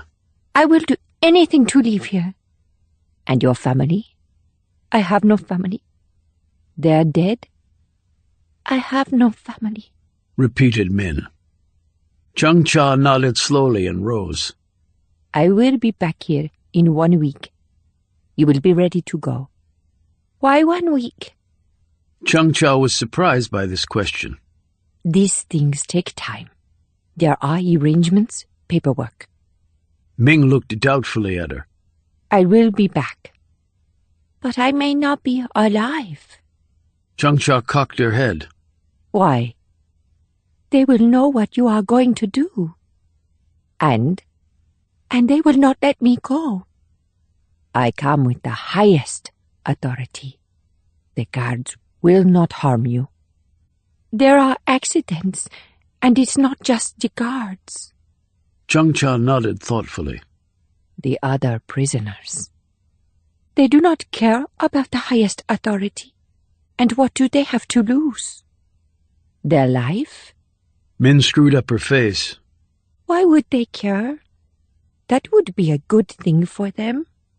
Changcha knew that she was absolutely right about this. Then we will leave here today. For the first time, probably in her life, Min smiled. Chapter 51. Changcha had patiently filled out the paperwork necessary for Min's release to her custody. They had driven back to Pyongyang in the Sungri, with the windows down. Changcha did not tell Min that she was doing this because she did not want to smell the girl's stench for the next 70 miles. Instead, she told her it was good to breathe free air. And Min seemed to suck in each breath with delight. She had been reluctant at first to get into the Sungri. Changcha knew immediately why. The girl had never ridden in a car before. She had probably never even seen a car, just the old trucks used at the camp. However, when Changcha had told Min that it was the fastest way to get away from the camp, she had climbed in immediately. After she sat down, her hand reached out and touched all the dials and other items of interest. That was good, thought Changcha. She still had her curiosity, her wonderment. It meant that the child's mind was intact. As they drove away, Changcha looked twice in the rear-view mirror at the camp. She had seen prisoners staring at them through the fence, perhaps wondering why they could not also be free. When she looked over at Min, the girl's gaze was pointed straight ahead. She did not look back once. Changcha had done the exact same thing when she had left the camp. She had been afraid that if she looked behind her, they would take her back, or more likely that she would awaken from her dream and return to her nightmare. They had arrived back in Pyongyang very late at night. Changcha had parked her car and led Min up to her apartment. The girl had stared at everything as they had driven along, from asphalt streets to tall buildings, to something as simple as a traffic light, or a neon sign, or a bus, or someone walking along the sidewalk. She looked at it all in complete amazement. It was like she was just now being born, 10 years late. When Min looked up at the apartment building, she wanted to know what this place was. It's where I live, answered Changcha. How many people live with you? I live alone. Well, I did. Now you live with me. This is allowed? asked Min. It is allowed everywhere except in the camps, Changcha answered. The first order of business had been to prepare Min some food, not too much and not too rich. Not that Changcha possessed any rich food. But even too much white rice could make Min sick. Changcha knew all of this because it was what those who had freed her had done. So the meals would be simple and small to start. The next order of business was a shower, a very long, hot shower with plenty of soap and elbow grease. Changcha did not let Min do this alone, because the girl did not know how to properly clean herself. So Changcha had scrubbed her down. The filth that poured from her skin, hair, and orifices would have made most people sick. It did not faze Changcha. She had been expecting it. And Min exhibited no shame as she watched the dirty water going down the drain. She knew no better. She just wanted to know where the water went. Into the river, answered Changcha, because that response she knew would suffice for now. It would take many more cleanings for the girl to be truly free from her years of filth. She laid out sheets and a pillow on the small sofa, which would be where Min would sleep for now. Changcha had already purchased clothes and shoes for her, correctly assuming that a camp girl would be smallish. They fit very well, far better than the rags she had come here in. Those went into the trash. Chung-Cha showed Min how to brush her teeth, cautioning her against swallowing the paste. Then she cleaned her nails, which were caked with years' worth of grime and crud. Next, she combed out Min's long hair, untangling knots and trimming errant strands with scissors. Min sat patiently while this was done, staring the whole time in the mirror Chung-Cha had seated her in front of in the small bathroom. She well knew why the girl was studying herself so closely. She had never been in front of a mirror before. Thus she had no idea what she looked like. Chung-Cha could remember herself slipping out of bed at night and going to the bathroom, not because she had to relieve herself, but because she wanted to see what she looked like again. She fed Min another small meal and then attended to her multiple cuts and scabs with peroxide, salve, and bandages. Then she put Min in her makeshift bed under her clean sheets and wearing a new pair of shorts and a top. Even though she had tended to the girl's many injuries, healing cuts and scabbed over old wounds as best she could, Chung-Cha had scheduled a visit to a doctor the next day. She wanted all of these seen to. Infections were rife in the camps and had killed many prisoners. She had not freed Min to watch her die, and ordinarily before prisoners were released from the camps, they had to show that they were free from infection or disease. Since this was nearly impossible, they almost never achieved their liberty. Chung-Cha had thus pledged in her signed paperwork to have a doctor thoroughly examine and treat Min within 1 day of leaving the camp. After settling Min on the sofa, Chung-Cha turned the light off. She heard Min gasp and then say, "Can you make it light again, Chung-Cha?" She turned the light switch back on, and then went back over to Min, perching on the edge of the sofa. "Does the darkness cause you fear?" She knew that the prison huts had no electricity, and that while Min had probably seen electric lights, she was not accustomed to them. Min said, "I am not afraid." "Then why do you want the lights on?" "So I can see where I live now." Chung-Cha left the light on and went into her bedroom. She kept the door partly open and told Min if she needed anything to come wake her. Chung-Cha got into bed, but did not go to sleep. Not much scared her anymore. It simply wasn't possible after all she had experienced. But what she had just done frightened her more than beatings or fear of death possibly could. Her whole life had been spent alone, and now she had assumed responsibility for another human being. She listened to Min's even breathing, which because of the tiny size of the apartment was happening only a few feet away. She wondered if the girl was sleeping, or was simply gazing around at a world that she could not believe even existed, and for her had not existed until a few hours ago. Chung-Cha knew exactly how she felt. She had gone through the same emotional spectrum, but her release and what happened to her afterward were far different from Min's situation. The guards had come for her one morning. At first she thought they were coming to punish her because of a snitch, but that was not the reason. She had met with the prison administrator, Do, the same man she saw today. They had an offer for her. It came from high up in the government. She had no idea what had been the catalyst for it. Would she like to be free? That's what they had asked her. At first she did not understand what they meant. She instinctively thought it was a trick of some kind and was unable to answer, fearing she would say something that would lead to even more pain or perhaps her death. But she was led into another room where there was a group of men and, startlingly enough, a woman who was not a prisoner. Chung-Cha had never seen a woman who was not a prisoner. The woman told Chung-Cha she was with the government and that the leadership was looking for offspring of wrongdoers who wanted to serve their country. They would have to prove their loyalty first, she said, and if they did that, they would be taken to another place, fed, clothed, and educated. They would then be trained over years to serve North Korea. Would Chung-Cha want that? The woman had asked. Chung-Cha could still remember gazing around at the men in the room staring at her.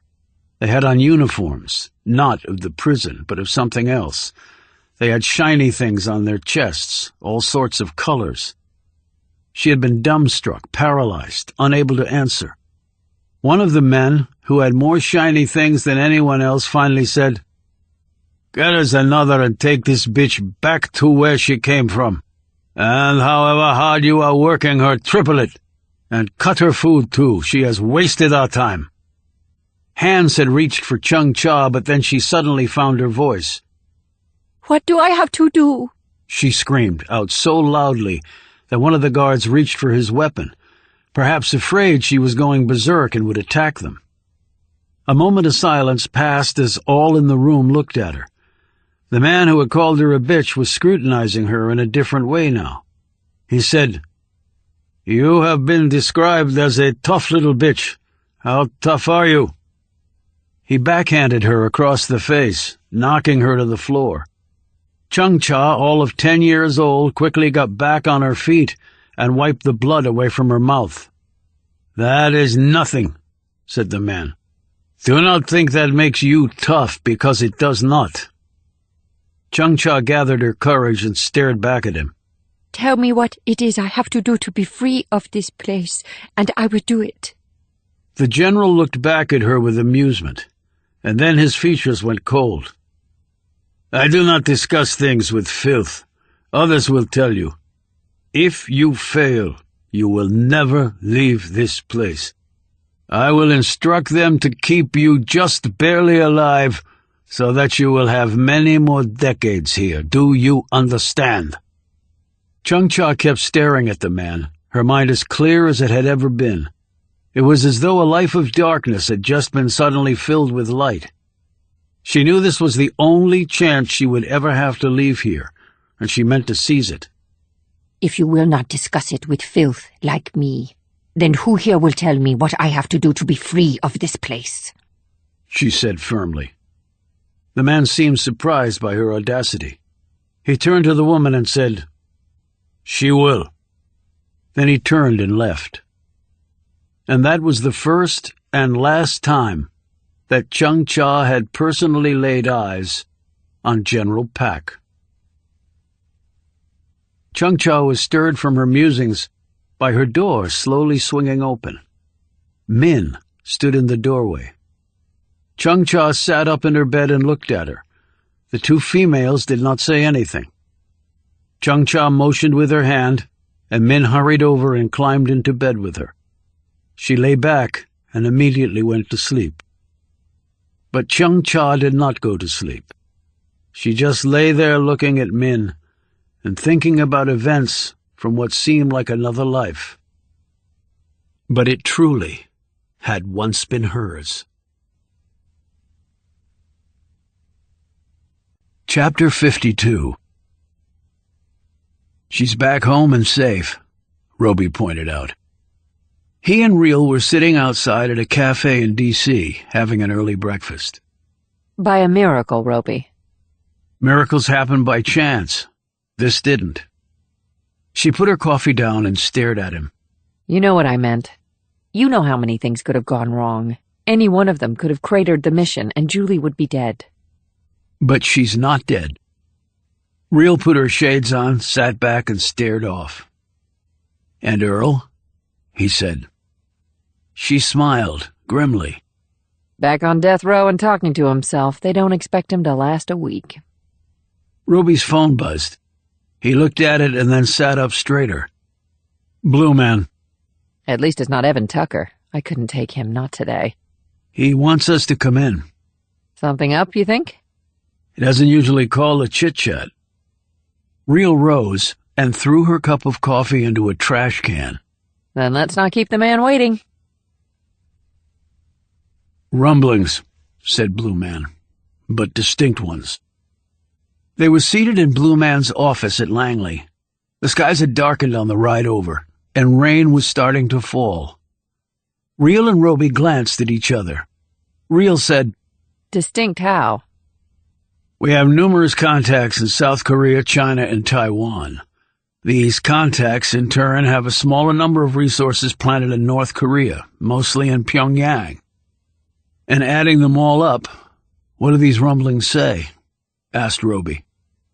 That the North Koreans are planning something. Retaliation, you mean? I doubt it's anything else, said Blue Man. The North Koreans are not known for either their tact or their compassion. But they can keep secrets, Roby pointed out. Do you have any clue what form this retaliation might take? It seems clear that they have discovered the level of Pak's actions, and now his family has disappeared. I didn't think he had any family. So they've either been killed or sent to the labor camps, said Roby, with a resigned sigh. Blue Man nodded. Appears to be the case. Roby added, if so, they're beyond help. I would have to agree with that. Any attempt to free them would create an international incident that we cannot afford at present. He said to protect his family. Well, we failed him on that.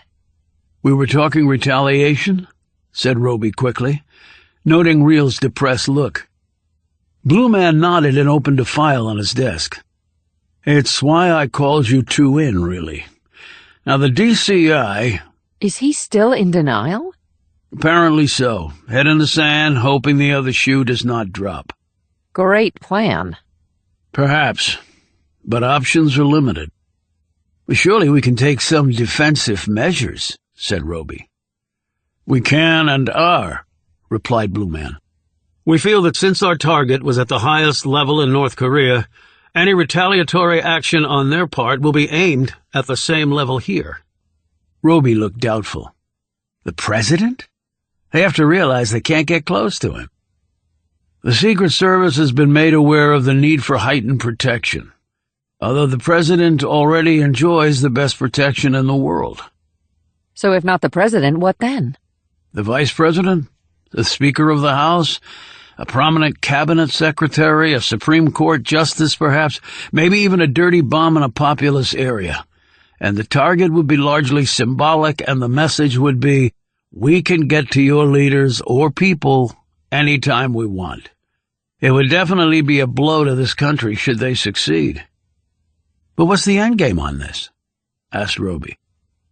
After they strike back, Pyongyang may release to the world whatever evidence they have about a plot led by this country to assassinate their leader.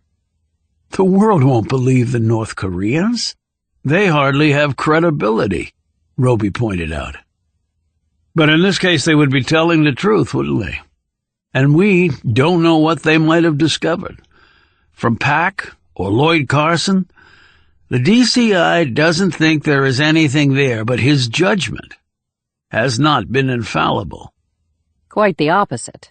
Roby said, you didn't call us in here to tell us to do nothing. No, I wanted to warn you, said Blue Man. About what? At the cottage where you saw Pak kill himself? Yeah, said Roby warily. You may have been seen. That's impossible. We didn't see anyone, and our surveillance cameras showed no activity. Nevertheless, the rumblings we're hearing indicate you may have been seen, and if so, you may become targets as well. Roby looked over at Real. Well, it won't be the first time. Although I think I'd take the neo-Nazis over the North Koreans. Chapter 53. President Tom Cassian sat at the breakfast table in his family's private quarters in the White House. He'd already been given his daily briefing and was fortifying himself with an extra cup of coffee before truly beginning his day, which was mapped out to the minute. He looked across the table at his wife Eleanor, or Ellie, as he and her closest friends called her. I saw your schedule for the next couple of days, he said, folding up a copy of the Washington Post and setting it next to his largely uneaten breakfast. Pretty busy. She looked over her teacup at him. Right, and I saw yours. Pretty empty. What a slacker. He smiled resignedly. It's not that bad. She glanced at all the food left on his plate. You haven't been eating lately, Tom. Stomach's been a little unsettled, just under the weather. Go see the doctor, then. You have your own private one. He nodded. I will, he said, vaguely staring off. When do you get back? 4 stops. Seattle, San Francisco, Houston, and Miami. Air Force One wheels down tomorrow afternoon at 2. Sort of like the campaign. Not nearly as busy. How many times did we travel to 8 or 10 cities in a single day? Too many times. And these days politicians never stop campaigning. With the changes in the laws, any amount of money can be thrown into the ring. You have to make certain you get your share of it, because the other side certainly will take up any slack. I miss the days of printing our own campaign flyers and collecting checks and a coffee can at backyard barbecues. Sometimes I do too. He ran his gaze over Eleanor as she went back to studying her schedule for the day. She was still young, 46, 4 years younger than he was. They had 2 kids, Claire and Tommy Jr. Claire was 15 going on 40. She had adapted extremely well to the life they now had. She made many friends at school and was active and popular at Sidwell Friends, and a very good student. Tommy was still very much a little boy who had at first loved living in the White House, but had quickly grown to hate it. Neither the president nor his wife really knew what to do about it, and their son's unhappiness was weighing heavily on both of them. Eleanor's voice broke through these thoughts. The kids have a week off from school soon. I was thinking about taking them out of town, maybe Nantucket. The Donovans have offered the house again. He gaped at her. Nantucket? At this time of year? It'll be cold and rainy. Actually, the average high is nearly 70 degrees, and the average low is over 50, and weather forecasts say precipitation levels will be well below average, although skies will probably be overcast. The Atlantic Ocean helps moderate the climate. It'll be warmer there than in Boston. As usual, I see you've done your homework, Ellie, said the president grudgingly. She smiled. And the tourists are all gone. It will be private, and we can regroup as a family. Toasty fires, curling up with a good book, playing board games, taking walks together on the beach, just recharging, getting to spend time with the kids. You mean spending time with Tommy? Claire is doing just fine. I mean as a family. And while I know your schedule is packed, it would be wonderful if you could come for at least a day. The president looked at her strangely. Their lives were all governed by phone book-thick itineraries with travel mapped out well in advance. Is this on the schedule? I didn't see it. No, I was just thinking about doing it. Well, I seriously doubt I'll be able to come for even a day. My schedule is packed for the next 2 months, and besides, the voters don't like presidents to just pop off to vacations. You'll have to check with the Secret Service. They'll need time to prepare. It might be too difficult on such short notice. I've already got them working on it. Okay, hope it works out.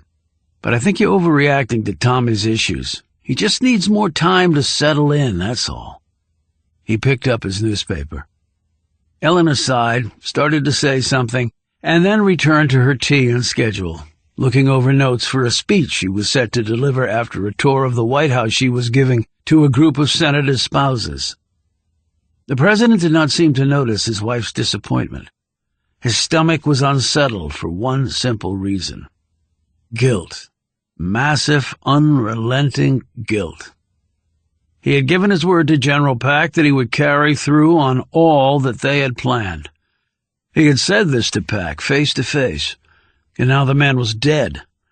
The president had actually sent agents out to kill him, but Pack had taken his own life and had told the agents to be sure to tell him, go to hell. If the positions had been reversed, the president would have done the same thing. He had betrayed the man, pure and simple.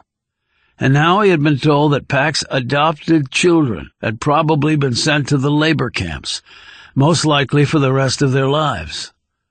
I betrayed the man. I killed the man.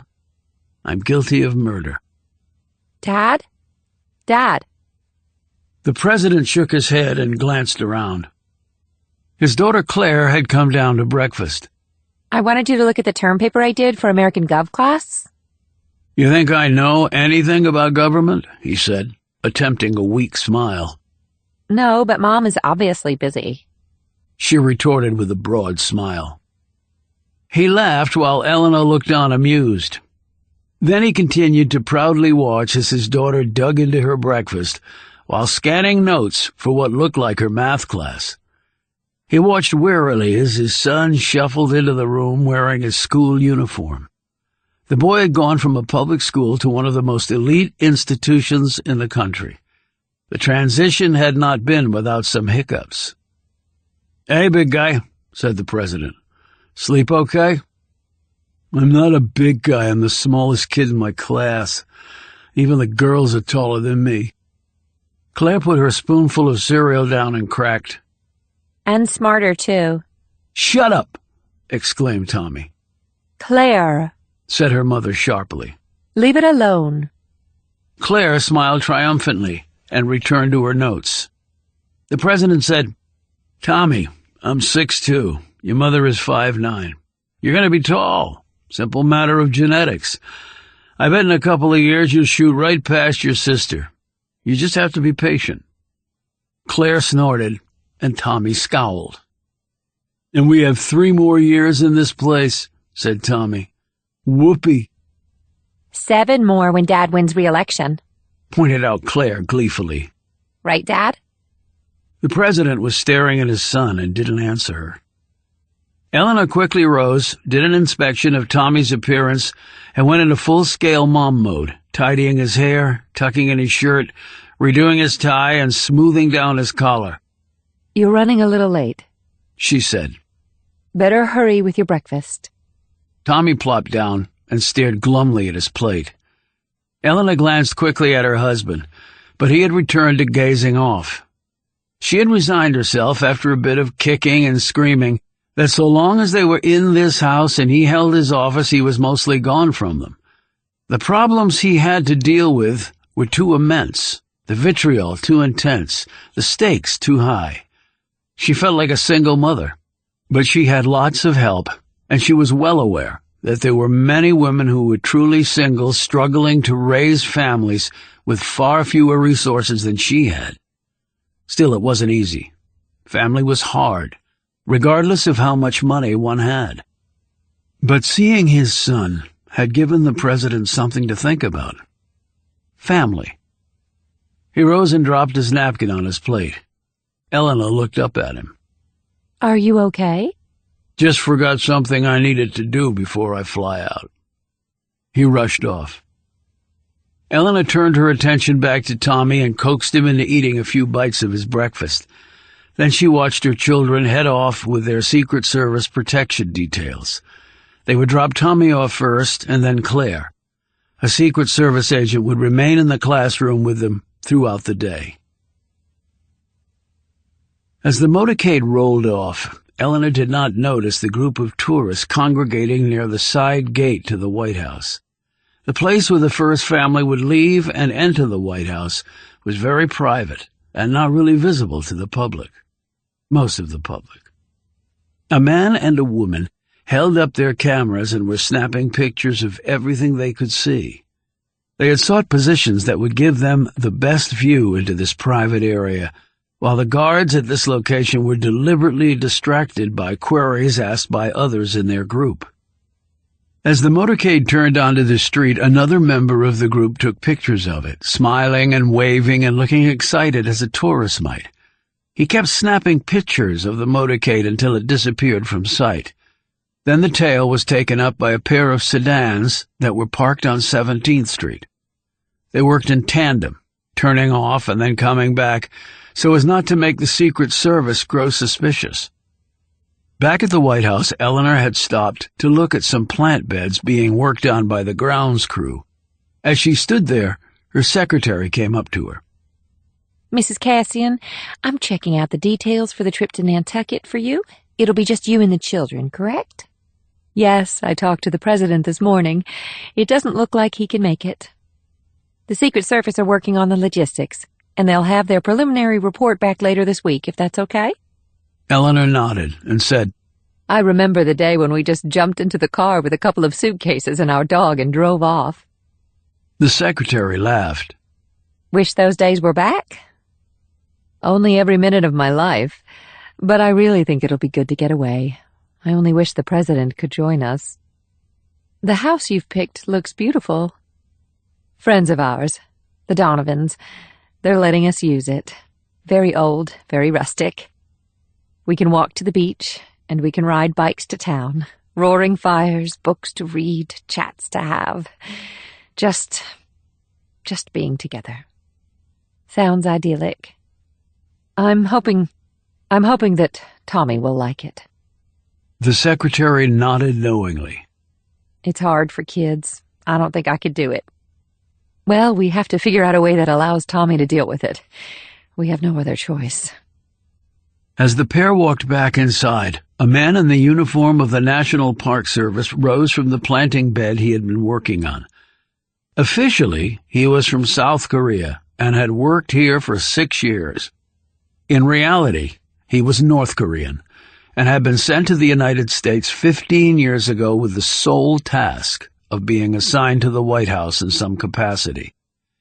Many occupations for him had been ruled out, but working the grounds had not. And after working far harder than anyone else around him, he had made it here.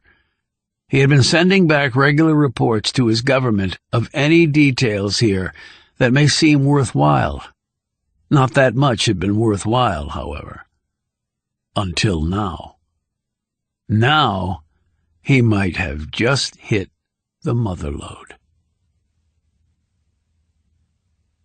Chapter 54. Roby and Reel had been heading back to Roby's apartment after their meeting with Blue Man when they received an urgent summons from him to come immediately to the White House. They were escorted through security with record speed and led to the Situation Room complex's small conference room. It was unusual for people like them to be allowed in here, but they had been told that the president was going out of town that morning and needed to meet quickly and in relative secrecy. Blue Man was already there when they arrived. He had phoned them on the way in. Care to brief us before the man arrives? Said Reel. I'm as much in the dark as you, admitted Blue Man. I don't believe this went through official channels. I was surprised to get the call. Meaning spur of the moment, observed Roby.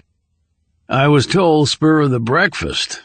At least that's when the president apparently had an epiphany that he now wants to discuss with us. And not Evan Tucker? He's still DCI, for better or worse. Well, worse, actually. I don't believe he is attending, no. In fact, it seems his days at CIA may be numbered. And he asked for us, specifically? Said Reel, taking a seat next to Blue Man while Roby hovered near the door. Blue Man spread his hands. You would not be here otherwise, nor would I. This is not a place you get to visit unless summoned. Reel abruptly stood, as did Blue Man, when President Cassian strode into the room, alone. One of his aides shut the door behind him after a resentful look at the other occupants of the room. Apparently the president's team was not pleased about being cut out of this meeting. Cassian said, Thank you for coming. I don't have much time, so let's get down to it. He sat, and so did the others. To the point. We have learned that General Pack had an adopted son and daughter. They're now grown. They have been sent to a labor camp within North Korea in retaliation for what Pack did. He stopped talking for a moment as the others stared pointedly at him. Cassian first looked at Reel and then at Roby. You were sent to France to kill Pack, I know this.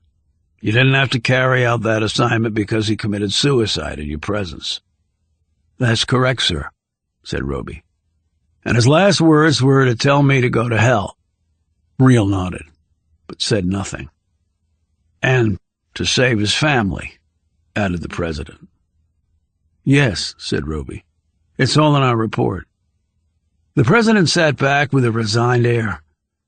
The fact of the matter is I'm thoroughly ashamed of myself for what happened. I sat in this very room and gave General Pack my word that I would not abandon him no matter what happened. I did not keep my word. On the contrary, I authorized his death. Conditions change, Mr. President, said Blue Man. Nothing is inviolate in the world anymore, unfortunately. Cassian said heatedly, Well, a person's word should be. A president's word should be. He bit down on his thumb and seemed lost in thought. None of the others interrupted this. He finally said, This may seem like a sudden inspiration on my part, but it's really not.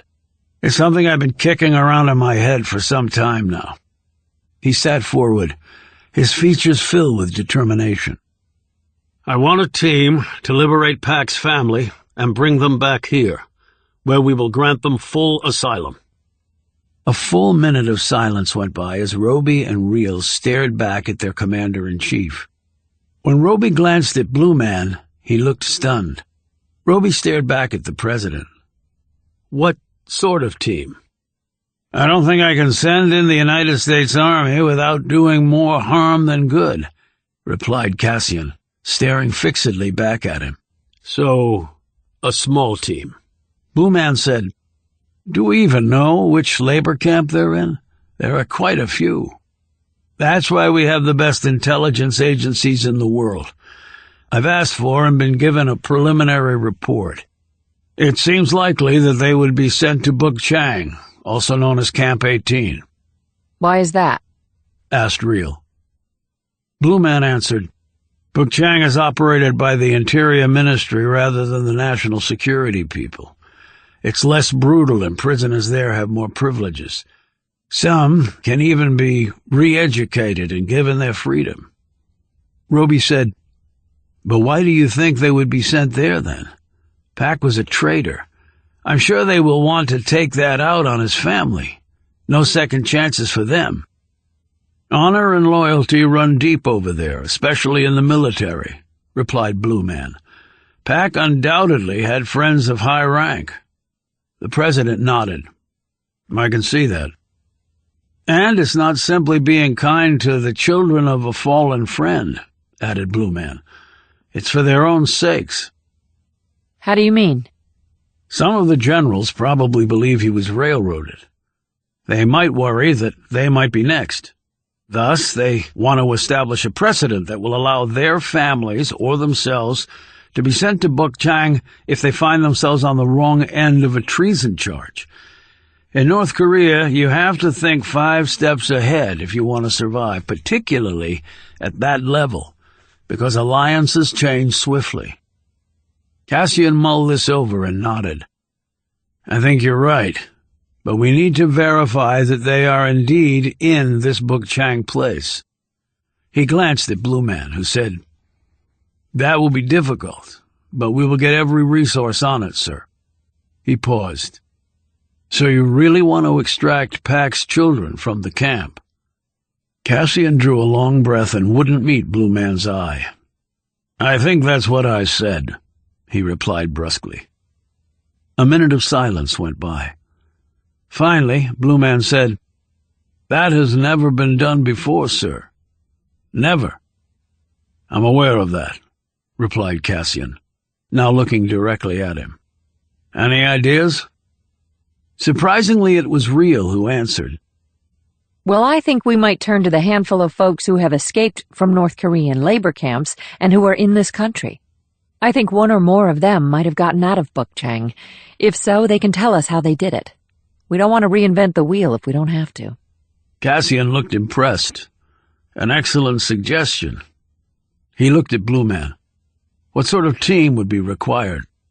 Blue Man said, Few in number and the best we have, but still I don't see how it can be done. This is North Korea.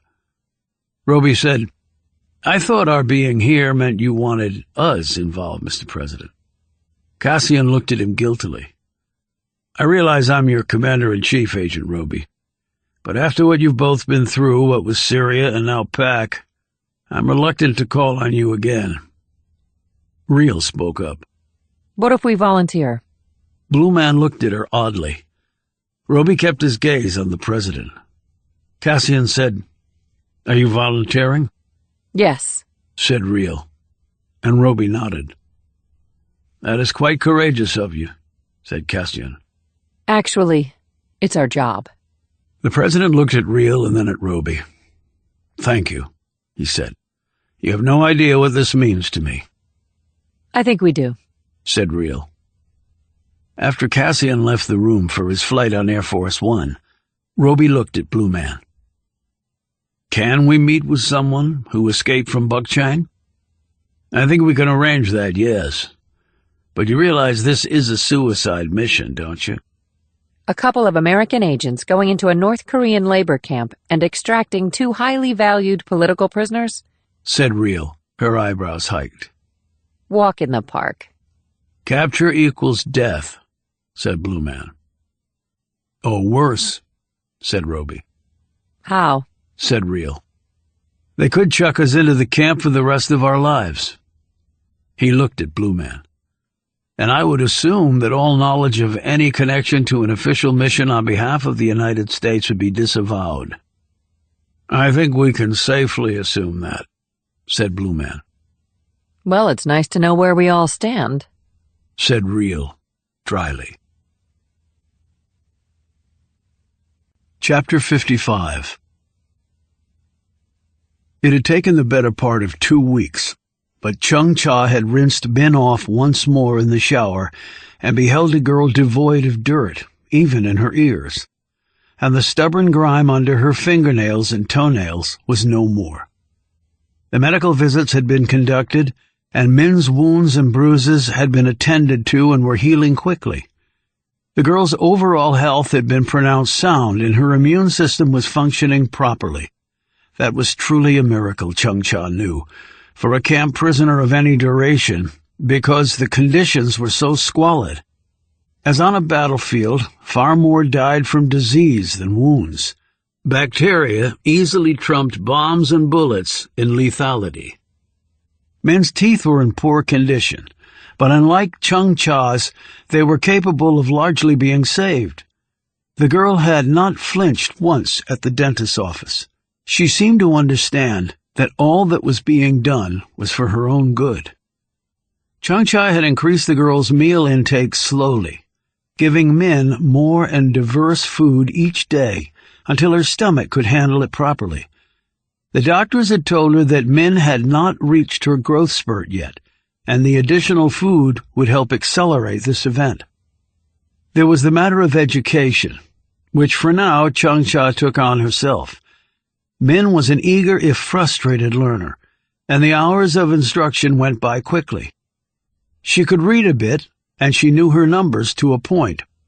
She was well versed, as all prisoners were, in the philosophy and teachings of North Korea's great leaders, but she needed to know more than that.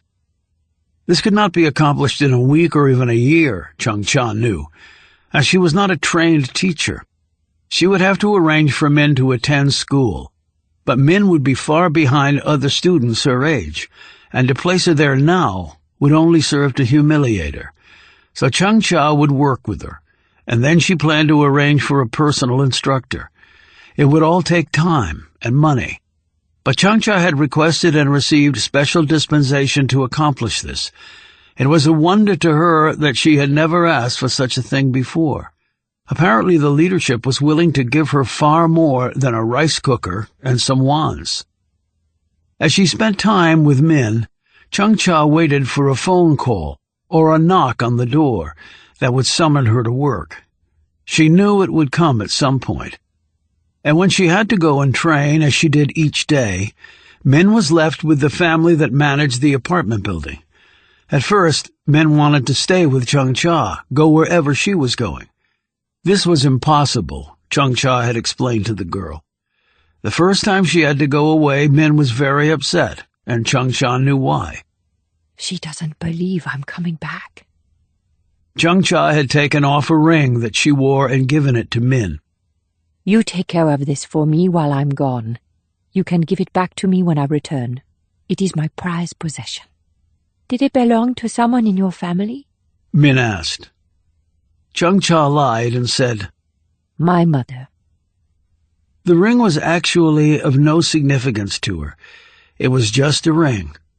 But a lie was as good as the truth when it achieved one's goal. One evening, Chung-Cha dressed Min in her nicest clothes, and they walked to the metro. At first, Min was afraid to get on the train, but Chung-Cha told her it was a fun ride that would take them to a place where a great meal would be waiting. Min jumped on the train without hesitation. She looked around in amazement, both at all the people on the train and how fast it moved.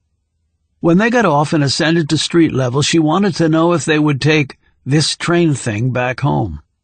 Chung-Cha assured her that they would, which made Min smile. They walked past a number of restaurants. While Min looked curiously at them, Chung-Cha kept her gaze straight ahead. Then she led Min into the Sam Tai Sung hamburger restaurant. They sat at a table. Chung-Cha kept her back to the wall. She was surprised when Min noticed this and said, "You don't like people coming up behind you, do you?" "Do you?" "No, but they do anyway." "Then you must do something about that." They ate hamburgers and fries. Chung-Cha let Min have only a few sips of her vanilla milkshake because she was worried the richness might make her sick. Min's eyes widened. "This is the best food I ever had." "It is not Korean food." "Where then?" "Just not Korean." They finished eating and left. Chung-Cha and Min walked around Pyongyang, and she showed the young girl as many of the sights as possible in a few hours. Min had innumerable questions, and Chung-Cha tried to answer them all as best she could. "Is the Supreme Leader really 3 meters tall?" "I have never met him, so I do not know."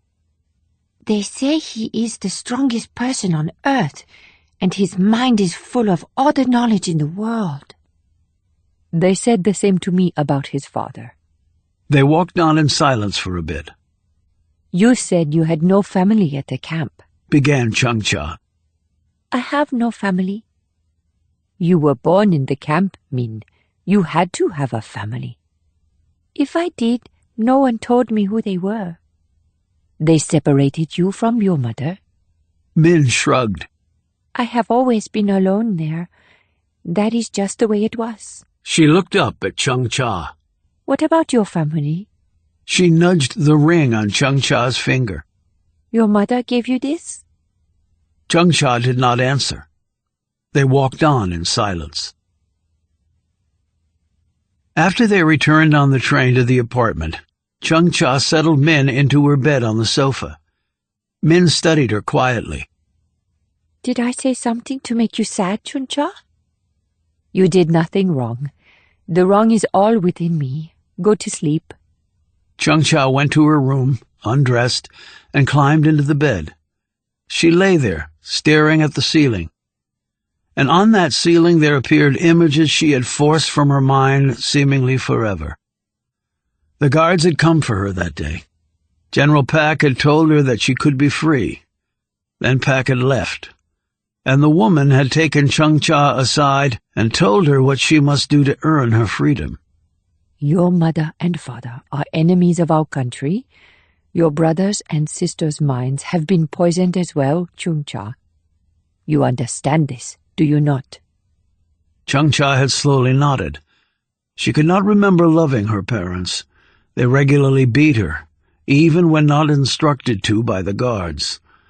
They snitched on her. Her brother and sister were competitors of hers for food, clothing. They too snitched on her. They too beat her. She did not love them. They were evil. She assumed they had always been evil. She was here because of her family. She had done nothing wrong. It was they who had committed the wrongs. "Then you must act, Chung-Cha. You must rid your country of its enemies. Then you will be free." "But how do I do this?" she had asked. "I will show you. You must do it now."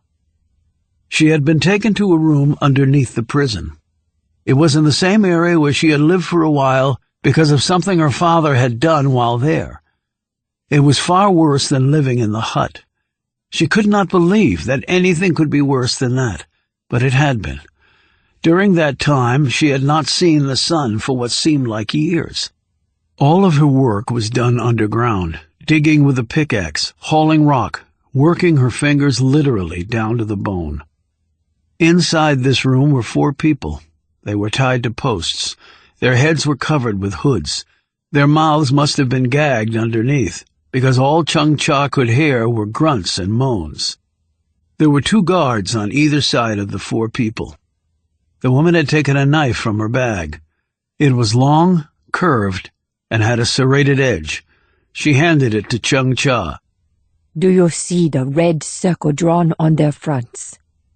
Chung Cha looked over and indeed saw a red circle on the chest of each of the 4 people. You will stick this knife inside the red circle. You will then pull it out and stick it back in. This is for each of the people. Do you understand? Chung Cha said, Is this my family? The woman said, Do you want to be free of this place? Chung Cha nodded vigorously. Then you do not question. You follow orders. This is your order. Do it now, or you will die here as an old woman. Chung Cha gripped the knife and walked hesitantly toward the bound figure on the far left. The one she assumed must be her father. He was struggling against his binding, perhaps knowing what was coming. She heard his grunts increase in volume. He thrashed, but he could not really move because of the bindings and the stoutness of the wooden post. Chung Cha raised the knife as high as she could, over her head. She drew it back. The grunts increased. But for the gag, her father would be screaming. She screwed up her eyes until she could barely see out of them, and she lunged forward and plunged the knife into the circle. His body went rigid, and then he thrashed madly, nearly dislodging the knife from her grasp. Once more, screamed the woman. Chung Cha withdrew the knife and stuck it in him again. Then he stopped moving as the blood poured down his front. A guard stepped forward and removed the hood. It was her father. His face hung down, the gag balled in his mouth. His eyes were open, lifeless. He seemed to be staring down at her. The next one, Chung-cha. Do it or you are lost, screamed the woman. Chung Cha automatically turned to the next person and stabbed twice. It was her sister. Do it now, Chung-cha. Now, or you are lost forever. The next, it was her brother. The woman screamed the threat again and again. Do it now, Chung-cha, now, or you are lost forever. The last 2 strikes, metal thudded into flesh. Chung Cha no longer had any idea what she was doing. Her hand was moving of its own accord. She could have been stabbing a dead hog. When the hood was taken off, her dead mother looked down at her. Chung Cha dropped the knife, took a step back, and fell to the floor, crying, her body covered with the blood of her family. Then she picked up the knife and tried to kill herself with it, but the guards were too fast. They took it from her. The woman pulled her up. You have done well. Now you can live here and serve your country forever. You have done well, Chung-cha. You should be so proud. Chung Cha looked at the woman. She was smiling down at the little girl who had just slaughtered her family. Chung Cha did not know that she was crying in her bed now, but she did know that Min had climbed in with her, wrapped her little body around her, and was hugging her tightly. Chung Cha could not hug her back. Not now. On the ceiling was the image of her family, dead by her hand, all dead. The price of her freedom? Chung Cha's soul. Chapter 56. His name was Kim Suk. He had escaped from Bukchang many years before. Suk had been extremely cooperative in helping Roby and Reel learn about his harrowing flight from the labor camp. He had escaped at age 18. He was now nearly 30. He had been imprisoned as a hostage with his family for his father's alleged crimes against the state. He and a friend, a young man a year older, had planned the escape for months. They had received information from 2 other prisoners who had escaped, but had returned to the camp after their recapture in China. They had come back from a work detail outside of the gates. They had dispersed to go back to their huts. The guards had been lackadaisical, Suk said. They had not counted correctly or paid enough attention to where the workers had gone off to. He and his friend had hurried away toward their respective huts.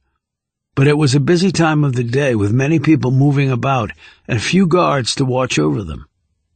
Suk and his friend had gone to a place where they had hidden old woolen sacks they had collected over time. They waited until dark. It would be madness to attempt escape during light, Suk said. Then they wrapped themselves in the woolen sacks, trying to cover their heads and their hands especially. They crept toward an unguarded section of the fence. They had observed the patrols of the guards outside the gates and waited for a unit of them to pass by. Then they would have a half hour to make their escape. They used a long board they had hidden near the fence to pry apart the electrified wires. Suk said he could feel the current moving through the board and into him, but the wraps around his hands seemed to be working. His friend slipped through the opening in the fence. Then Suk passed the board between the wires, and the friend made a gap for him, and he slipped through.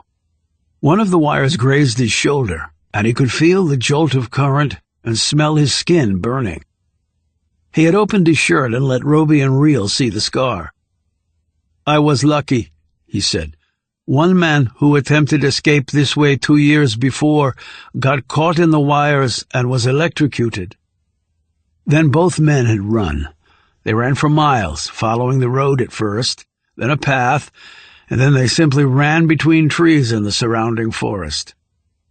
That had been the beginning of their long journey, a journey that included stealing clothes and food, bribing border guards with cigarettes, nearly being captured several times, and posing as workers in search of paying labor.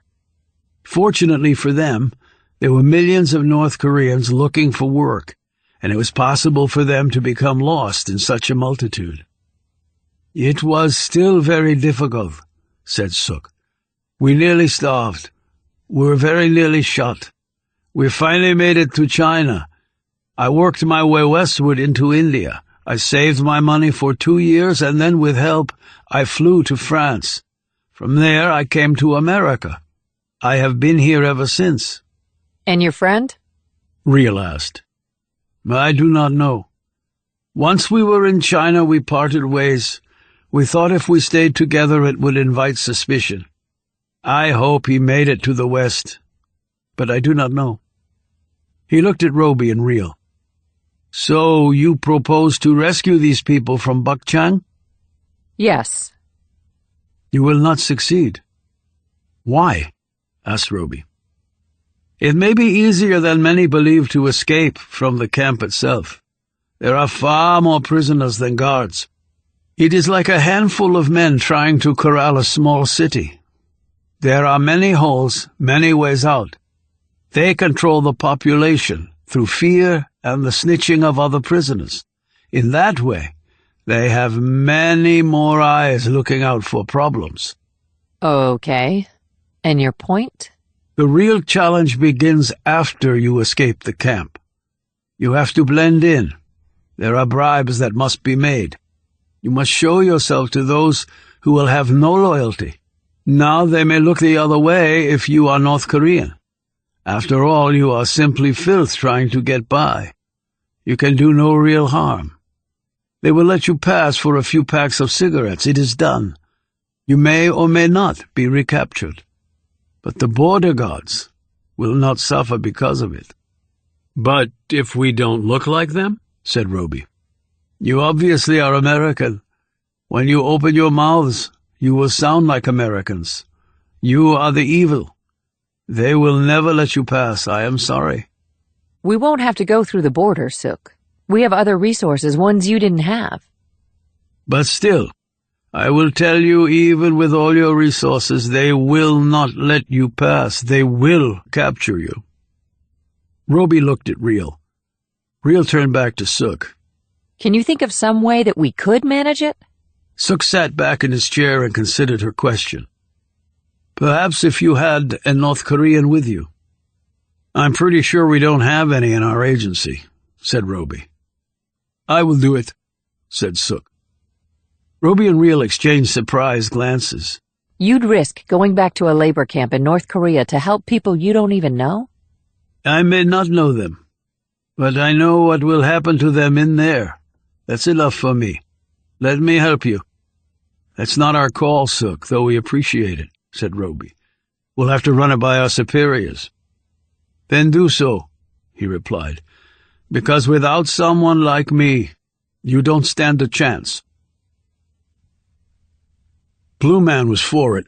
Evan Tucker and Josh Potter were against it. President Cassian approved it. That negated the 2 votes against. The president trumped everyone except the collective will of the voters at the ballot box every 4 years. National geospatial analysts had zeroed in on Buk Chang with their satellite eyes, and what they reported back, coupled with the results of other intelligence assets, had confirmed that the adopted son and daughter of General Pak were there. They even knew which hut they were living in, and that 4 guards surrounded the hut. There was also another intelligence success. General Pak had powerful friends in North Korea. One of them had managed to arrange for a coded message to be sent to the son and daughter in the camp. They would know that help would be coming. It took another week to prep the mission. Every detail was gone over 100 times, and every contingency as well in case something went wrong, which they knew was not unlikely. North Korea was perhaps the toughest challenge Roby and Reel had yet faced. The country was hard to get into, and even more difficult to get out of. It had millions of soldiers and a paranoid citizenry well-versed in spying on each other. The terrain was difficult, the language and cultural barriers immense, and the country was located in a part of the world where, other than South Korea, the United States had few allies. They spent a week at the burner box, doing intense field work in preparation. The rugged mountains of western North Carolina stood in for the ones they would face at Buk Chang. A mock-up of the prison and the targeted hut was constructed at the facility. During the first few exercises, Roby, Reel, and Sook were shot dead. They had made great strides since, but none of them knew if it would be enough when they tried it for real. The route in and out of the target would be unusual. As Sook had told them, prisoners escaping from Buk Chang invariably headed north toward China, whose long border with North Korea was not very far away. They would not be heading north. Too many things could go wrong, particularly with 2 obvious Westerners in tow. They all hoped that their out-of-the-box thinking would make it impossible for the North Koreans to follow them. The night before they were to leave, Roby and Reel sat up late going over the plans one more time. "Do you think Sook will hold up?" he asked. He's done it before, Roby. "Many years ago, and it might have been part luck." It might have been, but we're probably going to need some luck too. "I don't disagree with you. We have to keep our heads down, literally." But we're the guardian angels. If we have to fight our way out, we're going to have to do it. "I know." I wonder if the president has considered the long game on this. "You mean we snatched the traitor's family out from under the North Koreans?" Yep. If they were going to possibly come after us before, they're sure as hell going to come after us if we pull this off. He was pretty emotional about all this, so maybe he didn't really think it through. But that's not our call, Jessica. We're just the muscle in the field. Yeah, well, maybe the brains should follow the muscle's advice sometimes. I don't see that happening. Too many egos involved. Seriously, though, Roby, the North Koreans have nukes, and they're crazy enough to use them. We pull this off, they'll feel like they've lost all face. They are not going to turn the other cheek. A successful mission here might just prove to be the catalyst for Armageddon. Which means a lot of poor, innocent people will die because their leadership felt disrespected. Which pretty much happens in every war ever fought. But this won't be war. It'll be annihilation. You want to refuse the mission? Roby shook his head. "No, I'll do the mission. I just want both of us to understand the possible outcomes." I understand them very clearly. And at least the president, with all his faulty logic, is trying to make things right after what happened with Pack. I have to admire that. "So let's go do this thing," said Roby. Chapter 57. They flew to China and traveled to the coast by Puddle Jumper. From there they took a boat across Korea Bay at night and landed at the end of a small inlet that cut deeply into the North Korean coastline. The closest town was Anju.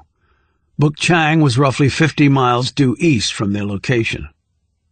There were just 3 of them, Roby, Reel, and Kim Suk. They were all dressed in black, their faces also blackened. Roby and Reel were heavily armed and had state-of-the-art communication gear. They hoped to be able to use it at some point to later rendezvous with their support team. Roby looked at Kim Suk as they tied down their high-performance, rigid-hulled, inflatable boat. The RIB could reach speeds of over 50 knots using relatively quiet engines. "You ready?"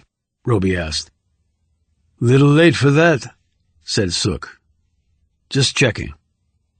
They had maps and directions loaded on electronic devices attached to their wrists like watches. Above them, an American satellite was feeding them details about what lay ahead. In their earwigs, a constant stream of intelligence info was being sent. Stealth was critical here, but so was speed. They had a long distance to cover, and they needed to get there and back while it was still dark.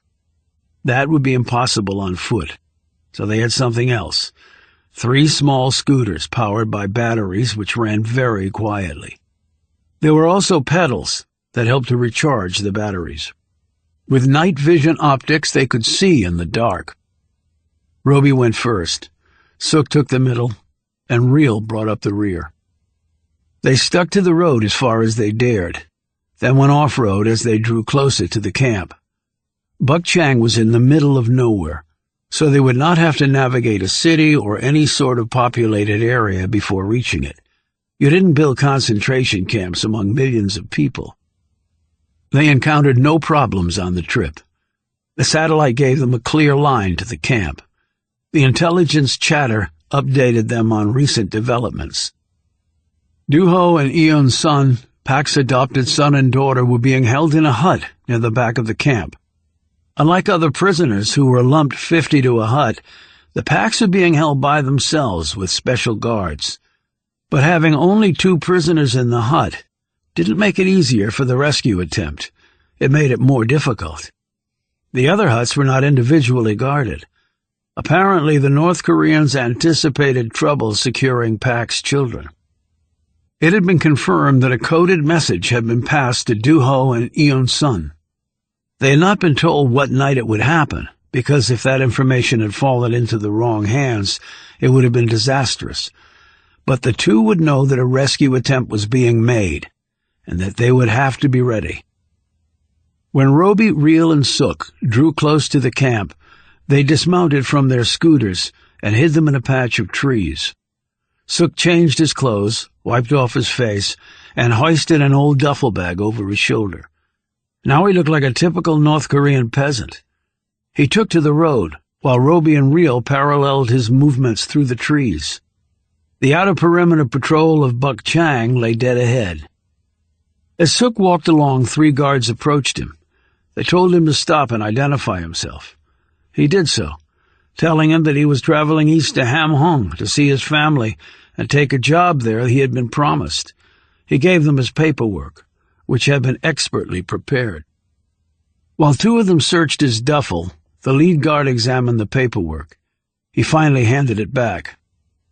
"You are near Bukchang camp." He pointed to the north. "You must head that way. There is a road that will take you around the camp, and then you can head east." He suddenly eyed Suk suspiciously. "What sort of job are you going to do in Hamhung?" "Farming?" "Let me see your hands." Suk held them up. They were roughened and calloused. He had spent a week making them so. The guard nodded. "Then go work your ox and smell your horse shit," he said, and the other guards laughed. They stopped laughing when 3 rounds from suppressed weapons entered their bodies, dropping them where they stood. Roby and Reel emerged from the woods and dragged the bodies into the cover of the trees. Roby slipped off one of the guards' walkie-talkies and handed it to Sook so he could listen in on local communications. They moved on and soon reached the rear outer fence of the camp. They had been given the patrol times of the guards and waited for 4 of them to pass by before moving closer to the fence.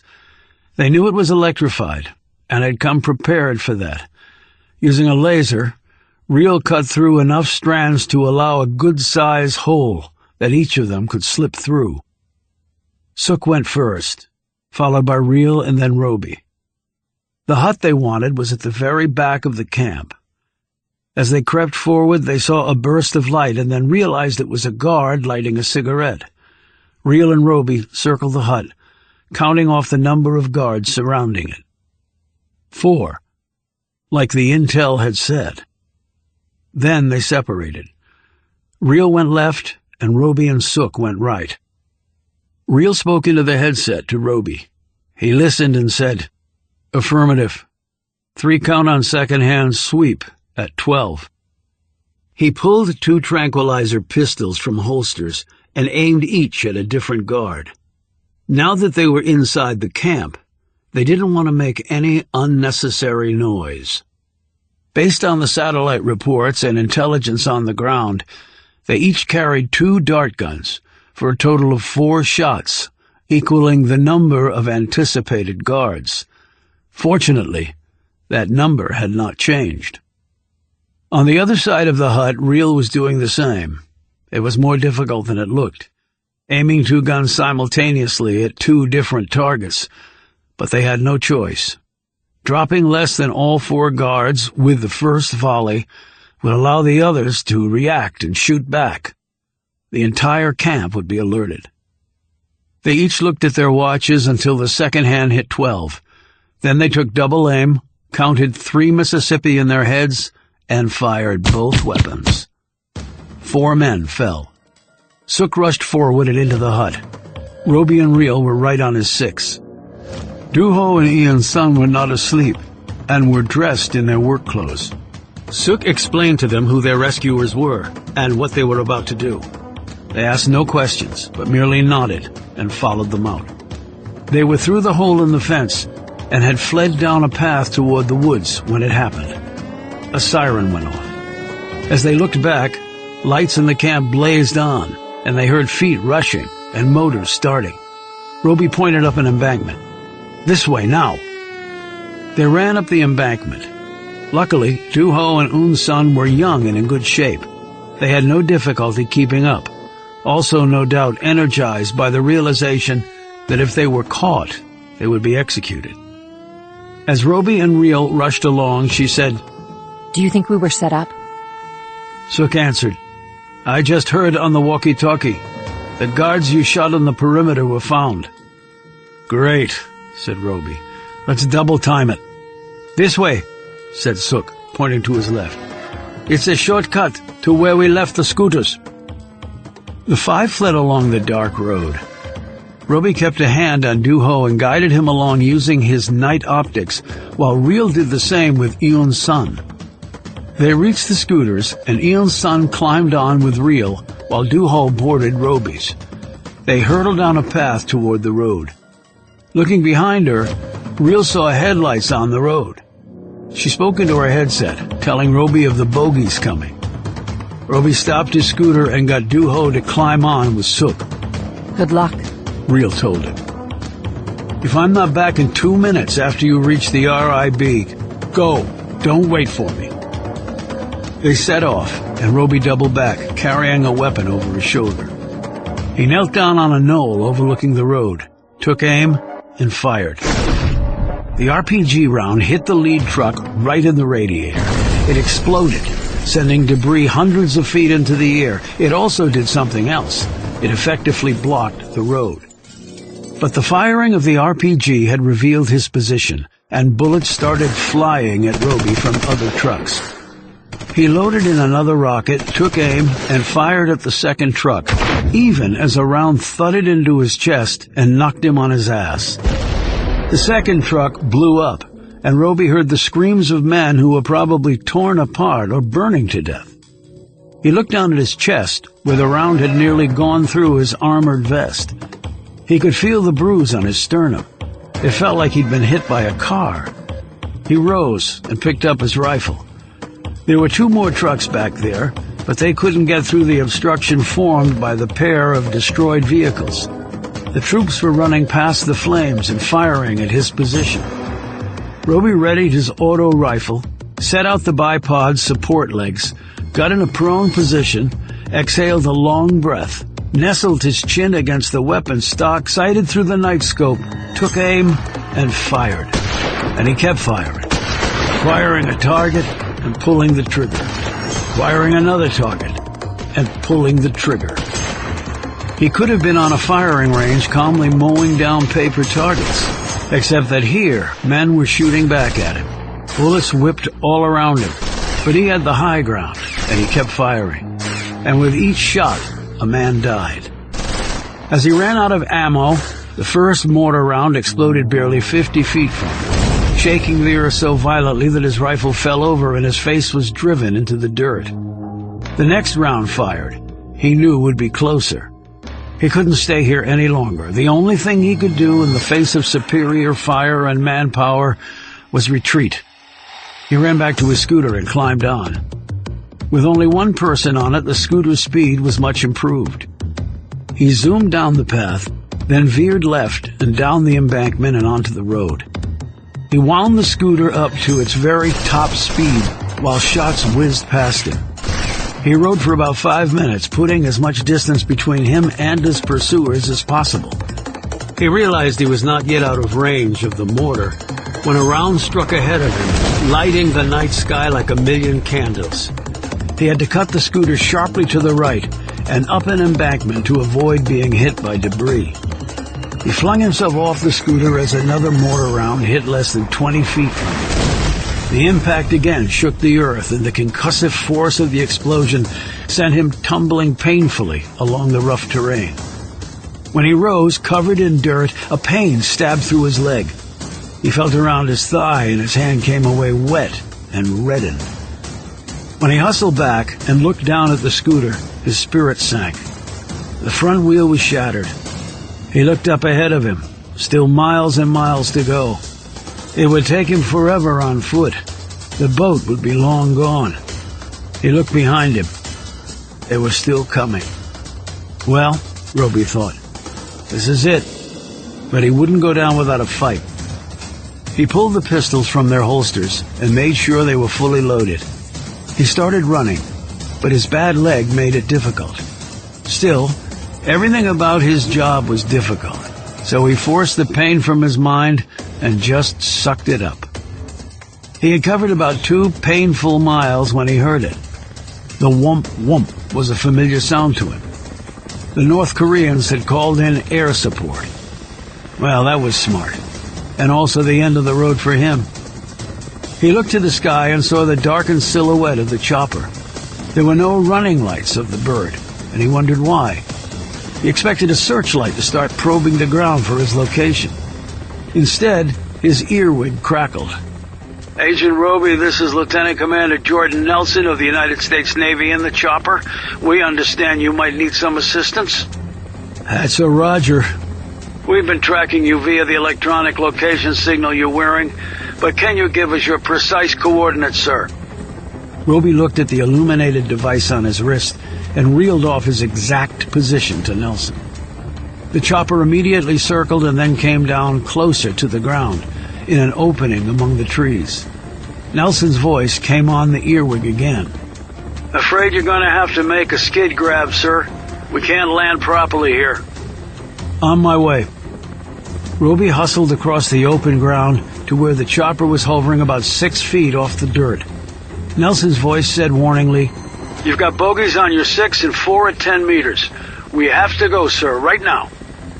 The North Koreans had made up a lot of ground. Maybe they had moved the trucks and gotten vehicles through. and now the chopper was acting like a beacon for them. None of it was good. Bad wheel and all, Roby ran like he had never had before. This was his absolute last chance. 3 feet from the chopper, with incoming fire slicing through the air, he jumped, and his hand smacked against the left skid of the bird. He immediately wrapped his legs around the skid and held on with all his strength. "Go, go!"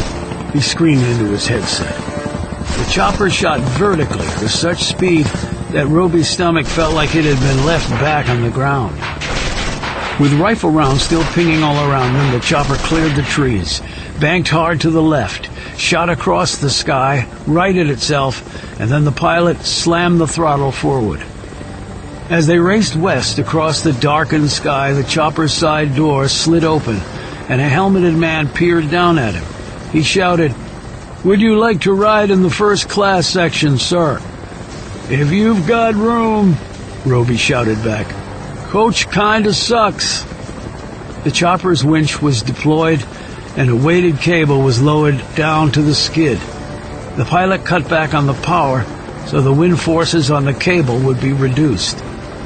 Roby grabbed the cable, which had a harness attached, and wrapped it around his middle, clinched the belt tight.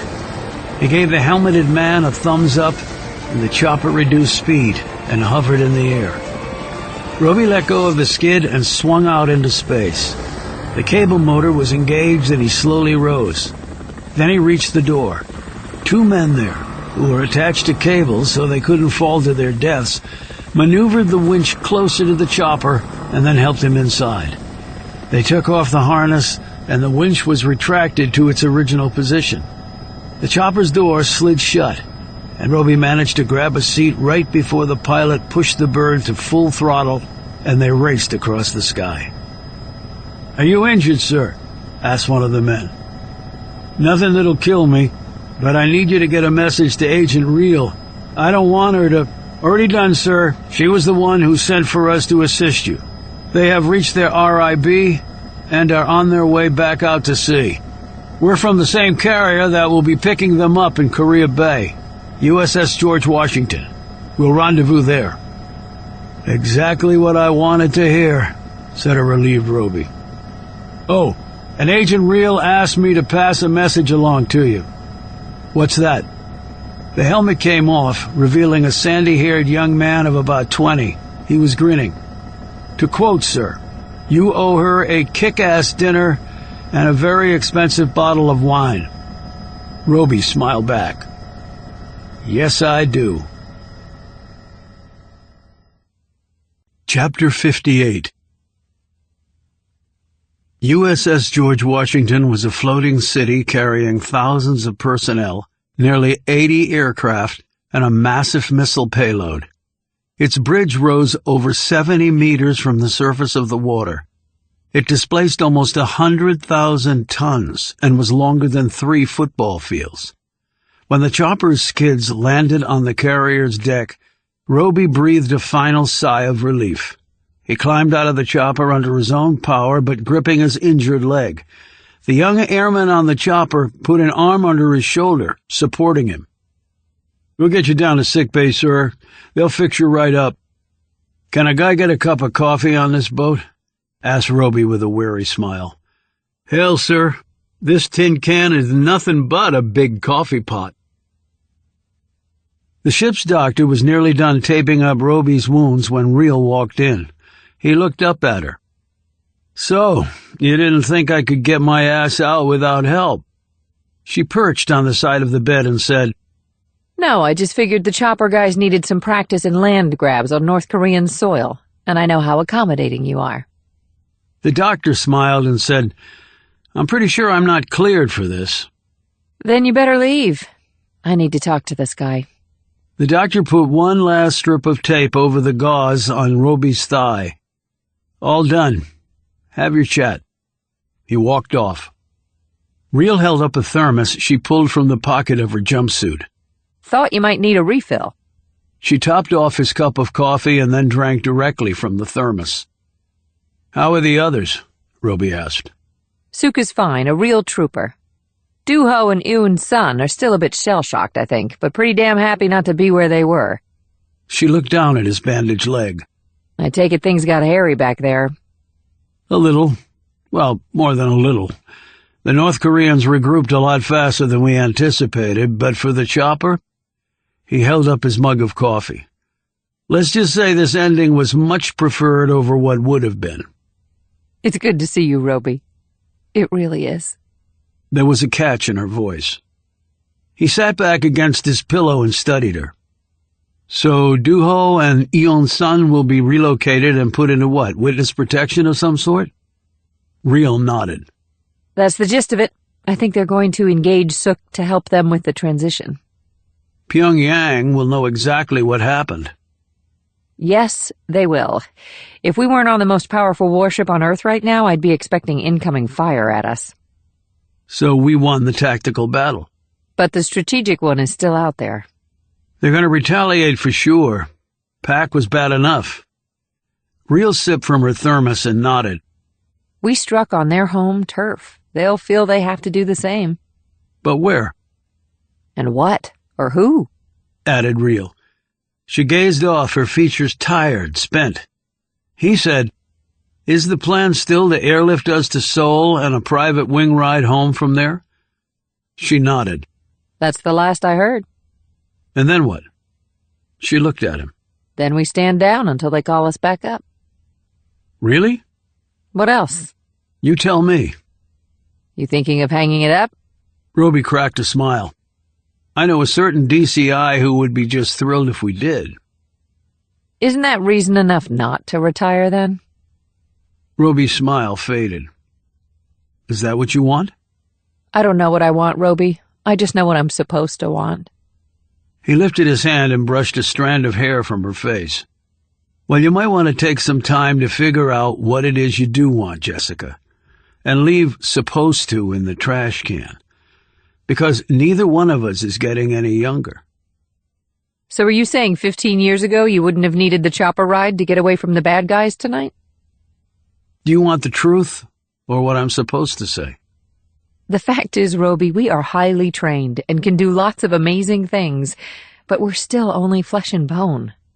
She tapped his chest. And here, we're as vulnerable as anybody else. I certainly found that out, didn't I? Part of living, part of dying. The good with the bad? She asked. It's hard to imagine we still live in a world where people live in concentration camps, where they're treated like animals. You don't have to go to North Korea for that, Jessica. Happens all over the world. Some places just aren't as obvious, which makes them even worse in my book. I know. He reached out and took her hand, squeezed it, felt the strength there as she gripped him back. I didn't want to leave you back there. But you did it right by the book. You don't leave the people we're guarding without coverage. But it's still going to stick with me, Roby. You need to let it go. I made the call. You did exactly what you were supposed to. And on top of it, you had the foresight to save my ass. I owe you my life, Jess. But for you, I'm gone. Forever. She grazed his cheek with her hand, and then leaned over and kissed him there. She settled against him as he wrapped his arm around her. He didn't know if she was weeping. It was nearly impossible to tell with Jessica Real. What was inside of her never seemed to truly make it to the outside. So he just held her, as the big carrier made its way south where the free part of Korea would welcome them briefly before their journey home. Chapter 59. Chung-Cha watched as Min wrote out the symbols in the small lined notebook she had purchased for her. They were seated at the table by the window in Chung-Cha's apartment. Min was dutifully inking the marks as best she could. Chung-Cha's features did not betray what she was thinking. At age 10, Min could not really read, and she could not really write. Her vocabulary was stunted. Her breadth of thought was contained within the brutal limits of a concentration camp. She had seen more horrors than a soldier on a hellish battlefield, and for her, the war had been a decade long. Min looked up after struggling with the alphabet. She searched Chung Cha's face for approval or disappointment. Chung Cha smiled and said, "We will continue to work on this each day, a little at a time." Min said, "I am not very smart." "Why do you say that?" "Because it is what they said back there." She did not refer to the place as Yodak or Camp 15 or any of its myriad other names. She just called it back there. Back there they lie, Min. That is all they do. To them you are nothing. Why bother with the truth for nothing? Could you read or write your letters when you were free? No, and they called me stupid too. Now I have this place. I have a car, I have a job, and I have you. Min furrowed her brow as she thought about this. What is it that you do? I work for the Supreme Leader. But you said you had never met him. Most who serve him have never met him. He is a very important man, the most important of all, but we serve him well, and he takes care of us like the father he is. Min nodded slowly. But he doesn't take care of people back there. To him, they are his enemies. I did nothing to him. Min pointed out. No, you didn't. It is because of a philosophy. What is that word? It means an idea. It was because of an idea that I was back there? Chung Cha nodded and then worried that she was venturing into waters that would prove too deep for her. She looked at her watch. It is time to eat. This remark always served to make Min forget whatever else she was thinking. I will help you. Can we have the white rice again? Chung Cha nodded, and Min walked to the little kitchen to begin her tasks. As the pair worked away in the tiny space, Chung Cha glanced out the window and saw the same man out there. He was always out there, or else someone just like him. He worked, she believed, for the Black Tunic. The tunic had a name, but it was unimportant to Chung Cha, and she had decided not to add it to her memory. The Black Tunic was a suspicious, paranoid man, which was one of the major reasons he had risen so far in the government. In some ways he was more influential than the capped and medalled generals with their tight, weathered faces, where the potential for violence percolated just below the surface. He was both her savior and her enemy, Chung Cha knew. She would always tread cautiously around him. The approval for taking Min from Yodak had come through his good offices, but he could take Min away at any moment and for any reason. She was well aware of that. For now, Min was with her. That was what mattered. That was all, really, that mattered. She glanced at Min, who was very carefully cutting a small tomato into precise slices. Her lips were pursed in concentration, and her hands, Chung Cha noted, were rock steady. They reminded her of her own hands, but Chung Cha was more likely to be holding a knife for the purpose of killing someone than for cutting up a tomato. Chung Cha said, My mother's name was Hiao Wu. Min stopped slicing and looked at her, but Chung Cha was still staring out the window. She was tall, taller than my father. His name is Quan, Yi Quan. Do you know what Quan means? Min said, Quan means strong. Was he strong? He once was, yes. Perhaps all fathers are strong in the eyes of their daughters. He was a teacher. He taught at a university. So did my mother. Min put down the knife. But you said you could not read or write. I went to Yodak when I was very young. I do not remember my life before. I grew up there, that is all I knew. There was nothing else before Yodak. But didn't your parents teach you when? They taught me nothing, said Chung Cha sharply, as she closed the lid on the rice cooker and turned it on. She said more calmly, They taught me nothing because it was forbidden. And by the time I could have learned, they could teach me nothing. Did you have brothers or sisters? Chung-Cha started to answer, but then the image of the 4 hooded people tied to posts impacted her mind as suddenly as a rifle round. Do you see the red circle drawn on their fronts? You will stick this knife inside the red circle. Do it now, or you will die here as an old woman. Chung-Cha's hand moved involuntarily. She was gripping not a knife but a teaspoon. Min watched as the spoon made thrusts in the air. Then Min grabbed her hand and said, Are you okay, Chung-Cha? Her voice was fearful. Chung-Cha looked down at her and put aside the spoon. She readily interpreted the fear Min held. Is my savior the one person who stands between me and back there going mad? Memories are sometimes as painful as wounds on the skin, Min. Do you see that? The girl nodded, the fear slowly receding from her eyes. Chung-Cha said, We cannot live without memories, but we cannot live within them either. Do you understand that? I think that I do. Good. Now finish with that tomato. When the rice is done, we will have our meal. An hour later they set aside their bowls and utensils. Can I work on my writing now? Asked Min, and Chung-Cha nodded. The girl rushed to get the tablet and the pen. But before she returned there was a knock at the door. They never summoned Chung-Cha by phone. They came and got her. She knew why this was, just to show that they could do so at any time they wanted, and she would have to drop whatever it was she was doing and obey. Min's face scrunched up as Chung-Cha rose to answer the knock. The men there were not in military uniform. They were in sleek slacks and jackets, with white shirts buttoned up to the neck. They were young, nearly as young as she was, and their angular features were smug. Yes, she said.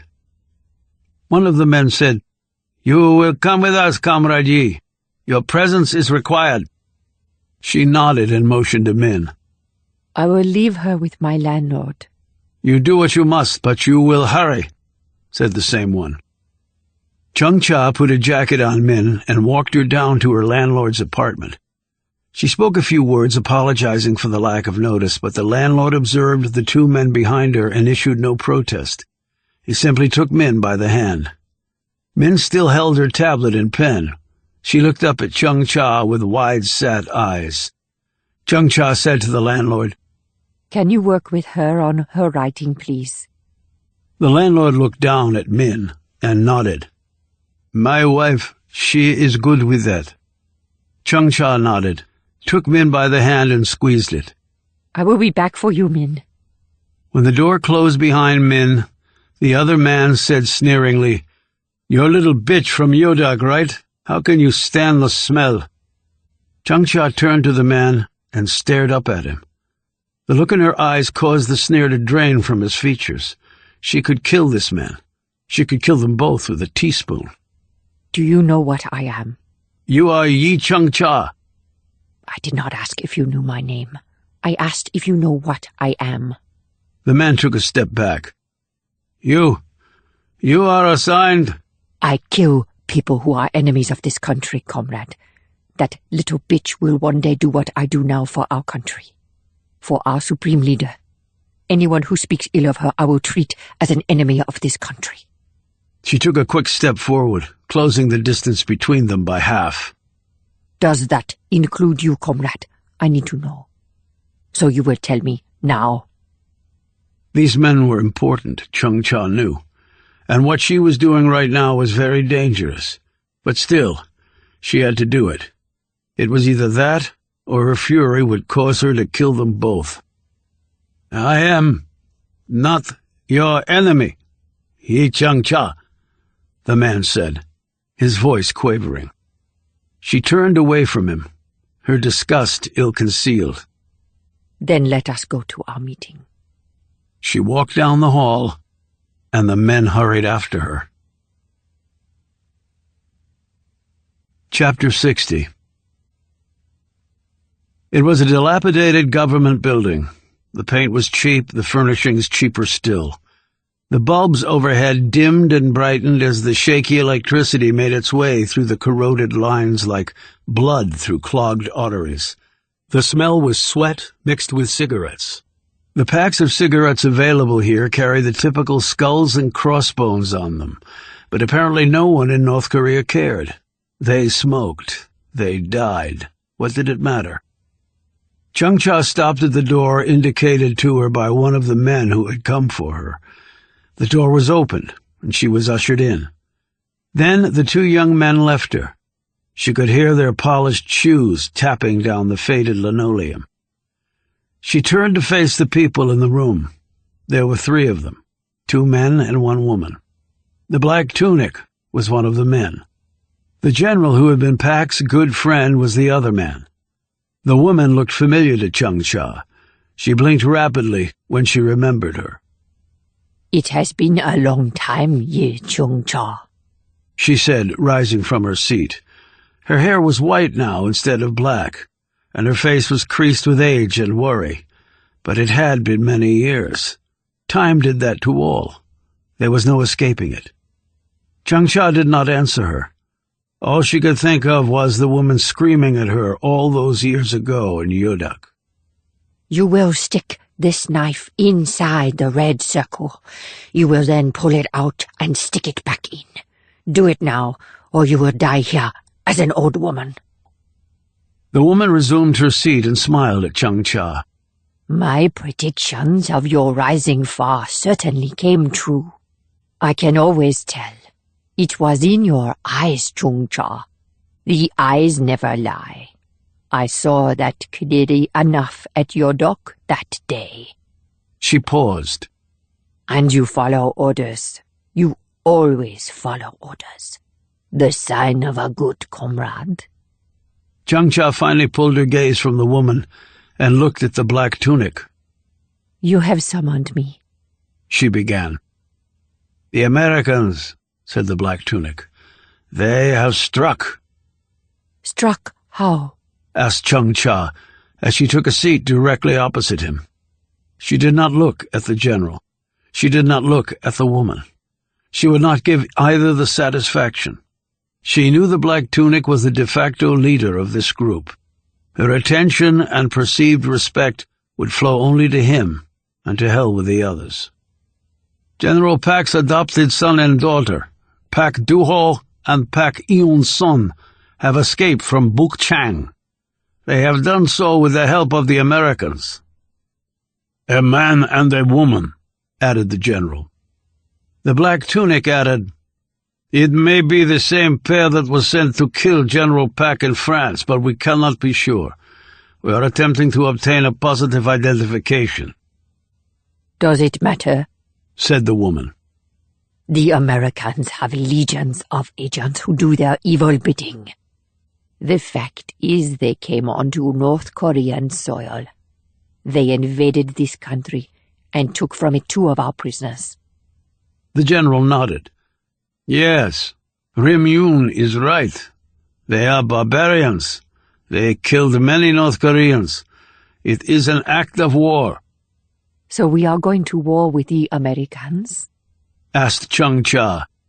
Now she looked at all 3, one at a time. The black tunic said hesitantly, Not precisely. They may want us to be so foolish, but we will counterattack in our way, in the way we had planned all along, comrade. The American president's family? Said Chung-cha. Rim Young said, That is correct. We will kill them. You will kill them, Chung-cha. Can you imagine the glory that the Supreme Leader will bestow upon you? If I am alive, pointed out Chung-cha. There is far more glory in death than in living, barked Rim Young. I appreciate that fact 1,000 times, replied Chung-cha. So would you like to accompany me to America, where we both can share such glory after our deaths? What a wonderful thing, as you said. The black tunic and the general said nothing. They glanced at each other and then at Rim Young. You still have the defiant heart of your doc in you, Chung-cha. said Rim Young coldly. I have many things from your doc inside me, and I remember them all quite clearly. The women locked gazes for a long moment before Rim Young finally broke off and looked away. She said in an oddly casual tone, The administrator of Book Chung was shot this morning, along with a half-dozen guards for allowing this disgraceful escape to happen. I am sure that more will be shot as time goes on. I am sure that he deserved it, said Chung Cha. Rim Young shot her a glance. You killed the former administrator of Book Chung, did you not? On orders, I did. He was corrupt, an enemy of this country. Did you know that he was recently replaced with the administrator from your dock? Comrade Do. You knew Do, did you not? He was at your dock when you were there. Is that not so? Chung Cha had to work hard to keep the smile off her lips. Comrade Do was executed. That is what I said. I am sure that he deserved it, she said again. Rim Young gave her a piercing look before turning away and saying, We waste time. Tell her what is needed. The black tunic said, Our timetable has been accelerated. You will leave for America within the week. Chung Cha hid the sudden panic she was feeling. Within the week? Is that a problem, comrade?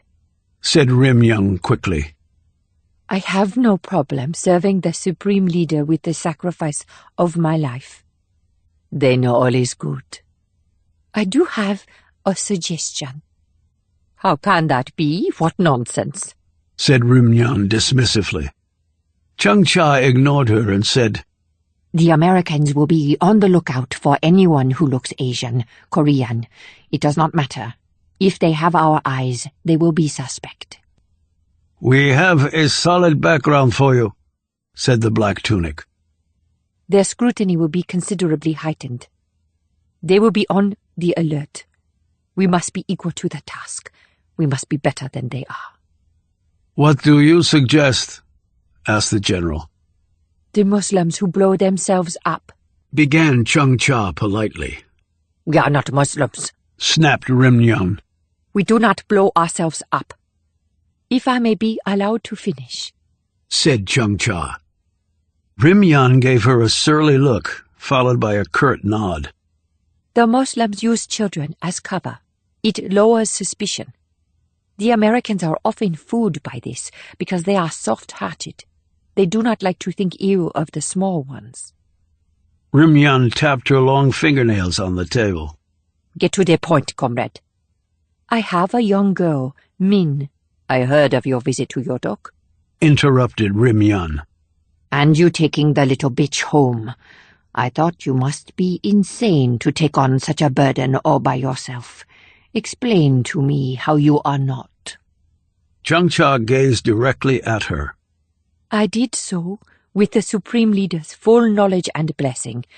I am sure I do not interpret your words to suggest that the Supreme Leader is insane. Rim Young's face turned the color of blood, and she sat up straighter, all of her casual disdain stricken clean from her. I suggest no such thing. How dare you? That is good, said Chung Cha, interrupting her this time. But we waste time, so let me explain. Min will accompany me to America. She will be my younger sister or my daughter, whichever you think best. This will provide me excellent cover to fool the Americans. After the act is done, I will leave and travel back here with Min. If I die, then Min will go back with the others who will accompany us to the evil empire that is America. That is a foolish plan, said Rim Young, as soon as Chung Cha had stopped talking. Taking a child with you, and one from the camps. It's ridiculous. She would ruin everything. Chung Cha said calmly, Because she was in the camp, she knows nothing of the world. She will be very easy to control. Out of the question, snapped Rim Young. However, the general was looking thoughtful. I am not so sure of that, he said. "In fact, I think it is a brilliant thought, comrade, truly brilliant. You read the Americans just right. They are weak and sentimental. They assuredly will be fooled by the presence of the young one." The black tunic nodded. "I agree." All eyes turned to Rim Yun. She gave Chung Cha a dark look, but clearly knew she had been outmaneuvered and outvoted. "I wish you good luck, then, Comrade Yi," she said, though her tone contained nothing good. "Whether I live or die, luck will have nothing to do with it," replied Chung Cha. Chapter 61. President Cassian's handshake was strong, and his face eager and filled with both happiness and gratitude. Roby and Reel sat opposite him in the Oval Office. Across from them on a settee were Evan Tucker, Josh Potter, and Blue Man. Cassian leaned back in his chair and surveyed them keenly. "I have read the classified reports of your, adventure. I have to say it read like a thriller. Only you two did it for real." Roby said, "We had a lot of help, sir, and if Agent Reel hadn't called in air support for me, I would most certainly not be here today." Cassian nodded and said, "Du-ho and Eun's son are in transition to their new lives, and Kim Suk is helping in that transition." He's a good man, said Reel. "He did his job exceptionally well over there." "And my conscience is far clearer," said Cassian. "Not that it makes up for what happened, but I have to think that General Pack would appreciate what we've done for his family." "I would think so," said Tucker, "without a doubt." Cassian shot him a stern glance, and Tucker immediately looked away. Blue Man cleared his throat and said, "We do have to be prepared for the blowback, Mr. President." "I understand that. It was part of my decision. I did not make it blindly." "Of course not, sir," said Blue Man evenly. "But now we must address possible targets that the North Koreans will be after, as well as beefing up security and fine-tuning our surveillance networks." Tucker broke in before Blue Man could continue. "We have taken all of that into account. Rest assured I'm doing all that can be done to defeat any actions by the North Koreans." The president looked disdainfully at the CIA chief. "That makes me feel so much better," he said. The president walked with Roby and Reel out of the Oval Office. As they looked ahead of them, Eleanor Cassian was heading toward them with their son Tommy in tow. His head was down and his clothes looked dirty and ruffled. His braided blazer had a tear in the sleeve. His shirt tail was completely out of his pants and his school tie was askew. Behind him was a burly Secret Service agent looking very uncomfortable. As his wife and son stopped in front of him, Cassian said, "What happened?" Eleanor said sternly, Tommy got into a fight at school. That's what happened. "A fight?" said a stunned Cassian. Roby and Reel exchanged glances. It seemed obvious to them that the president was swiftly calculating in his head how the story would play out in the media. Cassian bent down. "Tommy? What happened?" Tommy shook his head stubbornly and did not speak. Cassian straightened and looked at the agent. "What happened, Agent Palmer?" Palmer said, "It was right at the end of class, sir. They were heading outside, a group of students. Then there was yelling and a bunch of them got into a sort of scrum. By the time I pushed my way through the students, Tommy and another boy were on the ground fighting. I pulled them apart, made sure the other kid was okay, and then brought Tommy directly here, sir." Cassian put a hand through his hair. "What was the fight about, Tommy?" When the boy didn't respond, Cassian put a hand on his son's shoulder. "Tommy, I asked you a question, son, and I expect an answer." "He called you a stupid, spineless shit," said Tommy, still looking down. "Language, Thomas Michael Cassian," said Eleanor in a warning tone. "He asked me what the fight was about," retorted Tommy. "Well, that's what the kid called Dad, and that's why I hit him." Cassian cupped his son's chin and pointed it upward. Now they could all see that Tommy also had a black eye. Oh, Tommy, said Eleanor. Fighting solves nothing. Name-calling is meaningless. You weren't there, Mom, Tommy retorted. Then he eyed Agent Palmer. And if you hadn't pulled me off, I would have kicked his butt. He was doing his job, Tommy, said Eleanor. Which is keeping you safe. I don't need anybody to keep me safe. I can take care of myself. Tommy, that is not the point, said Eleanor. You could have hurt the other boy. I hope I did. I hate this place. I hate it. I want to go back home. Look, son, began the president, looking around nervously. We'll discuss this later, in private. No, we won't. You're the president. You don't have time for your son. Tommy! Eleanor exclaimed in a shocked tone. You were covering your dad's six, said Real. They all looked at her. Tommy said, What? You were just covering your dad's six, watching out for him. Sons do that for their dads. Daughters do that for their moms. Kids do that for their parents. You were protecting his honor, covering his six. That's what we call it in my line of work. Tommy rubbed his swollen eye. I guess I did. Cover his six thing. Cassian turned to Roby and Real, obviously relieved that his son had calmed. Tommy, these are two of the finest Americans you will ever meet. They just performed an important mission on behalf of our country. They're real heroes. Tommy looked suitably impressed by this. His entire demeanor changed. Wow, he said. Roby put out his hand. Nice to meet you, Tommy. And for what it's worth, I got in fights at school, too. But I figured something out. What, better to turn the other cheek? Tommy said in a sarcastic tone. No, I never really learned to do that. I figured out that if I talked to the other guy and tried to learn where his issues were coming from, then maybe I could fix things that way instead of using my fists. Whether you win or lose, getting punched in the face still hurts. Tommy did not look convinced by this, but said, Okay. You should get some ice on that eye, advised Real. It really helps with the swelling, just in case there's a round two. Tommy flashed her a smile. Let's go get cleaned up, young man, said Eleanor quickly, pivoting him around.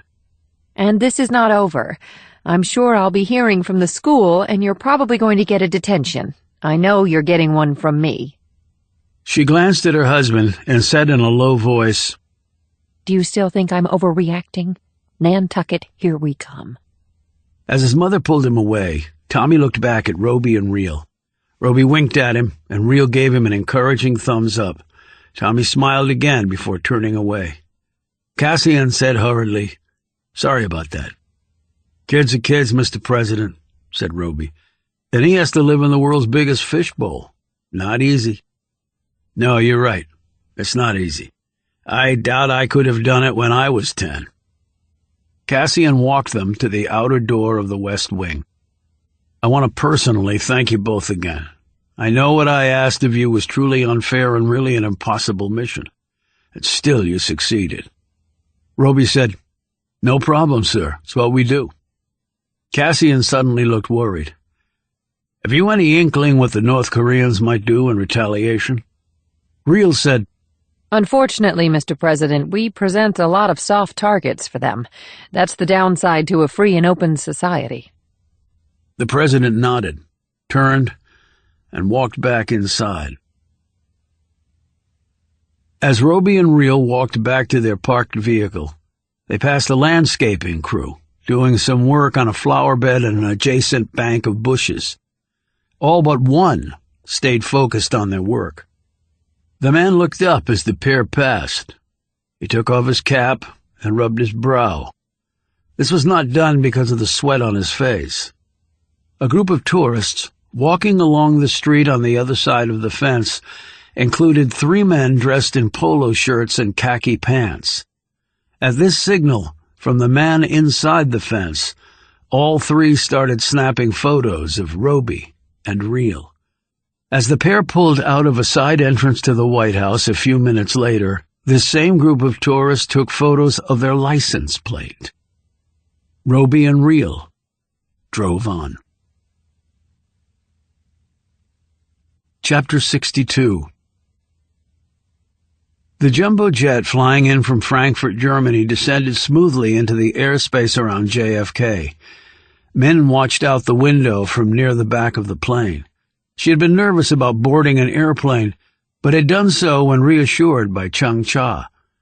As Min looked out the window, Chung Cha gazed over her shoulder at the impressive Manhattan skyline that appeared in her line of vision when the jet banked to come in for a landing.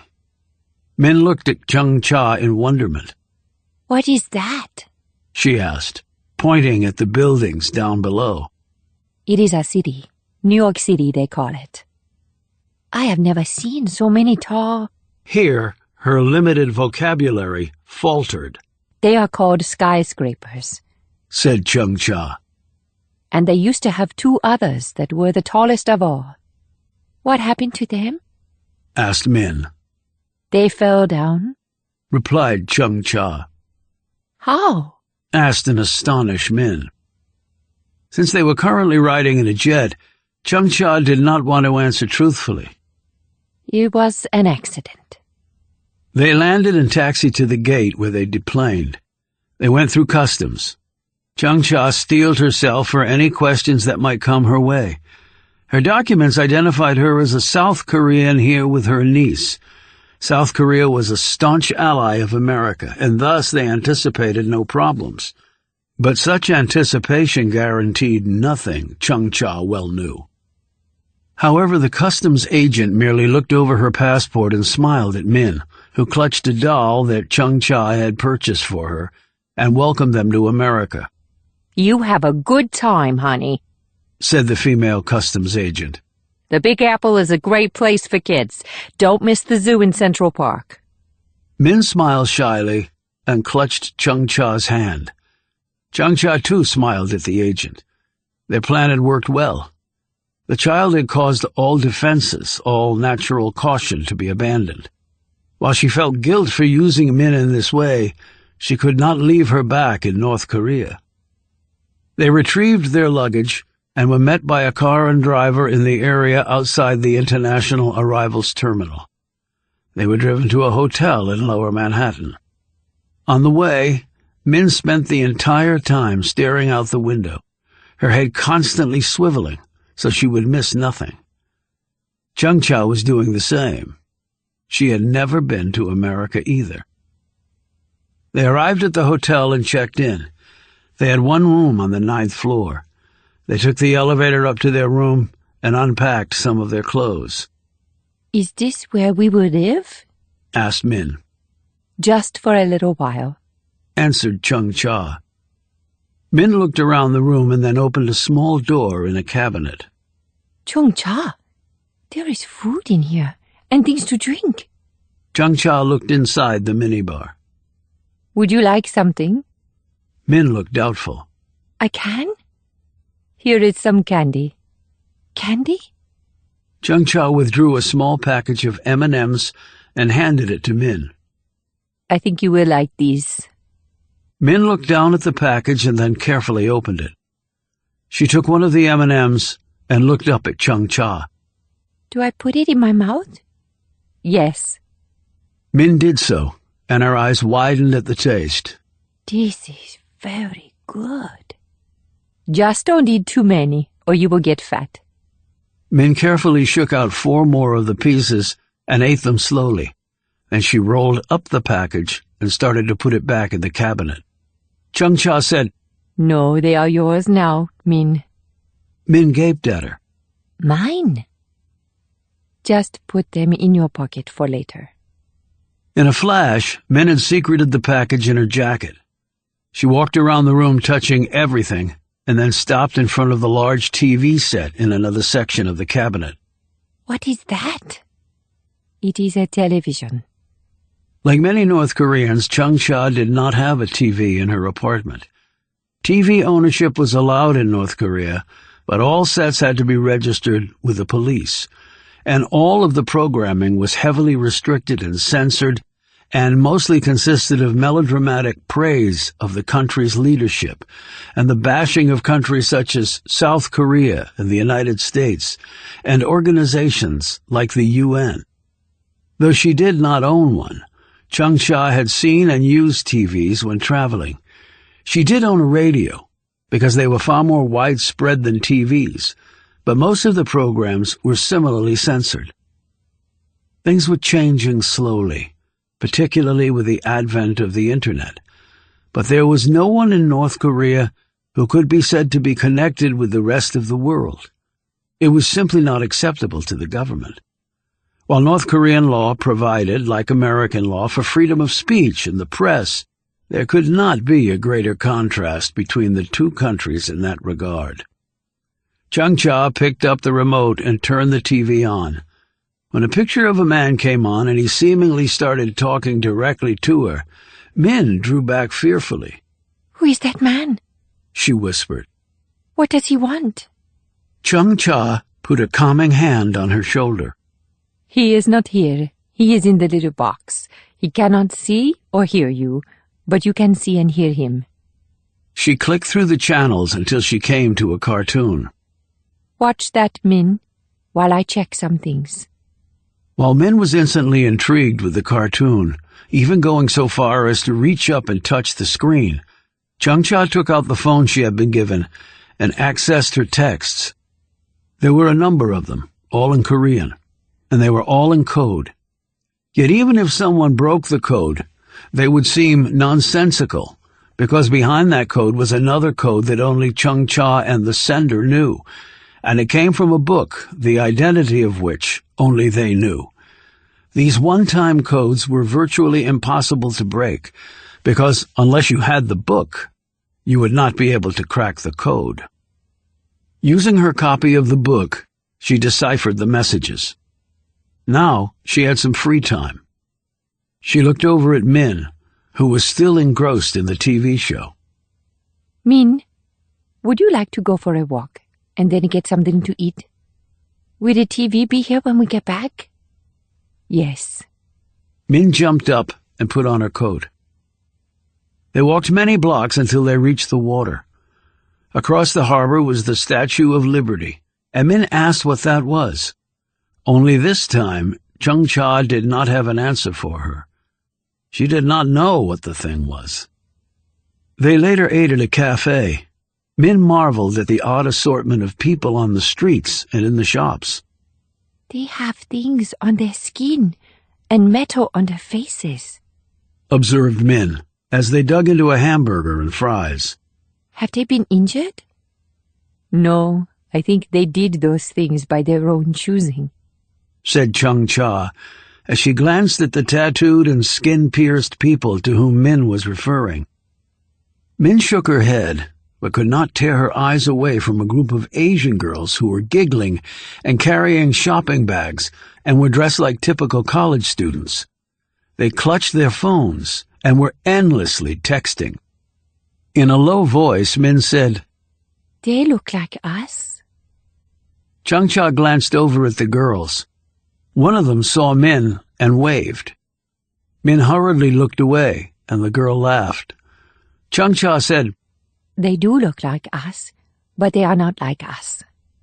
She said this last part wistfully, but Min was too enthralled about all that was going on around her to notice. Min said slowly, People here, they laugh a lot. She looked at Chung-cha. At your dog, only the gods laugh. She grew somber and continued to watch everything. Chung-cha observed the little girl and knew that it was as if she had been born in a cave and had now been whisked by a time machine into the present day and to a city that was a melting pot beyond all melting pots, where people laugh. They stopped at Washington Square Park later and watched street artists perform. Mimes and jugglers and magicians and unicyclists and musicians and dancers. Min stood there clutching Chung-cha's hand, her face utterly amazed at what she was seeing. When a person dressed as a statue suddenly moved and plucked a coin from behind her ear, Min screamed but did not run away. When the person handed her the coin, Min took it and smiled. The person smiled back at her and gave her an official salute. Chung-Cha led her away after a while, but Min clutched the coin and kept looking back over her shoulder at the performers.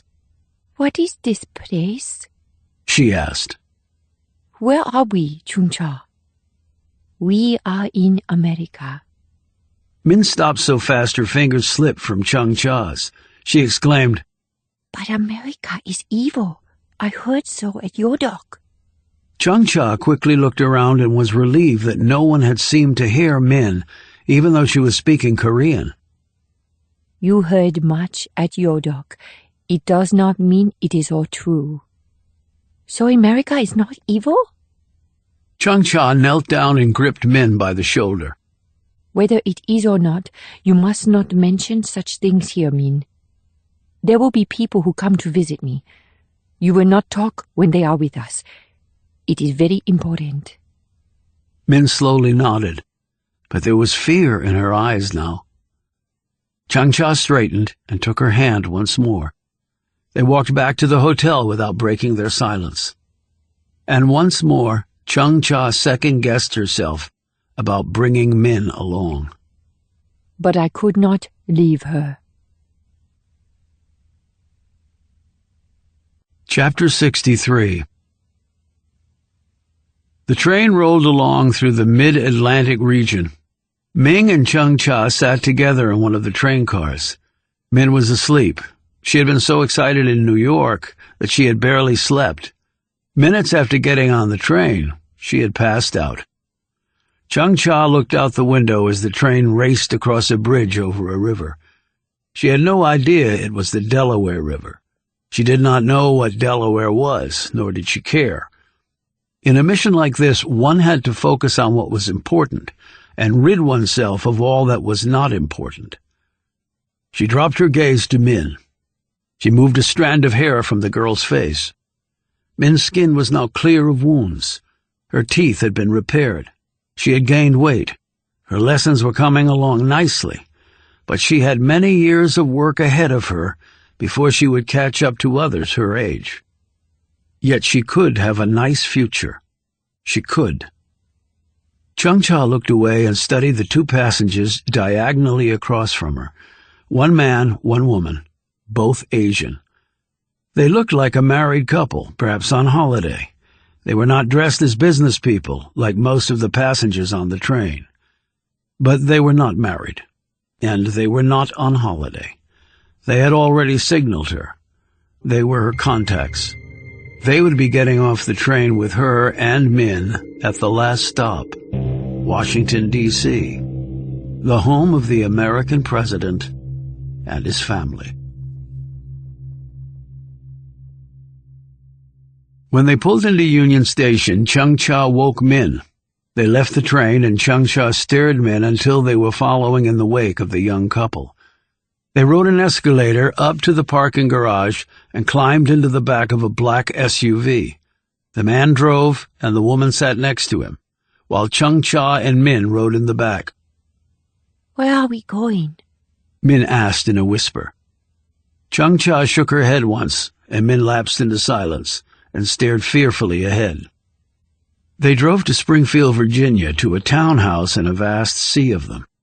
As they pulled into a parking space in front of an end unit, Min looked out the truck window and saw children playing in a yard 2 units down. They looked up at her. One girl about Min's age held a ball. The other, a boy about 7, was calling to his sister to throw it to him. The girl did, and then waved at Min. Min started to wave back, but then quickly looked away when Chung-Cha said something to her. They went into the house carrying their small suitcases. The townhouse's interior was spacious, far larger than Chung-Cha's apartment, but it was barely furnished. They were shown to their room upstairs and set down their bags. The man and woman ignored Min, but showed Chung-Cha the respect her position entailed. "We brought the girl toys," said the woman. "They are in the basement. She can use them while we speak." Chung-Cha led Min to the basement, a large empty room. There was a stuffed bear, a book that Chung-Cha knew the girl could not read, but that had pictures and a large red ball.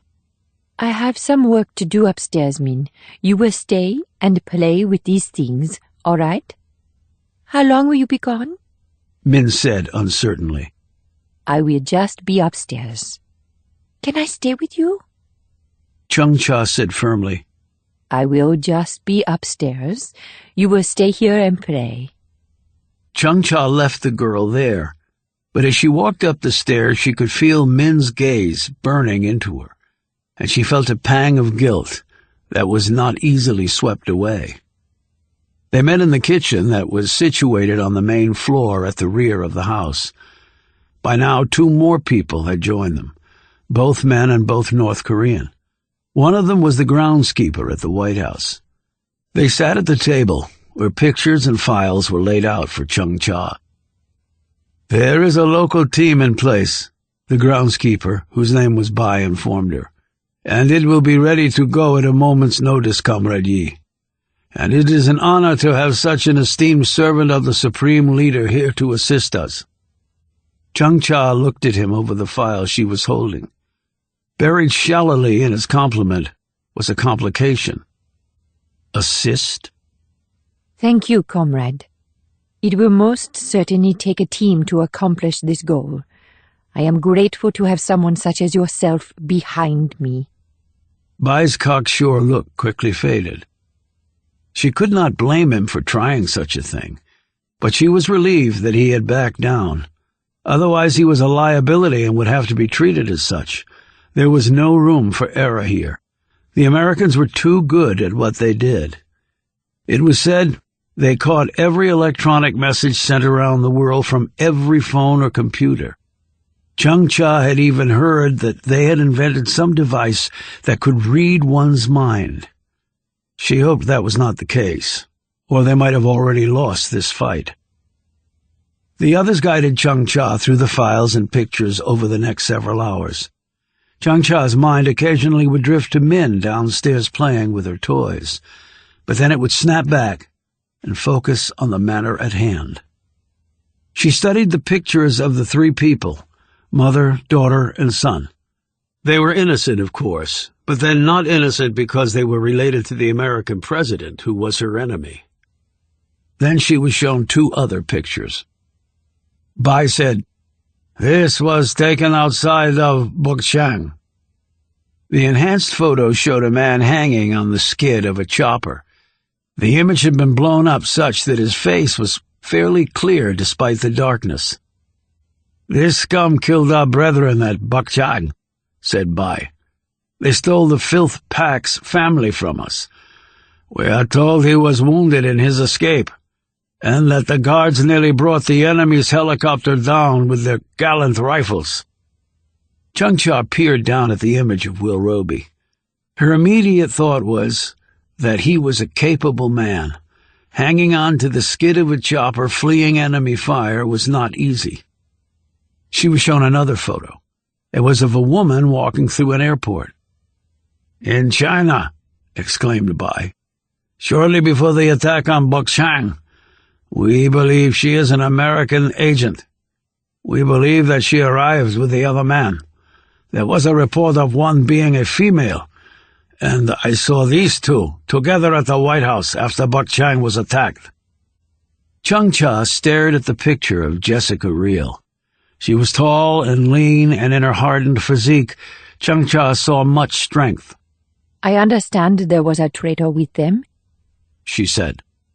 Bai nodded. "He talked with one of the guards. He was North Korean.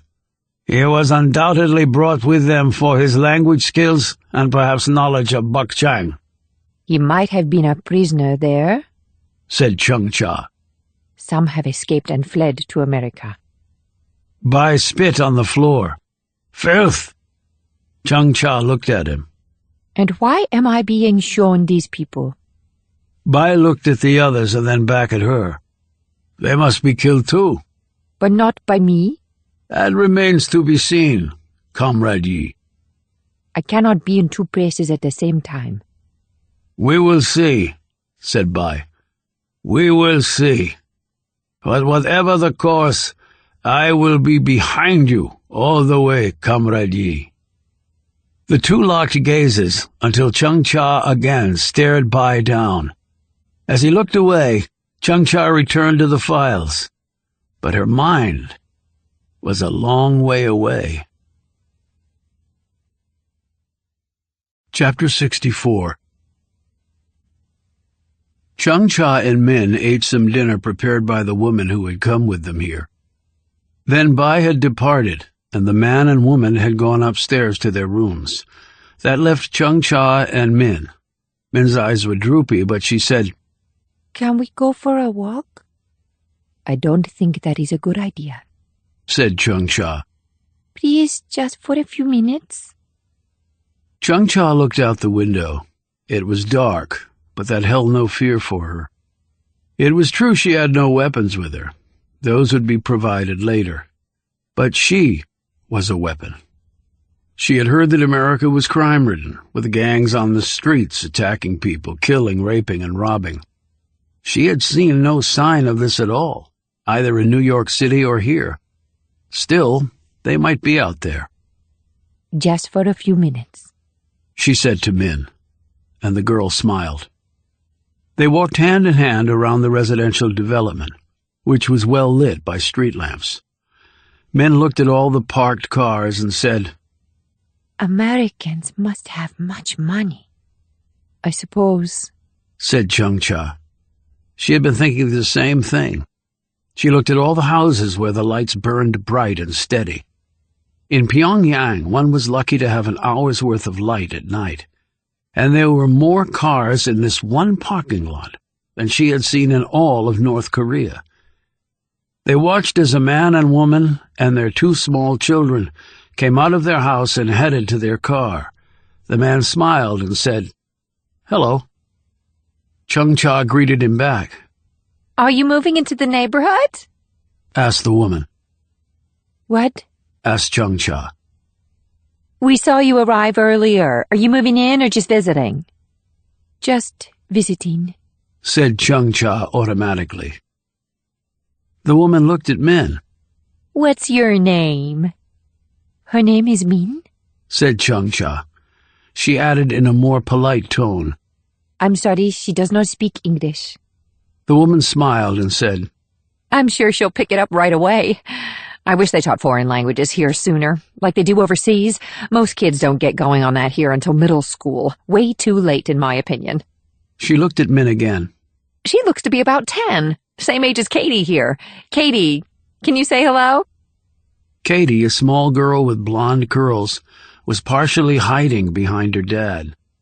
The woman said, Katie's our shy one. "Min too," said Chung Cha. If you're doing the touristy thing and need any help or anything, let us know, said the man. I work downtown, take the metro in. I know it like the back of my hand. Just give a shout. Glad to point you in the right direction. Definitely do the air and space in the National Archives. Pretty cool stuff. "Thank you," replied Chung Cha, though in truth she had no idea what he had just said. The family got into their car and drove off, while Chung Cha and Min continued their walk. "What did they want?" asked Min. "Just to say hello and see if we needed help." "Were they pretending, so maybe they can try and hurt us later?" "I do not know," said Chung Cha. "They seemed nice." "What was wrong with the girl's hair?" "Wrong? It was all bent." It took Chung Cha a moment to grasp what she was referring to. "Oh, some Americans' hair is like that. Or they use a tool to make it look like that." "Why?"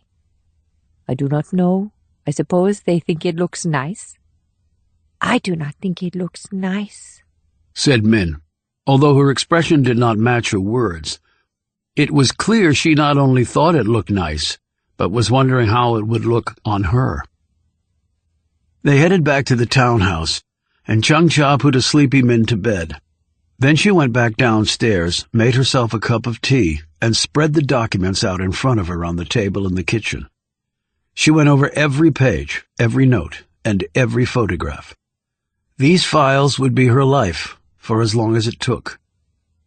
After about 3 hours and 2 more cups of tea, her eyes grew weary, and she leaned back in her chair. She looked up to the ceiling where she knew Min was asleep in their room. She rose and went to the window and stared out at all the houses. They were virtually all dark now at this late hour. She knew she should go to sleep. She was tired. She was still not acclimated to the time zone. She was under pressure like she had never been before. To do what was expected of her was nearly impossible. She might be able to succeed in the first part of the mission, but the second part, her escape, would be impossible. And then, what would become of Min? It was 2 days later that Chung-Cha traveled to another place, far outside of the city. It was rural, and the house she was driven to was isolated amid trees and old farm fields that had not seen a plow in a very long time. There were a number of people waiting for her. Bai was not among them. He was embedded so deeply that care was taken not to expose his loyalties to North Korea. He had been in the United States a long time and was one of the most valuable operatives they had. His position at the White House allowed him to see and hear things that no one else could. This was the team that Chung-Cha had been told about, composed entirely of men. They were all tough, hardened, and could kill people in many different ways, Chung-Cha knew. She had read the files on all of them. Some had been here longer than others. Each was willing to die to achieve their goals. They knew that the people guarding their targets were excellent. They simply expected to be better. They sat around an old table in what had once been the kitchen of the house, Chung-Cha observed, from the battered sink and rusty stove. They all spoke in swift, terse Korean, reporting what they had learned. The chief point was that a location for the attack had now been determined. "They will be traveling through a place called Nantucket," said one of the men to Chung-Cha. Our comrade Bai overheard this. He said nothing to me about it when we last met. It needed to be confirmed. Now it has been. He showed her a map.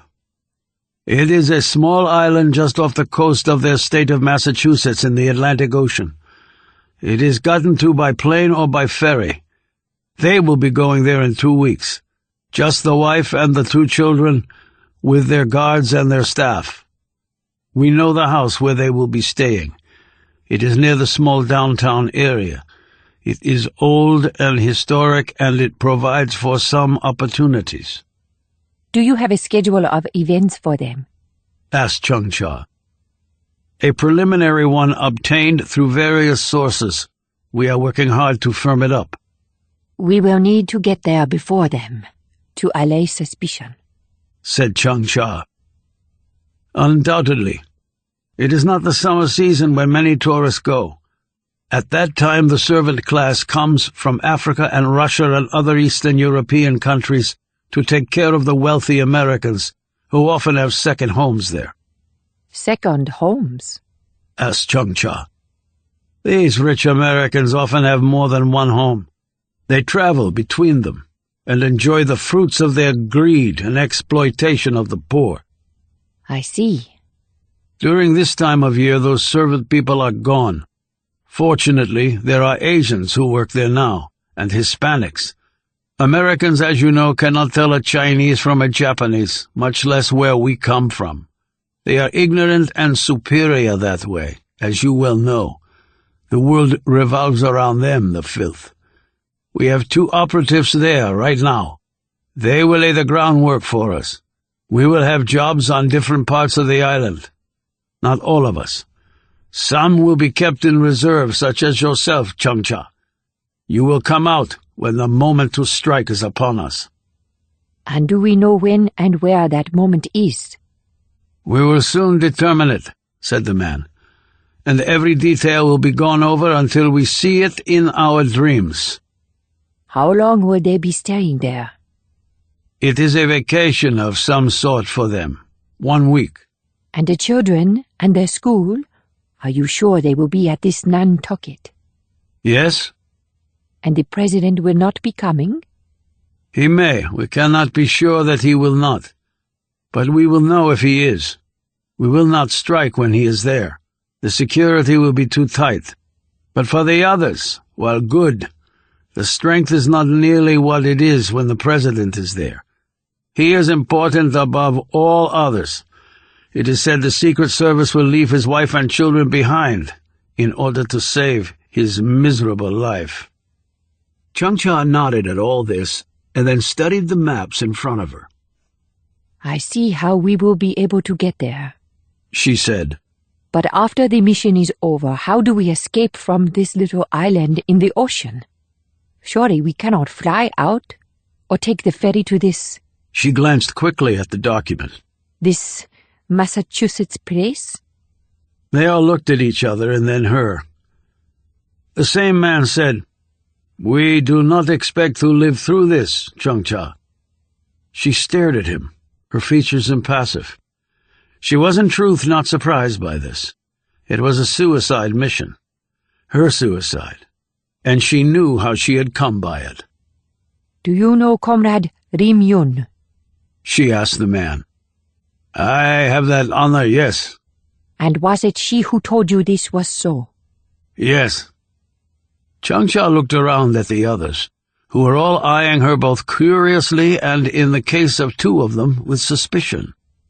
There is no greater honor than to serve our supreme leader, and to die in his service. She turned back to the documents. Now, we have much work to do. But as they went over elements of the plan, Chung-Cha could really only see one thing in her mind. Min.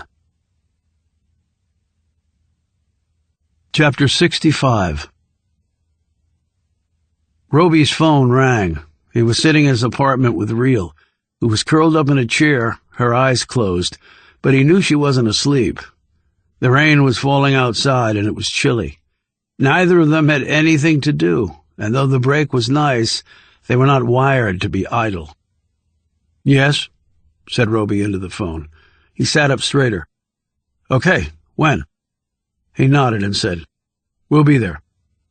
He put the phone down and nudged Reel with his hand. She opened her eyes. Are we being deployed? "I'm not sure.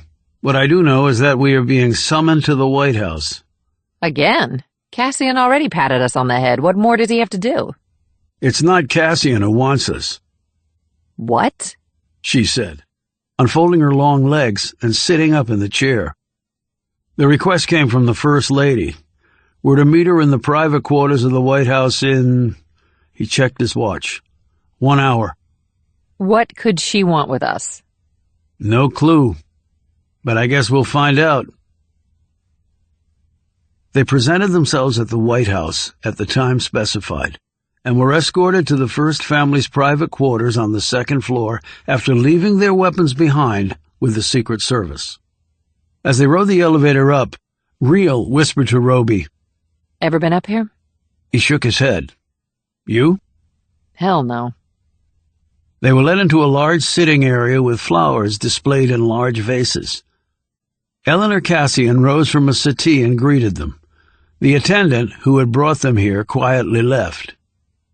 Eleanor motioned for them to sit on a large couch while she sat across from them. She was dressed in slacks, a short jacket with a white blouse underneath, and 2-inch pumps. Her hair was swept back in a ponytail. Around her neck was a silver necklace with a St. Christopher medal dangling from it. I'm sure you're wondering why I asked you here today. She began. Roby said, "We were surprised." The fact is, well, you both made quite an impression on our son, Tommy. In fact, I think he's been researching you both. Not much to find, said Reel. We don't do Facebook. Eleanor smiled. I know. And I also know that I'm not cleared for much of what you both do, but I have learned a few things. She added quickly. And please let me add my thanks to that of my husband for your service to the country. Thank you, said Roby, while Reel nodded. I shared a few things with Tommy about you both, nothing classified, just things, and that only heightened his regard for you both. She looked at Reel. And I have been told something of your recent travails, Agent Real. I'm relieved that you are, well, out of that situation. Real said nothing to this, but kept staring curiously at the woman. The First Lady was nervously twisting her hands. Roby said, "Ma'am, it might be better just to get it out." Eleanor laughed. I'm not usually so nervous and shy about a request. I used to be, but married to a politician, you get really good at asking for things from people. She paused, collected her thoughts, and said, The children and I are going to Nantucket for a week. It's to get away and recharge our batteries and to just spend some time together. Tommy, in particular, I think needs this. The fight at school? Said Real. Among other things. He's had a hard time adjusting to life here, very hard. The place where we came from is as different from here as it's possible to be. A truly unique city, commented Roby, and not an easy one. You're absolutely right about that, said Eleanor emphatically. But what do you want from us? Said Real. Well, let me just come out and say it. I would like you both to accompany us to Nantucket. The president can't make it, and I just thought that having the two of you there might help things. She hurried on. I know you must think this is crazy. I mean, we don't really know each other, but Tommy hasn't stopped talking about you two. I don't know what it was exactly. Well, I think I do know. You're heroes, and Tommy's father obviously respects you greatly, and Tommy dearly wants his father's, well... Her voice trailed off, and she looked like someone who regretted saying too much. "I've only met Tommy once," said Roby, "but I can tell he's a good kid, and the fight was because he was standing up for his dad." I know. I both admired what he did and was horrified by it. It hasn't been an easy time for either of us. I wasn't sure whether to ground him or give him a medal. The back and forth made my head hurt. I can see that, said Real. Not easy being a mom. I'm sorry I didn't ask before. Are you a mother, Agent Real? Real said unhesitatingly, No, I'm not. Eleanor said, So, will you do it? Real looked at Roby. She said, Are the President and the Secret Service okay with this? Yes, my husband is fine with it. He thinks the added security you two will bring is a good thing, in fact, and my protection detail voiced no concerns. They obviously have researched you. And the kids? Said Real. Tommy is over the moon about the possibility. And your daughter? She was put out about going to Nantucket, especially at this time of year, I have to admit. She wanted to stay home and be with her friends, but now she's looking forward to going. What changed? Asked Roby. Here Eleanor blushed a bit. Well, she saw a picture of you, Agent Roby. Real gave him a sideways glance, her eyes twinkling. Not that that should go to your head. Teenage girls can be quite impressionable, added Eleanor. Roby said, But this is really about Tommy, isn't it? It really is, yes. But spending some time with my kids away from this place, maybe it's about all three of us, Agent Roby. You can make it Will, ma'am. And I'm Jessica, said Real. So you'll do it? Real said, Well, we're between deployments. I would imagine your request will take priority. So the short answer is yes, we will. Just tell us where and when, added Roby. I can't tell you how grateful I am about this. I really am hoping for a good outcome from this trip. I think it could make a real difference, especially for Tommy. I'm sure it will, said Roby. Anything in particular you want us to do while we're up there with you? Since the president won't be joining us, I would hope that you could just spend time with Tommy. I could tell from your initial meeting that he looks up to you. Any words of wisdom you might have, just being there, and a man for Tommy to... I think I understand, said Roby. Eleanor said, Don't get me wrong. He loves his father. They have a great relationship. It's just that... Not even Superman could do the job of a president, said Roby. It doesn't leave time for a lot else, even family. Something like that, said Eleanor. The president tries, but everyone in the world, it seems, wants a piece of him. I'm sure. As they rose to leave, Reel said, One more thing. Yes? said Eleanor expectantly.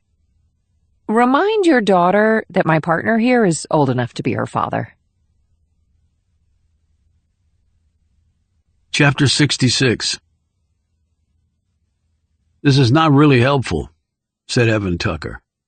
He was sitting across from Roby and Reel in a conference room at Langley. To his left was Amanda Marks. To his right was Blue Man.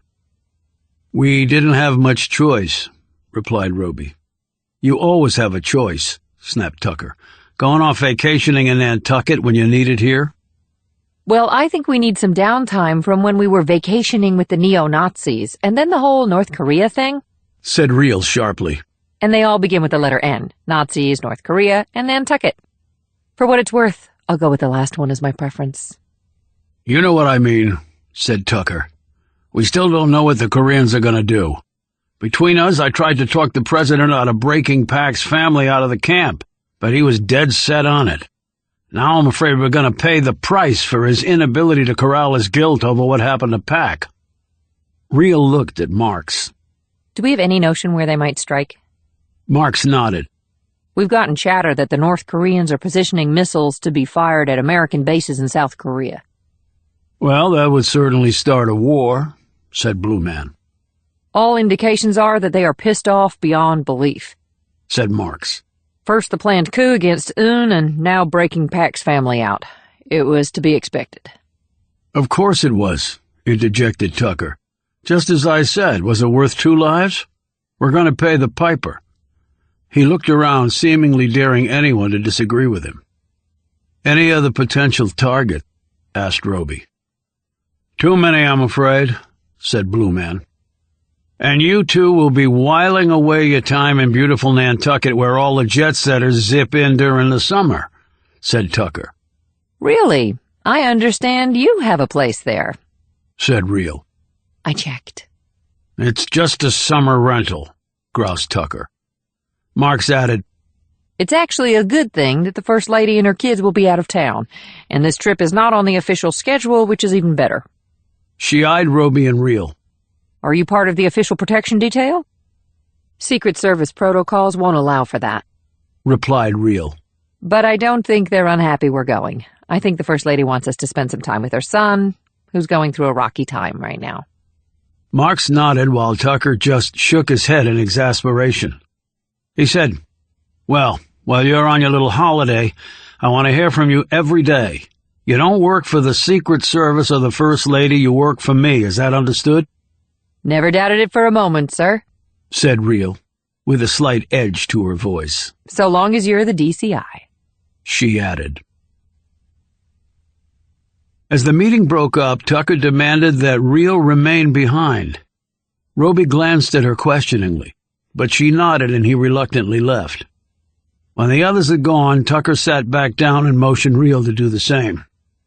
I'll stand if it's all the same to you.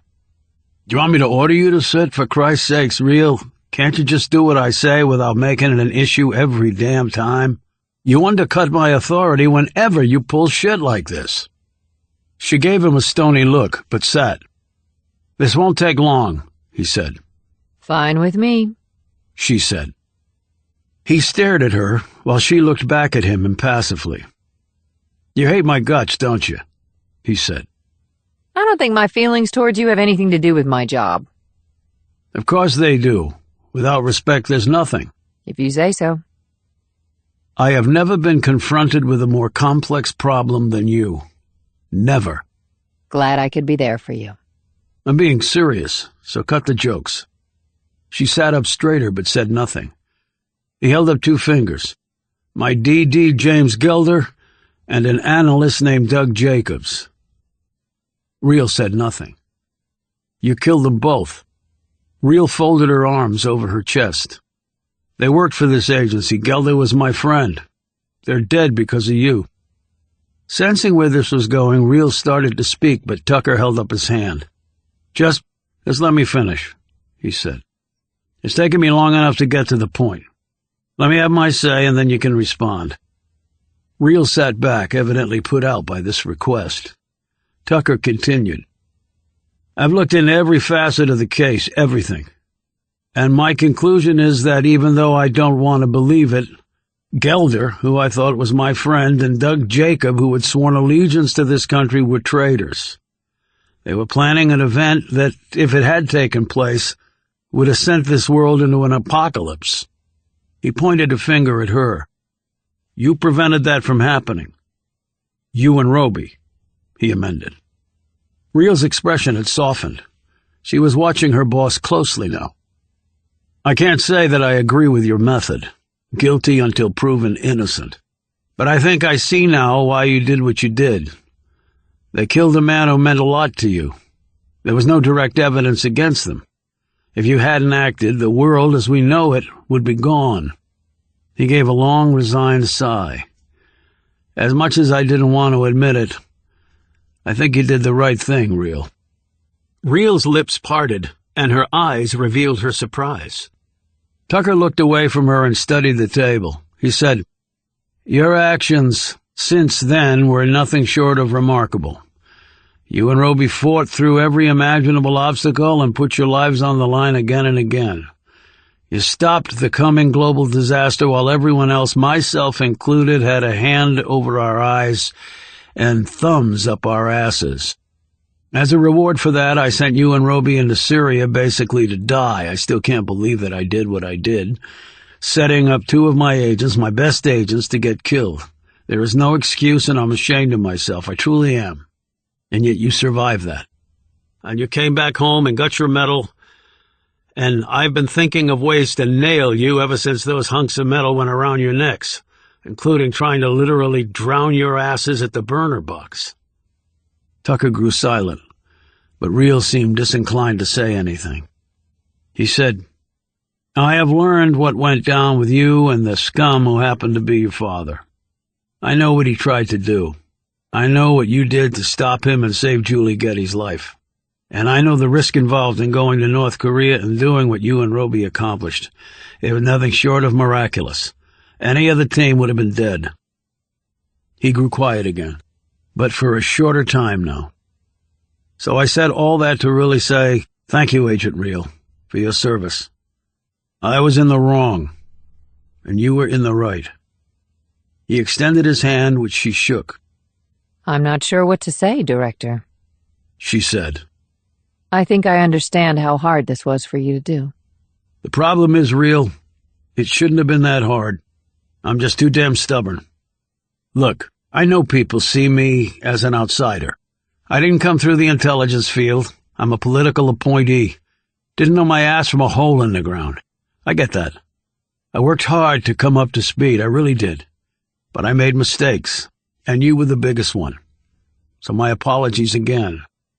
He paused. "And when this threat from North Korea has been neutralized, I plan on stepping down and letting the president appoint my successor." She looked shocked by this. "Are you sure about that, sir?" "Even if I wanted to stay, I couldn't. A higher authority than me has made it very clear that my stint at the agency is coming to a close." Reel knew exactly who the higher authority was, but only said, "I see." "And I'm not a young guy, Reel. I've got other things I want to do in life. In truth, this job is a killer, it really is. You jump from crisis to crisis, success to disaster, the highest peaks and the lowest valleys. My gut is one big acid burn. I think I've aged more in this job than I did in the previous 30 years of my life. But I don't want to leave until this thing is resolved. And I didn't want to leave without telling you what I just have." He paused again, glanced at her nervously, and said, "That's all I wanted to say. You can head out now." As they rose, Reel said, "So why did you just bust our ass in the meeting?" "For now, at least, I'm still the DCI. And I'm concerned that you will not be where I need you to be. That's why. But with that said, I hope you have a relaxing time in Nantucket." "Thank you, sir. I hope I will, too." Chapter 67. The seas were choppy, though in the twin-hulled high-speed catamaran it was hardly noticeable. Chung-Cha sat in her seat in the heated space, while Min had her face glued to the window, looking at the frothing water. It occurred to Chung-Cha that Min had never been on a boat of any kind before. Until recently, she had never ridden in a car or a plane or a train. The young girl had come a long way in a short time. As the island of Nantucket appeared out of the mist, Min resumed her seat next to Chung-Cha. The ferry was only about half full, mostly with older people returning to the island. Chung-Cha smiled occasionally at some of them, but did not say anything. The ferry passed by the man-made breakwater and headed into the harbor. A few minutes later they were docked, and the passengers filed off the boat. Chung-Cha held Min's hand as they went down the gangplank. The ferry's captain tipped his hat and said, "Enjoy your visit." Chung-Cha smiled. We plan to. They continued with their rolling bags to the car rental office, where Chung-Cha produced her license and her reservation and credit card. They drove off a bit later in a small white SUV. As the sun was setting to the west, burning the sky into reds and golds, Min stared out the car window and said, What are we doing here, Chung-Cha? I told you, just a little trip. Who are those people at the other place? Friends of mine? They didn't seem too friendly. Well, they are. They are good people. You work with them? Min said, giving Chung-Cha a brief sideways glance. A little. What is this place called? Nantucket. This is the Atlantic Ocean that you are seeing, where Korea is. That's the Pacific Ocean. I know nothing about any of that. Chung-Cha glanced at her as they drove along. You will, Min, I promise. You will learn every day. Even... Here she broke off. Even what? Said Min quickly, apparently sensing unease in the woman. Even when you are tired of learning, said Chung-Cha with a smile. She had put her destination into the car's navigation system. The island was not large, but the roads were not very well marked, and she was glad of the assistance the computer provided. Min's eyes followed the little marker that represented their vehicle as it traveled along the navigation screen. She asked many questions about the device, and Chung-Cha answered as best she could.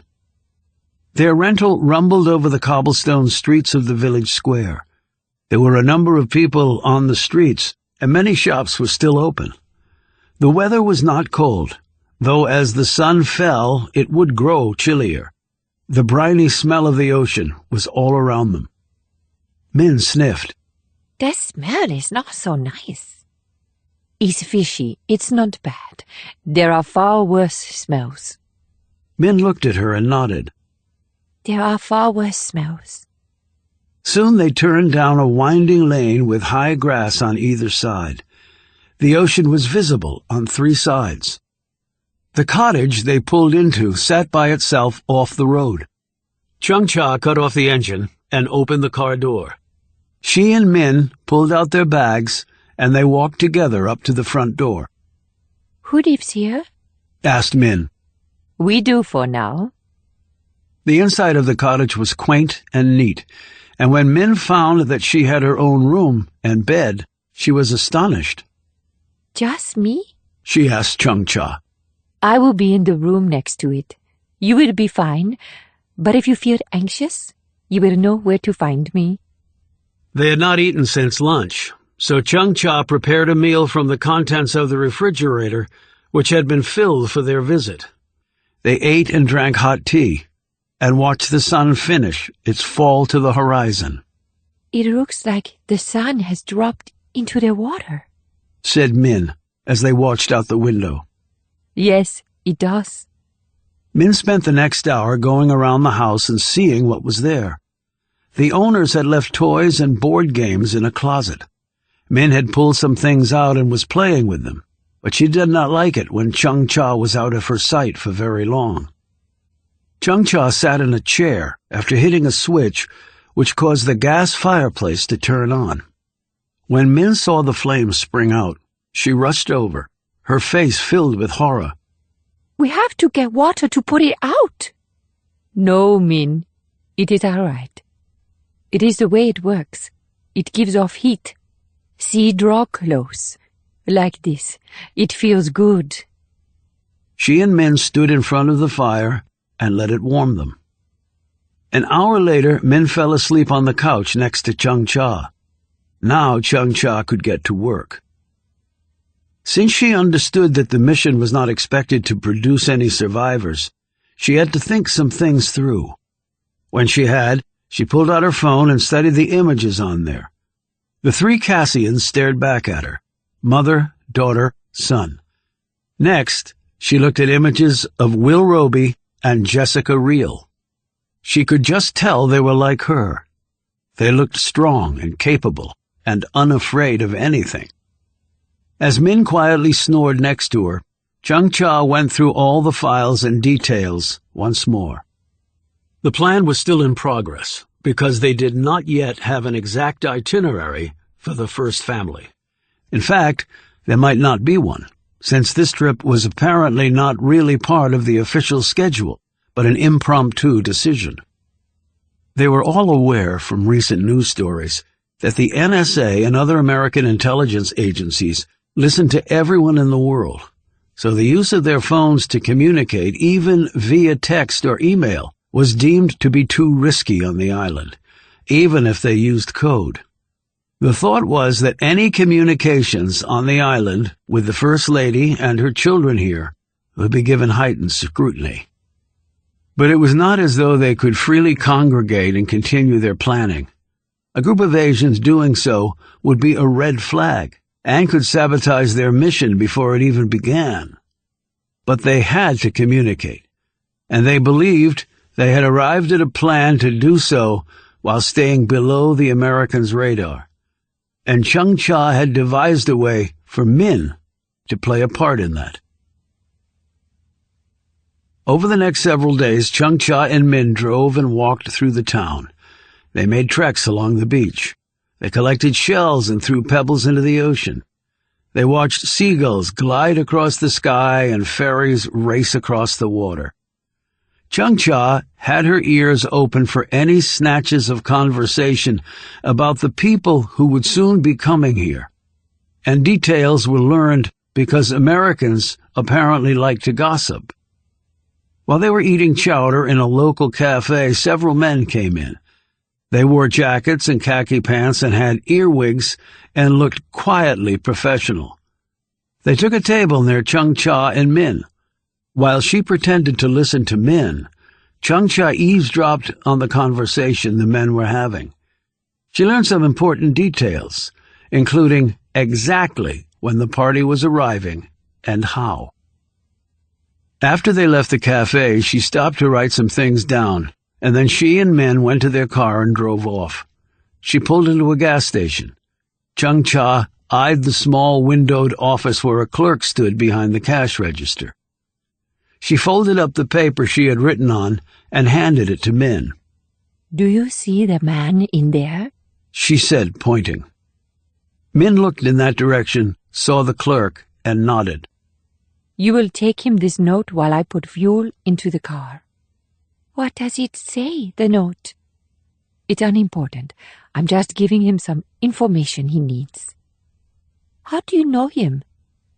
I know him from our country. Why is he here? Just take him the note, Min.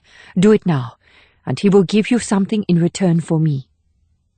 Min opened the door, looked back once at Chung-Cha, and then hurried into the little office. Chung-Cha pumped gas while she watched Min. She gave the man the note, and he in turn gave her a piece of paper, along with some candy from the rack next to the register. He smiled and patted Min on the head. When Min returned to the car, she handed Chung-Cha the note and held up the package of chocolates. Can I have these? Just one. Save the rest for later. Chung-Cha slipped the note into her pocket. You're not going to read what the note says? asked Min, as she popped the candy into her mouth. Later. Not here. They drove back to the cottage. While Min went off to play, Chung-Cha looked at the note. It was written in code and not in Korean, just in case. They had used English instead. She read through the contents twice, to make sure she had missed nothing. Then she let out a small breath as she heard Min laugh. The TV was on, and she must be watching her cartoons. It must be good to laugh. It must be very good. Chapter 68. It looks like a baby's bib, observed Reel. Or a bikini bottom, replied Roby. They were in a private jet descending into the airport on Nantucket. Looking at the island from this altitude had prompted their respective descriptions. Mars, Venus, said Reel wryly. Guess so. Eleanor Cassian and her children were riding up front with their protection detail. Special motorcade cars were being ferried over. If the president had been coming, the logistics would have been far more daunting. Settled in 1641, about 48 square miles of land and about 58 more of water. 50,000 people during the summer, about a fifth of that during the rest of the year, said Reel. They call the island the Little Gray Lady of the Sea when the place is fog-bound, which it apparently is a good deal of the time. But on that island is some of the most expensive land in the country. Highest point is Folger Hill, about 109 feet. Roby stared at her. Aren't you just the font of information? Google makes everybody a genius. The jet touched down and came to a stop. Reel and Roby grabbed their bags and headed for the exit. Claire Cassian made a point of stepping directly in front of Roby in the aisle. Her mother and brother were just ahead of her. The Secret Service were already outside the plane, making sure everything was okay before the family exited into the waiting SUV. Claire had on skinny jeans, heels that made her much taller, and a Yale sweatshirt. She glanced back at Roby. Enjoy the flight? I enjoy every flight where the plane lands on its wheels. She laughed. That's really funny. Handsome and a sense of humor. Pretty impressive. Reel turned her head so Claire would not see her rolling her eyes. But she did poke Roby hard in the back and whispered, God, it must be great to be so popular with children. As they walked down the jet steps, Claire tripped in her heels, but Roby caught her. She squeezed his arm. Thanks, Mr. Roby. Just make it Will. She flashed a toothy smile. Okay, and you can make it Claire. Roby was expecting another poke from Reel, but it didn't come. He glanced over and saw Tommy staring, not at him, but at Reel, while Eleanor was watching her daughter with a look of resigned exasperation. As they stepped onto the tarmac, they saw the 3 SUV motorcade waiting. Roby said to Reel, I think you have your own fan club. His gaze led Reel's over to Tommy as the boy climbed into the middle SUV. Tommy was still staring at her. Great, said Reel wearily. Just great. They rode in the rear vehicle behind the SUV carrying the Cassians. 2 Secret Service agents rode with them. One of them said, Welcome aboard. Understand you guys are with our intelligence community.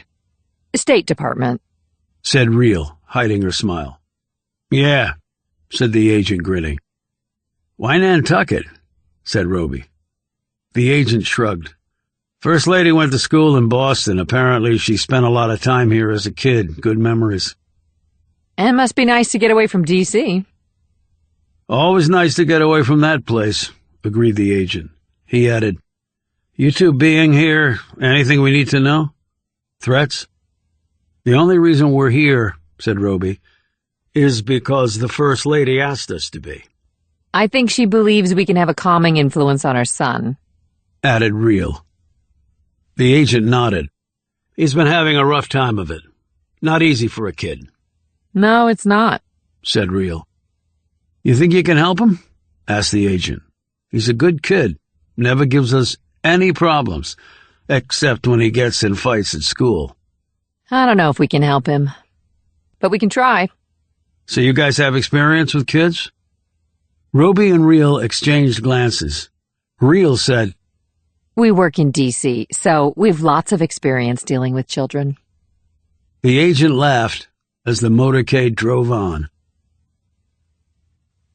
The place where they were staying was within easy walking distance of the downtown area. There were 2 buildings, a large main house and a 4-bedroom guest cottage. The Cassians and their staff would be in the main house. The protection detail was in the guest house. Roby and Reel were given rooms in the main house. After she'd unpacked, Reel came into Roby's bedroom, which was next to hers. Feeling privileged to be bunking with the Cassians? She said as she perched on the bed. Roby put the rest of his clothes away and said, "Jury's still out on that." Reel looked out the window. Never been here. Looks nice, if a little surreal, like a Ralph Lauren ad. Roby joined her at the window and looked out over the grounds. Secret Service will have its work cut out for it. Lots of access points, and that's a public thoroughfare right there.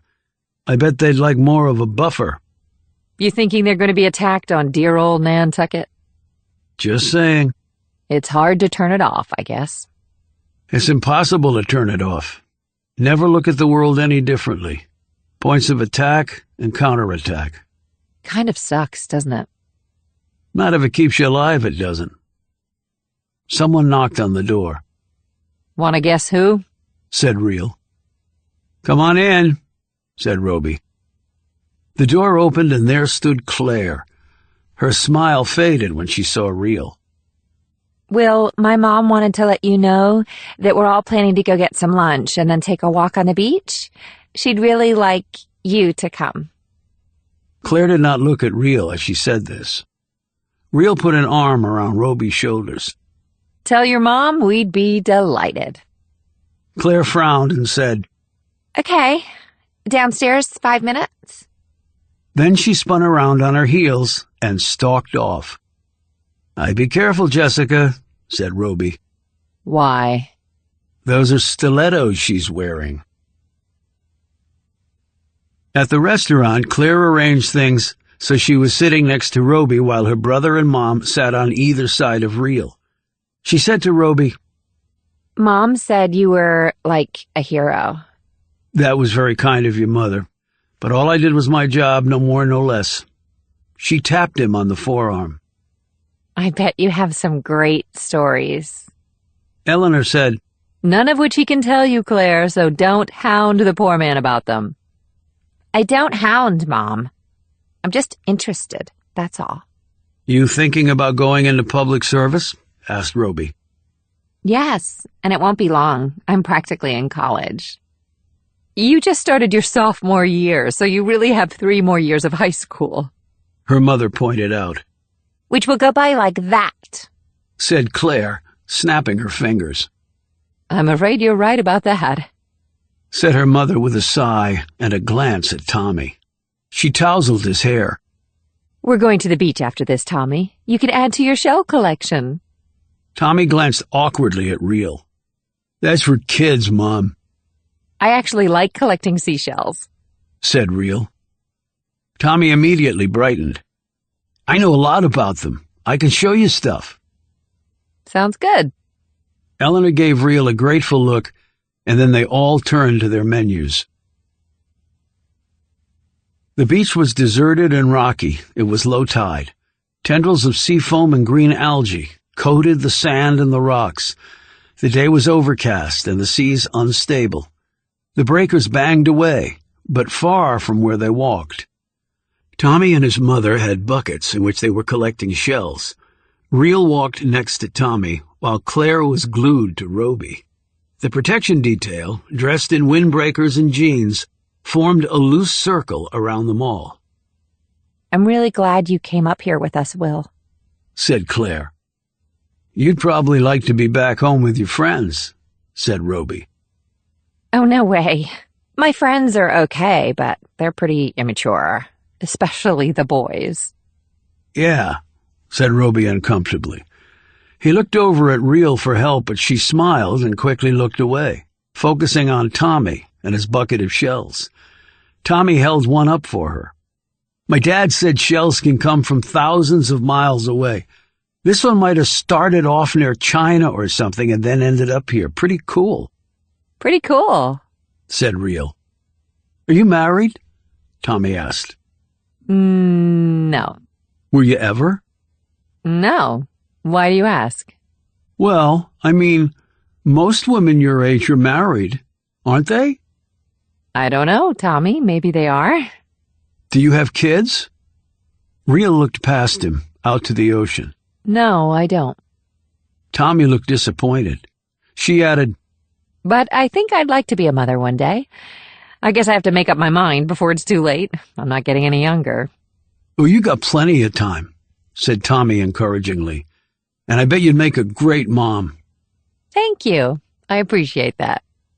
Tommy bent down and snagged another shell and then pointed to a horseshoe crab scuttling away. Creepy things. He straightened and said, Is what you do dangerous? Why do you ask that? My dad said you guys were heroes, serving the country. That's usually dangerous. We try to make it as safe as possible. Have you ever killed anybody? Tommy! Called out his mother, who apparently had overheard this. I'm sure Agent Reel would prefer to talk about other things. Tommy glanced up, looking embarrassed. Sorry, No need to be. said Reel. Asking questions is how you learn things. Can I ask you some? He looked at her nervously. Like what? Like what you like and don't like. Living where you do. I don't like any of it, said Tommy fiercely. None of it, really. He hesitated. Well, I mean, riding an Air Force One is pretty cool. You're one of the few kids to ever do that. And the Secret Service guys are nice. I'm sure. I don't like people saying stuff about my dad. I wouldn't either. My sister thinks I'm a useless idiot. Well, I'm afraid that would be the case regardless of where you live. It's just this thing between big sisters and little brothers. When you're older, you'll probably be really close. I doubt it. No, you will. Because what you're experiencing right now is so unique, Tommy, and you and your sister will always share that experience. She may not let on, but I would imagine this has been hard for her too. No, it hasn't. Everybody loves Claire. Really? Everybody? Tommy looked at the shells in his bucket. Well, there are a few girls at her school that give her a hard time. And she says one teacher hates her because she doesn't like Dad. So not everybody loves her then. No. Your mother obviously loves you a lot. She's always bossing me, fixing my clothes, my hair, checking my homework, telling me to do stuff. Right. I guess it'd be a lot easier on you if she didn't care. What? You know, she's the first lady. She can do pretty much anything she wants. She could have come up here by herself. Maybe go to the spa, get her hair and nails done, eat out all the time, see old friends. But here she is, bringing you here, collecting seashells with you on the beach. And I heard her say later there's going to be a big Scrabble tournament. I'm good at Scrabble. I almost beat my mom once. Wow, that's pretty impressive. Tommy looked over at his mom. To Reel, he said, Are you close to your mother? She's not alive anymore. Tommy looked shocked. Oh, I'm sorry. And your dad? Reel pursed her lips and looked away. He's been gone from my life for a long time. Were you ever close to him? No, we didn't have a good relationship at all, Tommy. Which is, I guess, why I envy people like you. Because you obviously have parents who love you very much. Not all kids do. In fact, too many don't. Tommy stood there for a bit, fingering a shell. I think I'm going to show my mom this one. I think she'll like it. Good idea. Reel watched as he ran across the packed sand toward his mother. Then she looked away, out to the ocean, as far as she could see. When she turned back, she looked upward toward the parking lot that bordered the beach. A small young Asian woman was walking hand in hand with a little girl about Tommy's age. She could see that the little girl was watching them curiously, although the woman didn't glance their way as they trudged along.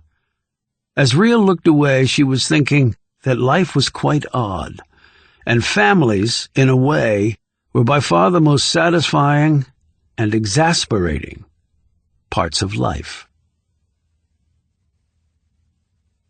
Chapter 69. Who are they? Asked Min. Chung-Cha glanced at the beach. Just people, tourists. They are picking up seashells like we did yesterday. Why are all those men around them? And what are those things in their ears? I don't know, said Chung-Cha.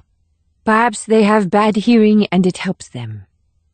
In that one glance, Chung-Cha had registered the fact that the two people who had been at Buk Chang were also here. She did not know Roby's or Real's names, but she wondered if they were here because the Americans had been warned about an attack against the first family. This was certainly a complication that needed to be addressed. She pulled Min along as they left the parking lot.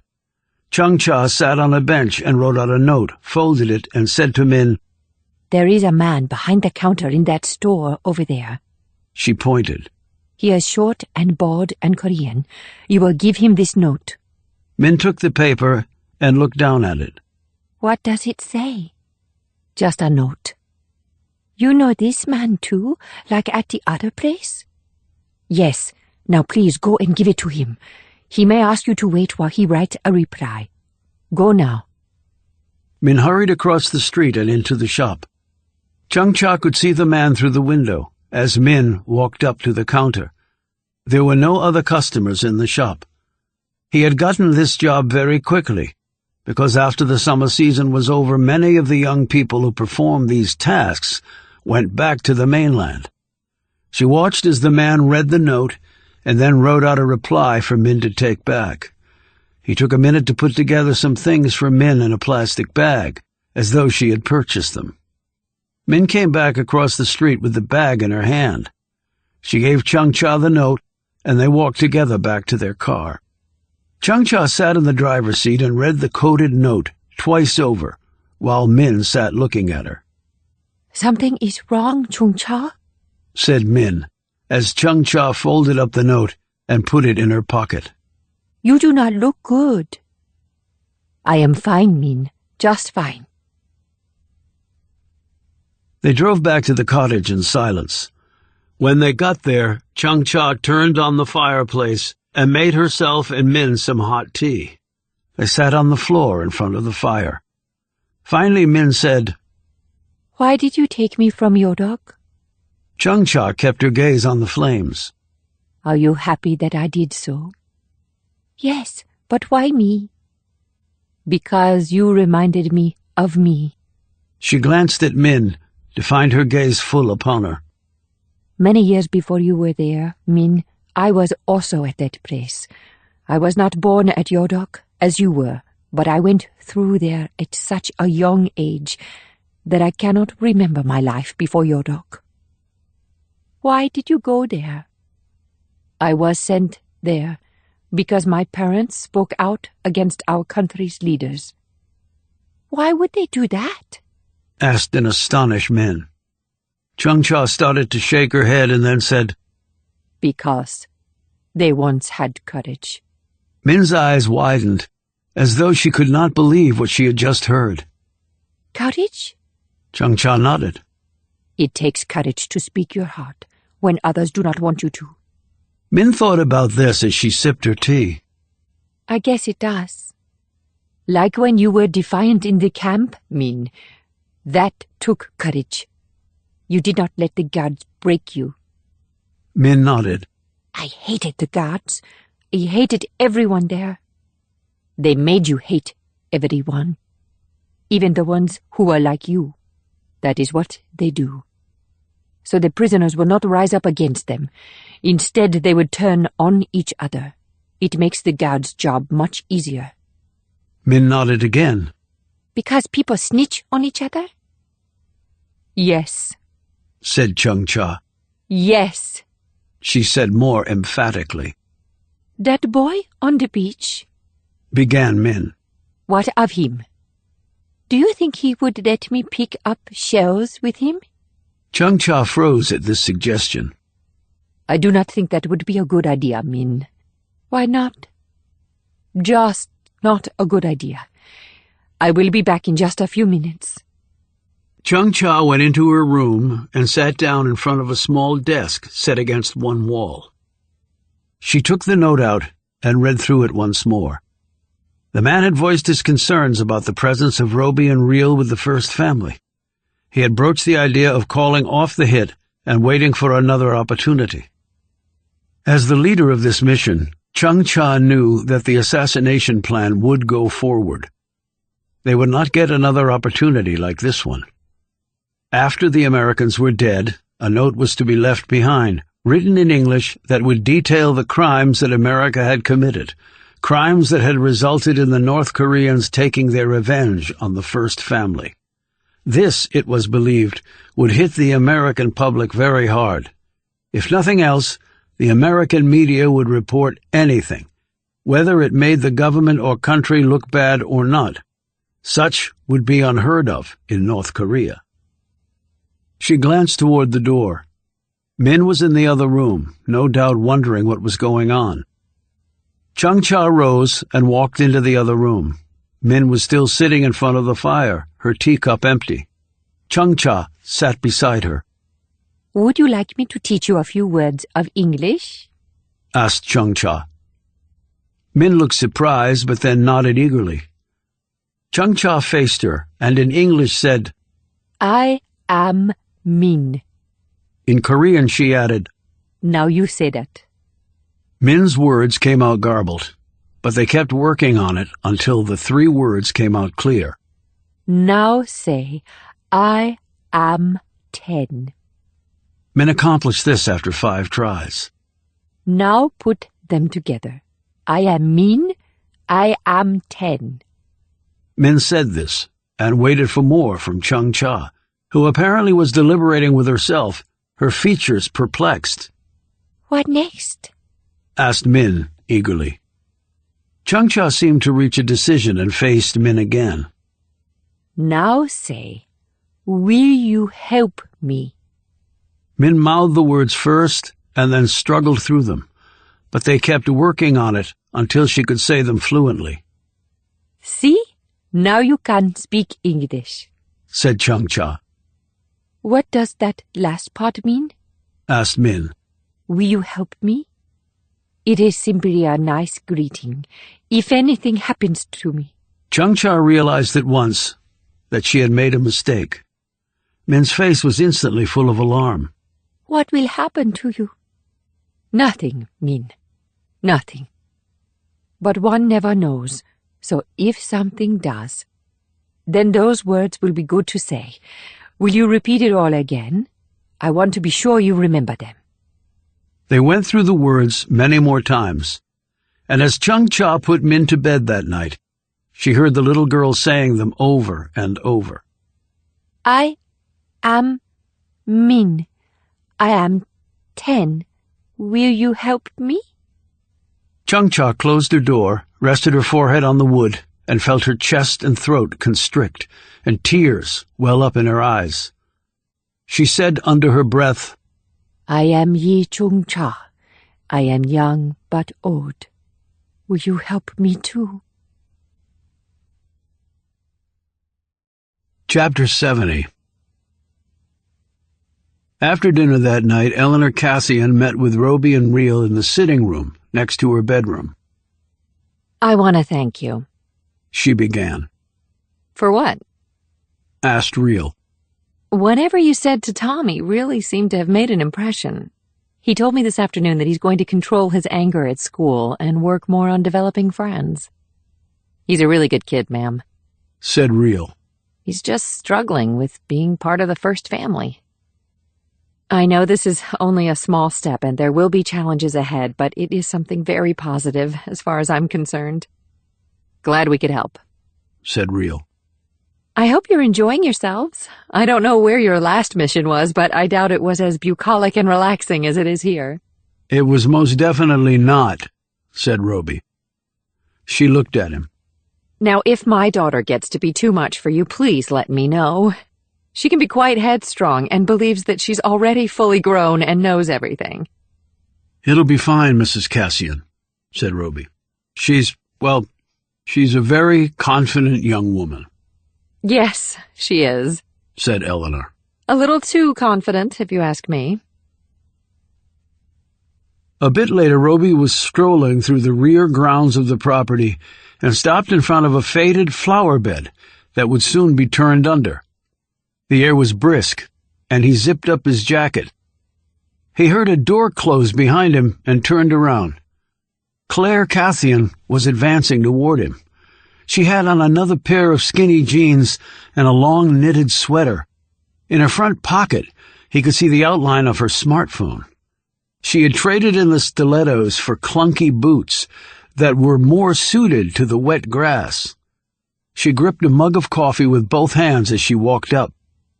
Nice night, she said.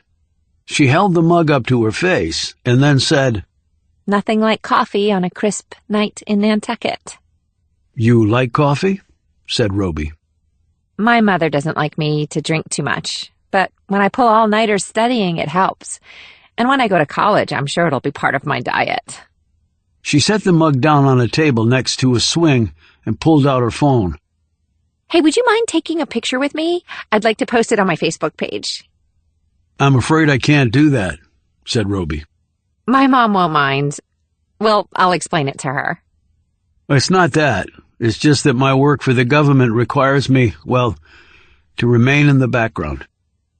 She put her phone away, and her casual look and tone vanished. Oh, I didn't know that. It's not something either I or Agent Real can talk about. She sat on the swing and motioned for him to sit next to her. Roby reluctantly did. She picked up her mug and looked over at a Secret Service agent who was patrolling the perimeter of the property. Nothing like having armed guards with you all the time. But think of the many stories you'll have to tell. There really haven't been that many presidents or that many first daughters. You're in pretty select company. I guess. It just doesn't seem so, great right now. She paused and studied him. Have you known Agent Real long? Pretty long. We trained together way back when. Is she good? She wouldn't have lasted all these years if she wasn't. Is she better than you?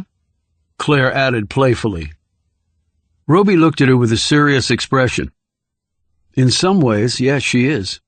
She's also saved my life, more than once.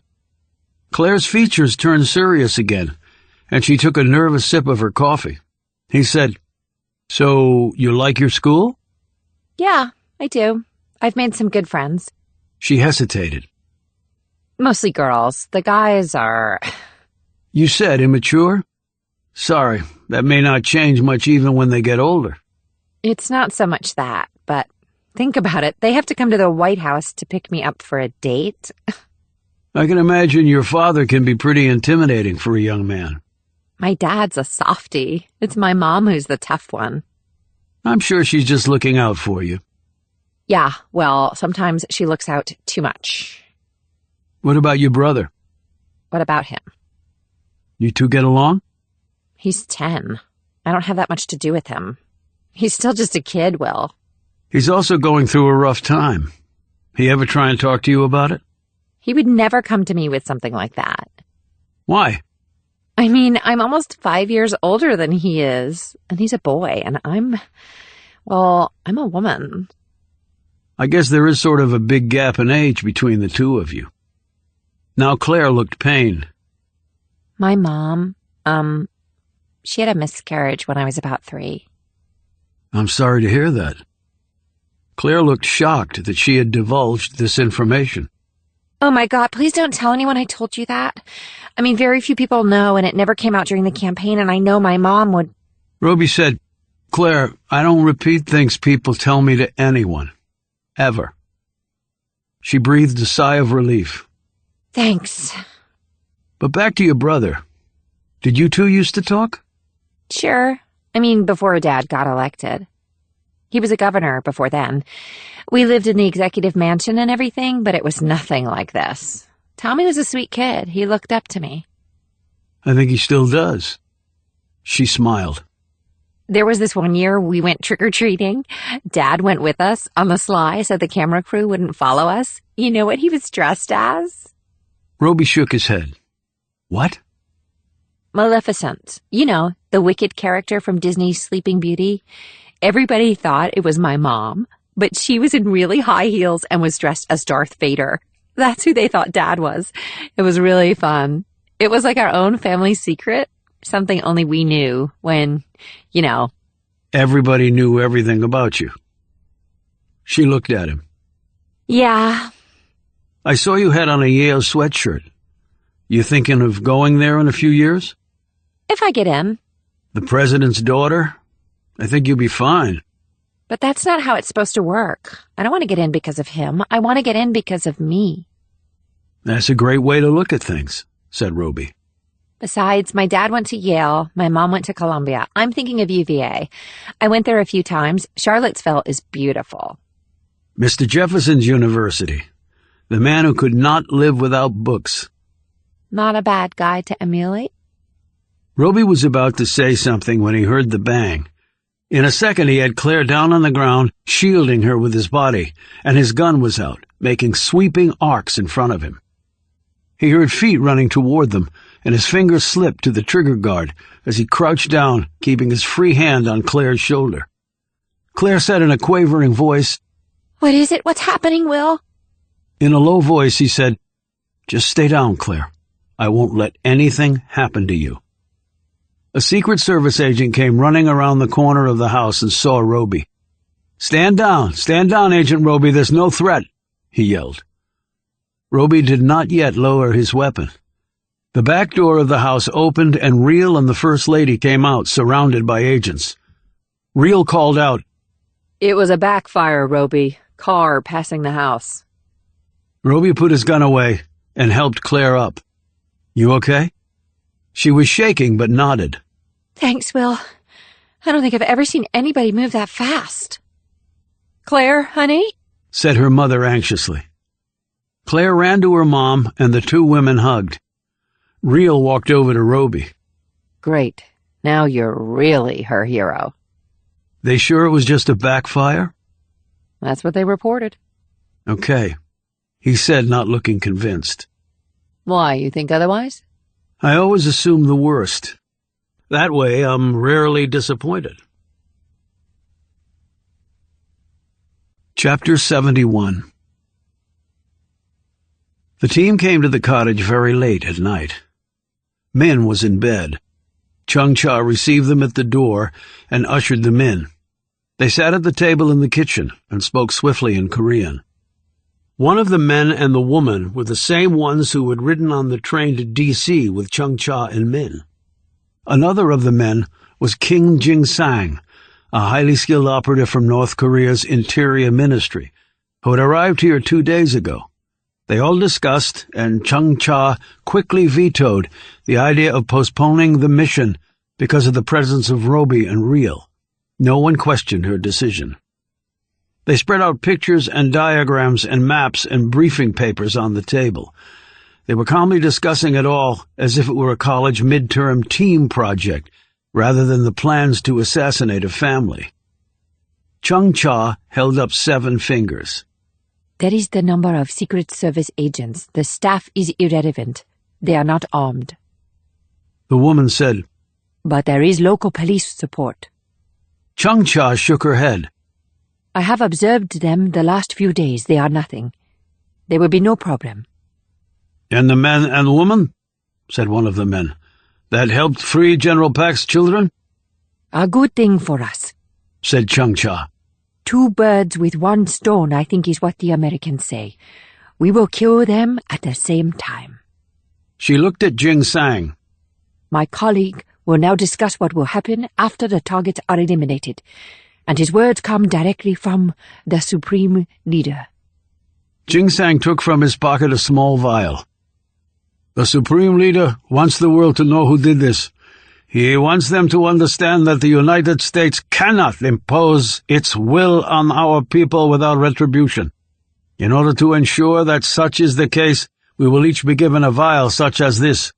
We will then take the contents of the vial after the mission is complete. It is fast-acting. We will be dead within a few minutes." He looked in the direction of the bedroom where Min was asleep. "The little bitch must be taken care of too," he reminded her. "I will deal with her myself," said Changcha. Jingsang nodded. "Of course, Comrade Yi. And it was good cover to bring her in the first place. Americans never see evil in children. She is from Yoda, correct?" "Yes." Jingsang continued. "Then it hardly matters. It is not like anyone will miss her. It is not like she is one of the core, and thus has value." "Absolutely," said Changcha. But under the table her fingers curled into a fist. "I am also from Yodok," she thought. Out loud she said, "Now there only remains the details of the actual attack. We believe that we have it in place and that it will provide us the best opportunity for success." She drew a paper from a file and unfolded it for all of them to see. "There is a holiday that the Americans celebrate where they dress in costumes." "Halloween," added Jingsang. "Yes. It is a stupid thing that they spend much money on. There is a parade that begins in the downtown section in front of a church. It proceeds through the main streets." "But there will be many people around," said one of the men. "That means distractions and obstructions and potential chaos. How can we be assured of our targets and reliable sightlines?" Changcha said, "For one simple reason. Our targets will be gathering at the town hall before the parade for a meeting with the person who is the mayor of this Nantucket, and a few other important local people. The town hall will be otherwise empty. The parade does not start until 2 hours later. We will strike there, and we will strike hard. We will pierce the outer circle of security and then the inner, and then we will complete our mission." Jingsang said, "How did you come by this information? Is it reliable?" "We have a person who helps to clean the mayor's office," Changcha said. "He overheard them talking, and the itinerary for the town hall event was left on his desk last night. A person photographed it. It is reliable. I have verified it myself." Jingsang nodded. "Excellent." "And now this holiday, Halloween, gives us the perfect way to breach their security wall." She knew that the Secret Service was prepared to die to protect its charges, but then she was prepared to die in order to kill those same charges. They finished their meeting and said their goodbyes. Before he left, Jingsang pressed 2 vials into Changcha's hand. "To the glory, Comrade Yi. To the glory." She closed the door behind him and pocketed the vials. Changcha sat in front of the gas fire and finally fell asleep. She awoke with a start when she heard the noise. Her hand slipped to her pocket and closed around the knife. It was the same knife she had used to kill the British envoy. The cottage was dark, the fire the only illumination. She heard cautious footsteps coming from the kitchen. She silently made her way to that spot and peered around the corner. Min had poured out a glass of milk and was drinking it at the table. Then Min stopped, put the glass down, and picked up the photo. The photo that Changcha had foolishly left on the table. She had fallen asleep before picking everything up and hiding it. Changcha went into the kitchen, and Min looked up at her. "Why do you have this, Changcha?" she asked, turning the photo around. Looking back at her from the grainy photo were Eleanor, Claire, and Tommy Cassian. Changcha fingered the vials in her pocket and eyed the glass of milk. Death by cyanide was relatively quick, but not painless. Would a bullet be better? Quick, no pain. Men would never know it was Changcha who had done it. She said, A friend brought those by. He was just taking some different pictures of people and places here. These are the people from the beach. The boy picking seashells. Chung-Cha came over to her, took the photo, and looked at it. You're right. I had not noticed that. I did not hear anyone come tonight. It was late. You were already asleep. Chung-Cha ran a hand down Min's hair. Now you should go back to sleep, Min. The little girl was gazing down at the picture, and then she looked up at Chung-Cha.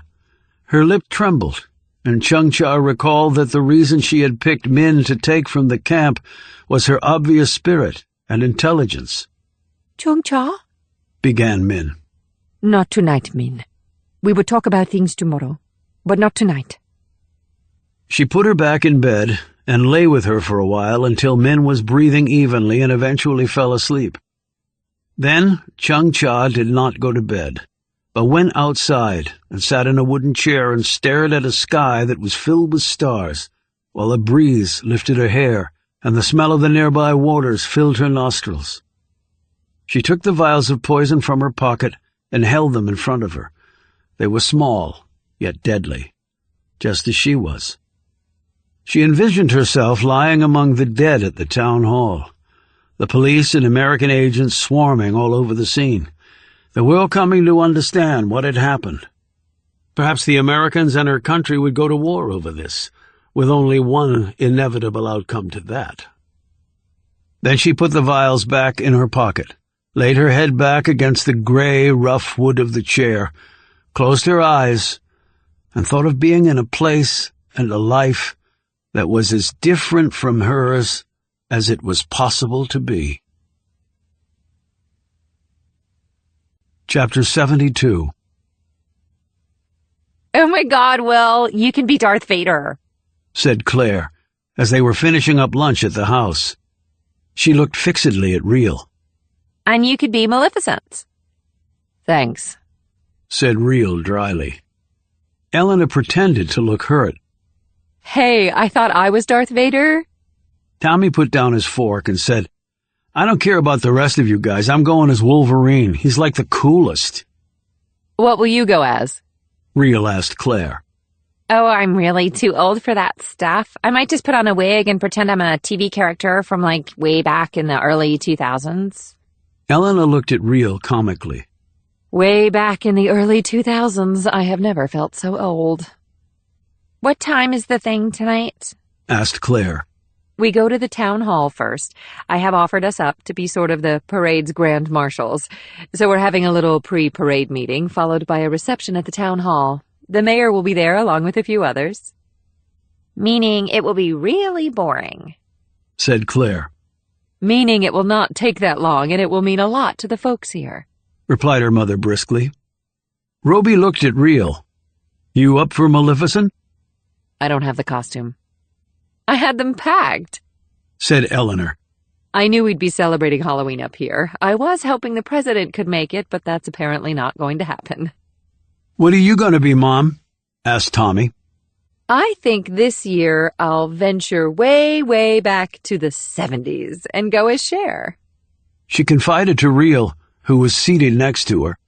I've always loved all her different looks over the years, especially her hair. Cher? Cher what? Asked Tommy, looking confused.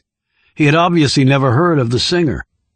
Eleanor said, Need to know, and you don't. After lunch was done, Roby and Reel went outside. Town Hall Halloween Parade? Yeah, sounds like a blast, said Reel, without a trace of enthusiasm. I take it you never went trick-or-treating. You take it correctly. Well, you can make up for lost time. I'm glad we'll be leaving here soon. I'm starting to feel claustrophobic. So no islands in your future? I'm more of a city girl. You had a cottage on Eastern Shore in the middle of nowhere, Roby pointed out. That's why I'm a city girl now. I got sick of that. I guess the Secret Service will scope out the town hall and the parade route. Guess so. I'm sure they're not too happy about this. Lots of people in costume, easy to conceal stuff, weapons, explosives. I'm sure they are not happy. At least the president's not here. If he were, I'm not sure they'd be doing the parade. Are you really going to dress up? Why not? And I have to be Maleficent? Huh? Well, it does fit your personality, said Roby. She punched him in the arm. So, when we get back to the mainland, what then? He asked. Wait for the next call up? Doubtful it will be the both of us. They tend to send us out solo. I know that, Roby. I'm thinking I have about another year of doing this, and then I'm calling it a career. She looked surprised. When did you decide that? It seems like just now, but I've been thinking about it for a while. He stretched his arm where the burned skin was. Your little booby trap on the eastern shore made me think about my life, I guess. He smiled to show her he was kidding, but Real did not return the look. I can't tell you how awful I feel about almost killing you. We were on opposite sides back then. It happened. I made it out. We're okay. She looked at his arm and leg where she knew the burns were. I'll make it up to you somehow, Roby. I think you already have. How? Well, most recently North Korea. Doesn't seem like enough. Trust me, it was, he replied.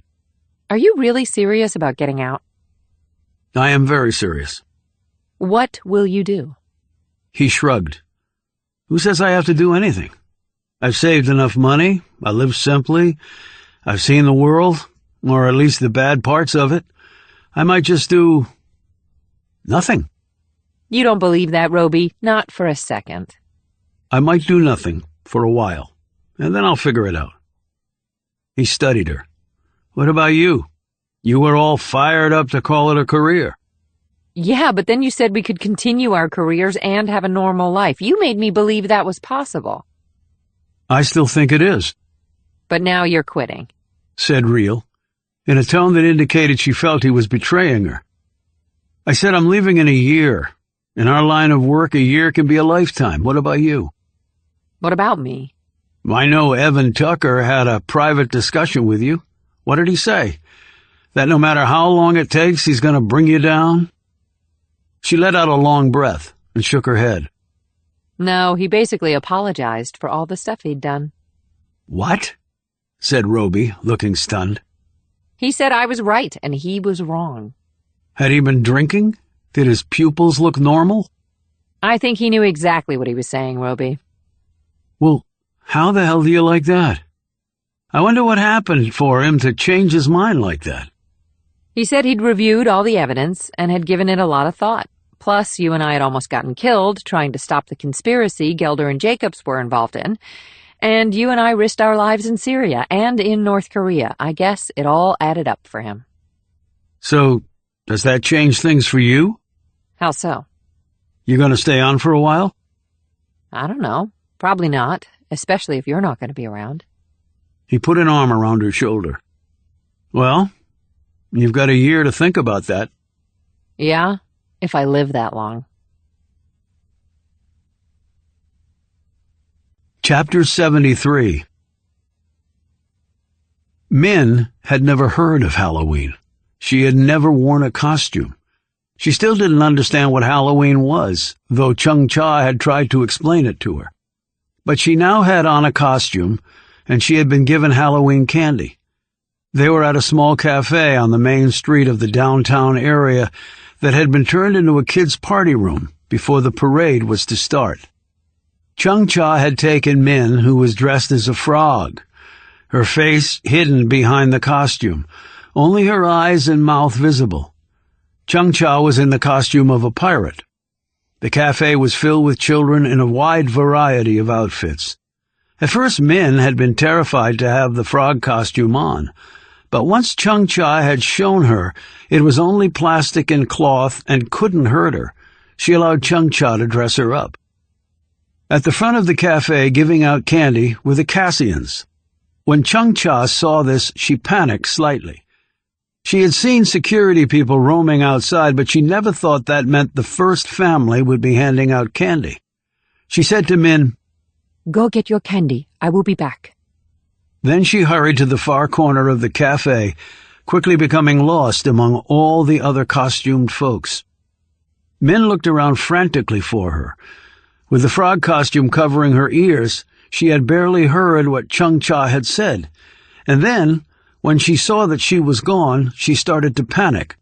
However, she was being herded with the rest of the kids to receive her candy from the Cassians. As she got to the front of the line, Min was badly scared. She could not see Chung Cha anywhere, and kids and their parents were crowding in on her from all sides. When she looked up, she was standing directly in front of Tommy Cassian, who was, as he had said, dressed as Wolverine. She looked at him, and he looked at her. "Nice frog," said Tommy, as he held out a handful of candy. Out of Min's panicked mind came one thought. She said, "My name is Min. I am 10. Will you help me?" Tommy looked at her strangely, as he dumped the candy into her pumpkin bucket. Then Min said something else, but it wasn't in English. She had reverted to Korean. "Are you okay?" asked Tommy. "My name is Min. I am 10. Will you help me?"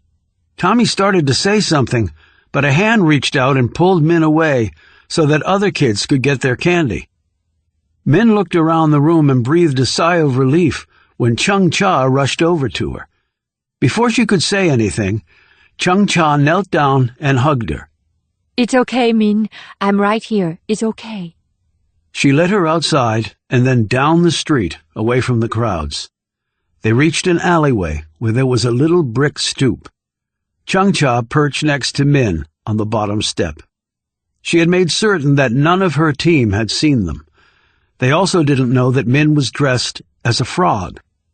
Chung Cha would carry out her mission, but Min would be safe. Min was not going to die, not by Chung Cha's hand. "Min, you have to listen to me very carefully, okay?" Min nodded, the frog head bobbing up and down. "I have to go away for a little bit." Min started to jump up, but Chung Cha held her back. "Just for a little bit." From the alleyway, she looked across the street where the town police station was located. "Do you see that place over there?" She pointed. Min looked past her and nodded. "I want you to take my watch." She slipped off her watch and handed it to Min.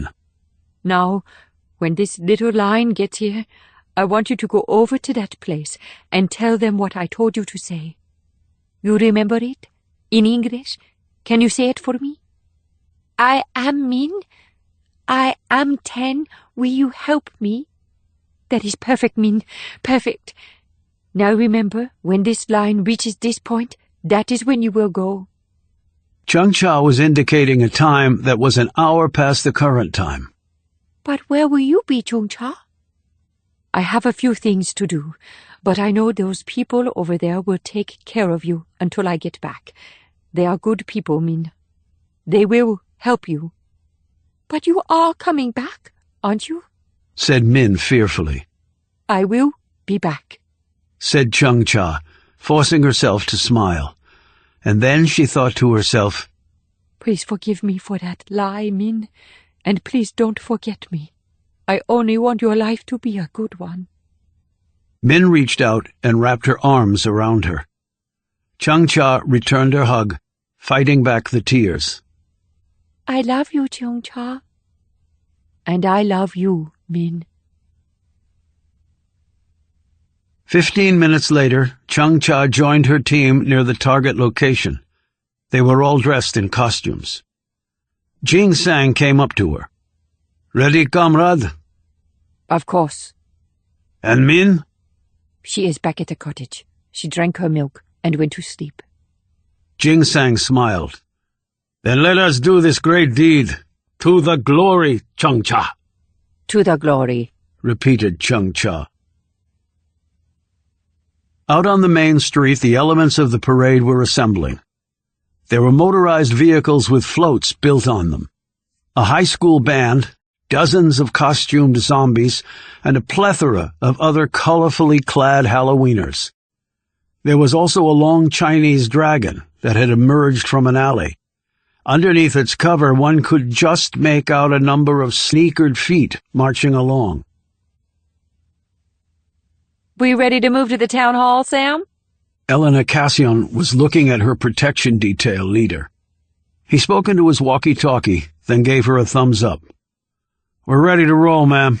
Side entrance over there, 2-minute walk to the left, then up the front steps. He and another of his men stood on either side of the Cassians as they filed toward the door. Sam gave Roby and Reel a high sign. They nodded and fell into step behind the Cassians. Claire was dressed in a poofed-out long blonde wig with a headband and skinny jeans. She turned and looked at Roby, who wasn't in costume. Can you guess who I am? He shook his head, while Reel, who had also decided against dressing up as Maleficent, looked on, a curious expression on her face. Stevie Nicks. She was a singer with some band way back. That some band would be Fleetwood Mac, said Reel. Yeah, them. They were apparently really popular at some points. I thought you were going as some TV character from way back in the early 2000s, said Roby. I was, but I couldn't think of any. My mom told me about this Stevie person, and she had a blonde wig. Yay for Mom, said Reel. The local police and the Secret Service detail surrounded the Cassians as they walked down the street toward the town hall. The sun was setting, and the sky looked nearly molten. The wind was picking up, and there was the threat of rain later that evening, something the parade organizers were desperately hoping would not happen. Chapter 74. They were nearly at the town hall when Roby spotted it. The Chinese dragon marched into place near the front doors of the building. He observed the great many feet under the dragon's skin. He looked at Reel, whose gaze was also on the dragon. Better be safe than sorry, he said, and Reel nodded in agreement. He spoke into his walkie-talkie, and a minute later the Cassians were being hustled into the town hall. Several deputies raced over to the Chinese dragon and started pulling up the dragon's skin. Roby saw astonished faces revealed when they did so. They were teenagers, American teenagers. Roby smiled at Reel. Okay, I'm officially paranoid. You think? She replied. They entered the town hall, and Roby said to Sam, Dragon was a false alarm. Sorry, kind of like the car backfire. No harm, no foul, replied Sam, though he looked a bit put off. Eleanor came over to them. What is going on? False alarm, ma'am, said Sam. We can proceed on schedule, and... He didn't get a chance to finish as a round hit him in the head, spraying everyone with blood. Roby grabbed Eleanor and jerked her downward as Reel turned and fired shots in the direction where the round had come. Making her keep low, Roby pulled Eleanor toward the others. He yelled to one Secret Service agent who was shielding the two children. Get them through that door, now! Another agent came up to help, and together they pushed the kids ahead of them. Claire started crying as she saw Sam dead on the floor. Tommy looked too afraid to make a sound. Eleanor called out to her children even as one of the agents with them was hit in the back of the head and went down, falling over a stack of chairs. A body came tumbling down from the second-floor balcony and hit the floor hard. It was one of the deputies from the local police. He'd been shot in the forehead. They've got the high ground, yelled out Reel, as she kept backing away, acting as the rear guard and firing widely angled shots at the balcony to provide cover. Move, move, Roby urged Eleanor as more shots rang out. The other agent with Claire and Tommy went down with a bullet in his spine. Reel, yelled Roby. Reel catapulted across the room and hit the man who had just appeared in the doorway.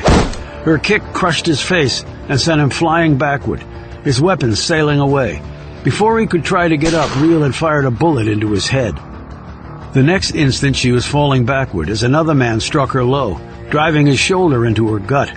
She hit the floor and spun away on the smooth wood. Still, she had her gun and was preparing to fire when a shot rang out.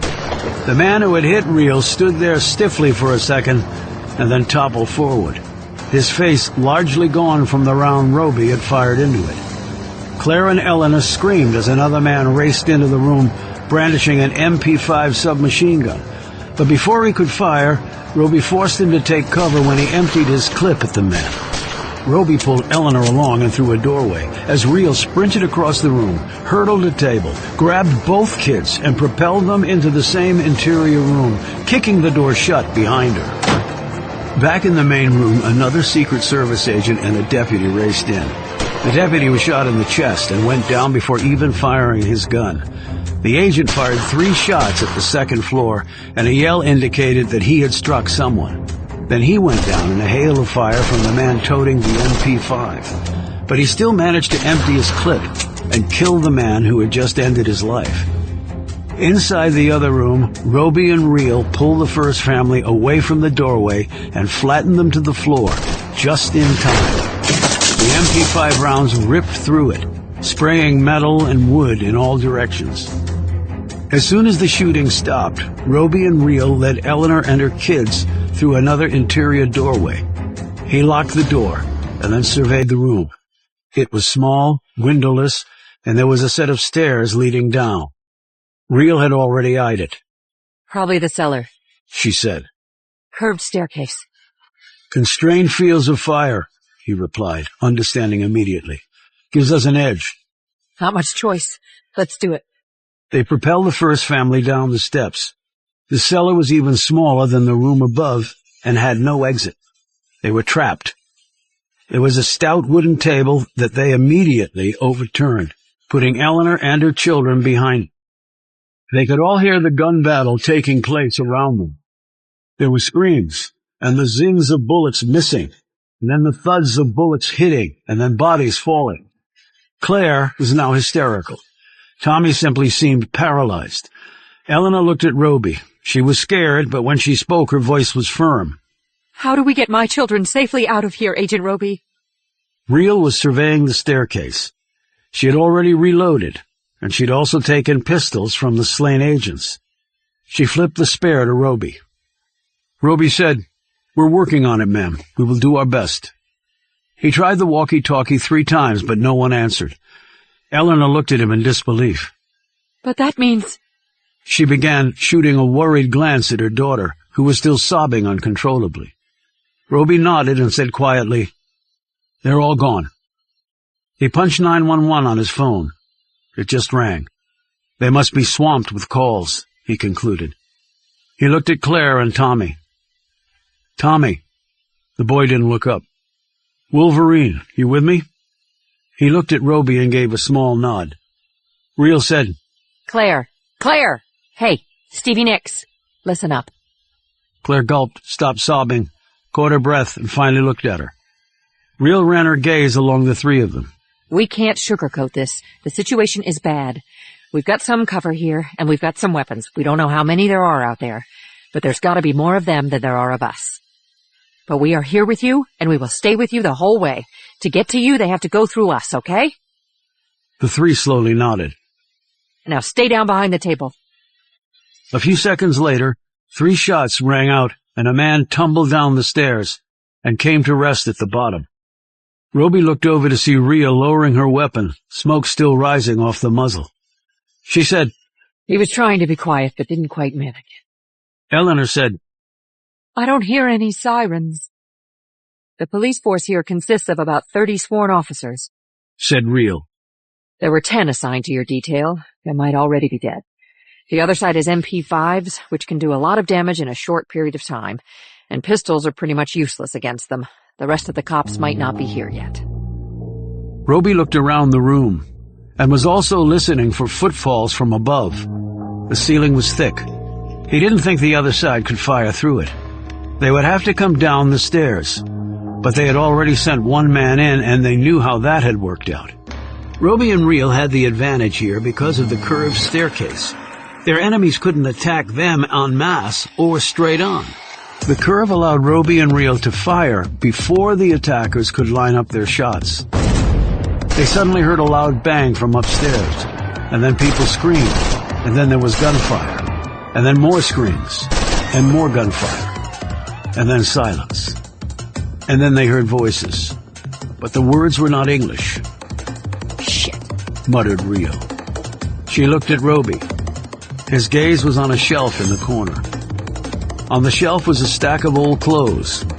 She once more glanced at Roby, who nodded. Real ran and grabbed some of the clothes. She flipped out her knife and started cutting them up. What are you doing? Asked Eleanor. Getting us some protection, Roby answered. But those won't stop bullets, said Eleanor. When Real was done, they worked the small strips of cloth into their ears and then tied other pieces that Real had fashioned in the size and shape of kerchiefs around their neck. They helped Eleanor and the kids do the same. What are these for? Asked Tommy. Flashbangs, answered Real. That's what we just heard. They're really loud, and the light flash is blinding. And there's a lot of smoke. The other side obviously has them. They're used to disorient, added Roby. And they do that job well. They heard more shots come from upstairs, and then a number of footfalls. Roby and Real eyed each other, and then pushed Eleanor and the kids flat on the floor. Cover your eyes and nose with the cloth, and put your hands over your ears, and stay down. Roby and Real took up their positions, one hand on their kerchief to pull it up quickly. Only they wouldn't have much time to recover and return the fire that was surely going to follow the flashbangs. But they didn't have any other options. They heard the door open, and then down they came. Not one flashbang or two, there were 3 of them.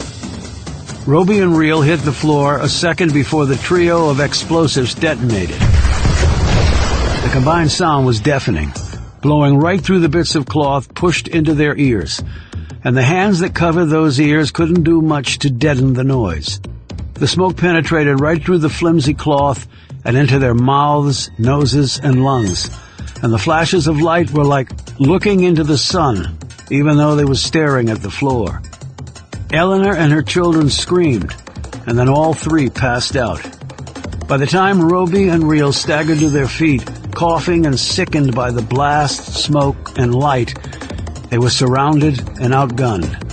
MP5s against pistols. North Koreans wanting bloody revenge. It was over. Chapter 75. By the time Eleanor and her children came to, Roby and Real had their weapons taken from them, and they stood with their hands behind their heads. Their faces were ashen, and they swayed on their feet, looking nauseated and unbalanced. Oh my God, said Eleanor as she rose, pulling her children up with her, and then putting them protectively behind her. Composing himself, Roby said to the North Koreans, "This place is surrounded. You're not going to get away. If you surrender now, you will not be harmed." He knew as soon as the words were out of his mouth that the North Koreans didn't care about getting away. He could see it in all their faces. 5 men and 1 woman. The woman was dressed as a pirate. She looked vaguely familiar. Chung Cha stepped forward and said, "We are here to right the wrongs of your president." Real said, gotta tell you, this is not a great way to go about it. Chung Cha said, "You and he were in our country. You took prisoners that belonged to us. Your country planned to kill our leader. For that you must and you will pay, all of you." Eleanor said, I have no idea what... Ching Sang fired shots into the ceiling. "Do not interrupt, woman!" he roared, as Eleanor, Claire, and Tommy dropped to their knees, shaking with fear. Chung Cha continued, "You will all die right here. This will be a message to the world that the evil empire of America cannot and will not attack our great country without retribution that is fierce and swift and noble." Roby said, "You'll need hostages to get out of here. 5 is unmanageable. Take me and my partner. Like you said, we were the ones over there. We took you prisoners. These folks did nothing. Leave them here and use us to get out of here." "We are not getting out of here," said Jin Sang. He pointed his muzzle at the floor. "We die right here. After you do, that is." So this is a suicide mission? said Real. Jing Sang smiled and shook his head.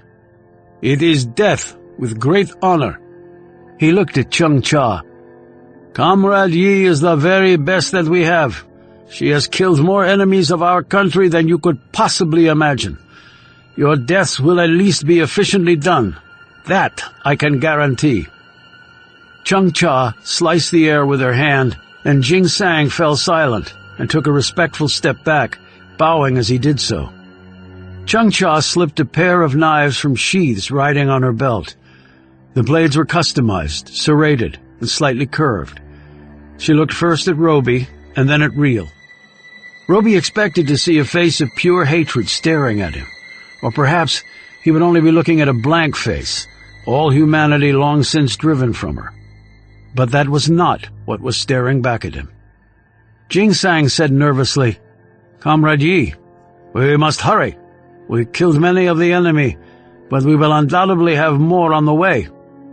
Chung Cha nodded, said a few words in Korean, and then looked at Roby and Reel. She said in English, I am sorry for this. Then she attacked. She turned and gutted Jing Sang with one of the knives, ripping upward. His gun fell from his grip, but she snatched it before it hit the floor. She fired once, hitting the next man in the brain. With a free hand, she threw her other knife and plunged it into the third man's chest. The other two men were stunned by Chung Cha's action, but opened fire. However, she had gripped the third man, spun him around, and used his body as a shield, absorbing the fired rounds. She then pushed him forward into the two men, dropped low, slid across the floor, and kicked the legs of the fourth man out from under him. As he fell, she pulled the knife free from the chest of the third man and raked it across the throat of the fourth man. Arterial spray covered her and the floor. Chung Cha never stopped moving. She somersaulted across the floor as the remaining man fired at her but missed. Roby and Reel had grabbed the first family and thrown them behind the table again. Then the pair scrambled across the room to retrieve their weapons. But they were not as fast as Chung Cha. She had pushed off the far wall, flipping completely over the last man. As she went past him, the thin razor line was revealed in her hands. She slipped the wire around the man's neck while she was in midair, hit the ground on both feet, and pulled with all her strength, at the same time crossing her arms and forming an X. The man gurgled once and then dropped to the floor, bleeding out a few seconds later from his nearly severed head. Chung Cha straightened and then dropped the wire. She turned to look at the devastation she had wrought. 5 men dead, all by her hand, all in less than a minute. She was breathing rapidly, her eyes focused and her limbs tensed. She turned to face Roby and Reel, who had their weapons now. They were pointed at her, but neither of them had their finger on the trigger guard. Roby said, "You want to explain why you just did what you did?" Chung Cha looked back at Eleanor and her children as they slowly rose from behind the table. Eleanor put her hands over Claire and Tommy's faces so they wouldn't see the dead men. I hope that you are not hurt, said Chung Cha. Eleanor slowly shook her head, but her face betrayed her bewilderment. I'm okay, she said slowly. We're okay, thanks to you. Chung Cha turned back to Roby and Reel. Reel took a cautious step forward. That was the most amazing piece of close-quarter combat I've ever seen. But like my partner said, why? We were sent here to kill them, said Chung Cha, indicating Eleanor and her children. The others always intended to do this. But not you? Asked Roby.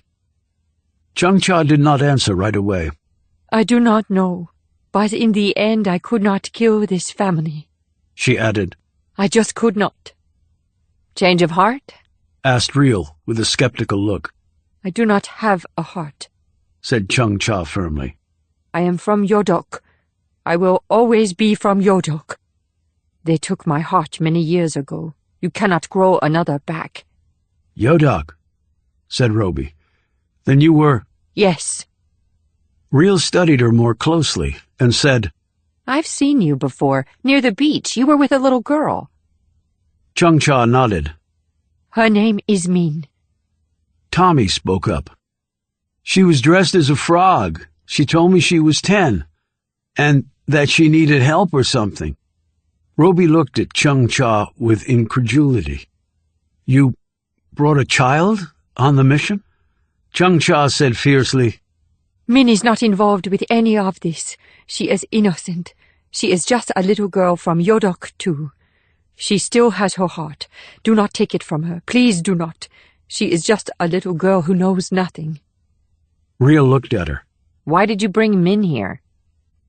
I told my superiors it was for part of our cover, that Americans do not think badly of children. But the real reason? To get her out of my country, to give her a chance elsewhere.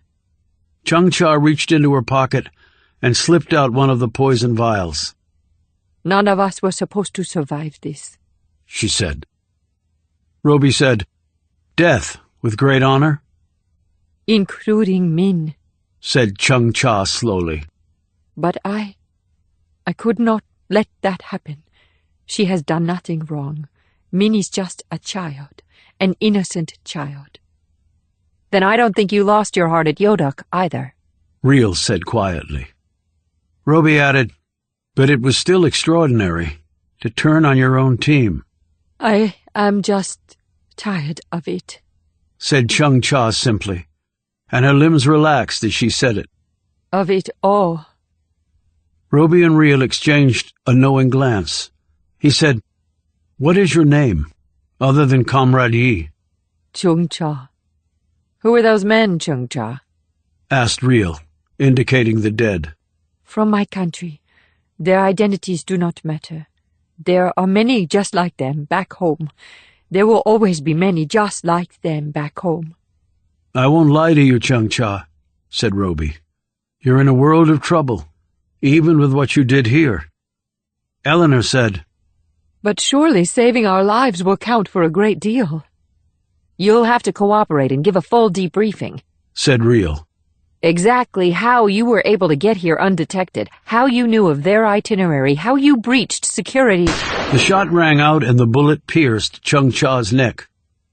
Roby and Real looked over at the curved staircase. A young deputy was holding his pistol in two shaky hands. He smiled and yelled, I got her! I got the little Asian piece of shit! Chung Cha did not fall right away. She simply stood there as blood poured down her front. Roby screamed, No, you idiot! He lunged for the deputy and knocked the gun out of his hand. Real was able to grab hold of Chung Cha before she fell to the floor. She gently laid her down. She saw the bullet's entry wound and stuck her fingers inside it, trying to close the struck artery, but she couldn't get the bleeding to stop. She tore off her shirt sleeve and pressed the cloth over the wound, trying to staunch the bleeding. Come on, stay with me. Come on, Chung Cha, look at me. Focus right on me. She turned and screamed. Roby, we need an ambulance, and we need it now. Roby had already hit 911 on his phone, and this time the call went through. But as he ordered the ambulance, he looked over at Chung Cha and knew that it was too late. She was already chalk white and covered in blood. Real looked down at her, cradling her head with one hand, while keeping the cloth pressed against the wound with the other. Chung Cha lifted her hand and touched Real's face. In a voice that grew weaker with each word, she said, Her name is Min. She is dead. Please help her. I will. I promise I will. Min will be fine, but just don't give up. Help is coming. You're going to be okay. Don't leave. You're going to make it. I know you can do it. You're the best I've ever seen. Chung Cha did not seem to be able to hear her. She was now mouthing the words over and over. Her name is Min. She is 10. Please help her. And then she said quite clearly, with her last bit of breath and a final burst of fire, I am Chung Cha. I am young but very old. Please help me. Then her mouth stopped moving, and her eyes became fixed. Real just sat there frozen for a long moment, and then gently laid the dead woman's head down on the floor. She looked up at Roby, tears in her eyes. She shook her head once. Then she rose, shoved the deputy out of her way, and walked up the stairs. Chapter 76. The attack on the first family had driven the two countries nearly to war, but a diplomatic stalemate was reached that allowed the North Koreans to save face and kept the administration from having to reveal potentially embarrassing and politically damaging facts about the planned coup on the North Korean regime. The Nantucket attack was blamed on rogue elements within North Korea, their actions denounced by the leadership. There the matter was laid to rest, at least for now. The North Korean team had infiltrated the town hall by virtue of their Halloween costumes. They had killed a guard near the rear door, entered that way, and then sealed off the building, killing the inner cordon of guards as they went along.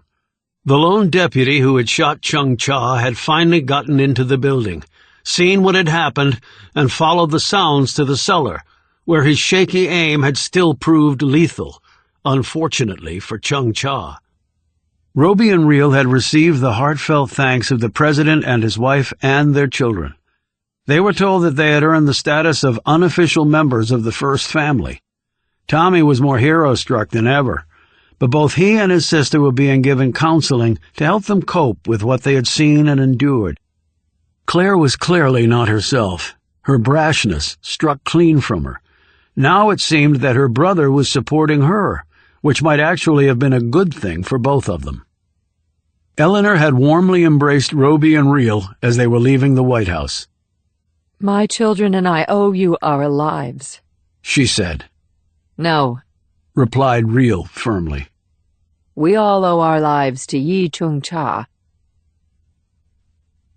After the White House meeting, Roby and Reel sat in Roby's apartment. They had learned a lot about Yi Chung Cha through the information pipeline that was the CIA. What they learned had made Reel even more depressed than she already was. She survived all that, all those years at Yodak, having to kill her own family to get out of that hellhole, starvation, torture, killing on behalf of that rogue nation, and then saving our lives. For what? To take a bullet from an overzealous cop? He didn't know, Jess. He thought she was the enemy. Well, she wasn't. You know, Pyongyang wanted her body returned there. She nodded. But we didn't do it. She's buried here. Why do you think she did it? I mean, really?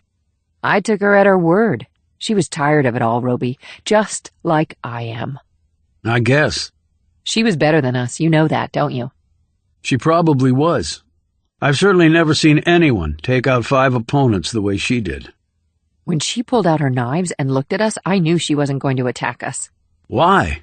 I mean, I thought she looked conflicted, but she told us she was sorry about it. Did you ever tell someone you were sorry before you killed them? Roby sat back in his chair and thought about this, and then finally shook his head. No. She did it for Min. Roby nodded again. For Min. Pretty ingenious the way she got the girl out of the country like that. Well, if she thought the way she fought, she would have made one hell of a chess player. 6 steps ahead. Right. Blue Man seems to think that tensions will simmer down between us and North Korea. Roby said, until they start to boil again. I'll take a little peace and quiet for now. Won't we all? Which brings us to Min. Yeah, it does. Do you think they'll go for it? Well, everything is in place. So now all we can do is ask, Jess. Then let's go ask. You sure? As sure as I am of anything these days. Roby grabbed his car keys, and they set out. They had had to jump quite a few hurdles and work their way through various agencies, but then an opportunity had presented itself. They had recruited Kim Suk to help them, and he had readily agreed. They made 2 stops on the way and then completed the drive to the big townhouse in Northern Virginia. Roby had phoned first, and they were waiting for them. Julie Getty opened the door. Standing opposite her were Roby, Reel, and Suk, and Min. The little girl was dressed in yellow tights and a long shirt with sneakers. She had a yellow ribbon in her hair. She was well scrubbed, but her face was red for another reason. She had been crying for the loss of Chung Cha. And she was scared, Hey, guys, come on in, said Julie warmly. Her guardian, Jerome Cassidy, had recovered from his injuries at the hands of Leon Dykes' men and was waiting for them in the family room. He was middle-aged and lean, with long grayish hair neatly tied back. He greeted Roby, whom he knew, and was introduced to Real. "Julie's told me a lot about you," said Jerome. Just the unclassified parts, amended Julie with a smile. Julie sat next to Min and said, "I'm Julie, Min." Then she said a few words in Korean, some of which Min understood. Suk laughed. "Not bad, but you need practice," "I know," said Julie with a wry grin. Min said, "I am Min. I am 10. "I'm 15, 5 more than you," replied Julie. Min smiled, but did not seem to understand this. Julie took one of her hands and counted off the fingers. 5, this many. Min nodded and counted to 5 in Korean. "That's right," said Suk. "Very good." Jerome said, "So, Roby, you filled me in a little bit on this, but I'd like to hear more." Roby explained what he could about where Min had come from, and then what they had come here to ask. Could Min live with them? "She can't go back to North Korea," said Real. "And traditional foster care can get a little tricky with her situation," explained Roby. "I know it's asking a lot, but you two were the first ones I thought of. Min can't understand English, really. Hell, she can't understand a lot of things. So if you can't do it, she'll never know we even asked you." Julie said, "I've always wanted a sibling, and being a big sister would be really cool." She looked at Jerome. "What do you think?" "I think, what with all this little girl has been through, she deserves some friends. And maybe we're a good place to start." Real looked at Roby in relief and then turned back to Jerome. "I can't tell you what this means." "I think I know. Wasn't too long ago that yours truly needed a helping hand, or I might not even be here." As they were leaving, they had to explain to Min that she would be coming to live with Jerome and Julie. Suk had agreed to help out until Min's language skills were strong enough. At first, Min clung to Suk, but Julie kept delicately enticing Min away from him, until the little girl finally took Julie's hand and walked off with her. They told Jerome that all the paperwork would be completed, and then he would officially become Min's guardian. "Surprised the government is making it this easy," said Jerome. "I thought their motto was the more paperwork, the better." "Well, the government wants to put all this behind them as fast as they can," explained Roby. On the way back, Real drove, and when she made a turn that would take them away from Roby's apartment, he instinctively knew where she was going. The place was in rural Virginia. It was small and out of the way, but it had beautiful views of the foothills of the Blue Ridge. It was only about 70 miles from D.C., but it could have been 700. Real parked the car, and she and Roby got out. The sun was dipping low into the horizon, burning the sky red. The wind was picking up and the temperature was dropping. Rain was coming in, and it would soon turn wet and miserable. Yet for now, right this very minute, there was a simple beauty here that was bone-deep and undeniable. They opened the rusted wrought-iron gate and made their way down the uneven grass path. They passed mostly old tombstones and grave markers. Some leaned at precarious angles. Others were ramrod straight. Near the end of the path and on the left was the newest gravestone here. It was white and resembled those at Arlington National Cemetery. It was simple in design, but powerful in its inspiration. The inscription matched the design's simplicity. Yi Chung-cha, who fought the good fight until the end. No one knew when she had been born and where, and no one knew how old she was. And while they knew the exact date of her death, there did not seem to be a good reason to mark her grave with that violent fact. Real stared down at the white stone and the hump of dirt. That could be us down there. It would have been, but for her. We are like her, you know that. There are similarities, Roby admitted. How do you think she feels being so far from home? I'm not sure the dead are really concerned with that. And for her, North Korea wasn't much of a home, was it?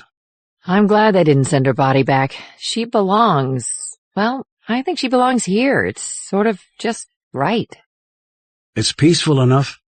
And after all she'd been through, the lady deserved some peace. Like you and me. Yes, agreed Roby. I didn't know her, though I wish I could have had the chance. But I know beyond doubt that I will never forget her. She left a piece of herself here, in Min. And now she's given Min the chance to have a life. We can help her with that life. We have helped her. I mean more than giving her to Jerome and Julie. Roby looked surprised. Do you want to do that? Yes, and not just because we owe it to Chung Cha. Real knelt down next to the grave and brushed a few leaves off the freshly turned dirt. It's because... well... She rose and placed a hand over Roby's. It's because it's something people should do. She paused. Even people like us. Even people like us, agreed Roby. They turned and walked off together as the light gave way fully to the dark.